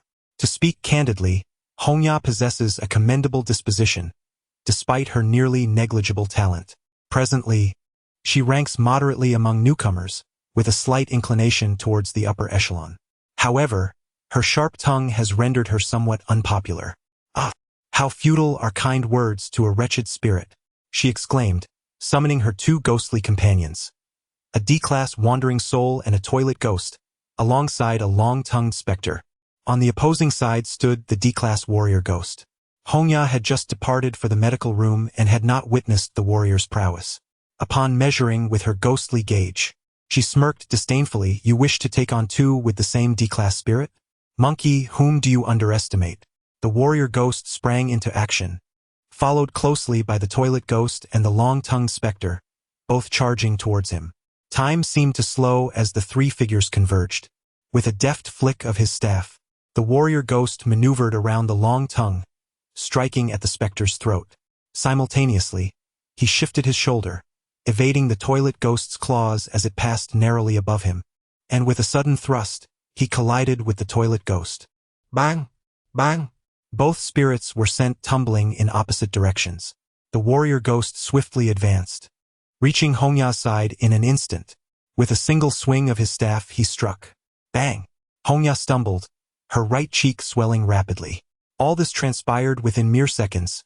Too swift. To onlookers, it appeared as if the three spirits had collided, and in an instant, two were sent crashing away while the warrior ghost's figure flickered, and Hongya was struck. It was all too fast. Hongya clutched her face, disbelief etched across her features. You cheated. Blood spilled from her mouth, revealing a tooth amid the crimson. Gazing at the tooth, Hongya could no longer contain herself and exclaimed, I shall fight back. Just then, Wu Fu swung his staff down heavily, blocking her path. The monkey, nonchalant, advised, I suggest you head to the medical room. Delay any further, and you may not save your right cheek. His words mirrored those of Wukong, who had warned about the left cheek. Hongya's face flushed with anger, her finger trembling as she pointed at the monkey, You... just wait. With that, she swiftly departed from the training ground, leaving Ho Tianyi victorious. The ensuing matches grew increasingly intense. Chen Qing did not manage another upset and was eliminated. In the blink of an eye, they reached the third round. To everyone's surprise, the monkey drew Chen Qing as his opponent. Chen Qing smiled and declared, "I surrender. I forfeit." The crowd was momentarily stunned. What does this mean? The monkey, infuriated, retorted, "Do I need your permission?" Chen Qing whispered, "I'm not lying. I truly do not wish for that position." The monkey pondered this. Chen Qing genuinely had no desire to become the guardian. The blood moon was far too terrifying. He sought only to ensure his own survival, not to protect others. In this life, armed with foresight, Chen Qing held significant advantages. While his strength had yet to fully manifest, the power at his disposal was already considerable. However, how could Chen Qing possibly protect the residents of Zhongpan Community? Apart from the monkey's family and the blind Uncle Xia, he cared little for the lives of others. In fact, there were grievances he still wished to settle. Though this competition appeared solemn and was taken seriously by all, Chen Qing had already avenged himself somewhat by shattering Chen Kuin's shoulder and knee in advance. The competition held little significance for him, merely a child's play. Chen Qing shook his head and patted the monkey, urging, "Keep it up, my friend." With that, he exited the training ground. Chen Qing contemplated whether to revisit the Princess Ghost domain, to gather a few more ghost pets and perhaps unearth some old artifacts, hoping to awaken them anew. Awakening a few items in advance would certainly bolster his confidence. Wouldn't it? While lost in thought, his phone suddenly rang. It was Mr. Qin, the corpulent man who had sold him a warehouse. Could there be more treasures in store? Chen Qing pressed the answer button. "Hello, Mr. Li. It's like this. Someone wishes to purchase the goods you currently hold. The price is negotiable. Very negotiable." Chen Qing scoffed. "Negotiate? Is that necessary? Mr. Yuan is no longer in the city. Mr. Li, do us a favor. Do us a favor. Mr. Yu is quite generous. I assure you, the price will satisfy you. We implore Mr. Yuan to consider." Chen Qing ceased listening, his eyes narrowing as an unprecedented aura of menace erupted within him. "Mr. Yu? The one orchestrating the conflict between Chen Man and himself. Could it be you?" Chapter 52. The Bone Spirit. The surname Yu is not particularly common. Thus, the probability of encountering the principal is quite high. Chen Qing immediately feigned contemplation, pondering aloud, "Pray tell, which Mr. Yu do you refer to? How many Mr. Yus are there in Shiming City?" Mr. Qin chuckled. "In any case, I have only heard of this particular Mr. Yu." Having received the desired answer, Chen Qing pondered for a moment and remarked, "Mr. Qin, Mr. Yuan is not lacking in wealth. My dear brother Li Qing, you are unaware that this Mr. Yu is exceptionally extravagant. Mr. Yuan could easily see returns of 7 or 8 times his investment. Why not seize the opportunity? Then, I shall inquire with Mr. Yuan." Upon ending the call, Mr. Qin sighed heavily. His driver, who had been with him for decades, stated, "Boss, we've checked the nearby surveillance footage, but there's no sign of how they moved the goods." Sighing again, Mr. Qin lamented, "This Mr. Yuan must be a figure of considerable influence. Such a large shipment vanished without a trace." The driver's eyes glinted with malevolence. "If we could arrange a meeting tonight, should we?" Mr. Qin furrowed his brow. "Have you lost your mind?" The driver spoke urgently. "After all, the price could multiply tenfold. 500 million. Boss, this could secure a lifetime of luxury for all our brothers. That would only be worthwhile if we lived to enjoy it. Would you have a way to dispose of such a vast quantity in just a few days?" Mr. Qin let out a long sigh. "If only we had 5 more days, this batch could be sold to Mr. Yu. Alas, perhaps wealth is simply not in my fate." The time for their meeting was set for the evening. Daylight brings many restrictions concerning spirits, and Chen Qing felt somewhat reassured as night approached. He was grateful that since his encounter with Wu Xiaoman, he had been using the alias Li Qing. Had he not, Mr. Yu might have had reservations. Of course, he could not present himself in his true form. Instead, he would don a disguise and embody Mr. Yuan for the gathering. As dusk approached, the competition drew to a close. Zhou Yangqiao faced off against Ji Luo in the finals, And as anticipated, Zhou Yangxiao secured first place with a formidable demon-level baboon. The monkey claimed third place with a D-grade wandering spirit warrior. To Chen Qing's astonishment, a newcomer approached him. "Greetings, esteemed one. You may not recall, but I am Zhou Zheng." Zhou Zheng, of unremarkable appearance and average performance, was otherwise unexceptional. "I have a request. Could you assist me in contracting a warrior? I am willing to offer a reward of 2 million. Chen Qing was taken aback, realizing that this might be a hidden wealthy individual within the class. "I'm afraid I lack the capability to fulfill such a request," he replied, shaking his head, pondering whether the monkey had divulged something. The monkey had mentioned having a benefactor, and upon reflection, Chen Qing surmised it could only be him. Zhou Zheng spoke earnestly. "I implore you to assist me. If it is a matter of finances, we can negotiate further." "I truly lack the ability," Chen Qing reiterated. He was not in want of money, and the type of spirit warrior in question, as described in the record of 100 demons, was of considerable rank, and its value would far exceed the offered sum. After all, money would soon become worthless. With no other recourse, Zhou Zheng departed. Chen Qing once again entered a meditative state, and after a lengthy period, he exhaled deeply. The 12th celestial cycle had been achieved. Finally, he connected the great Zhou Tian of his consciousness, reaching the realm of essence spirit. The acupoint chart was already memorized, beginning with the Jiao Sun acupoint, located above the right ear. Precision was not paramount. A general awareness of its position sufficed. Acupoints and meridians function similarly to service stations along a highway, or like a pond within a river, significantly enhancing capacity. The energy flows gently forward. The initial experience is often tight and obstructed, yet with persistence it will improve. At last, the energy coursing through the meridians above the ears became clear, flooding into the Jiaosuan acupoint. Next, it was the turn of the Yushi acupoint. Time leisurely passed, and the sky darkened. Chen Qing stepped out to hail a taxi, arriving at the designated location. President Qin was already waiting, beaming with a smile. "Mr. Wan, welcome," he exclaimed before inquiring, "Where is young brother Li Qing? Has he not arrived?" "There's an urgent matter at home," Chen Qing replied. He then asked, "What of President Yu?" "He is likely on his way," President Qin sighed. "It seems Mr. Wan is fortunate. I, however, do not share such luck." "What do you mean?" "President Yu has offered 10 times the price to acquire Mr. Ruan's entire warehouse of goods, selling for 40 million at the front, and then someone is willing to buy for 400 million at the back." President Qin must be feeling quite desperate. Nevertheless, being a seasoned individual, he simply laughed at his own plight. After exchanging a few casual remarks, the time arrived, and President Yu finally appeared. A tall figure, with thick eyebrows and large eyes, standing at nearly 6 feet. A vivid red birthmark marred his left cheek, adding an air of menace. After a few pleasantries, the conversation swiftly turned to business. "I am very interested in the goods you possess, Mr. Wan. The price is not an issue. May I inquire what President Yu is willing to offer?" 10 times, President Yu stated, presenting an astonishing figure. "Is business conducted in such a manner?" There was a subtle intent to probe. For 100 million is indeed a substantial sum. "I must first assess your assets," he continued. President Yu grinned widely, reaching into his pocket to retrieve a bag, from which he produced a large stack of unmarked cards. These anonymous cards, Mr. Wan must be quite familiar with them. Each one comes with an application threshold of 10 million.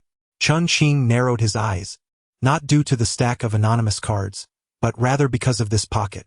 This was the pocket that the woman in the black veil had given him during the peak. Such a pocket possesses spatial attributes, with a capacity of approximately 1 cubic meter. It is certainly not something an ordinary person could acquire. "Very well. Follow me," Chen Qing nodded. Mr. Yu was overjoyed. He immediately produced a card and tossed it to Mr. Qin, saying, "Thank you, Mr. Qin. Consider this as a referral fee." Mr. Qin accepted it, feeling a mix of emotions. There were hardly any residents left here. The roads, long neglected, were mostly cracked. "Mr. Ruan is indeed meticulous in his dealings," Mr. Yu praised. "In dealings that cannot bear the light, it is wise to exercise caution." As they walked, Chen Qing chuckled. "Mr. Yu, have you ever heard of gold that cannot be exchanged?" As he spoke, he closely observed the changes in Mr. Yu's expression. The jovial Mr. Yu's demeanor suddenly shifted the moment those 3 words escaped Chen Qing's lips. He eagerly inquired, "Where?" Chen Qing produced the demon suppression tower and tossed it over. "Catch it! Enormous! Enormous! Enormous!" In the next moment, the demon suppression tower transformed into a structure 3 stories high, crashing down with a resounding thud. Boom! Boom! Boom! The road crumbled and cracked. Yet, the demon suppression tower did not collide with the ground but instead halted about a meter above it. Chen Qing was slightly taken aback as he observed a creature covered in black fur beneath the tower, its hands raised high, straining to support the massive structure. Mr. Yu, bloodied, lay on the ground, and with a wave of his hand, a skeleton materialized before him. The skull, still bearing remnants of flesh, glimmered with a golden hue and was draped in a cloak fashioned from fragmented bones. As the skeletal figure emerged, it immediately clutched General Yu and rolled out of the confines of the demon suppression tower. To his astonishment, it was a ghost master. Chen Qing felt a shiver run down his spine as he found himself surrounded by a legion of spirits. The soldier ghost, the martial ghost, the child ghost, and the hanged ghost. "Master, that skeleton is a bone spirit, and that creature shrouded in black fur is a hair zombie. Both are of the malevolent ghost tier." Chen Qing listened intently while enlarging the demon suppression tower once more. At that moment, the tower's weight was beyond calculation, pressing heavily into the ground and shattering a broad path, a foot thick, into fragments. The hanged ghost's white silk hung delicately on a nearby tree, and in the next instant, the soldier ghost and martial ghost unleashed their blades and staffs upon the hanged ghost. Bang! Bang! A staff struck brutally against General Yu's head. A sword descended with lethal intent, and despite General Yu's desperate attempt to evade, it severed one of his ears and stripped away a substantial piece of flesh. General Yu was struck with terror. The bone spirit raised its right hand, elongating its index finger into a whip of bones several meters long. With a subtle motion, it swung the whip in a circular motion, resembling a white serpent, and struck with ferocity. Crack! The soldier ghost failed to evade the attack. The bone whip exploded against its shoulder, shattering an entire arm and sending it flying. Simultaneously, a gaping hole erupted in the soldier ghost's side. Chen Qing was struck with dread. He attempted to summon Zhong Kui, but for reasons unknown, Zhong Kui was beyond his reach. At this moment, the skeletal demon's middle finger, ring finger, little finger, and thumb all grotesquely elongated, transforming into 5 serpentine whips, each stretching a dozen meters, darting forward with unparalleled agility. Retreat! The skeletal demon's left hand also exhibited the same transformation, as 10 bone whips sealed off all avenues of escape, fiercely constricting towards the crowd. The voice of the child ghost echoed, causing the 10 bone whips to abruptly freeze. Yet it was merely a fleeting moment. One of the whips plunged into the jaw of the child ghost, shattering its entire chin in an instant. The 10 bone whips once again lifted, lunging at the onlookers like serpents. The hanging ghost moved again, switching places with the skeletal demon. In an instant, the skeletal demon appeared 30 meters away from the crowd. The skeletal demon paused briefly, and the 10 bone whips simultaneously pierced into the body of the hanging ghost. Meanwhile, the battered General Yu, on the brink of collapse, waved his hand, summoning a delicate and fair maiden before him. The maiden's middle and thumb fingers intertwined in the air, as if wielding a needle. "Be careful," the painted skin gasped, desperately twisting Chen Qing to the right. A soft sound echoed, and Chen Qing felt a sharp pain in her right chest, as though pierced by a needle.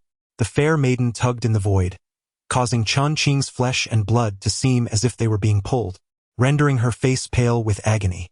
The martial artist and the soldier ghost, now with only an arm remaining, charged recklessly towards the fair maiden. Chen Qing cried out, "Zhong Kui! Zhong Kui!" In Chen Qing's horror, she finally sensed Zhong Kui's presence. In the next moment, he appeared. The sound of whips cracking filled the air, as the 10 bone whips lashed mercilessly against him. Pain, pain, pain. Zhong Kui shielded his head with both hands, wailing in agony, his fury palpable. "Who dares to strike me?" Yet, the 10 bone whips had mostly shattered, akin to decayed wood striking solid rock. The white bone spirit was momentarily stunned, and in the next instant, she turned and fled, as if confronting a mortal enemy. How dare she run? Zhong Kui, enraged, swiftly pursued her in his golden slippers. With their aid, his speed became lightning itself, and in mere steps, he closed the distance to the white-boned spirit. Bang! Bang! At the base of the demon suppression tower, the undead were relentlessly pounding. Each strike sent tremors through the very earth. The fair maiden possessed peculiar powers. As she retreated, she deftly wielded needles from the void, stabbing left and right. With each attack, the warrior's body momentarily stiffened. Yet through sheer physical prowess, he seemed to break free from the ethereal threads. With 2 strides forward, he seized the fair maiden's hands. She struggled fiercely, but it was as though she were ensnared by steel cables, utterly immobilized. The warrior lifted her as one would a chick, bringing her before Chen Qing. At that moment, Chen Qing was still drenched in cold sweat from the pain. The embroidery maiden, she could. The tale of the painted skin remained unfinished, her voice abruptly silenced. Without a hint of hesitation, Chen Qing unleashed the bloodline of the Kunwu blade, severing the embroidery maiden's head in a single stroke. She transformed into a wisp of black mist, drawn into the demon suppression tower. Chen Qing controlled a long-tongued ghost, which shattered into ghostly energy, clearing a space for the embroidery maiden.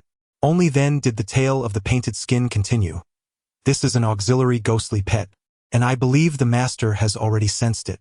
She can pierce her embroidery needles into the host's body from afar, reminiscent of the hanged ghost. The hanged ghost. Chen Qing arrived immediately, and the situation was indeed dire. The golden body had such an effect? Otherwise, it would not have attracted so many ghostly beings vying for it with such fervor. Beneath the demon suppression tower, a hairless zombie was confined, which Chen Qing knew could be aptly described in 2 words, impervious and immensely powerful. The ground shook violently. If only the hairless zombie possessed a modicum of intelligence, it would dig sideways to escape. However, with its master in a state of unconsciousness, the hairless zombie, lacking direction, mindlessly attempted to ascend, seemingly intent on breaching the demon suppression tower. It hurled a barely coherent skeleton to the ground. Its eyes, already wild with freedom, darted around in fury. How dare you flee? How dare you escape? I shall use your bones as firewood. Chen Qing's Kunwu sword glimmered with blood markings once more, and he struck down. Clang! Sparks flew as he only managed to carve a deep indentation. Master, crush it with the demon suppression tower. With Zhong Kui present, there was naturally no fear of the hairless zombie. Boom! It landed heavily, reducing the skeletal remains to mere fragments. The hairless zombie was like a nail driven into the earth, but in its struggles, it had already unearthed a considerable space. Seeing the demon suppression tower knocked away, it hissed and sought to emerge and wreak havoc. Suddenly, it halted. The sight of you infuriates me. Zhong Kui seized the hairless zombie by its hair, lifting it as one would a chick, and violently tossed it to the ground, delivering several resounding slaps. Smack! Let us see you not disintegrate. Not disintegrate. I shall see if you can withstand this. Smack! Smack! Even in its madness, Zhong Kui's animosity toward the ghostly beings was laid bare without the slightest veil. The impervious to blades and weapons found itself at the mercy of Zhong Kui's palm, which struck with such force that tufts of fur flew away, revealing the dark flesh beneath. Master, hurry! Upon hearing this, Chen Qing plunged the Kunwu knife into this exposed flesh and twisted it violently. The stiffened momentarily before collapsing, and upon touching the ground, it transformed into a wisp of black mist, merging seamlessly into the demon suppression tower. Chapter 53. Candidly, the most potent interrogation techniques surrounded by the chaotic remnants of battle, Chen Qing felt a shiver of trepidation. What would have transpired had it not been for Zhong Kui? Despite his protective skin, the needle of the embroidered girl could pierce his body from afar, an unsettling prospect indeed. The white-bone spirit and the embroidered girl were all uncommon specters, particularly the embroidered girl, whose abilities complemented each other flawlessly. The embroidered girl restricted movement, while this brute strength posed a formidable threat. Who could withstand its punches and slaps? Furthermore, the individual known as Jin Buhuan displayed such lavishness that even the wealthiest would pale in comparison, and their target was an antiquity. This person was undoubtedly extraordinary. After a brief attempt, it became evident that this individual could not be confined within the demon suppression tower. In resignation, Chen Qing resorted to rudimentary medical skills to tend to his wounds. Only then did he produce the disinfectant alcohol. This might sting a bit. The moment the disinfectant was applied, Mr. Yu finally awakened. His face contorted in agony, beads of sweat dotting his forehead. Noticing the severed connection with his 3 ghostly companions, he deduced they had perished. Before Chen Qing could inquire, Mr. Yu fixed his gaze upon him. "Who are you?" Chen Qing replied with interest. "I am Chen Qing." "You are Chen Qing." As the pupils of General Yu trembled violently, a sudden realization struck him, prompting a hearty laughter. "Ha ha! Ha ha ha ha! Ah!" Once his laughter subsided, Chen Qing calmly inquired, "Pray tell, who are you?" General Yu retorted with a cold smirk, "You young pup. With your skin mask shielding you, you set this trap to eliminate me while feigning ignorance of my identity? Ha ha! Ha ha!" Abruptly, General Yu's voice was silenced. The skin mask controlled one of his hands, forcing it into his mouth. It carelessly groped around before seizing a tooth, wrenching it free amidst blood and flesh. The tooth appeared hollow, faintly emanating a green hue. The way of Taiping? This philosophy advocates for the equality of all beings and promotes the harmonious coexistence of humans and spirits, aspiring to establish an absolute balance within the world, governed by their kind. However, the prerequisite for many spirits to ascend is the act of murder. How then can coexistence be achieved? It is undoubtedly a malevolent cult. All potent cults are often cloaked in noble and grandiose doctrines akin to the mandate of heaven. The way of Taiping is no exception. Upon witnessing the extraction of his tooth, General Yu finally succumbed to panic. "Master, the adherents of the way of Taiping possess extraordinarily resilient jaws. He may not divulge information easily." The skin mask suddenly had an epiphany, chuckling as it uttered a few remarks. Chen Qing, enlightened, turned to Zhong Kui and exclaimed, "Lo and behold! This man dares to deceive you. He dares to withhold the truth." Zhong Kui, instantly incensed, reached out to strike, but Chen Qing hastily intervened, stating, "I wager that you will injure him." Zhong Kui paused momentarily before breaking into a grin. "I shall not." As he spoke, he gently tapped, rather one might say, caressed General Yu's cheek. Zhong Kui was exceedingly pleased. He's harmless and incapable of deceit. Master, this is straight talk, a form of the 72 divine abilities. Now, he answers whatever is asked." Amused, Chen Qing inquired, "What is the most repugnant thing you have ever done?" Without hesitation, Yuzong blurted out, "I committed incest with my aunt." The next moment, his expression changed dramatically. With a cold smile, Chen Qing asked, "How do you know of Jin Buhuan?" "There are many informants in Ximing City. I instructed them to keep an eye on Jin Buhuan's whereabouts. One of them, Zhang Yun from the Arya Hotel, learned that you possess Jin Buhuan." Not an unexpected answer. "What do you seek Jin Buhuan for?" Jin Buhuan is nearly the rarest ghost in the world. It can transform all things into spiritual treasures, and my cultivation requires a vast amount of spiritual treasures. Spiritual treasures? Are they ancient artifacts? Indeed. Chen Qing nodded and further questioned, "What is your cultivation that necessitates such a multitude of spiritual treasures?" "It is the lineage of the Daobao Taoist. The more treasures one possesses, the stronger one's body becomes." Chen Qing remained silent, while Zhong Kui, in a rush, exclaimed, "Daobao? Daobao Taoist? Ah, give it to me." He lunged forward to seize it, unaware of what he was attempting to grasp. With a mere thought, Chen Qing confined him within the demon suppression tower, where Zhong Kui struggled to break free. The significance Zhong Kui placed on this matter was undoubtedly profound. "Master, there are various types of techniques, skills, inheritances, but those that dare to be called lineages are the highest forms of inheritance, typically passed down directly by immortals." Chen Qing nodded and asked, "Where is the lineage of the Daobao Taoist?" "It resides within my Chen Qing bag." It turns out that this bag is called a Chen Qing bag. Chen Qing pondered. As instructed by Mr. Yu, he retrieved a jade strip.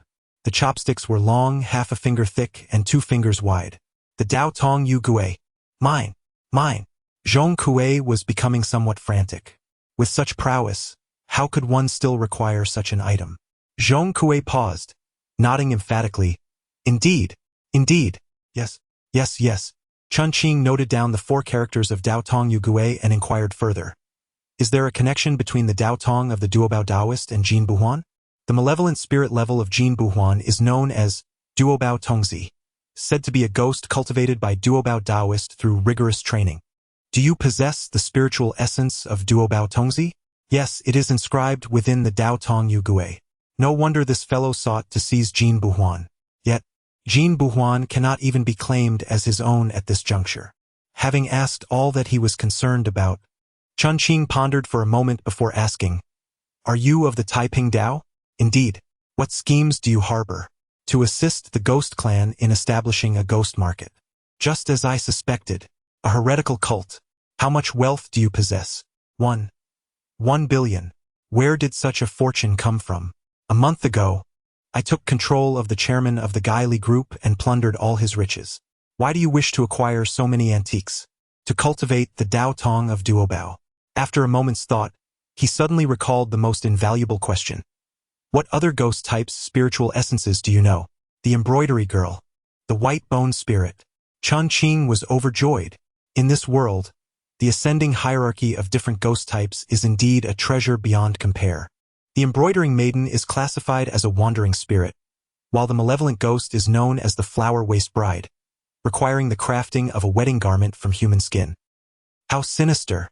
The skeletal essence is of the malevolent ghost level, and the evil spirit classification is the dragon bone skeleton, which necessitates the acquisition of at least 2 dragon ribs to serve as the primary bone, gradually growing forth. The corpse of the Taoist is referred to as the Bodhisattva of white bones, while the nature of the spirit guide remains unknown. Upon the utterance of the phrase Bodhisattva of white bones, Chen Qing felt a resounding thrum within his mind, akin to the force of a mighty hammer striking down. A chill coursed through his heart as he comprehended the implications. This was the formless essence. He had heard things that were not meant for someone of his caliber. Dragon bones? Bodhisattva? Was this knowledge truly meant for me? He silently cursed. Lacking any interrogation skills, he knew that if he entrusted this to his captain and the others, they would undoubtedly extract a wealth of information. However, having learned of secrets such as Jin Buhuan, Zhong Kui, and the Demon Suppression Tower, it was evident that he could not be allowed to live. Contemplating, he inquired, What is your greatest secret? I killed my aunt. You? What is your second greatest secret? I killed my uncle. What a despicable wretch. Just wait until I have you tortured. And your third greatest secret? The entrance to the ghost realm leading to Shiming City. Upon hearing this, Chen Qing narrowed his eyes. Currently available public information. Skeletal white bone essence, dragon bone skeleton, Bodhisattva of white bones. Chapter 54. Zhong Kui, SS level. The interrogation persisted for an extended period. Chen Qing meticulously probed into the ambitions of the Taiping Dao, particularly concerning the location of the exit from the ghost realm to Shiming City. However, Yu Bei's injuries were gravely severe, and he was gradually losing the ability to endure. After several minutes of interrogation, breathlessness ensued. Precious life must not be squandered. Chen Qing immediately summoned the drowned ghost. This entity had long maintained a ghostly energy level of 100. Its ascension required the demise of 9 souls, having already fulfilled 8. Only 1 remained. Drown him. The drowned ghost rejoiced. Its long tail coiled around Yu Bei, swiftly dragging him into a nearby stream. The water was only knee-deep, yet sufficient to claim a life. Yu Bei struggled briefly before succumbing to stillness. The drowned ghost trembled. Its body writhed and convulsed in the water. A transformation began. Its limbs elongated, hands and feet expanding. Ultimately, all vestiges of human traits vanished, resembling more of a gibbon.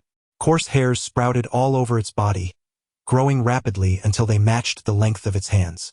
After a considerable duration, the ascension was finally complete. The soul-swimming level, drowned ghost, had ascended to the malevolent ghost level water monkey. The black fur seemed to possess a concealing quality in the water. Though it was right before one's eyes, it nearly blended with the liquid, making it a challenge to discern its form. The water monkey moved with remarkable swiftness, its tail gliding effortlessly, propelling it several meters forward. The ghostly gauge indicated 118 E-rank malevolent ghost. The spoils of this endeavor were substantial. The ascension sequences for the Bone Demon and the Golden Unchanging. Wealth had increased by a staggering 600 million at once. This currency needed to be converted swiftly into resources. Yet, now lacking for nothing, only bulk goods could be procured. Lying on the bed, Chen Qing entered the second level of the Demon Suppression Tower, ready to inspect the three new ghostly companions. The Maojiang sustained a blow to its occiput and nape from Zhong Kui, resulting in denudation, though the injury was not severe. A spectral reading indicated a level of 332, classifying it as a D-grade evil spirit. The Beigujing suffered the most grievous injuries. Zhong Kui appeared to hold considerable animosity towards this type of specter, rendering it shattered. At present, its skull and sternum are severely damaged, and it feels as though it could disintegrate at any moment. A reading indicated a level of 107, classifying it as an E-grade evil spirit. Chen Qing found this to be quite vexing. The embroidered maiden sustained the least injury. A reading indicated a level of 98, placing her on the cusp of advancement. However, her spiritual guide involves sewing human skin wedding gowns, which is somewhat misanthropic. Furthermore, her embroidery needles are quite useful as an auxiliary skill. It is uncertain what abilities the evil spirit level state, Huayao Xinyang, possesses, and it is possible that she might lose the embroidery needle ability upon advancement, making it a disadvantage. Advancement is not being considered at this time. Current spectral familiars: Evil Spirit Level, Maojiang, 332, D-grade Evil Spirit Water Monkey, 118, E-grade Evil Spirit Beigujing, 107, E-grade Evil Spirit Wandering Soul Level. Embroidered Maiden, 98, A-grade Wandering Soul Infant Spirit, 90, A-grade Wandering Soul Martial Man, 84, A-grade Wandering Soul Hanging Ghost, 69, B-grade Wandering Soul Soldier Spirit, 43, C-grade Wandering Soul in addition to 4 pieces of trash that have not been replaced: Mad Ghost, Toilet Ghost, Shichi Ghost, and Gambler Ghost. Surprisingly, since placing the golden statue on the second floor, the spirits have improved rapidly. The Gambler Ghost and Mad Ghost have both risen to E-grade. Of course, they are still fragile trash. In the battle with Yubei, the spirit spectral energy values decreased to varying degrees. The soldier spirit suffered the most severe injuries, dropping from B-grade to C-grade. The total spectral energy value of the 12 spirits has reached 998. As for Zhong Kui, Chen Qing felt a surge of anticipation. Zhong Kui. He called upon him immediately. However, in recent days, Zhong Kui seemed to be exploring the still ethereal upper levels of the Demon Suppression Tower. Although there was a sense of connection, he was unable to be summoned forcibly. Zhong Kui. Chen Qing summoned him once more. At last, Zhong Kui materialized. The myriad spirits trembled at the very moment of his arrival. Even the mightiest of them, the fierce Mao Jiang, cowered on the ground, clutching his head in fear. Chen Qing assessed the ghostly aura. 502. An SS-level wandering spirit. 2 S's. Chen Qing was overjoyed. Zhong Kui, how do you feel? With one I cast skyward and the other towards the ground. Zhong Kui uttered a word that perfectly matched his temperament. Huh? You have transcended levels. 2 S's. I ask you how you feel. Chen Qing repeated emphatically, word by word. Zhong Kui covered his ears. Why shout so loudly? Master, the great Zhong Kui is mad, not deaf. Yet, despite Chen Qing's relentless inquiries, he could not extract any coherent explanation. He could only relent, feeling somewhat shaken.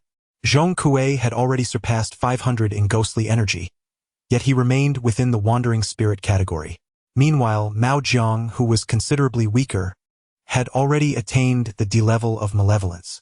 Upon reflection, Chen Qing noted that Zhong Kui had employed 4 divine abilities thus far: stasis, breaking the law, and direct utterance. These 3 were among the 72 divine powers. As for words manifest as law, according to Hua Pai, its origins were even more formidable. Hua Pai himself wielded a semi-divine ability, false form, and a fragment of indestructible Vajra. The Mao Jiang can be considered to possess 0. 7 divine abilities, 0. 3 of the indestructible and 0. 4 of the mighty. Although these abilities are somewhat rudimentary, both are immensely beneficial and worthy of gradual cultivation.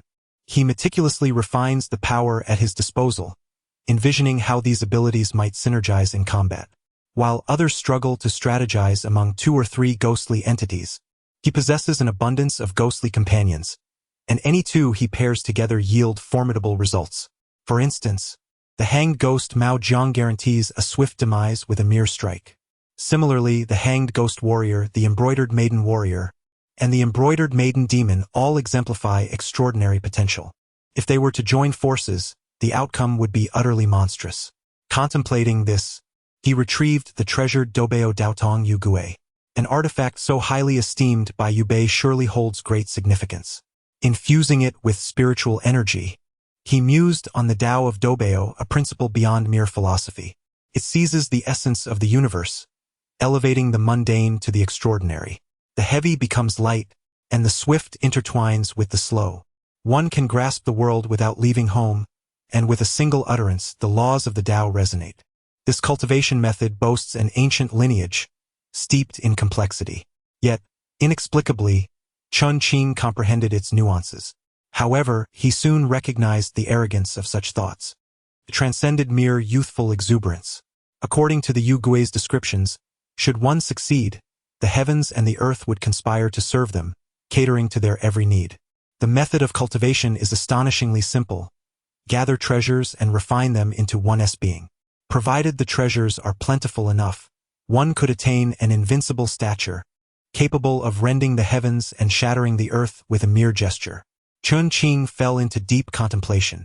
He had a repository of spiritual treasures. Could this be a preparation tailored for him? Chapter 55. The Realm of Pure Essence. In the 3rd layer of the Demon Suppression Tower, Chen Qing found himself reminiscing about the sensation of being a warrior, a stark contrast to his current role as a spirit master. The frailty of a spirit master rendered them vulnerable. A close encounter with an enemy was nearly tantamount to death. The Daobao lineage, however, focused on refining spiritual treasures into the body itself, thus enhancing physical strength. Contemplating this, Chen Qing swiftly reached a resolution. He must cultivate. A formidable physique was of paramount importance. Although he possessed the protection of the skin of flowers, foes like the strange ghost known as the embroidered girl could strike from a distance, rendering conventional defenses futile.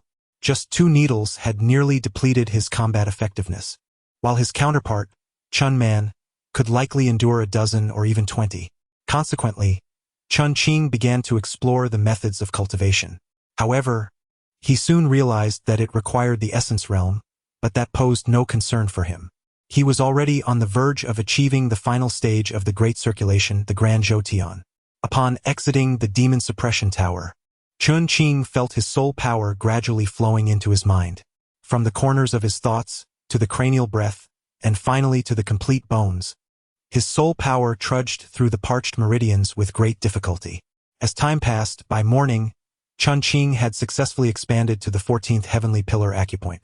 With a total of 27 acupoints in the Great Zhoutian, he had finally surpassed the halfway mark.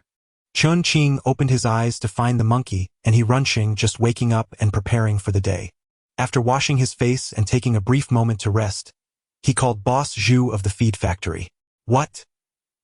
For 100 million. Yes, for 1,000 per ton, and we need it within 10 days. You can subcontract to other manufacturers. Oh. Boss Zhu seemed quite bewildered. After a considerable pause, he inquired, what about the advance payment? Is 50 sufficient? Absolutely. Boss Zhu nodded vigorously. In these times, those with keen senses are exchanging currency for essential supplies, predominantly rice, flour, and cooking oil. Few could fathom a scenario dire enough to resort to consuming pig feed. Regardless of oversight, Chen Qing refrains from engaging in online transactions. Soon, Boss Zhu, accompanied by an accountant and an assistant, arrived at the entrance of the base. Chen Qing produced 20 anonymous cards, stating, each worth 10 million, totaling 200 million. The trio appeared somewhat bewildered. There were no contracts or receipts exchanged, leaving them astonished. Are you truly entrusting us with this? One inquired. What other choice do you have? Would you dare to misappropriate the funds of the Imperial Ghost Army? Let us transfer the money to the factory account first. It feels rather unreliable. A call was made to Manager Tian, which yielded expected news. All food supplies had been depleted. Every warehouse had been entirely sold out. Another call was placed. Manager Yang, are we nearing completion? All configurations of the safe house must be top-notch. Weapons must be ample. Budget? No limits on the budget. Will 50 million suffice? A sputter of water erupted from the other end of the line. After a moment, Manager Yang queried, Mr. Chen, have you caught wind of something? Indeed. I've heard, which is why we are enhancing the facility. Chen Qing nodded. I might be experiencing a touch of paranoia. I prefer to err on the side of caution. Understood. However, even with the additional layer, it shouldn't cost this much. Well, regardless, let us ensure it's adequately fortified. By the way, is it still possible to order canned goods? Unfortunately, we can no longer procure them, as anticipated. As time gently flows by, night falls, and the soul energy finally reaches its final grand point. The Tongtian Cave. The soul energy surges forward and retreats at times, while at other moments, it employs a methodical approach ultimately leading to a hum. Chen Qing feels a throbbing in his head. Almost simultaneously, a sensation of clarity sweeps down from above. He experiences an unprecedented lucidity, with heightened senses and invigorated spirit. The soul energy circulates throughout his body at a speed tenfold that of the soul motion realm. The sound of water flowing through pipes, the rustling of leaves cascading down, the sensation of a speck of dust landing on him. The world becomes so close, so cacophonous. Upon opening his eyes, he notices the dandruff on the monkey's ears and the mosquito droppings on the corner of the window. Everything appears so vivid. His thought process accelerates significantly, allowing him to count to 100 in mere seconds. Is this the essence of the spirit? Chen Qing murmurs. What happened to your eyes? The monkey nearly leaps in shock. At this moment, Chen Qing's eyes shimmer with vitality, glowing with a bluish-white light. Oh my goodness! You have reached the realm of the essence of the spirit. He Rensheng stammers in disbelief. The monkey also reacts. You've attained the essence? No way. Chen Qing, have you taken some extraordinary enhancement? How did you achieve this so suddenly? This is quite extraordinary. The two chatter excitedly, while Chen Qing remains remarkably calm, replying with a smile, keep this matter to yourselves. Do not speak of it to others. Whether it be an accomplishment in competition or an elevation in realm, each brings its own merits. Chen Qing has no intention of becoming a defensive officer or a guardian. It is far wiser to retreat to a safe haven before the arrival of the blood moon and wait until the end of time itself. He admired heroes who could step forward and stand before the crowd in times of crisis, but his experiences had destined him to never be a hero himself. Ji Luo's spirit power was increasing at an astonishing rate, and it seemed his family possessed the complete sequence for dwelling ghosts. As long as his spirit power was sufficient, he could acquire a fiend-level ghost pet at any moment. Great Master, you must be cautious of him, as he seems to be plotting against you. Understood, Chen Qing acknowledged. Regardless of the source of malice, Chen Qing would treat it with utmost vigilance. Just a fiend level. Shouldn't be too much to worry about, right? Gu Xing was still recuperating in the medical room. Ordinarily, Monkey and he Runsheng would be asleep, but after such stimulation from Chen Qing, they were completely unable to sleep. They meditated until the middle of the night before finally succumbing to slumber. At this moment, Chen Qing had already prepared himself, adjusting his body to its optimal state, and began cultivation. The first level of the Duobao Taoist tradition was known as the Spirit Pool, which involved forming a spiritual vortex within the spiritual sea and placing a weighty spiritual treasure at the vortex's center. However, Chen Qing found himself perplexed about what spiritual treasure to use. The Demon Suppression Tower? The Zhong Kui painting? There were also good items in that warehouse of spiritual treasures, such as the bronze sword and the Pegasus. However, they had not yet awakened, and it was unknown what they would become upon awakening. Thinking about these things was premature. He should focus on cultivation for now. As Chen Qing pondered this, preparing to cultivate, he heard the voice of Huapi. Master, Master. The third level has opened. Have you broken through? Chen Qing was taken aback. Seeing that Monkey and he Runsheng were both asleep, He entered the second level of the demon suppression tower with a thought. Apart from Zhong Kui, none of the ghost pets could cross levels. Chen Qing experienced a profound sensation, as if yet another layer had been unveiled.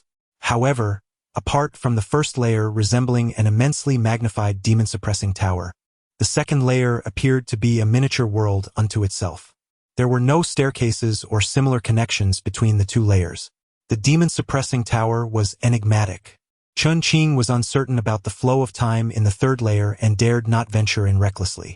Otherwise, he might find himself inside for merely 2 minutes, only to discover that the blood moon had already descended. Upon stepping outside, he activated the stopwatch on his mobile device and cast it into the third layer, promptly commencing the timer. After a minute, he retrieved the phone precisely on schedule. In the next moment, Chen Qing was taken aback. The time displayed on his phone indicated 10 minutes. A time dilation of 1 to 10. This signified that while he cultivated for 10 days within, only a single day elapsed outside. Furthermore, this phenomenon applied equally to the ghostly companions. While other spirits trained for a day, his own would have trained for 10 days. Remarkable. Remarkable. Remarkable. Chapter 56. The greater the power, the greater the responsibility. After casting the toilet ghost into the third layer and ascertaining its safety, he sent all his ghostly companions, including the armless golden body, into the third layer. Huapi assumed her role as the steward, directing the spirits to commence their exploration. Wow! Master, it's so vast, so immense. The space of the third layer was magnitudes larger than that of the second. It was likely that no one would guess this was merely a layer of a tower. Yet, the desolation here was palpable. The sky was a dull gray, the earth a muted hue, and in the distance loomed hills, stark and barren, devoid of any foliage. Moments later, Huapi's voice trembled as she called out, "Master, Master, you must come and see." Chen Qing approached her side in the third layer. Before him lay a breathtaking sight. A towering corpse, approximately 10 meters in height, seated in a cross-legged position. For chains, thicker than a human being, were affixed to this figure, one end piercing through its pelvic bone while the other was buried deep within the earth. This corpse had likely remained in this pose for millennia, yet it emanated a chilling aura that sent shivers down one's spine. "Master, this is a divine phenomenon," stammered the painted skin. "This body must have reached the formless state in life." Upon hearing these words, Chen Qing closed his eyes. In the next moment, his brow furrowed. The corpse he had just seen now seemed to have vanished from his memory, as if it had never existed at all. When he reopened his eyes, the corpse remained still, yet he hazily recalled its presence. "Let us proceed," Chen Qing urged, suppressing his burgeoning curiosity. He could not forget the warning from the painted skin. Venturing too deeply into darkness was perilously unwise. The demon suppression tower. Whose handiwork is this? The demon it confines may not be merely Zhong Kui. Why has Zhong Kui descended into madness? With each riddle unraveled, more mysteries arose in succession. "Let us cultivate. I shall send the F4 to explore." The painted skin complied, dispatching the mad ghost, the toilet ghost, the air-eating ghost, and the gambling ghost. With the blood moon approaching, time was of the essence. Here, the flow of time was tenfold, making this a prime location for cultivation. The first order of business was to establish the spirit pool.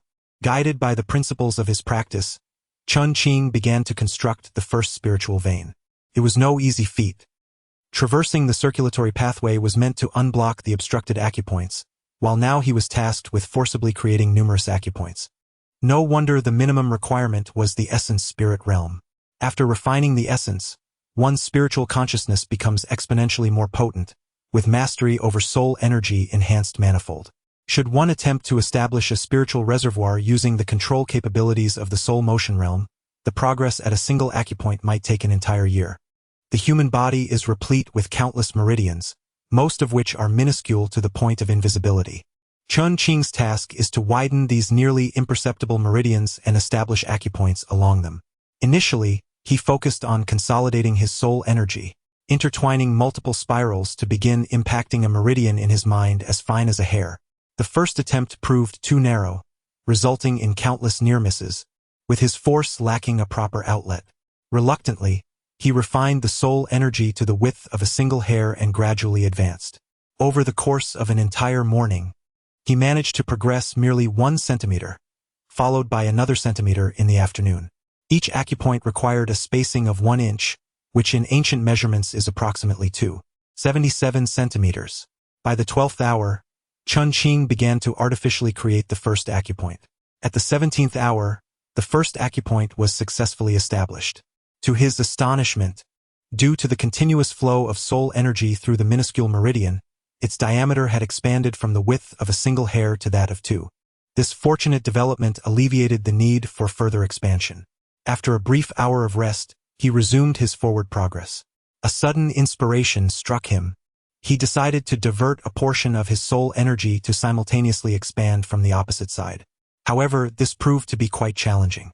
With his current level of soul energy, dividing it into 10 streams was sufficient, yet controlling them became exceedingly difficult. It was akin to holding a single hair in each hand while attempting to thread them through rings the size of a hair situated a meter away. Initially believing that splitting it into 2 streams would yield greater efficiency, he found after 10 hours that the combined progress was less than half of his earlier effort. Chen Qing, having been raised with resilience by Chen Man, possessed an indomitable spirit. Forcing oneself to focus on both ends, it is preferable to progress slowly than to err. As days passed, by the 4th day, the speed on both fronts had already matched what was previously achieved by controlling only one side. At this juncture, Chen Qing's speed had truly doubled compared to before. Astonishingly, he managed to divide his energy into 2 streams, for strands of soul force, advancing in unison, on the 5th, 6th, 7th days. Until the 12th day, the velocity of the 4 streams of soul force reached a normal level equivalent to quadrupling the speed of acupoint expansion. At this moment, traversing through his body's acupoints felt akin to navigating a 24-lane highway, with soul force directed precisely where he wished.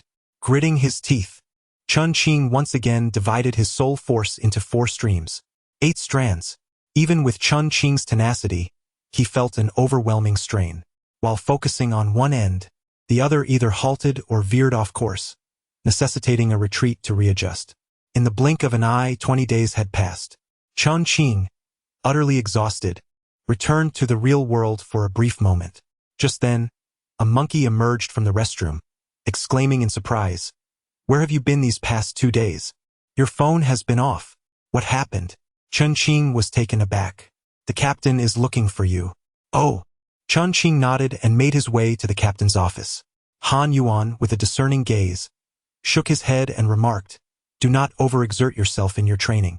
Can lead to madness. I sought you for 2 matters. Firstly, Chen Man has provided all the resources for bone tempering, and they are of the highest quality. You can rest assured. The second matter. We wish for you to serve as the defense officer for the Zhongpan community." Chen Qing furrowed his brows. Han Yuan's expression turned grave. "Chen Qing, our human race possesses exceptional individuals who have predicted the blood moon. It can be perceived as a catalyst for the demon clan's enhancement. I fear that when the blood moon arrives, the numbers and strength of the demon clan will amplify several-fold." "Several-fold? You are being overly optimistic," Chen Qing thought to himself, shaking his head.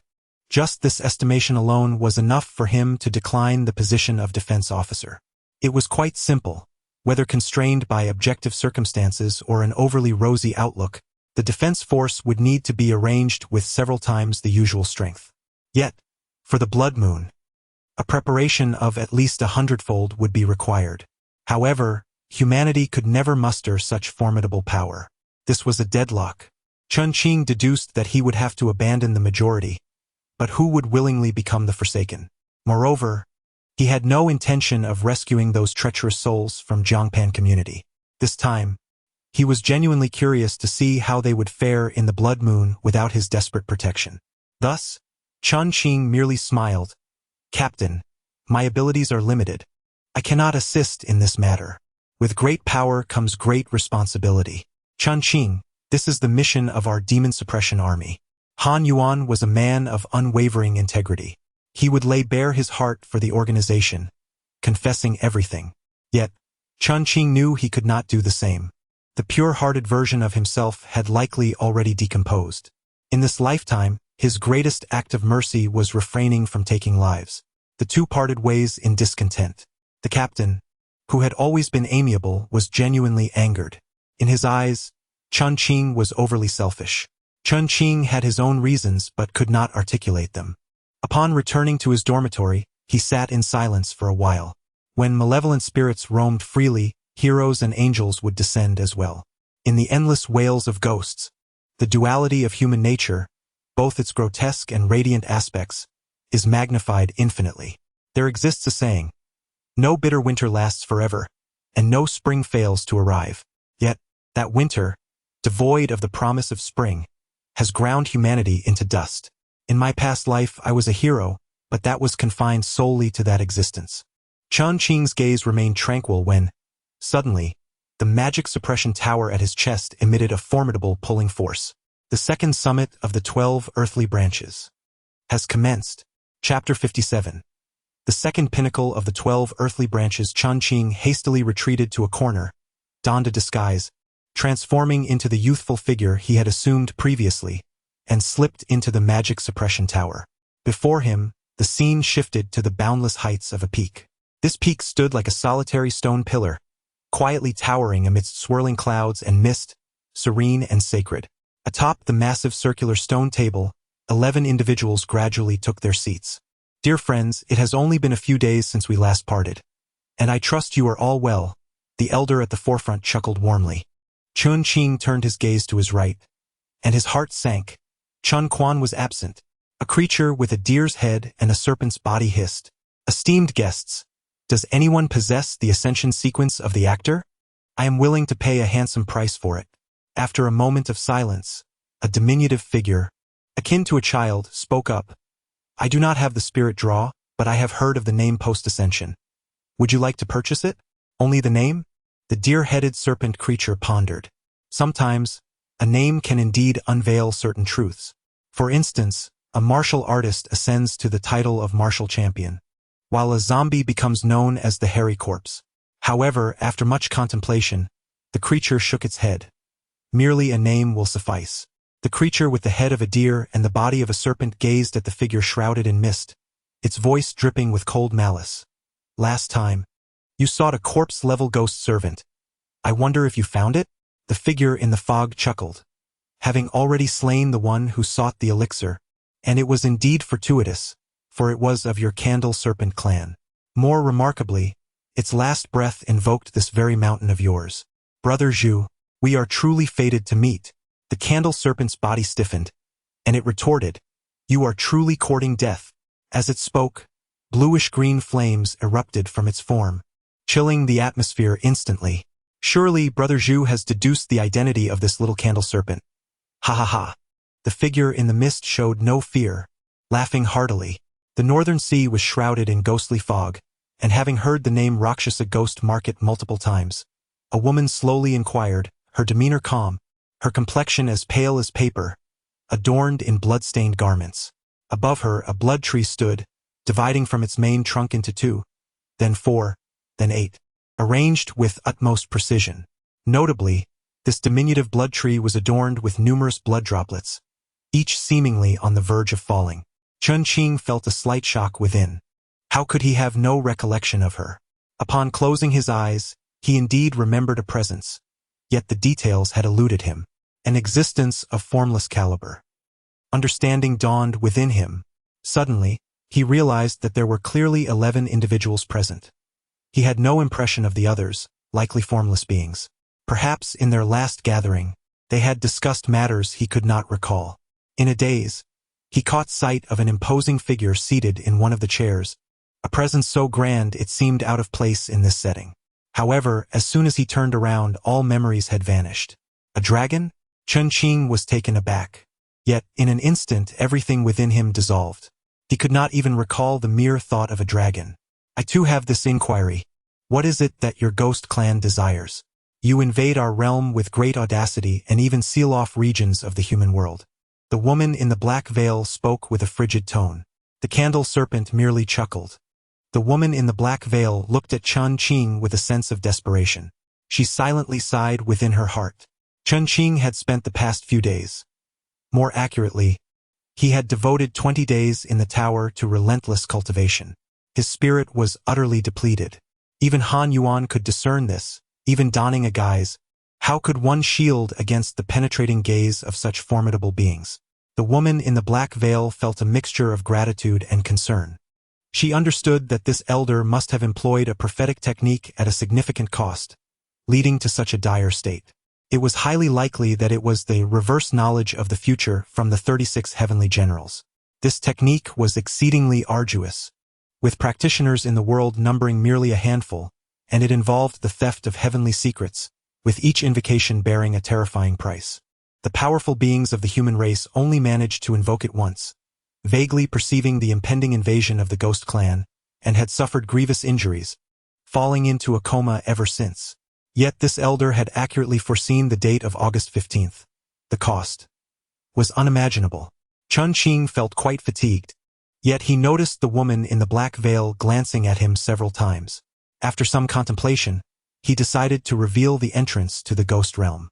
He stood up and said, "Follow me." He then turned to Han Yuan and added, "You too, come along." Han Yuan was taken aback but promptly followed.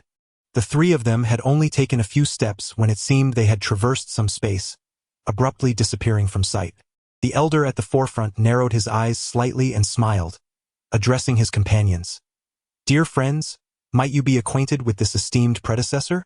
The woman in the blood-red dress remarked, "With dozens of divine abilities at their disposal, such cultivation is indeed unparalleled in this realm.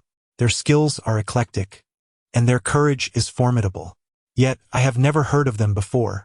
Perhaps they have mastered the flying trace technique." The flying trace is one of the 36 celestial techniques, allowing one to transcend the mundane, cloaked from the world, and traverse the mountains and rivers. I sense the aura of turning stone to golden words manifesting the law within them.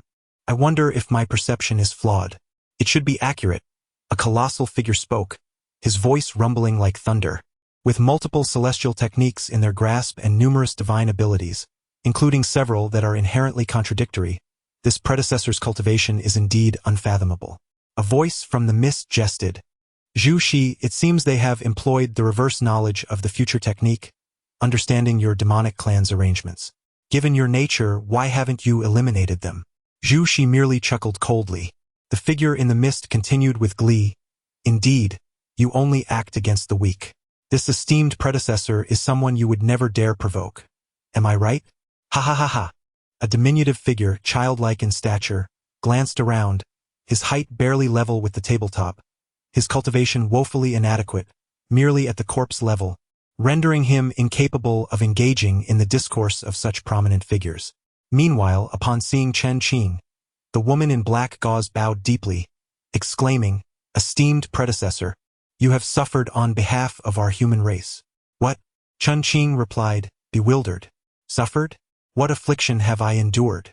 Han Yuan remained silent, having uttered not a single word during the 2 summit meetings of the 12 earthly branches. Chen Qing spoke slowly. "The exit of the ghost realm in Shiming City may be Xianren Valley." With this remark, both the woman in black gauze and Han Yuan were momentarily taken aback. The presence of many from the Taiping Dao in Shiming City suggested their involvement in the arrangement of the ghost realm there. "Taiping Dao. Again, it is Taiping Dao," the woman in black gauze exclaimed, her anger palpable. Suddenly realizing something, she bowed deeply to Chen Qing, saying, "Thank you, esteemed senior." Han Yuan, who had been silent until then, followed suit and bowed deeply. "Thank you, esteemed senior." The woman wanted to inquire about the price of this information, but what could such a high-caliber individual possibly lack? Ghost pearls? Spirit stones? Gold and silver? The mere thought of him lacking such items would be laughable. Chen Qing felt somewhat troubled. Why was this woman so oblivious? She seemed to have deluded herself into believing she was some venerable senior. A true senior, of course, must possess an air of distinction. Information is not given freely. Chen Qing could only respond ambiguously. Oh. The woman in black gauze suddenly came to a realization. Gritting her teeth, she produced 10 complete Chen bags. Chen Qing accepted them, pondering for a moment before asking, "Do you have any dragon bones?" The woman was taken aback, casting a wary glance at the enormous figure seated at the round table. She involuntarily whispered, "If esteemed senior requires them, I shall do my utmost to procure them." At the next summit, I will certainly bring them for you. Several individuals turned their attention towards Chen Qing, scrutinizing him while closing their eyes in contemplation. After a while, the elder at the forefront spoke. The 12 earthly branches tower conceals many secrets among its members, yet there is one matter I wish to discuss privately with the owner of the Tower of Time. Might we converse in seclusion? A profound silence enveloped the crowd, as they awaited their reunion in half a month. Chapter 58. The safe house is nearly repaired. The Time Tower? Chen Qing found himself momentarily bewildered. He had already discerned that the demon suppression tower was not uniform. For instance, Han Yuan's tower imprisoned a ghost king, while his own contained Zhong Kui. Furthermore, Han Yuan's tower could only confine 6 spirits. It appeared that each tower possessed distinct functionalities. Could the Time Tower mentioned by the elder be his own? The first level operated at a pace 15,000 times slower than the real world, the second level aligned with reality, and the third level accelerated tenfold. It seemed that his demon suppression tower might indeed be the Time Tower, a tower of time. What of the others? Might there exist a space tower, a fire tower, or a water tower? The monkey and he Runxing were likely in class, but unexpectedly, Gu Xing was present.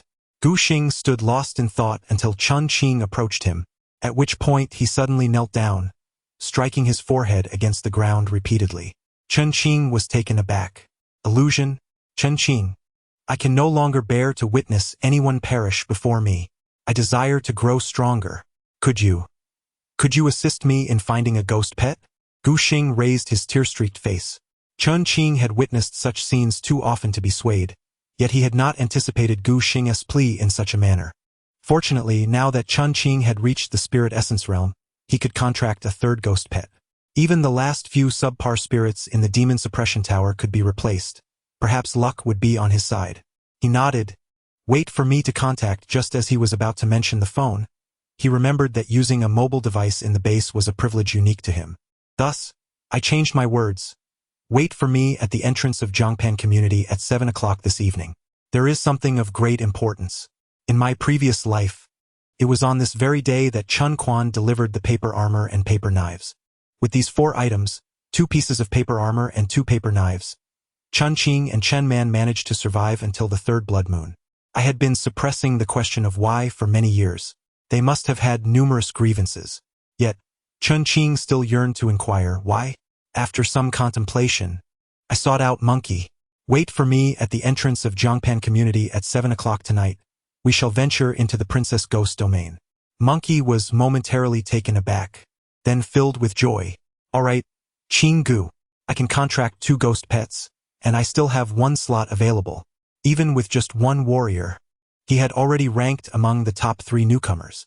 Although this was partly due to Chen Qing's leniency, Monkey believed his own strength placed him firmly within the top 5. Chen Qing, Zhou Yangqiao, and Ji Luo undoubtedly held the top 3 positions. Even though Zhou Yangqiao possessed an evil-grade ghost pet, he was convinced that Chen Qing was superior. The 4th could either be Chen Qing or himself. Only through competition could one ascertain. He produced 10 bags and examined them one by one. The majority contained ghost orbs and spirit stones, numbering in the thousands. There were also various spirit herbs and plants, the effects of which were indiscernible. Upon opening them, a formidable aura of ghostly and spiritual energy intertwined, leaving a striking impression. All the ghost pets turned their gazes towards him, though they dared not act. The ghostly gauge indicated a noticeable increase in the strength of the ghost pets. Chen Qing focused his thoughts and summoned Zhong Kui. Instantly all the ghost pets knelt, trembling in fear. Zhong Kui, a remarkably powerful ghost. I wager you cannot subdue it. Zhong Kui was furious. Ghost?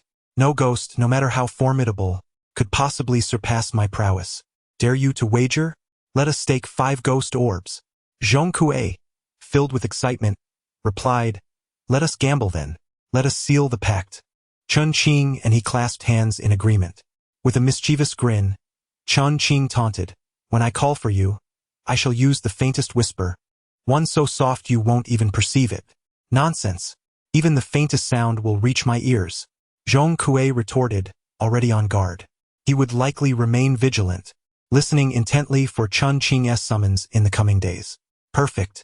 Chen Qing was afraid that a situation might arise where Zhong Kui could not hear him. Back in the real world, he whispered with utmost subtlety, "Zhong Kui."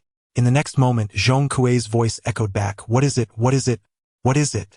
Chen Qing feigned astonishment. "I spoke in such a hushed tone, and yet you still heard me." Zhong Kui basked in triumph. "Humph. Even if your voice were 10 times softer, I would still hear it." In a certain void and chaotic realm within the demon suppression tower, Zhong Kui reveled in delight. Upon returning to the 3rd level, Chen Qing resumed his cultivation of the multifarious Tao lineage. As the 8 streams of soul energy surged forth, Chen Qing exerted his utmost control, yet he found himself unable to balance them all. Time passed leisurely, and soon it was afternoon. Chen Qing had been cultivating within the tower for 3 days. "Master, you can absorb the spiritual energy within the spirit stones," Huapi remarked. Chen Qing paused, retrieving a spirit stone. The method of absorption was not challenging. In merely half a minute, his eyes widened in astonishment. He felt invigorated and refreshed. "Why did you not mention this before? I assumed it was common knowledge." Chen Qing shook his head. Exiting the base, he made his way to the Riverside Community. Since Chen Qing's budget significantly increased, a multitude of installations became necessary, prompting a shift to round-the-clock construction. Fortunately, the most time-consuming tasks have already been completed. The installations and configuration changes will only take 2 or 3 days. Although prior arrangements have been made, Manager Yang still made a point to wait for Chen Qing. "Manager Yang, you need not be so courteous," Chen Qing remarked. "Not at all, Mr. Chen. While others monitor their construction around the clock, your presence here today signifies the utmost trust in our company. Allow me to show you around," Yang responded. Not only Chen Qing's residence, but the entire building has undergone reinforcement. The exterior is immaculate, and the hallways have been revitalized. Due to the substantial increase in weight post-renovation, the load-bearing capacity of the lower floors has been enhanced. Initially, there was resistance to this idea, but once it was proposed that the renovations would be complementary, consensus was reached. In a hushed tone, Manager Yang revealed, "Surveillance cameras have been installed in the voice-activated lights of each building." "What purpose do they serve?" Chen Qing inquired, somewhat indifferent to the notion, yet recognizing the expertise of the professionals and refraining from dissent.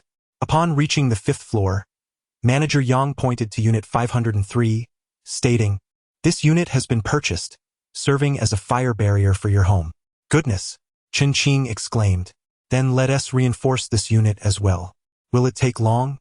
"The layouts here are quite standard, with ready-made modules available. 2 days will suffice," Yang assured him. Ascending to the 6th floor, the previous dilapidation was utterly unrecognizable. The entire wall had been replaced with frosted metal, and the door was impressively thick. A couple of knocks produced a profoundly muted sound. The door is fortified with 2 layers, capable of being entirely sealed with mechanical structures. Even in the event of an explosion, the first to collapse would undoubtedly be this building. Upon entering, Chen Qing's satisfaction only grew. Firearms were conspicuously present throughout.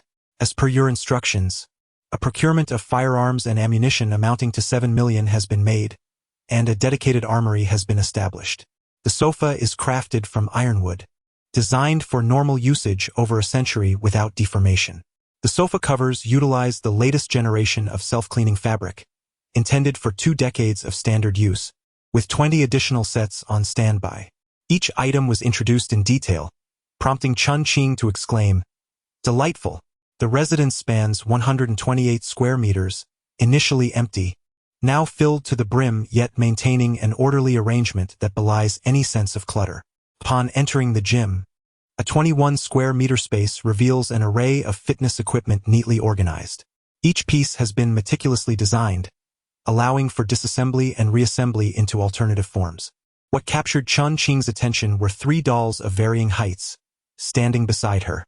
Made of silicone and equipped with mid-level AI when connected to the internet, they are virtually incapable of being stumped by queries. When offline, they operate with basic AI, capable of engaging in everyday conversation. Their bodies can generate warmth, pre-programmed with 50 distinct personalities, featuring a self-cleaning mode in critical areas that can also be replaced. Chen Qing observed the doll in the center, adorned in a black mini-skirt, whose serene visage prompted an impressed thumbs up from her upon lifting the skirt. Astounding, remarkably lifelike. Following this was the entertainment room, custom designed throughout, ensuring effortless organization. For ease of maintenance, the handles, mouse, and keyboard are all of the most common models, and they possess a modular design. Manager Yang opened a box.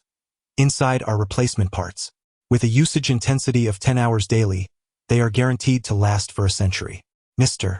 Chen previously mentioned an upgrade to the storage capacity, which has now reached an impressive 150 PB.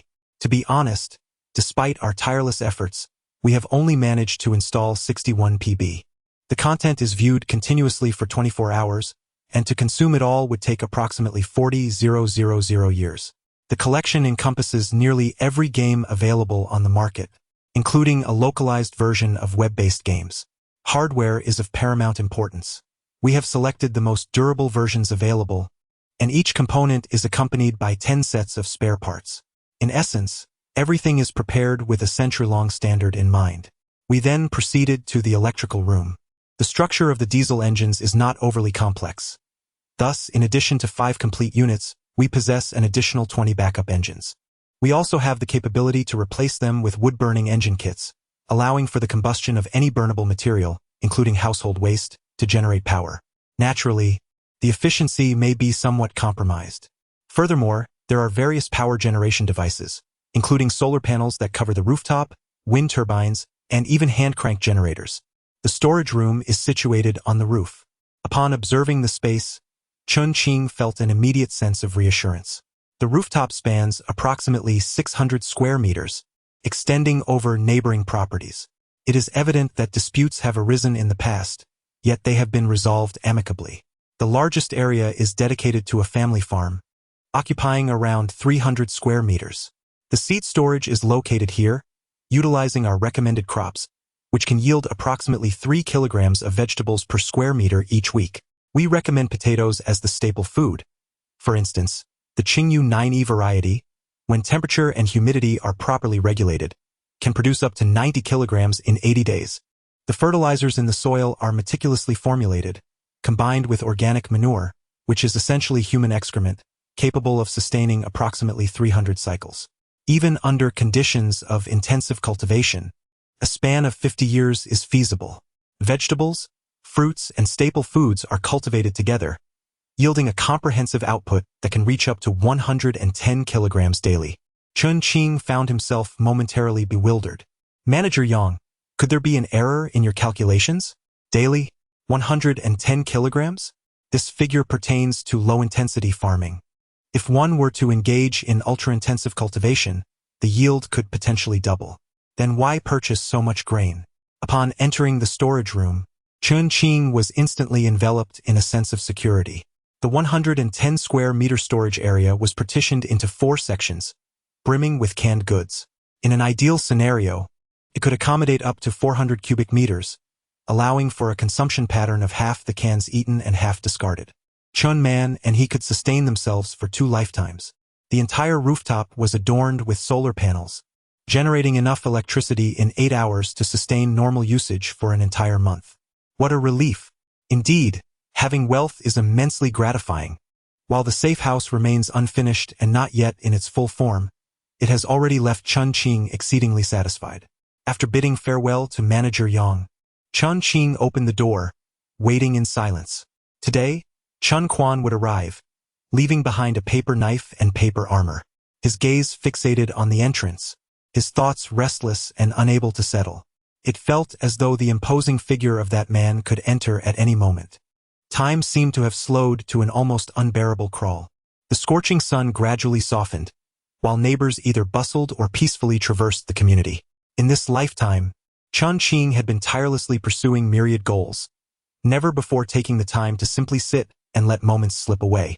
This afternoon, it felt as though time itself had thickened. As the clock slowly approached 6 o'clock, the figure he had been watching at the entrance of the neighborhood remained absent. In the next moment, Chen Qing's entire body tensed, and he unsheathed the Kunwu blade. Within the room, an unimaginable surge of spiritual energy erupted. Rushing over, he beheld a rift in the living room, an abyssal dark opening from which a torrent of spiritual energy surged forth. Two enormous hands gripped the edges of the rift, straining to widen it. It was Chen Qing's hands. The gaping void gradually expanded to the width of a palm, revealing Chen Qing's weathered face, etched with the marks of time. "Brother." Chen Qing stood frozen, his usually unperturbed demeanor replaced by an intense gaze fixed upon Chen Qing. He called out, yet his voice was stifled, unable to traverse the barrier. The rift writhed, attempting to mend itself. Chen Qing silently roared, exerting all his strength to tear the opening wider, his hands now drenched in blood. Nearby, a hand tossed a neatly folded piece of cardboard into the rift. That person merely observed Chen Qing quietly, his eyes brimming with a tumult of emotions.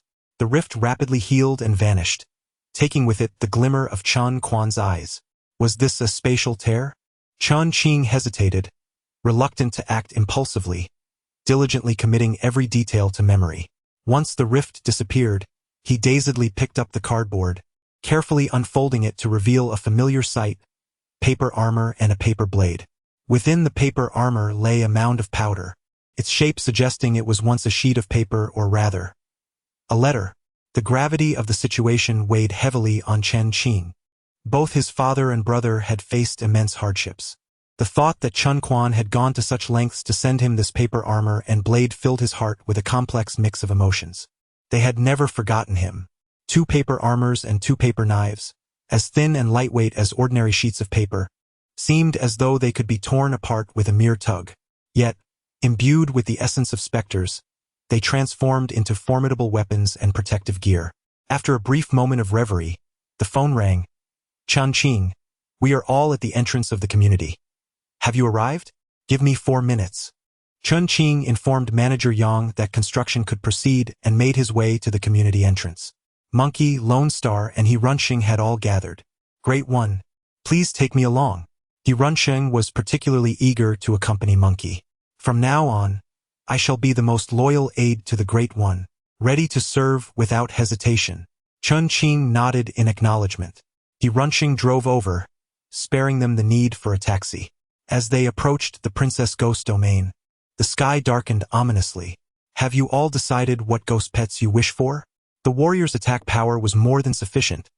What I lacked was a support-type ghost pet. If fortune smiled upon me, I hoped to acquire a hanging ghost. Monkey remarked, "Last time, I observed the perfect synergy between Chen Qing's hanging ghost and the warrior. It has left me yearning for quite some time. Most importantly, while warriors are rare, hanging ghosts are not overly scarce. If luck favors me, I too wish to obtain a warrior." He Runxing scratched his head, lacking confidence. Anything else would suffice, as long as the level is relatively high. "Let's heed Chen Qing's guidance," Lone Star suggested. Chen Qing nodded in agreement. Having advanced to the spirit realm, he could contract another ghost pet. Yet he was not in need of any, adopting a mindset of preferring quality over quantity.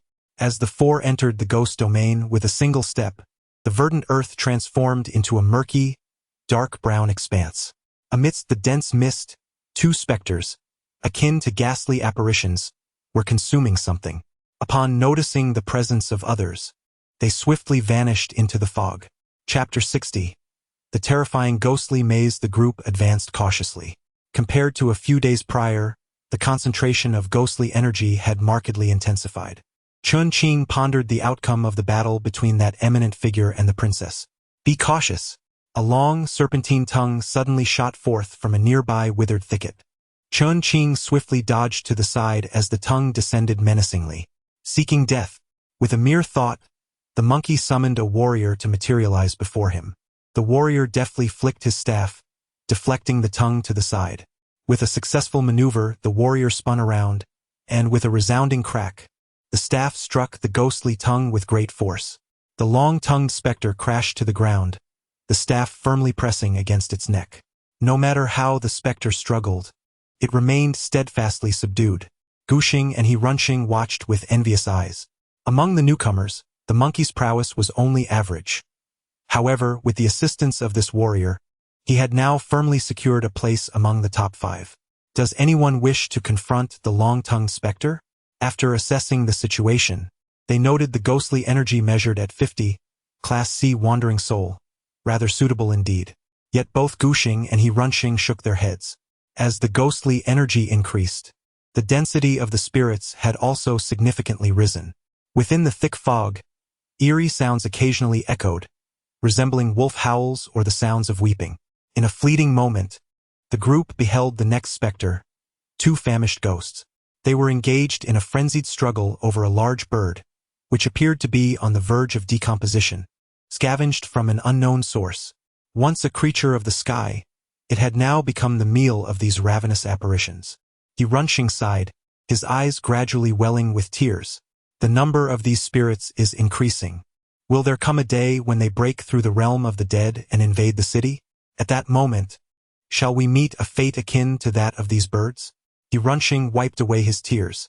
To Chen Qing's astonishment, the monkey wore a sorrowful expression, sighing, "Perhaps our mission as the ghost-suppressing army is destined to culminate in our demise at the hands of these phantoms."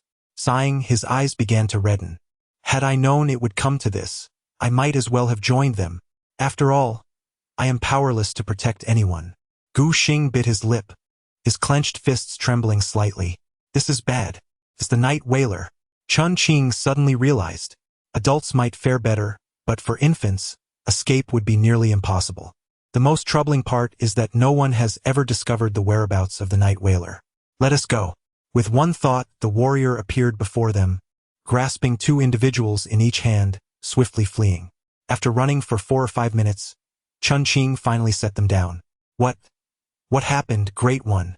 He Runxing's eyes brimmed with tears, filled with confusion. "There may have been a spirit nearby capable of influencing emotions. If we do not leave soon, we could find ourselves in grave trouble." All three had reddened eyes. At that moment, uncertainty clouded their minds. They were certain they had not been subjected to mental manipulation and could vividly recall their shifting thoughts. Yet this inexplicable sorrow had indeed affected them. What a peculiar spirit. He Runxing cursed. "Damn it. It's just a dead bird. Yet it orchestrates such a grand spectacle." Gu Xing and the monkey felt somewhat awkward. Chen Qing, however, was unfazed, though a sense of vigilance crept into his heart. They had encountered a malevolent spirit of considerable power. According to Han Yuan, the malevolent spirits of the princess's tomb should have long been dealt with. However, the recent appearance of a suspected evil spirit, followed by yet another encounter with a malevolent ghost, suggests that something amiss has transpired. After some contemplation, I conveyed the truth. "My esteemed companions, if I am not mistaken, the spirit we just encountered is indeed of the malevolent ghost level. If we proceed further, we may find ourselves in peril." The three of them were momentarily taken aback. The monkey squinted his eyes, exclaiming, "Forget it. Let us confront it head-on." Without hesitation, Gu Xing declared, "Onward." He Runxing hesitated, his expression torn, but ultimately stated, "Let us do it." The core area of the princess's tomb was far too treacherous. We could only seek opportunities around its periphery. As long as we did not encounter the princess, Chen Qing was confident in his ability to protect himself with the aid of 3 malevolent ghost pets. However, he held no assurance of safeguarding the 3 companions without revealing his own strength. While he trusted the monkey implicitly, the other 2 were merely ordinary roommates. Suddenly, a faint knocking sound emanated from the depths of the fog. The night watchman. Chen Qing's expression shifted dramatically. "We must leave at once." Perhaps due to the distance, the night watchman's voice failed to affect the group of 4. After a considerable time had passed, having distanced themselves sufficiently, He Runxing inquired with a hint of suspicion, Great One, what was that just now?" The night watchman, a malevolent ghost. "The last time we cleared the ghostless temple, it was this kind of spirit." At this revelation, the faces of the 3 turned ashen. Although they had not participated, they had heard countless tales of the horrors associated with this malevolent ghost from the numerous brothers who were injured that night. Having encountered 2 malevolent ghosts in succession, Chen Qing sensed that something was amiss. "We cannot proceed any further," he resolved immediately. The 3 individuals felt a twinge of disappointment, yet it was evident that they could no longer proceed blindly. As they continued on their path, Chen Qing furrowed his brow. How long had they been walking? The monkey glanced around, pointing at a low wall, It seems we've just passed this spot. Checking the ghostly compass, it was clear that its directional function had long ceased to function. Gu Xing picked up a stone and placed it on the wall's edge, and the four resumed their journey. Moments later, they encountered the same low wall again, the stone atop it unchanged. Could it be a ghostly maze? The malevolent spirit of the haunted house? The chaotic courtyard? Chen Qing's frown deepened. Another malevolent spirit. The haunted house? Wasn't Ji Luo's spirit a haunted house spirit? The monkey frowned. Chen Qing shook his head, fully understanding the monkey's implication. Yet, given Ji Luo's current soul strength, he could not possibly possess a malevolent spirit companion. He had only heard of the chaotic courtyard. How had they stumbled upon so many troublesome entities in a single night? What of he Runxing? Gu Xing suddenly inquired. The trio paused, a chill running down their spines. Indeed, where was he Runxing? How could he have vanished without a trace? Suddenly, a blade came slicing down towards them. Chen Qing, ever vigilant, instinctively raised his weapon to block. Be careful, be careful. Blades rained down from various directions. It turned out to be a squad of soldier ghosts. Chen Qing quickly summoned his warrior spirit. The monkey also called forth his warrior spirit. Only then did they realize there were a total of 5 soldier ghosts. Individually, the soldier ghosts were no match for the warrior spirits, but together, they executed a seamless combination of offense and defense, forcing the 3 and their 2 spirits to retreat incessantly. Chen Qing's mind raced. Though the thick fog envelopes the surroundings, it is improbable that it could obscure vision to such an extent. It was not until the moment of engagement that the 5 soldier specters became aware of their predicament. Clang, clang, clang. Trained as he was in martial prowess, Chen Qing managed to cope, yet both Gu Xing and the monkey found themselves in dire peril. With a swift flash of the blade, Gu Xing was struck on his left arm. Gu Xing. The monkey hastily deflected the soldier specter before him, parrying a blow aimed at Gu Xing. However, at that very instant another blade descended. Abruptly, the soldier specter vanished from sight. In its place stood a ghostly figure draped in white, a hanged spirit. Before Chen Qing, 2 lengths of white silk were firmly ensnaring a frantically struggling soldier specter atop a low wall. The martial artist seized the opportunity. With a single, forceful strike, he brought his weapon crashing down upon the specter's head. Clang! The helmet reverberated. The specter's body froze momentarily, allowing Chen Qing to execute a horizontal slash with his kunwu blade. The specter's head soared into the air. With one fallen, the coordination among the soldier specters diminished significantly. Chen Qing and the martial artist successfully isolated 3 specters, and under the relentless assault from Gu Xing, the monkey, and the young martial artist, the head of the second specter was severed as well. Soon followed the third. Chen Qing inquired, Gu Xing, do you wish to deal with the specters? Yes. Gu Xing did not hesitate. Not everyone could engage with a martial artist, and the specters presented an excellent alternative. Should we take both? Just one. The monkey, in his struggle, recognized that while the specters were not on par with the martial artist, they were indeed a viable option. After a brief struggle, he relinquished his pursuit. With the martial artist present, there was no lack of offense, only a need for support. Having assessed the ghostly energy, 1 specter remained, its essence measured at 61. The great warrior and the young warrior firmly pressed their hands and feet against the ground. The Lone Star took 2 steps forward and began to invoke the spirit contract technique. Once, twice, thrice. On the 8th attempt, the contract was finally successful.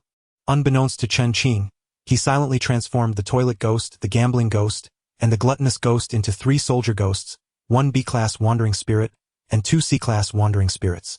Although the spirit energy of these 3 soldier ghosts was a mere 46, 55, and 61, they could still augment Zhong Kui's spirit energy by approximately 80.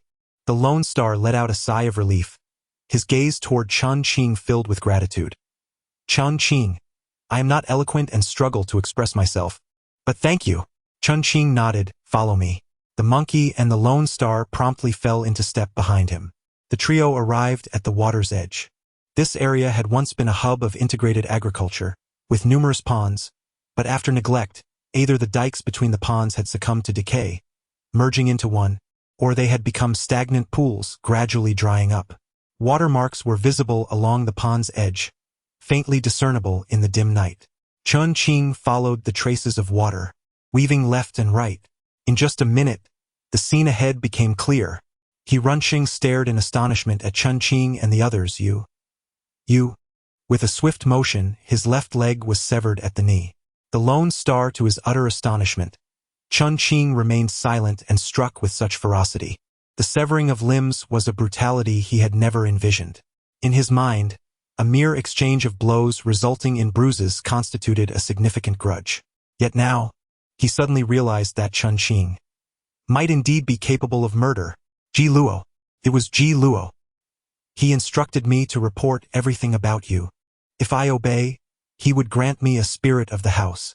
Once my soul power is sufficient, he will assist me in elevating the spirit to chaotic court. Chen Qing. With a knife in hand, Chen Qing advanced step by step. On the narrow embankment, Ruanqing's face was a mask of terror as he clawed desperately backward, disregarding the pain. Uncle G. Help! Help! Though he had yet to mature, his strikes were merciless. Suddenly, a sinister voice echoed. A middle-aged man emerged from the space ahead, as though he had been concealed behind a deceptive painting. This man was robust, with dark skin, coldly observing Chen Qing. How did you discern chaotic court? How did I discern it? My apologies. I am simply a favored spirit of the dead. Tossing one into the pond is not excessive, is it? The water monkey had been trailing the four from a distance in the pond, quietly marking the path taken by the straying Runching. Chen Qing followed these markings to escape the chaotic court. In truth, the chaotic court was orchestrated by someone, as if a certain area had been fragmented into numerous puzzle pieces, endlessly reassembling. Of course, the section he occupied remained stationary, serving as the so-called eye of the formation. Chen Qing was not one to bare his soul to the enemy. A serene smile graced his face, for you had left the most significant flaw exposed. Chen Qing pointed towards the sky above the middle-aged man. Instinctively, the man looked up. Suddenly, a shadow shot forth from the water like an arrow. With a resounding splash, it plunged into the opposite side of the pool, and the middle-aged man had vanished without a trace. Both the Lone Star and the monkey were taken aback. Be cautious! Be cautious! In the pond, the middle-aged man found himself ensnared by the long tail of the water monkey, forcefully pinned to the bottom. The water monkey's limbs were not idle either, striking with swift precision, its sharp claws piercing towards the man's neck and chest. Gouts of blood erupted, starkly visible even beneath the dim sky.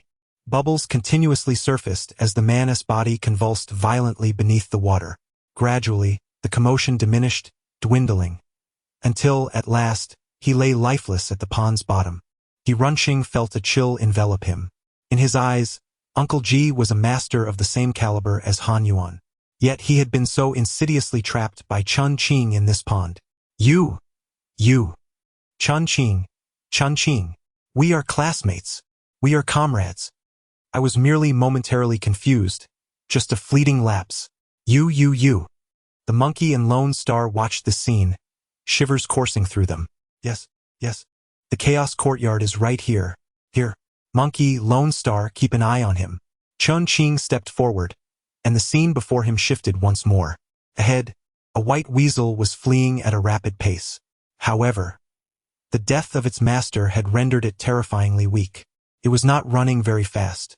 Is this the chaos courtyard? A thought emerged, and before them stood a reanimated corpse, its hand raised menacingly toward the hanged spirit.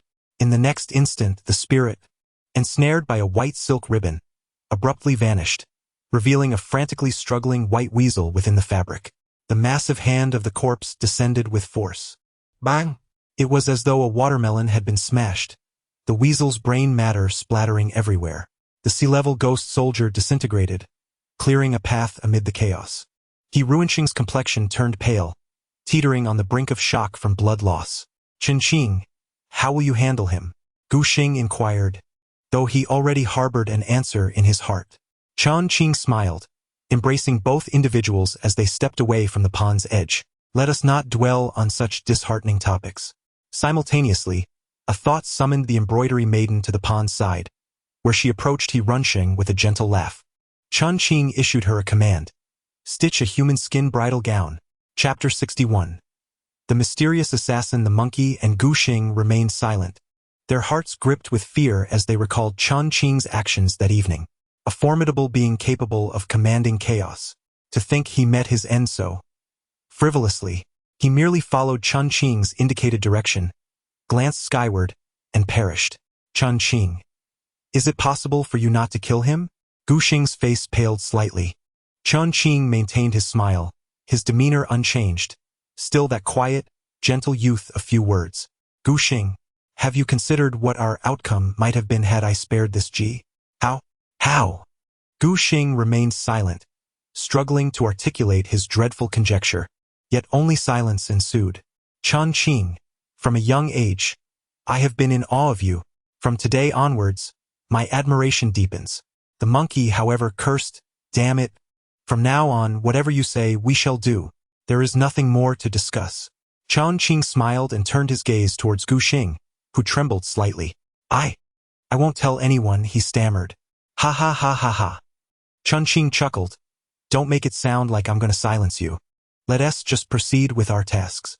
Gu Xing looked at Chen Qing, still the gentle youth he had always known, completely unable to fathom that just moments ago, he had taken 2 lives. The ghost pet that emerged from the water earlier, was it also yours? Gu Xing mumbled. Chen Qing, Zhou Yangqiao, and Ji Luo were acknowledged as geniuses among the newcomers. Yet, he suddenly realized that this individual before him seemed to be the hidden, unparalleled beast among them. Watching Chen Qing's retreating figure, Gu Xing forced a smile. Did you mention that the combination of ghosts and soldiers would be more effective? I too would like to have a hanging ghost. However, encountering such a ghost appears to require a stroke of luck. Typically reticent, Gu Xing continued to search for words, perhaps not even realizing that he was reluctant to allow his thoughts to cease.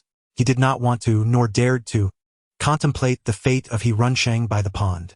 The embroidering girl smiled brightly as she presented Chen Qing with a bloodied hide, which faintly resembled a vest. Chen Qing nodded, a thought in mind, summoning Wan Ting, a white ferret. The ghostly measurement revealed 401. C-class evil spirit. Now, he commanded 5 evil spirits, comprising 2 C-class entities, Hua Pai 527 and Luan Ting 401, a D-level malevolent spirit, Ji Zhang 336, 2 E-level malevolent spirits, Bai Gu Jing 147, Shui Ho Zi 123, 4 A-level wandering souls, Xiao Hua Gu Nyang 100, Xiao Er Gue 97, Wu Fu 92, Diao Si Gue 81, 2 B-level wandering souls, Bing Gue 71, Bing Gue 61, 1 C-level wandering soul, Bing Gue 55, 1 F-level wandering soul, Feng Gue 9. Bai Gu Jing, once comparable to the painted skin, has been rendered powerless by Zhong Kui, and currently possesses no combat capability. Xiao Hua Gunyang, after donning the freshly crafted human skin wedding dress, has reached the brink of advancement, yet requires a few more days to fully ascend. In summary, except for Bai Gu Jing and Diao Si Gue, all others have experienced a slight increase in power. Only Feng Gue exhibits an unparalleled weakness. Meanwhile, Zhong Kui's ghostly energy level is equivalent to half of the total energy from 12 spirits in the Demon Suppression Tower, amounting to approximately 780. This astonishingly places him in the SS level category of wandering souls. Aware that Zhong Kui is intently awaiting his summons, Chen Qing does not squander this opportunity out of mere curiosity regarding his ghostly energy. Can you understand me? Luan Ting nods. Can you speak?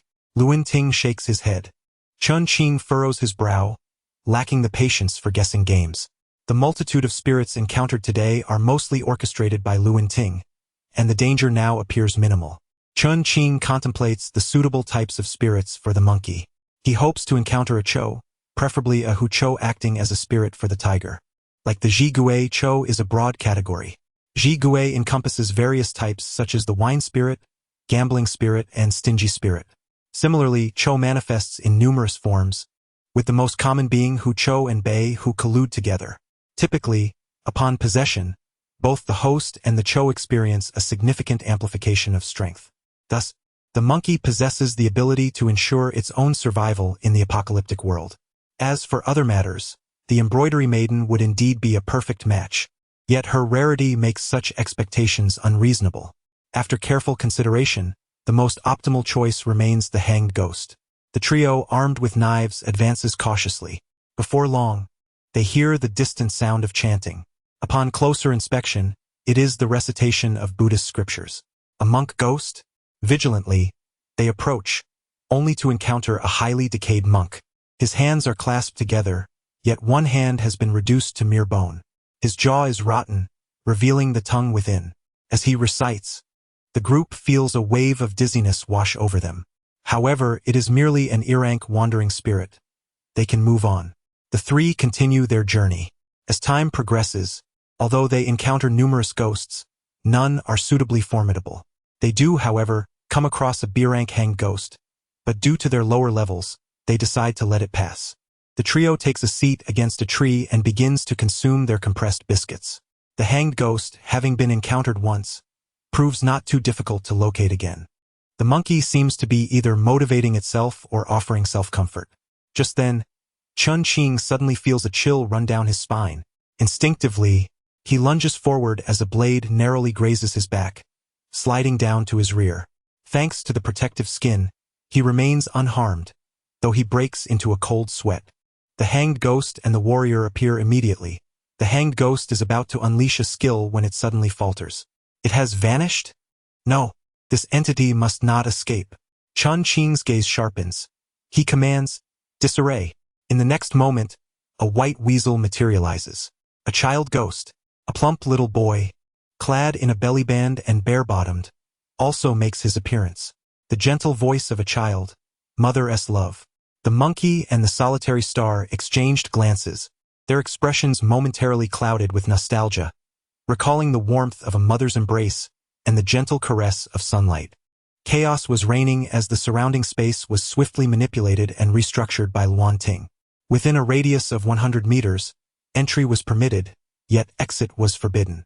Such an absurd ability. Chen Qing stood in a daze. Their position was evidently at the eye of the storm. From this vantage point, the surrounding space appeared fragmented into cubes the size of small houses. Then, Chen Qing saw it. A figure, clad entirely in black, emerged from the shadows of a tree, attempting to leap into the shadow of another tree, only to abruptly collide with an invisible barrier. A hanging ghost. The ghost's white silk dangled lightly from the tree, its form vanishing, yet within the silk, a shadowy figure writhed in frantic struggle. Chen Qing furrowed his brow. What is this? Where are its eyes? Its nose? It seemed as though its entire being was coated in a reflective substance, so dark that it obscured any distinguishing features. He retracted Luanting and the child ghost. The monkey and the solitary star awakened instantly, their eyes falling upon the suspended dark figure. What is this? Perhaps an assassin. I have heard of such beings but have never encountered one. The solitary star's eyes gleamed with excitement. Great deity, grant me this. I must have it. It may not align well with your ghostly soldiers. No matter. It is absolutely fine. I only need this.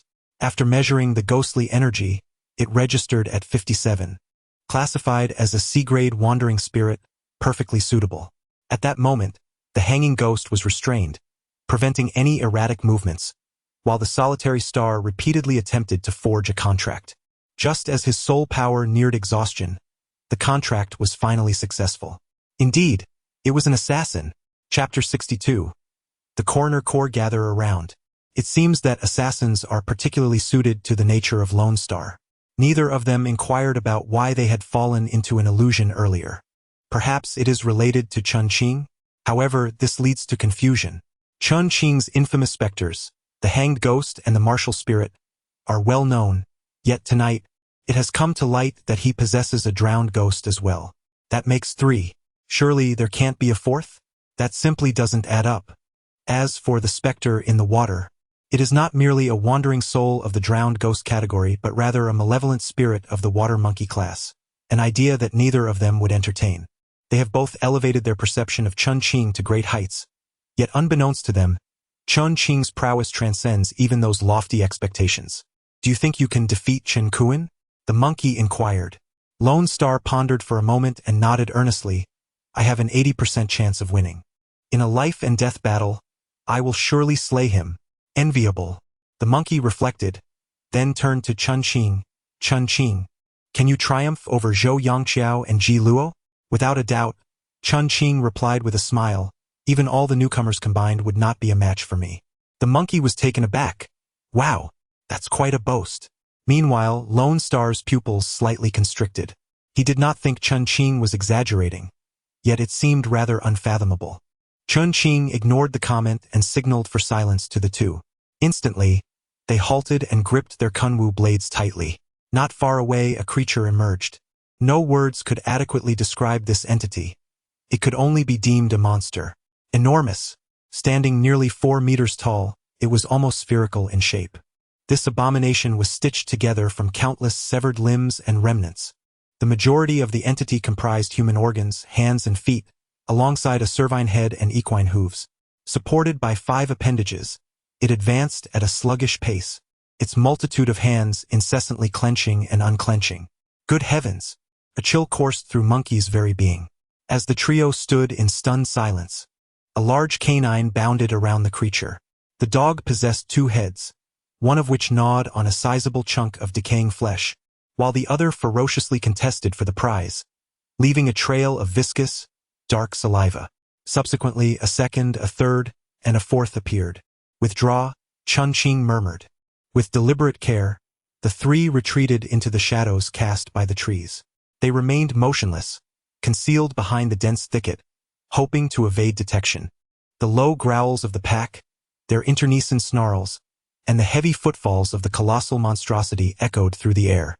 Each step caused a palpable tremor in the earth.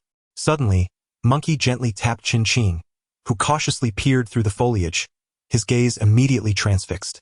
Within the pack, a towering figure, easily 6 feet tall, stood out. Not merely tall, but corpulent, its immense abdomen nearly reaching its knees. It possessed 3 arms. A small hand on its neck held a bundle of iron chains, while its left hand gripped 4 massive chains secured to 4 enormous 2-headed dogs. Its right hand brandished a butcher knife with a blade exceeding a foot in length. The specter exuded an overwhelming aura of carnage, discernible even from a distance of several dozen meters. A butcher, Chen Qing exclaimed, aghast.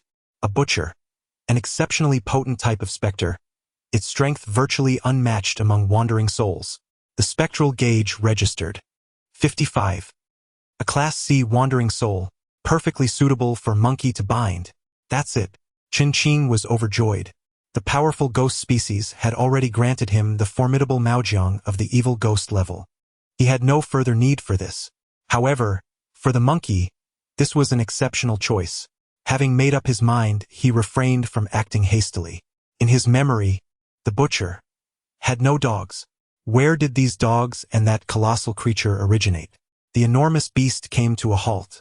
The pack of dogs and the butcher also paused, seemingly awaiting someone. After a moment, a 3-headed dog, the size of a horse, emerged. The 2 outer heads snarled and barked at each other, while the middle head appeared lifeless, eyes closed. To everyone's astonishment, a person, or perhaps a ghost, was mounted atop the 3-headed dog. This individual was emaciated, with bright eyes and flowing white hair. Master, that is a coroner, Huapi exclaimed with excitement. A coroner? Chen Qing pondered. A coroner, in ancient times, was a forensic expert who examined wounds, investigated injuries, and performed autopsies. Was he the one responsible for conjuring these ghostly entities? It seemed likely. The coroner possessed uncanny abilities, perhaps rivaling my own. I hope the master will take him in. Huapi spoke earnestly. Chen Qing had no objections to accepting the coroner, yet one question lingered in his mind. The other party seemed quite formidable. Master, the coroner is of the evil ghost level. His wandering soul level is known as the Longzhong. Upon hearing this, Chen Qing could hardly remain composed. A physician. Their team was in dire need of one. This opportunity must not be missed. Chen Qing silently affirmed, when suddenly, something dripped onto his shoulder. Instinctively looking up, he was met with a face. It belonged to a creature with a human head and a lizard's body. Affixed to the tree, I beheld the 3 figures, my mouth watering with anticipation. Suddenly, with a resounding thud, the warrior's staff struck forth, piercing through the creature's body and nailing it to the tree. A harrowing cry escaped the monster, echoing human despair. "Attack!" Chen Qing commanded, startling the two companions. Turning to face the creature pinned to the tree, they realized their position had been compromised and erupted into action. The monkey's warrior, the solitary star's assassin, and the spirit of war. The flower girl took the lead, followed closely by the mummified zombie, the chaotic court, and 3 spirits of war. The monkey and the solitary star were momentarily stunned. The hanging ghost, the warrior, the drowned ghost, the mummified zombie, the white weasel, and 3 spirits of war. Chen Qing possessed 8 ghostly companions? However, there was no time for contemplation. The melee had commenced. Beware the butcher. The flower girl deftly manipulated her needle, her delicate hand piercing the air. A 2-headed dog, tail tucked between its legs, leapt into the fray, yet its body was ensnared by an unseen force, as if pinned in the void. The mummified zombie advanced with purpose, delivering a heavy strike. Bang! The 2-headed dog's head shattered, collapsing lifelessly. The coroner observed the scene, slender knives appearing in his hands as he sliced through the air. The advancing spirit of war had its foot severed into multiple pieces, losing balance and crashing to the ground, along with several smoothly severed limbs.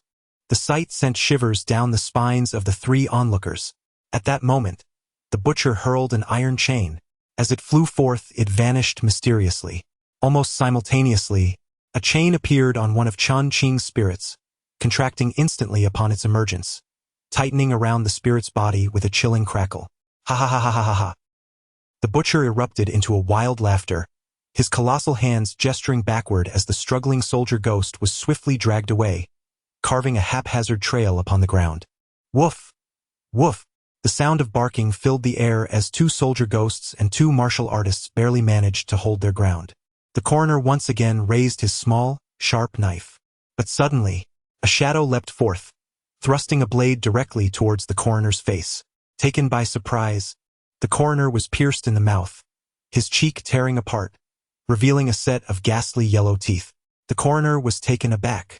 Along with him, the 3 dogs retreated several paces in alarm. Chen Qing was elated. As long as the most troublesome coroner was occupied, the other ghosts could easily manage. At this moment, the powerful zombie strode forward, grasping the soldier ghost being dragged across the ground. The butcher's raucous laughter was abruptly silenced. The butcher was an indomitable force of equal standing. The powerful zombie was also among the mightiest of that caliber. However, the powerful zombie was of the malevolent ghost level. The butcher's body was dragged forward, taking a heavy step. With a loud thud, dust erupted into the air. The powerful zombie attempted to seize the invisible chain, but it eluded his grasp. This ethereal chain seemed to possess no tangible form. The powerful zombie could only pull back the soldier ghost bound by iron chains. The butcher's body staggered forward once more, nearly losing his balance. Meanwhile, the great martial artist wielded his staff with precision, each strike landing perfectly upon the vulnerable points of the 2-headed dog. Its waist, its neck, and its groin. If it were an ordinary dog, such blows would surely lead to grievous injury, if not death. However, the perception of these 2-headed dogs seems to have deteriorated significantly, as they are toppled and emit a whimper before rejoining the fray. The martial prowess of the warriors is exceedingly terrifying, particularly when the larger and smaller warriors coordinate their efforts. Their dual clubs whistle through the air, almost impenetrable. The smaller warrior lifts a 2-headed dog, which soars towards the larger warrior, only to be met with a fierce strike. Bang! The head of the 2-headed dog explodes, leaving only a fragment of skin attached. Chen Qing remains vigilant against the enormous stitched creature, but it moves slowly and appears to possess little lethality. The coroner has already been ensnared by an assassin, who shows no intention of killing him. However, the moment the coroner lifts his small knife, the assassin reappears unexpectedly. At this moment, the zombie has approached the butcher. The butcher lets out a maniacal laugh. Ha! Ha ha ha ha ha ha! The massive butcher's knife, the size of a monitor, descends heavily, striking directly at the zombie's head. Clang! Sparks fly. Several coarse hairs are severed, falling to the ground like iron wires. The butcher's knife is deflected. The zombie sways slightly but quickly steadies itself, raising its hand high. Do not kill it, Chen Qing urges hastily. Perhaps in terms of strength, the butcher might barely match the zombie, but the butcher's defense would undoubtedly crumble under the weight of the zombie's strike. The butcher is destined for the monkey. The embroidering maiden weaves threads of nothingness, piercing the butcher's body with ethereal needles. Meanwhile, the zombie clings to the butcher like a sloth, securing its hold. Yet there remains a hand around the butcher's neck. That hand forcefully jabs at the zombie's face, seemingly piercing its eyeball. Just how formidable is the zombie's defense? Even the eyeballs were incredibly hard, yet undoubtedly painful. At that moment, Mao Zedong was infuriated. He opened his mouth and bit down on the hand, twisting his head to tear it off and cast it aside. The coroner finally sensed that something was amiss.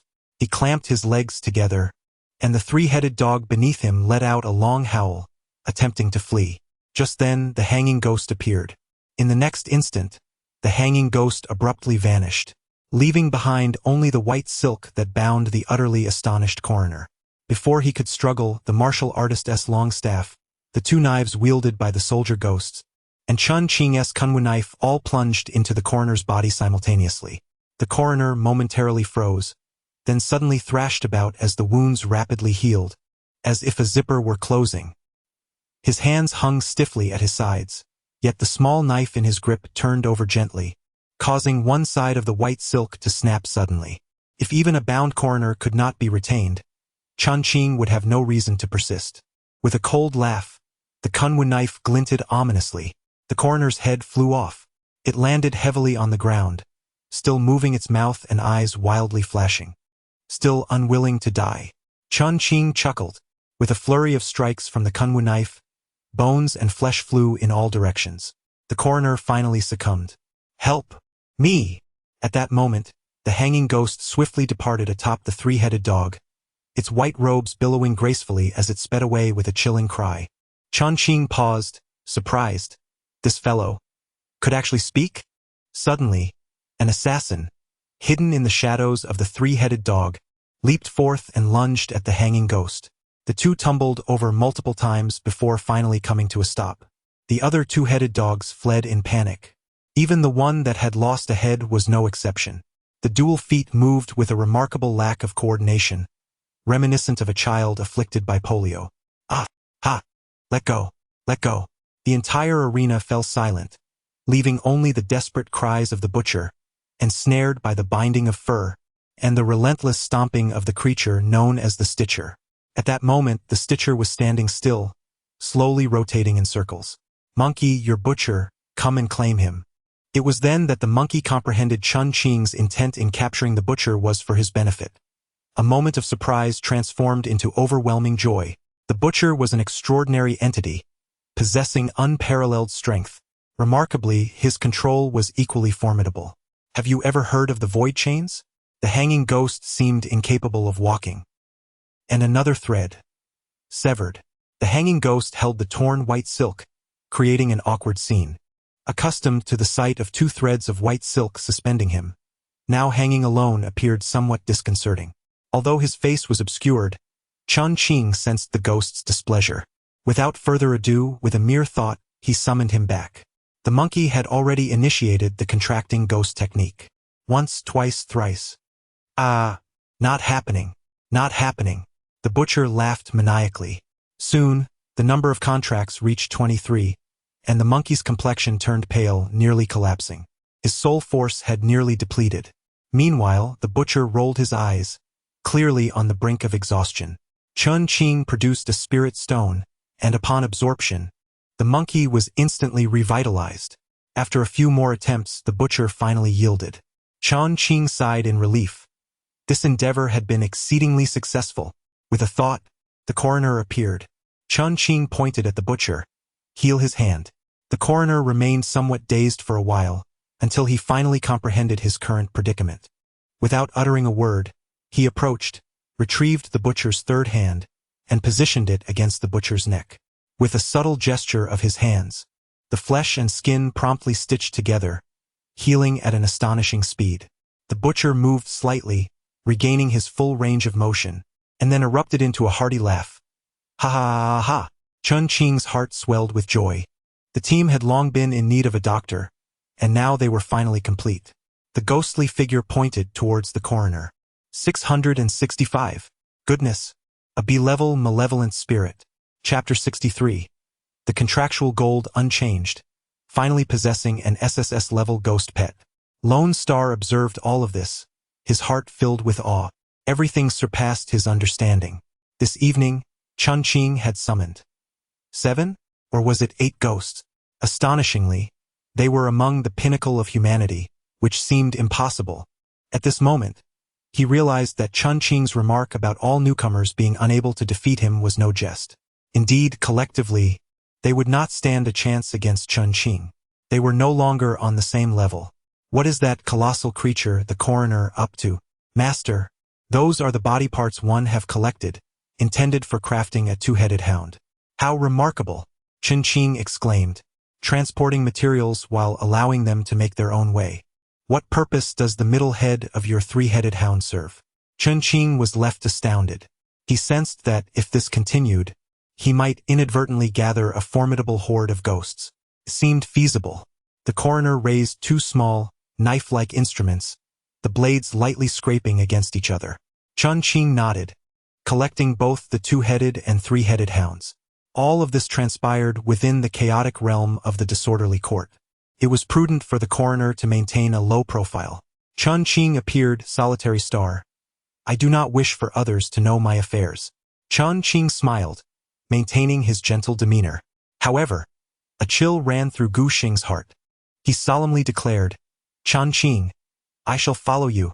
Very well, you shall be my golden knife prince. No, my blade-wielding guard. Chen Qing replied with a chuckle. As for the monkey, Chen Qing remained silent. There was no need for words. In this lifetime, he would not betray 5 individuals. Chen Man, Uncle Xia, the monkey, Chen Shan, and Chen Quan, the monkey, filled with excitement, proposed, Chen Qing, shall we find a few spirits to practice against? Chen Qing nodded, cautioning him, do not venture out without me. Both the warrior and the butcher possessed considerable strength, yet some spirits proved to be quite formidable. It was akin to my current indifference towards physical threats, yet I remain powerless against magical ones. Precisely, Chen Qing affirmed. Quickly cultivate your soul power. Once it is sufficient, a warrior can readily ascend to the level of an evil spirit. Wow, Brother Qing. No, Uncle Qing. Lord Qing. The monkey exclaimed with delight. The ascent of a warrior's formidable strength would undoubtedly be a tremendous challenge, and should he succeed, it was simply unimaginable. At that time, no. With the warrior and the butcher combined, even against Zhou Yangqiao and Ji Luo, I would have confidence in my abilities. The various spiritual catalysts for promoting spirits are most peculiar. The warrior at the level of an evil spirit is referred to as a martial champion, while the spiritual catalysts serve as the emperor's decree. A verbal decree, an edict, or a sacred order would suffice. Chen Qing possessed 3 such decrees to appoint a martial champion. The 3rd level of the Demon Suppression Tower facilitates the rapid growth of spirit pets. However, due to the monkey's low soul power, these spirit pets might retaliate. Thus, we can only proceed gradually. 3 individuals advanced, soon encountering a few skeletons. Contrary to the anticipated stark whiteness, the bones were a dull yellow, adorned with decaying flesh. The monkey swiftly summoned the butcher, whose small hands flung forth chains that, in an instant, ensnared the skeletons. The skeletons rattled as they were bound, fragments of bone scattering with each movement. Ah! The butcher bellowed with laughter, his ample tongue licking his lips as he gestured with both hands to pull back. By heavens! What a man! Reminiscent of a rabid dog. The monkey was elated. The martial artist was already sufficiently formidable. Yet the butcher surpassed him in strength. As long as there was shadow, the assassin could render himself invisible. Although his attack power was somewhat lacking, with proper application, it could yield unexpectedly advantageous results. In mere moments, 5 skeletons had been reduced to mere shards of bone. Lone Star felt somewhat disoriented. Before this evening, facing 5 skeletons would surely have spelled doom for him. Yet, within just a few hours, he had effortlessly dispatched these skeletons.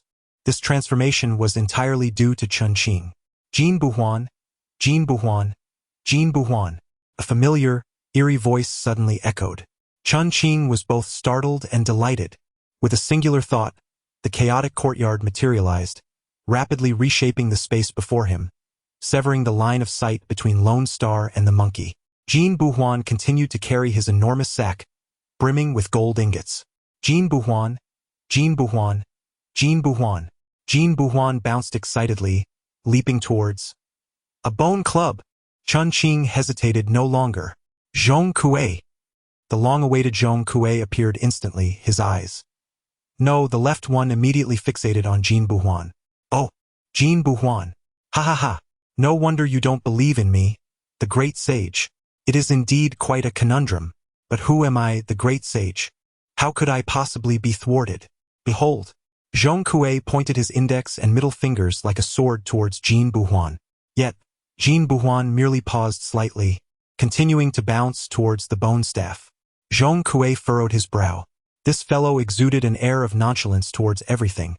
Yet this time, he revealed a different expression. Jin Buhuan pressed on, undeterred. Aha! Zhong Kui clapped his hands together emphatically. Jin Buhuan continued its advance, but the ground beneath it rolled like a treadmill, giving the illusion that it remained stationary. Hurry! Bind it with a contract. Chen Qing hesitated. The cost of the black prison contracting technique was formidable, and failure meant certain death. What if it refused? What a foolish worry. The great sage will accompany you. Indeed, how could I have forgotten this? Without further delay, he invoked the black prison contracting technique. An inky darkness enveloped him and Jin Buhuan in an instant. Jin Buhuan remained undeterred, persistently leaping towards the bone staff. A dark circular ring emerged above Chen Qing's head, slowly descending upon Jin Buhuan. Jin Buhuan did not evade. The ring smoothly penetrated its head. Success! Chen Qing rejoiced. With a single thought, Jin Buhuan swiftly entered Chen Qing's mind. Truly worked. A bet is a bet. Now, pay up, Zhong Kui exclaimed joyfully. Chen Qing, quite satisfied, produced 10 ghost orbs for Zhong Kui, yet his face bore an expression of reluctance. Alas, I am truly impressed. I had not anticipated your remarkable prowess.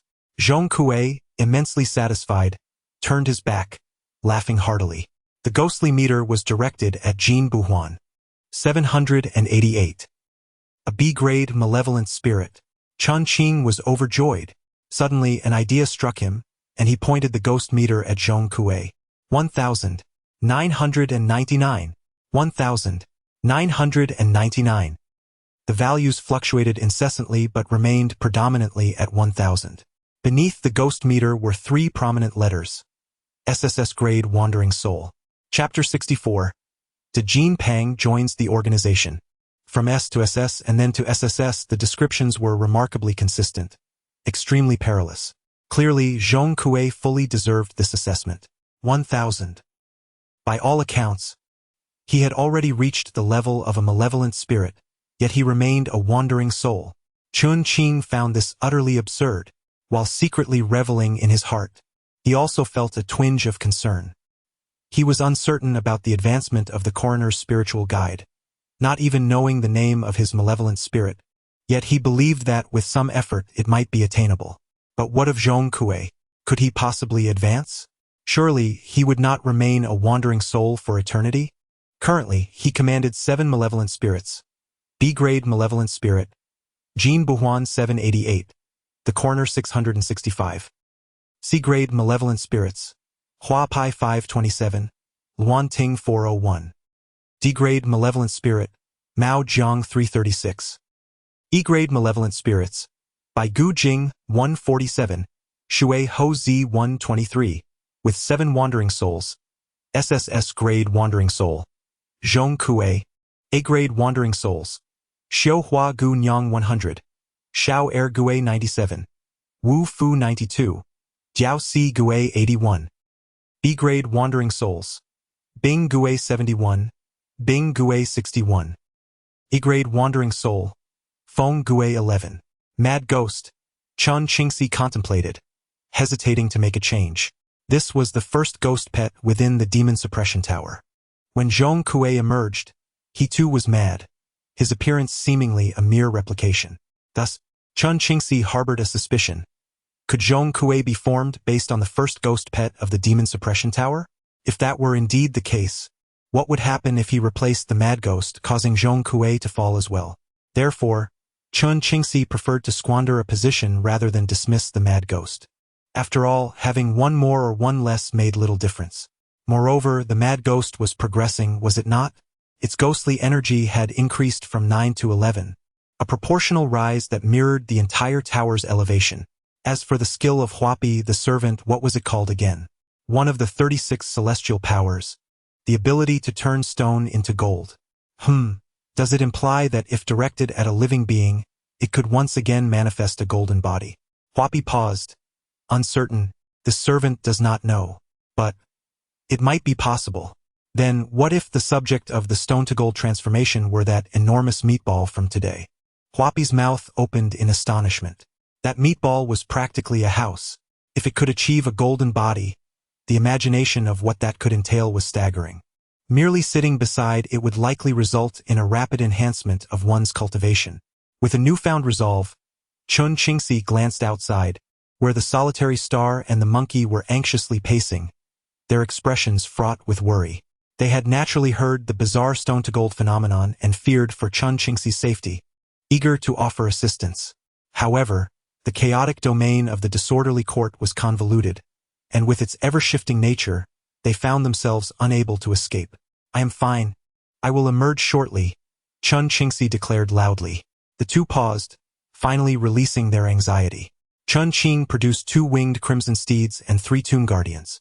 The states, adorned with blood-red plumage, possessed magnificent wings, while the guardians exhibited varied forms. One resembling a lion-dog hybrid, another a sphinx with a human head and a lion's body, and the last a black panther with goat-like horns. The concentration of ghostly energy here should be sufficient to awaken these entities, albeit the process may take some time. Chen Qing, are you all right? The monkey called out with a loud voice. Iemme fine. Fortune seems to favor me today. I have stumbled upon some remarkable treasures. We must wait for an hour or two. With that, Chen Qing instructed the coroner to keep a close watch on the items before settling down beside the two. The monkey immediately inquired, what kind of good fortune is that? After a moment of contemplation, Chen Qing mused that the awakening of cultural relics was likely no longer a secret.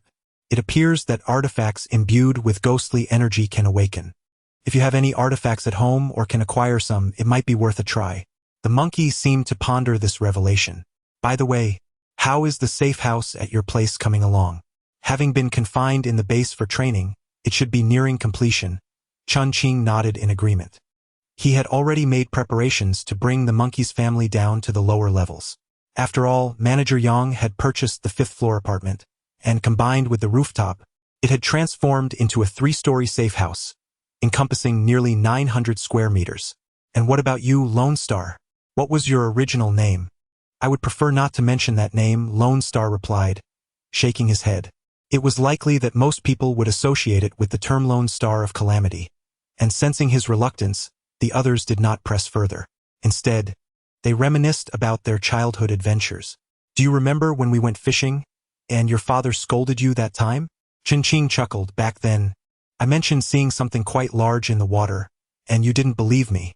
It seems it might have been a drowned ghost. Your laughter sends a chill down my spine. By the way, do you remember Lu Yanhong? That wretched woman is truly something else. Just a few days ago, I heard she stole materials from my family's safe house. When my mother caught her red-handed, she actually clawed at my mother. And then there's Hong Ye, whose punches sound like thunder. We had someone in high school suffer from kidney failure. The audacity of her mother to come to me asking for a kidney donation. When I inquired why she didn't offer one herself, she claimed she was a woman and thus physically weaker. Apparently it wouldn't affect boys. If this had been said face-to-face rather than on WeChat, I would have surely given her a slap. After enduring unprecedented intense training, facing terrifying events, and even encountering death, it feels as though today I can finally let go of everything. Just like before, we can chat, share mundane stories, and gossip a bit. By the way, Chen Qing, Have you entered the essence realm and chosen your blood contract partner yet? Chen Qing shook his head, still hesitant. A blood contract partner is one with whom one forms a life and death bond with a ghostly companion. Everything about the ghostly pet influences its master, and the blood contract allows sharing of the pet's skills. Zhong Kui is extraordinarily powerful, but the downside is his skills are too abundant. Chen Qing is uncertain about which skill he might draw. However, Jin Buhuan is an excellent choice. As it stands, Jin Buhuan possesses only 2 skills, one of the 36 celestial powers, the ability to turn stone into gold. Additionally, there exists a skill for traversing space, reminiscent of the divine locomotion found within the 72 miraculous abilities, akin to the stellar transposition in the great miraculous powers. Both options are exceedingly commendable. Should it lean towards the latter, it would be even more favorable. This is a capability that even Zhong Kui's immobilization technique cannot restrain. With an abundance of spectral companions at his disposal, Chen Qing lacks for combat power. Rather, he leans towards self-preservation. Guxing, I presume you seek to forge a blood pact with this assassin? Guxing nodded in affirmation. The assassin's skills resonate deeply with me. After an extensive discussion among the trio, Chen Qing rose to his feet. Although resembling porcelain, the entity could move and run, an exceedingly peculiar sight. Turning his gaze towards the 3 tomb-guarding beasts, he observed that they had all risen. One creature, reminiscent of a lion and a dog, extended its right foreleg and began to lick it slowly. The man-faced lion fixed its gaze upon Chen Qing, evoking a sense of unease. Meanwhile, a black panther adorned with ram's horns stretched its front limbs in a languorous yawn, prompting a sense of wonder within him. With a single thought, he commanded them all to retreat. Shall we depart? Indeed, upon exiting the ghost domain, the trio beheld He Ruinxing's vehicle, momentarily taken aback. We had become lost in the chaotic courtyard, and He Ruinxing vanished. Shortly thereafter, the chaos abruptly dissipated. Chen Qing stated calmly, I should proactively greet the captain, Monkey suggested. That seems appropriate. They hailed a taxi and arrived at the Riverside Community. Monkey, now somewhat blindly trusting Chen Qing, posed no inquiries and accompanied him to his residence. With a mere thought, Chen Qing summoned the lion-dog-like tomb-guarding beast. Although it appeared to be a stone lion, it was indeed animated.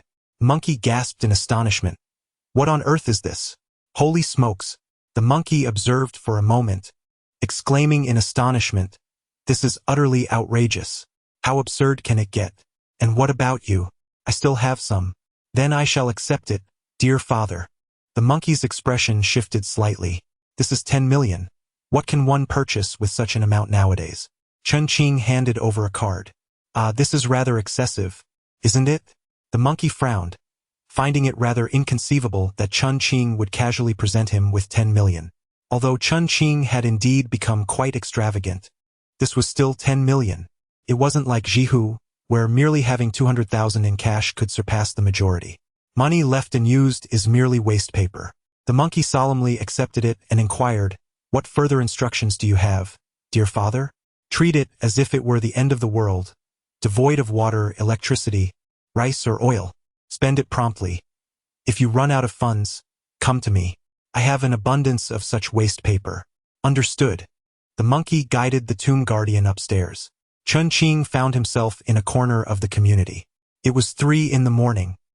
He had intended to merely take a distant glance and leave, but he noticed Uncle Xia sitting there, his vacant eyes gazing at the sky in a trance. Who? Uncle Xia squinted. Chen Qing? You can even recognize me like this. Chen Qing chuckled. How have you been these past few days, Uncle Xia? Bang, bang, bang. Uncle Xia heavily slapped the pile of instant noodles, biscuits, and sausages that Chen Qing had given him. Life hasn't been this indulgent in a while. Uncle Xia chuckled. Why are you visiting me at this late hour, blind man? I received a task and happened to pass by the community, just taking a stroll. Uncle Xia readily replied, That works. Indeed, the residents of the community have recently expressed considerable discontent towards you. Exercise caution. This revelation took Chen Qing by surprise. What? They claim you are engaged in disreputable dealings, that your family has unlawfully occupied the rooftop, and that your construction activities have disturbed their peace. Particularly regarding your building, They allege that it has compromised the structural integrity, demanding either compensation or the purchase of their homes at a price equivalent to that of the establishment below yours. Chen Qing scoffed. Ultimately, it is merely envy that fuels their animosity. Manager Yang's acquisition of the establishment below him must have surpassed the market rate significantly. Otherwise, these petty nuisances would not be so exuberant in their antics. Let them lodge their complaints. The government is currently overwhelmed, and should they pay any heed to you, consider it a victory on my part. The two continued to exchange pleasantries before Chen Qing finally rose to depart. The early arrangement was to ensure that Uncle Xia would not be out on the 14th. He departed alongside 3 others, late into the night, questioning them extensively. And then, there seemed to be nothing further. Observing the rotund figure whirling in circles, he stroked his chin, arriving at a decision. Jin Buhuan. In the next moment, Jin Buhuan materialized before him, still diminutive, standing at less than half a meter, carrying a bag with a diameter of nearly 1 meter, filled to the brim with gold ingots. Each encounter with Jin Buhuan was marked by the chant of its name. However, this time, it remained silent. Chen Qing pointed at the substantial figure. Go! Transform it into a golden form. Jin Buhuan, Jin Buhuan, Jin Buhuan chanted, hopping eagerly towards the large figure. Jin Buhuan, Jin Buhuan, Jin Buhuan. As if diving, it leaped into the rotund mass. From the point of entry, rigidity set in, followed by a gradual transformation into gold, slowly extending to other areas. However, the pace began to wane. Upon reaching approximately 60% spread, the gilding ceased. The already peculiar form of the enormous flesh orb became even more bizarre, its body stitched together from various severed limbs, with half of it now transformed into gold. The lower half of the flesh orb remained untouched by the gilding. Under normal circumstances, any creature would have perished. Yet it endured, though the weight of the gold proved too burdensome, rendering it incapable of supporting its upper body. Its 5 legs trembled, threatening to collapse at any moment. Chen Qing paid it no mind. Golden transformation, he called out twice, but there was no response. He sensed the presence of the golden transformation, albeit in a state of extreme weakness. Thus, Chen Qing resumed his cultivation of the multi-treasure Tao. His consciousness divided into 8 streams, gradually extending forward. In the blink of an eye, a day had passed. After summoning the golden transformation once more, it finally materialized before him, appearing quite feeble, particularly the large pouch on its back, which was utterly empty, devoid of even a single gold ingot. Chen Qing realized that each act of transmuting stone into gold required a fully stocked pouch of gold ingots to be effective. Time flowed slowly. After a rigorous 5 days of cultivation, the pouch of the golden transformation was once again filled to the brim. The second transmutation commenced. Golden transformation, golden transformation, golden transformation. The golden transformation leaped into the body of the enormous flesh orb. The colossal form was finally entirely transformed into gold, crashing down with a resounding thud, sending dust swirling into the air. Despite its body still being stitched together with severed limbs from dozens of beings, the sight of the grand golden orb was undeniably pleasing. This magnificent golden creature had awakened into its gilded form, and one could only speculate how dramatically its power had surged. At this moment, it was the 2nd day of the trio's venture into the ghostly realm, precisely 5 p.m. After exchanging greetings with the Lone Star and the monkey, I ventured into the princess's ghost domain. After a brief wait, the night fell, and the ghostly energy surged. In a secluded spot, Chen Qing produced the great golden fatty. Standing at a towering height of 4 meters, it caused the earth to tremble violently. Given the density of gold, this creature must weigh around 300 tons. The ghostly aura permeated the atmosphere. Time passed slowly. At last, the severed limbs of the great golden fatty stirred slightly. Subsequently, the second arm moved. Then, the hoof atop its head also twitched. The great golden fatty was fully revived. It attempted to rise, but its 5 legs were firmly entrenched in the ground. Chen Qing was overjoyed and stored the great golden fatty in the 3rd level of the demon suppression tower. Magnificent, truly magnificent. I humbly request esteemed readers to bestow a 5-star rating. Special thanks to Ing Jin and Du Guen, and the gourmet of Shepherd's Purse Noodles, Lu Jin, as well as the whimsical Wang Zi, who delights in vegetarian celery salad, for their generous gifts, particularly to Wang Zi for the inspiration capsules. Chapter 65, The Blood Moon, has finally arrived. The moment the great golden fatty appeared in the third level of the demon suppression tower, all the ghosts went into a frenzy. There are many forms of the golden body, such as the Tenjong golden body, the 8-treasure golden body, and the relic golden body. Each of these incarnations, by their very names, evokes a sense of awe, reminiscent of figures like the Buddha and the Jade Emperor.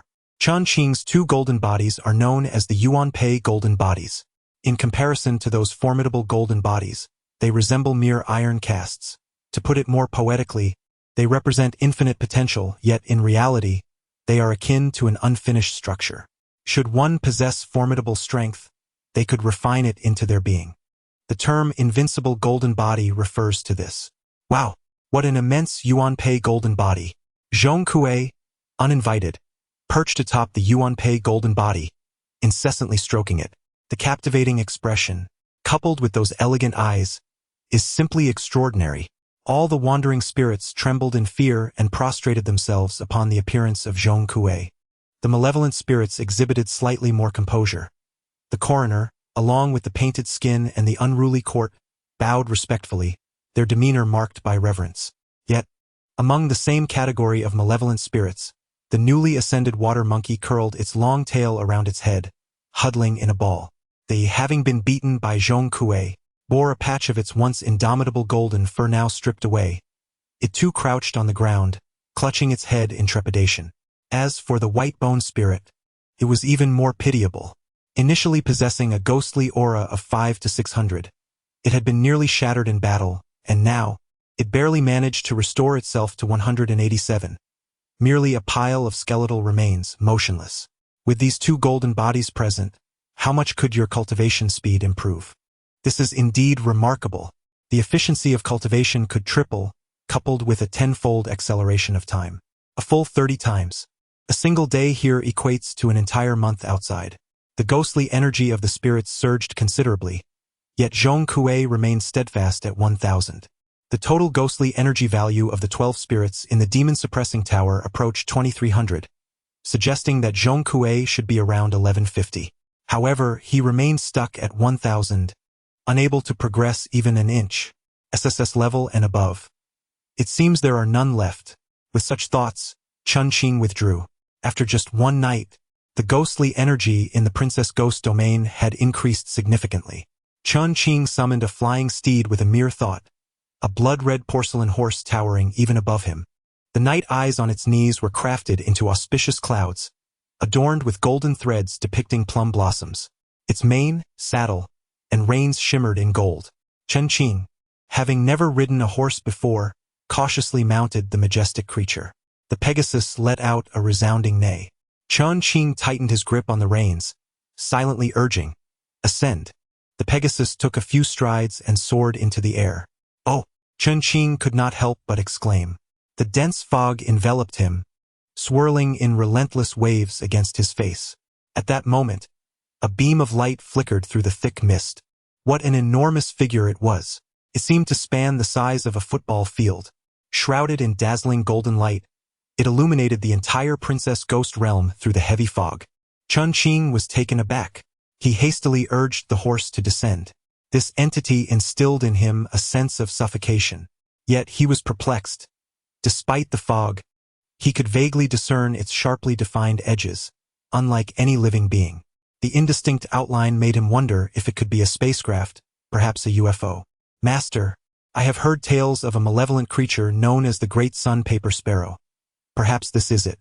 "Paper Sparrow? Is that also a ghost?" "Master, you are aware of the paper effigies, right?" Suddenly, Chen Qing realized, could this Great Sun Paper Sparrow be of the malevolent spirit level? Such formidable presence certainly suggested a sinister spirit. "Let us go, let us go, let us go," Chen Qing urged, fear creeping in. He took flight on his steed but dared not ascend too high, swiftly skimming the ground instead. The sensation of speed felt entirely different when above versus below. Everything around him blurred into a haze, receding rapidly into the distance. Chen Qing's face contorted, rippling with waves of anxiety. In a mere moment, he found himself outside Shiming City. He refrained from drawing attention. He knew that powerful figures resided within the city. Secluded within the third level of the Demon Town Tower, I received a call from Boss Zhu in the morning. The pig feed has been completed and is ready for delivery. Chen Qing covered the shipping costs and arranged for a warehouse to store it. Chen Qing, you cannot fathom the outrageous prices nowadays. The monkey received the money the other day and immediately urged his parents to embark on a shopping spree. Yet now prices have surged by more than double, with pharmaceuticals witnessing even more staggering increases. The government is striving to stabilize prices, but many items still bear their usual labels while the actual transaction prices have often multiplied several times. Regardless of the commodity, a mere 10 gap will trigger a price hike. Many are purchasing bulk goods, which inevitably influences the prices downstream. Even a tenfold increase is acceptable. Money is rapidly becoming worthless. Remember, with your 10 million, you could scarcely buy a loaf of bread now. The monkey was taken aback. Zhang nodded. I understand. Chen Qing still possesses a plethora of 10 million cards but has found that large transactions have become increasingly unfeasible. Moreover, bulk buying in supermarkets holds little significance. Setting aside the limited availability of goods, even the few items one might manage to procure could attract unwanted attention. During tranquil times, conspiracy theorists concoct tales of impending doom. Although they have succeeded in keeping these matters under wraps, discussions surrounding community defenses and resource reserves have sparked considerable speculation. Panic is spreading. Chen Qing, today marks the final examination. Once concluded, arrangements will be made for assignments to various community conflict zones. What are your thoughts? Me? I plan to stay home. Chen Qing chuckled. Otherwise, why invest so much in building a safe house? Understood. The monkey nodded, and I shall also forfeit. Alas, I had intended to engage with Ji Luo, but alas. Coincidentally, Manager Yang's call came through. Mr. Chan, the safe house is completed. When shall we proceed with the signing? In a moment, I replied. I surmise you would not appreciate the signing ceremony. Hence, I have not prepared for it. Chen Qing chuckled. Manager Yang truly understands me. As I passed the training ground, I observed numerous newcomers battling fiercely for a few performance points. I paid them no heed and sought out Han Yuan. Chen Man was also present, which relieved Chen Qing. With an extraordinarily high talent for bloodline abilities, as Han Yuan had mentioned, many esteemed individuals now regarded him with great interest. Captain, it is the Mid-Autumn Festival. I have invited several relatives and must take a few days off. Han Yuan gazed calmly at Chen Qing, remaining silent. He was aware that Chen Qing was cognizant of the unspoken understanding between them. Chen Qing, you possess remarkable capability. This is your moment to shine. Chen Qing replied with a chuckle, Captain, the notion of modest contentment may not be entirely fitting here, yet that is precisely who I am.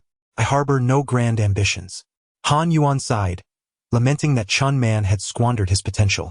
We shall revisit this when he matures.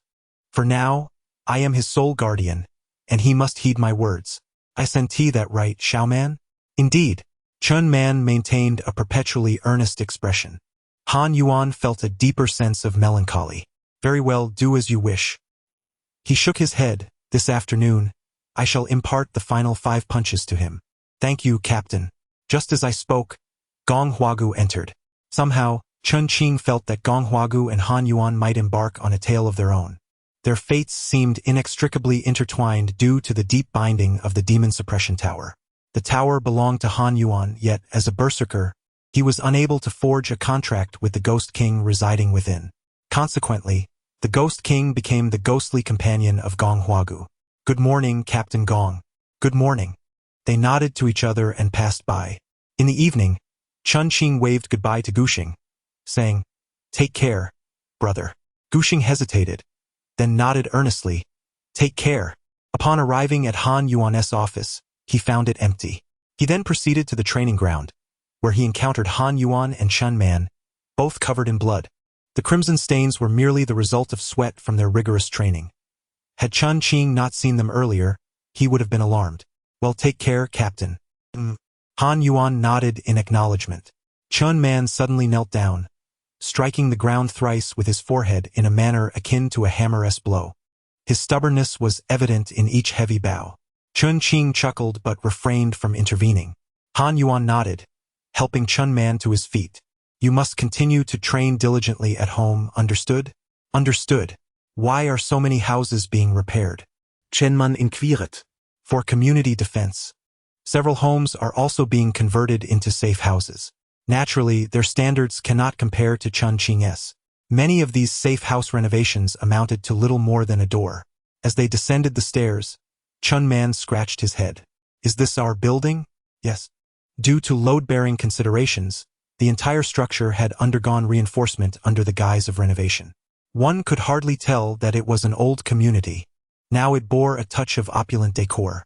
Upon reaching the upper floor, Manager Yang awaited them at the door. Canned goods, pharmaceuticals, and other items were meticulously signed for.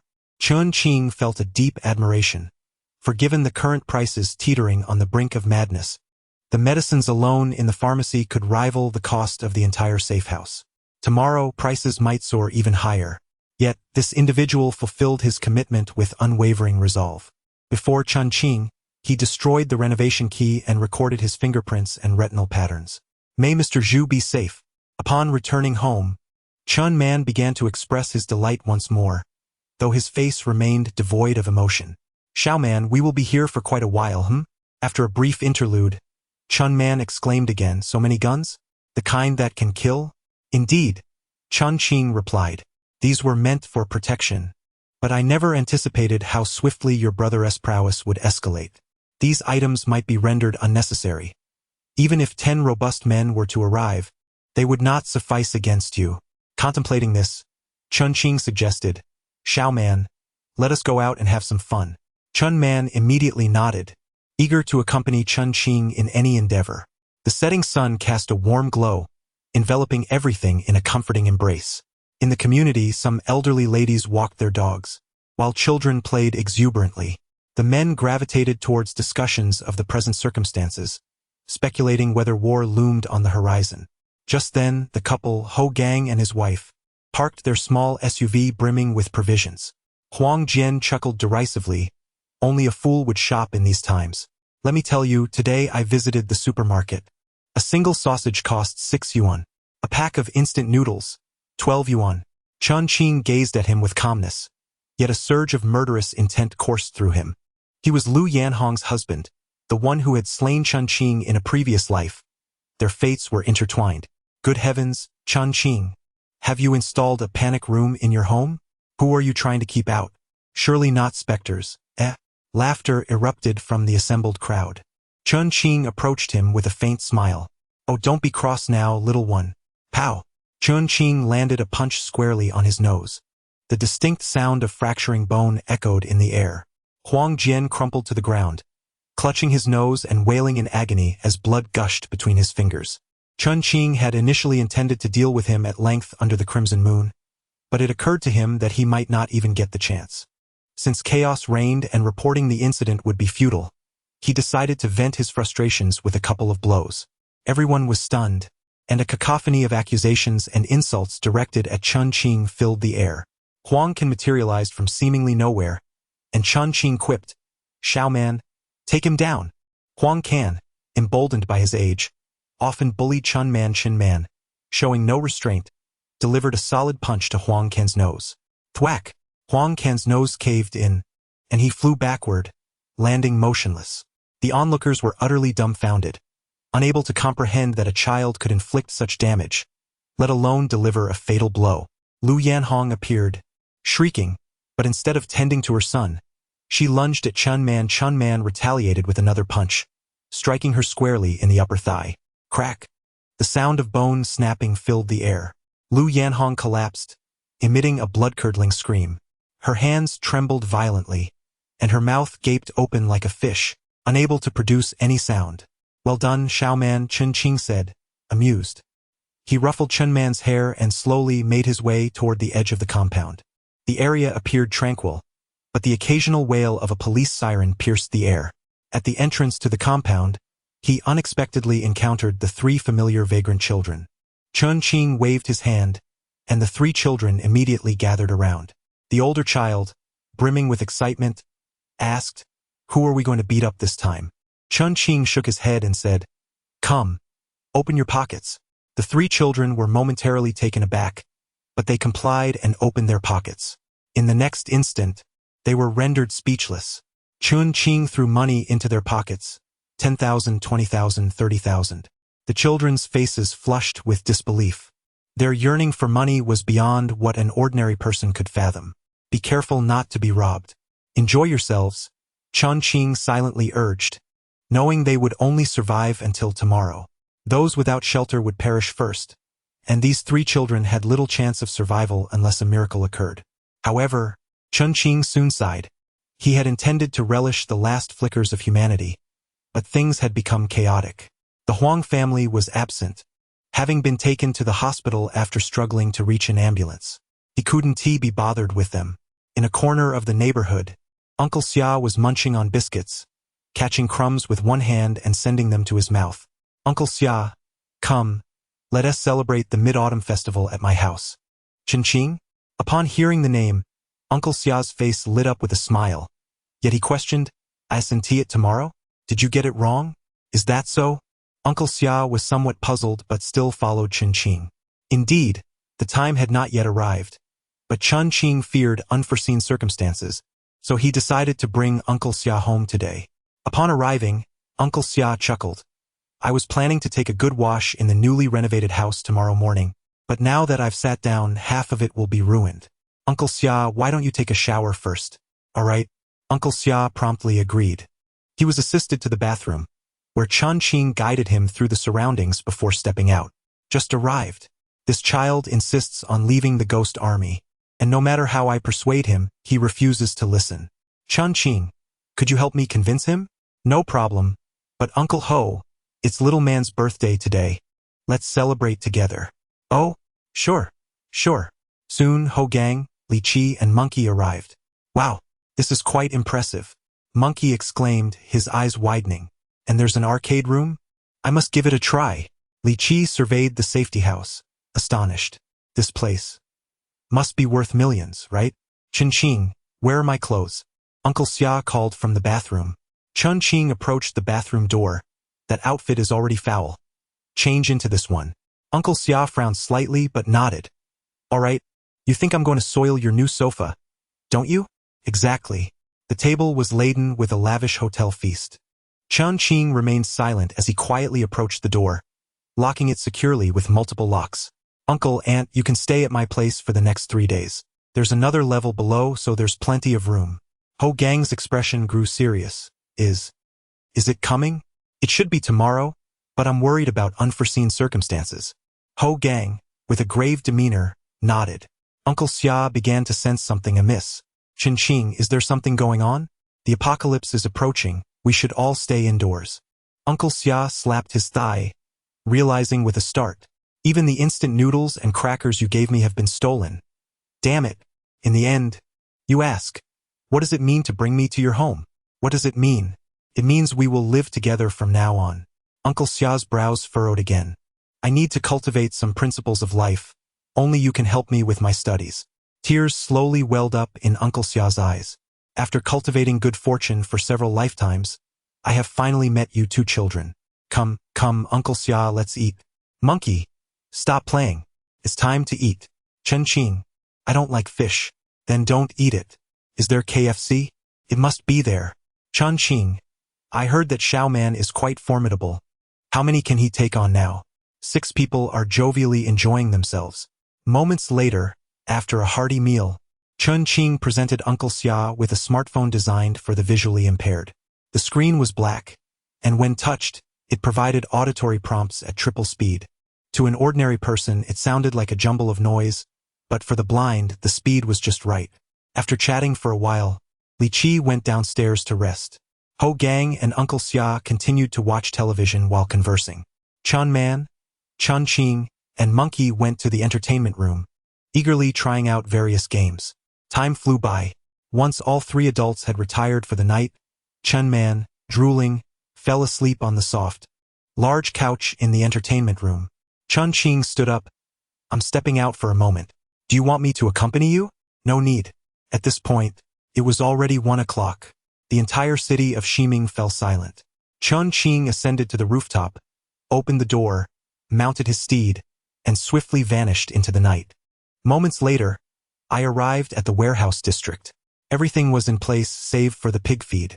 It was likely a reflection of the rising prices of various commodities that prompted a sense of regret. An eerie aura lingered in the air, indicating a palpable presence of malevolent spirits in the vicinity. Upon swiftly locating the warehouse, Chen Qing was taken aback. At the slightly ajar entrance lay two figures, their bodies partially devoured. Upon closer inspection, one of them was unmistakably Boss Zhu. Inside the warehouse, a cacophony of unsettling noises filled the air. In an instant, a thought crossed his mind. Coroners, martial artists, starving ghosts, hanged spirits, and embroidered maidens materialized simultaneously. A martial artist used a long staff to pry open the 5-meter-high warehouse door, revealing a scene filled with ravenous spirits. These entities were feasting upon the pig feed, some with bellies nearly bursting, yet they continued to devour with fervor. A quick glance revealed at least 30 of them. They must be eliminated. The coroner swiftly gestured, and the two approaching starving ghosts were suddenly torn asunder, their remains scattering across the ground, with one head rolling to Chen Qing's side. There were many, yet their levels were insufficient. They posed little challenge. In a brief moment, the starving ghosts were eradicated entirely. Chen Qing collected all the pig feed from the warehouse into the demon suppression tower. He proceeded to follow the provided addresses one by one, gathering the remaining pig feed. With the enhancement of his soul power, the range of the demon suppression tower had significantly expanded. Had it been in the past, this task would have taken several hours. Unexpectedly, he stumbled upon a warehouse containing hundreds of thousands of umbrellas. Though their purpose eluded him, he collected them nonetheless. Like a treasure hunter discovering riches, Chen Qing methodically visited each warehouse, gathering every item within reach.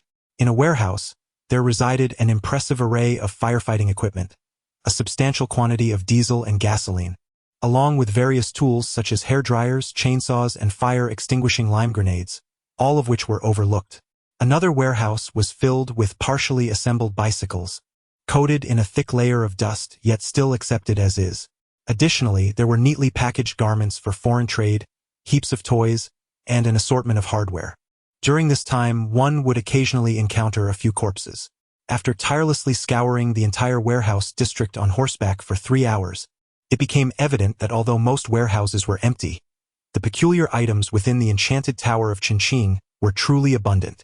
However, an inexplicable sense of trepidation began to gnaw at Chen Qing's heart, deepening with each passing moment. He opened the ventilation holes of the rooftop family farm and arranged a portion of the artifacts within the limited space available. There simply was not enough room to accommodate everything. The monkey, wide awake, awaited Chen Qing's presence. Consequently, Chen Qing decided against sleep, opting instead to engage in games with the monkey. Together, they successfully navigated through 4 or 5 levels. Gradually, a sense of unease settled in. It was already 6 in the morning, yet the dawn showed no signs of arriving. An ominous wind began to stir, accompanied by occasional whispers that pierced the silence. Despite it being August, an inexplicable chill permeated the air. By 7 o'clock, the sky remained shrouded in darkness, and the moon appeared to be marred by veins of crimson, resembling a bloodshot eyeball suspended in the heavens. Chen Qing gazed upward, murmuring, "The blood moon has finally arrived." Chapter 66. Is the community defense officer Ji Luo? It was now 8 in the morning, yet the sky remained enveloped in darkness. What in the world was wrong with this cursed weather? A solar eclipse? That was never mentioned. A multitude of individuals gathered in the community, many of whom were still clad in their nightwear. Gradually, the crowd swelled in size. Was this some form of supernatural occurrence? At that moment, a woman burst forth from her dwelling, shrieking in terror as she ran frantically. Ah! Ah! A ghost! The crowd was taken aback. Someone approached her, attempting to soothe her.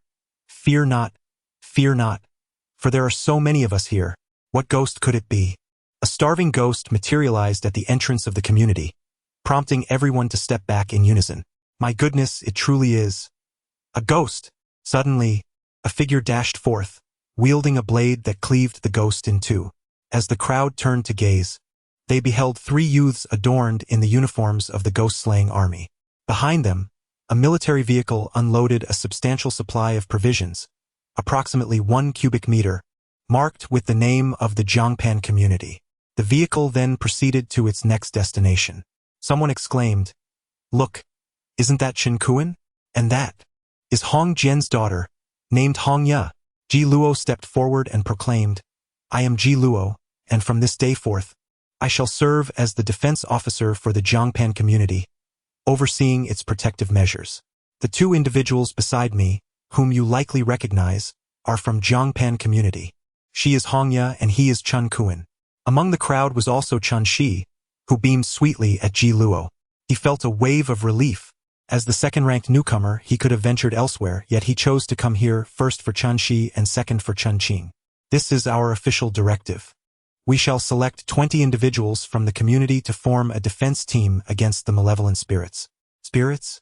Have we not often spoken of their existence? Yet, the commotion this time is unprecedented.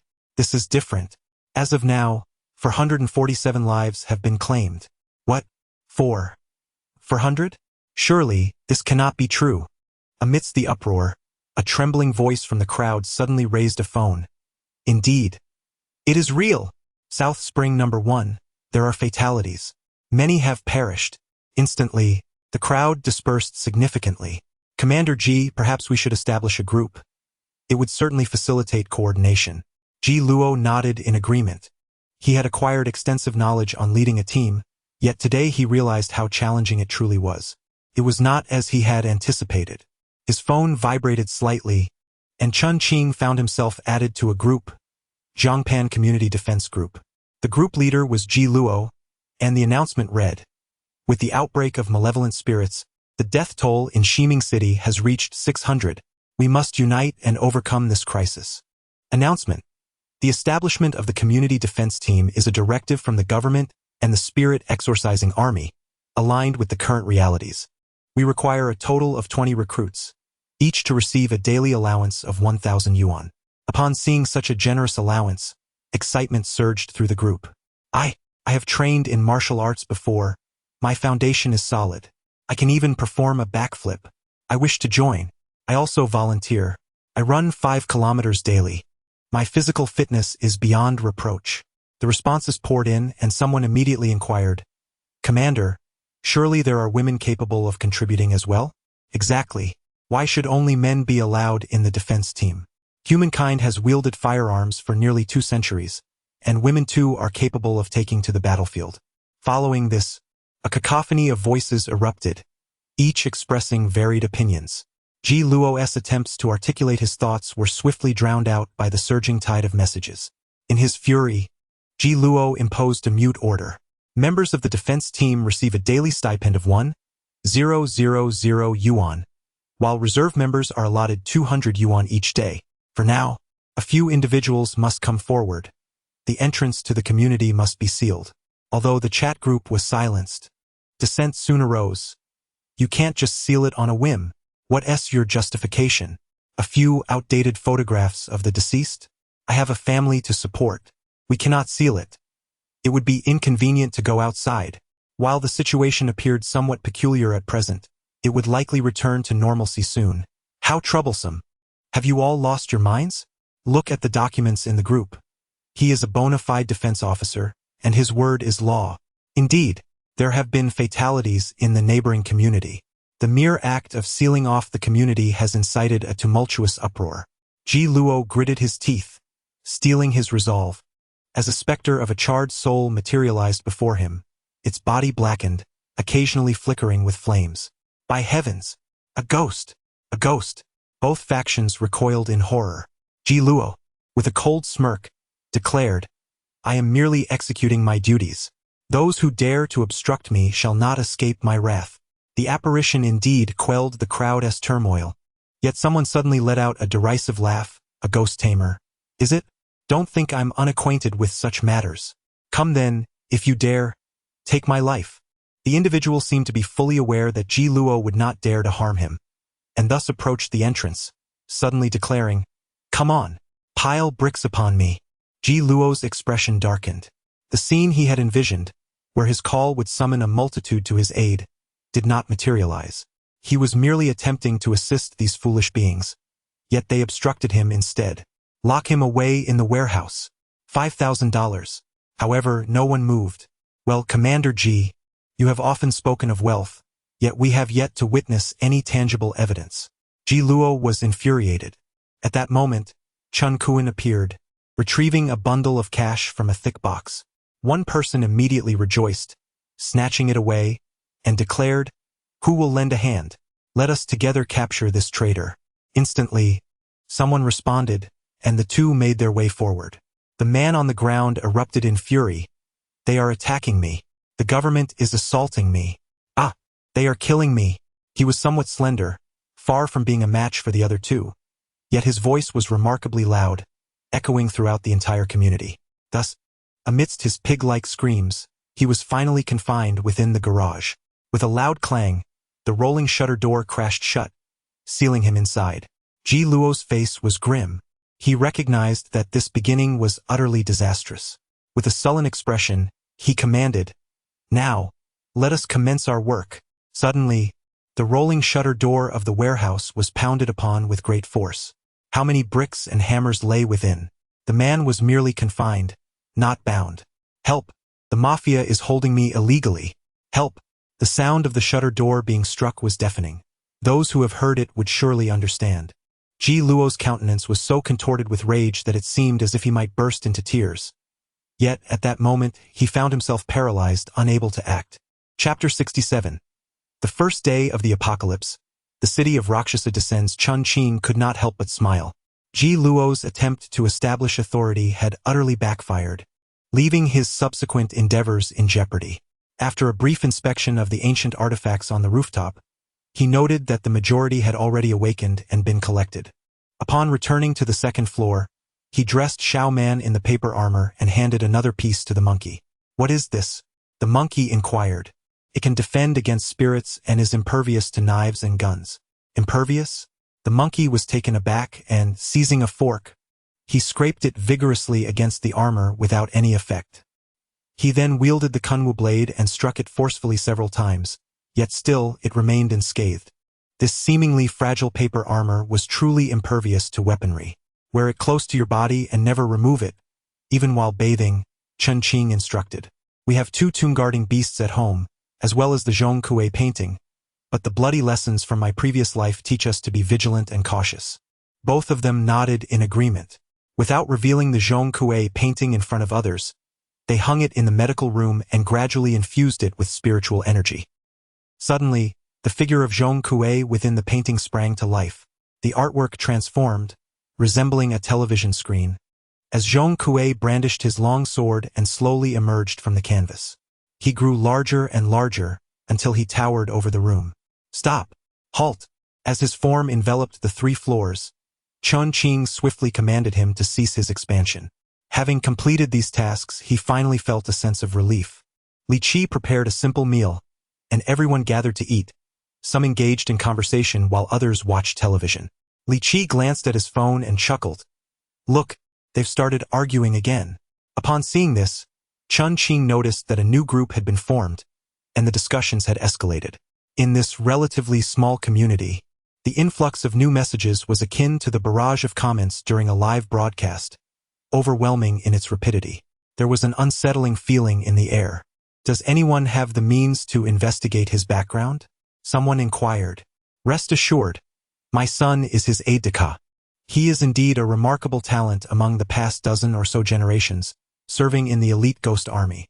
Then a voice message chimed in, "We need to address this issue. This matter should be viewed from 2 perspectives. There are certainly advantages as well as disadvantages. We must approach this dialectically."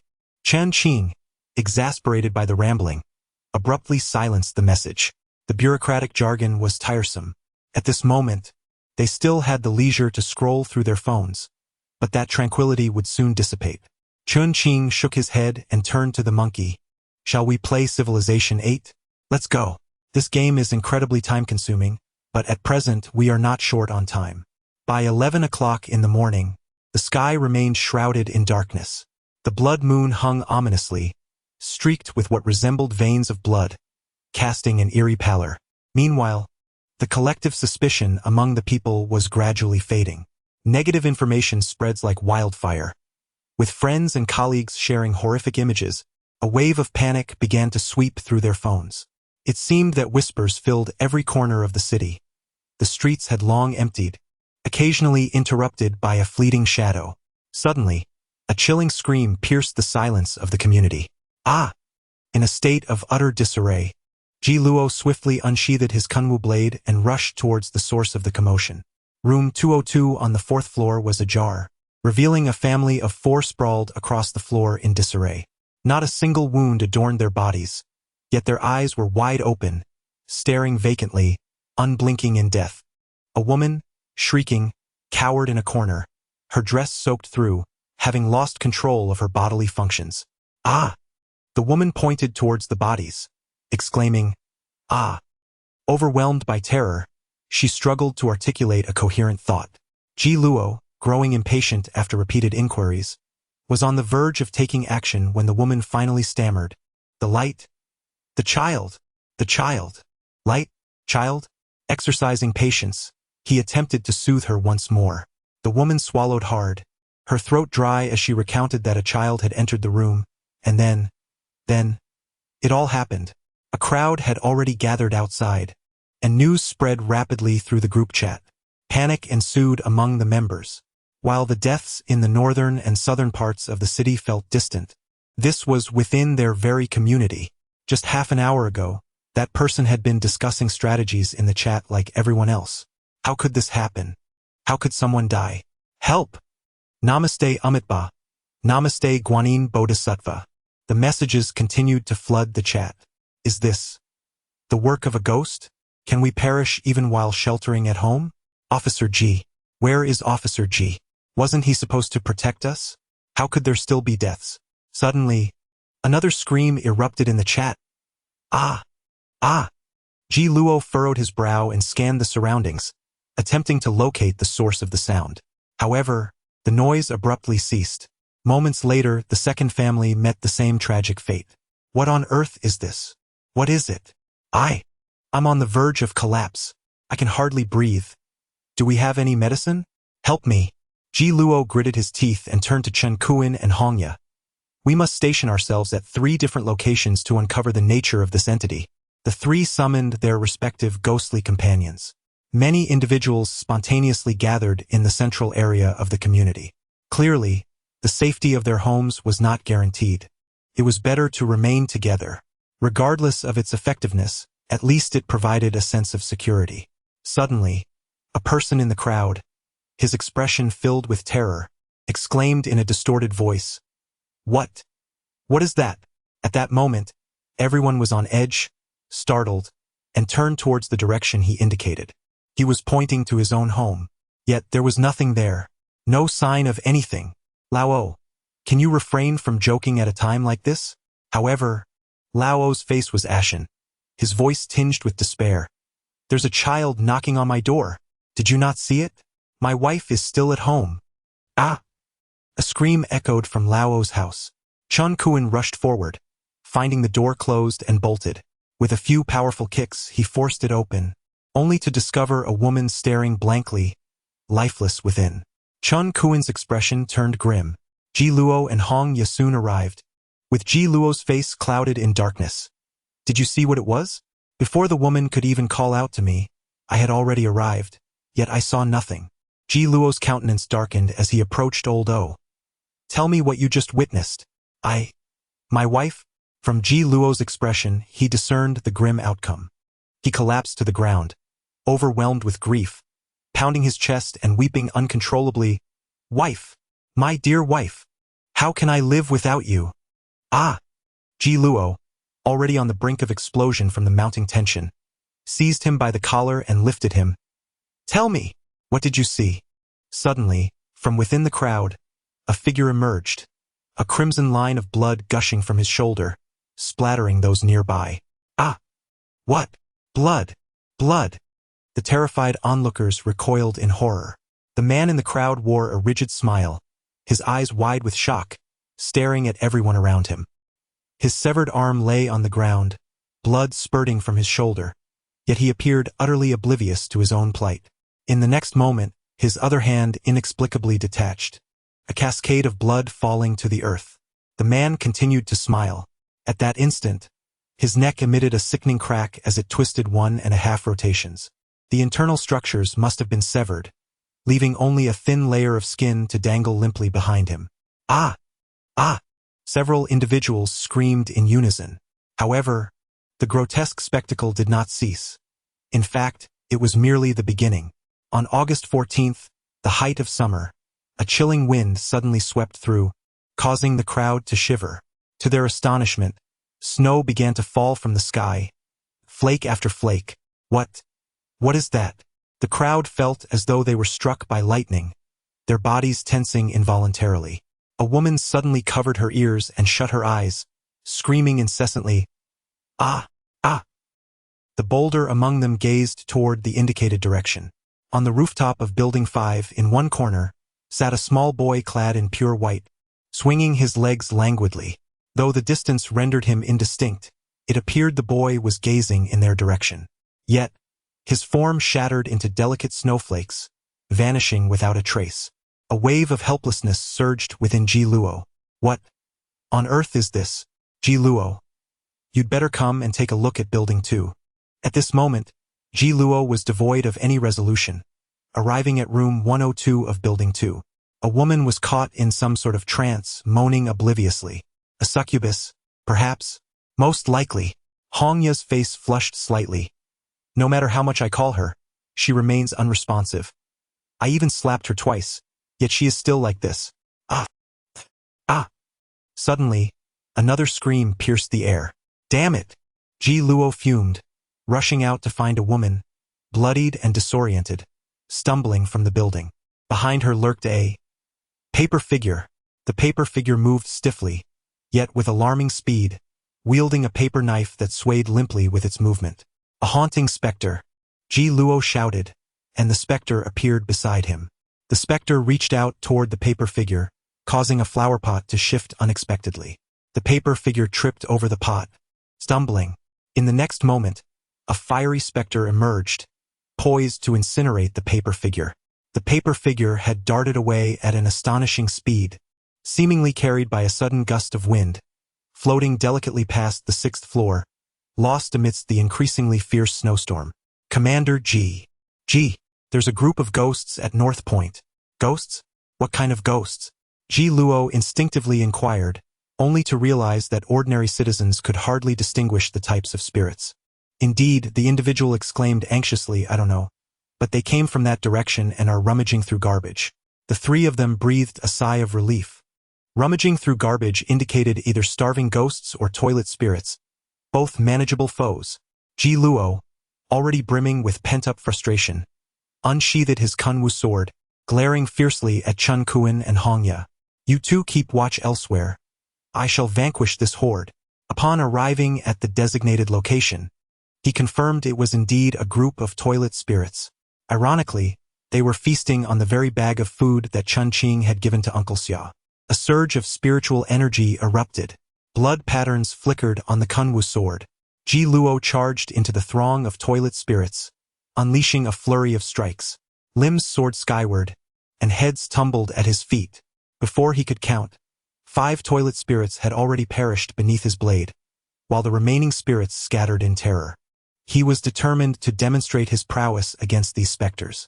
Yet, the individual who had led him there widened his eyes in horror, pointing frantically behind Ji Luo. A chill ran down Ji Luo's spine. He swung the Kunwu sword backward in a horizontal arc, sending 3 decapitated heads of toilet spirits flying. However, the blade met with emptiness. Why you, hold your head, Ji Luo gasped in shock. He retaliated with a swift stroke, narrowly grazing his own hair. Yet, there was still nothing. Suddenly, realization dawned upon him. It was a shadowing spirit. Regardless of whom it clings to, this entity remains unseen. When one gazes east, it materializes in the west. When one looks downward, it appears above one's head.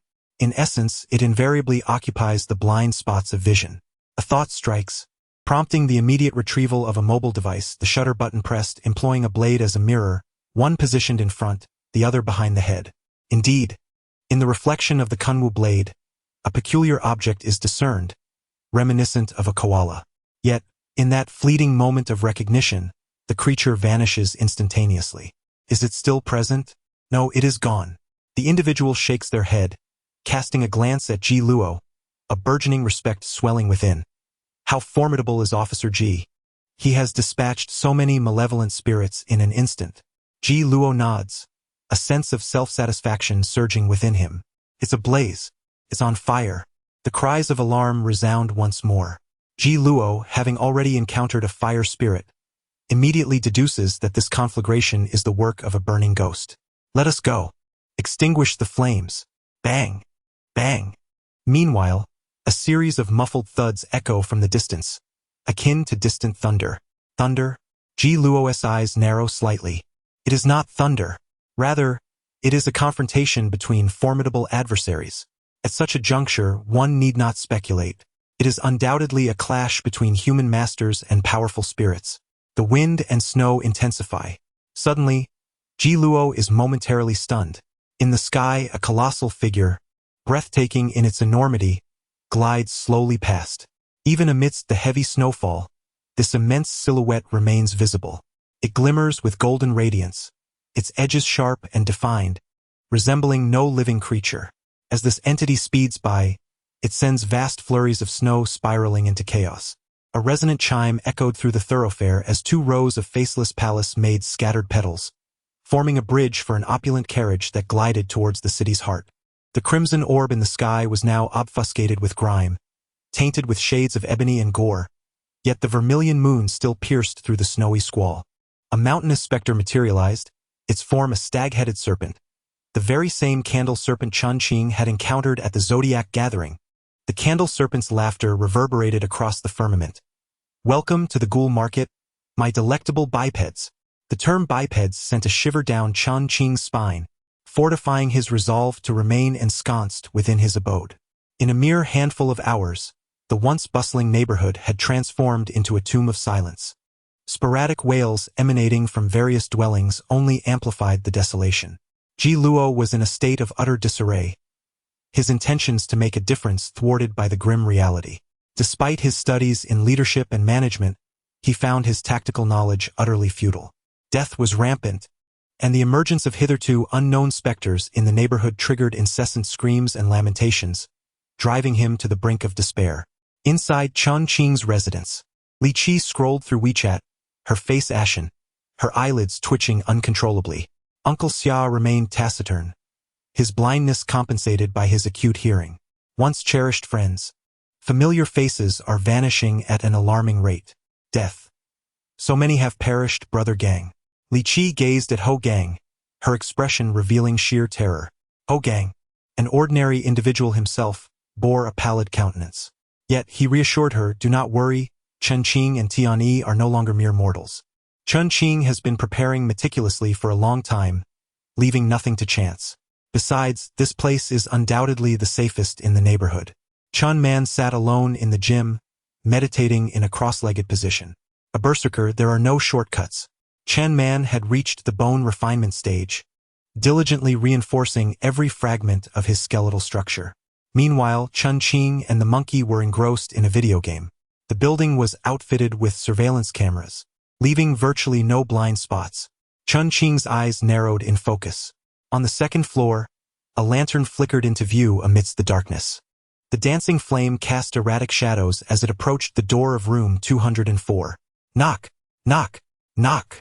The inhabitants within dared not answer, their terrified screams echoing through the air, audible even without surveillance. Knock! The fourth knock resounded. The screams abruptly ceased. Silence enveloped the space. Chen Qing furrowed his brow. Hua Pai, are you familiar with this entity? Perhaps a lantern boy, Hua Pai replied, uncertain. The lantern boy often accompanies the bellkeeper. There is an air of mystery surrounding him. However, it is merely a lantern. I have no recollection of it. In the footage, the lantern vanished. Chen Qing scanned the entire screen, only to suddenly spot it reappearing on the 6th floor. Chen Qing immediately rose to his feet. This entity was peculiar. It seemed unwise to allow it to knock at the door. Either it must be swiftly dispatched or driven away. He hurried to the entrance and peered through the specially crafted peephole. There, he beheld a child holding a lantern. The very same lantern he had observed on the surveillance footage. Indeed, the footage revealed only a solitary, suspended lantern. It became clear to Chen Qing that certain phenomena are perceptible solely to the human eye. He comprehended the situation. If it was a lantern spirit, that would be manageable. The painted skin figure remarked with a smile, "The lantern spirit is merely a wandering soul, albeit with some peculiarities." In ancient times, lantern spirits collaborated with the night watchman. One would announce the hour while the other would inquire about the well-being of the household. Due to the frequent presence of thieves, they would knock on doors to ascertain the safety of suspicious residences. Being neighbors, they had long established a code. A single knock signified a thief, 2 knocks indicated a bandit, and 3 knocks meant all was well, also known as a human knock. Should there be a 4th knock without a response, it would imply that all within were deceased. Thus, the 4th knock was deemed the death knock or the knock of doom. One must avoid knocking 4 times consecutively, for that would signal the demise that occurred here. If it were to knock on their door shortly, upon the 3rd knock, they would simply declare all is well. The painted skin figure chuckled. Moreover, there is a distinct advantage. The lantern spirit verifies that it is a safe dwelling, preventing other spirits from entering. Such wisdom. Chen Qing nodded. In a certain light, could the lantern spirit be considered a guardian deity? The lantern spirit approached Chen Qing's home, yet its form suddenly halted. In the next moment, it vanished without a trace. Being merely a wandering soul, it likely feared the formidable shadow of the deity Zhong Kui. It is quite normal. After all, in the previous life, the Zhong Kui painting and the demon-suppressing tower were renowned as the 2 divine artifacts of Ximing City. Not to mention a mere wandering soul, even malevolent spirits would hesitate to provoke them. The Zhong Kui painting has the capacity to expand and envelop an entire neighborhood, yet Chen Qing refrained from doing so. Firstly, he still harbored deep-seated grudges from his past life. Secondly, he was wary of attracting the attention of the candle serpent. The candle serpents might undoubtedly surpass his understanding, potentially brushing against the realm of the formless. Whether the Zhong Kui painting could withstand such a being remained uncertain. Therefore, it was prudent to safeguard his own residence. The fate of others in the neighborhood was of no concern to him, as he lacked the capability to assist.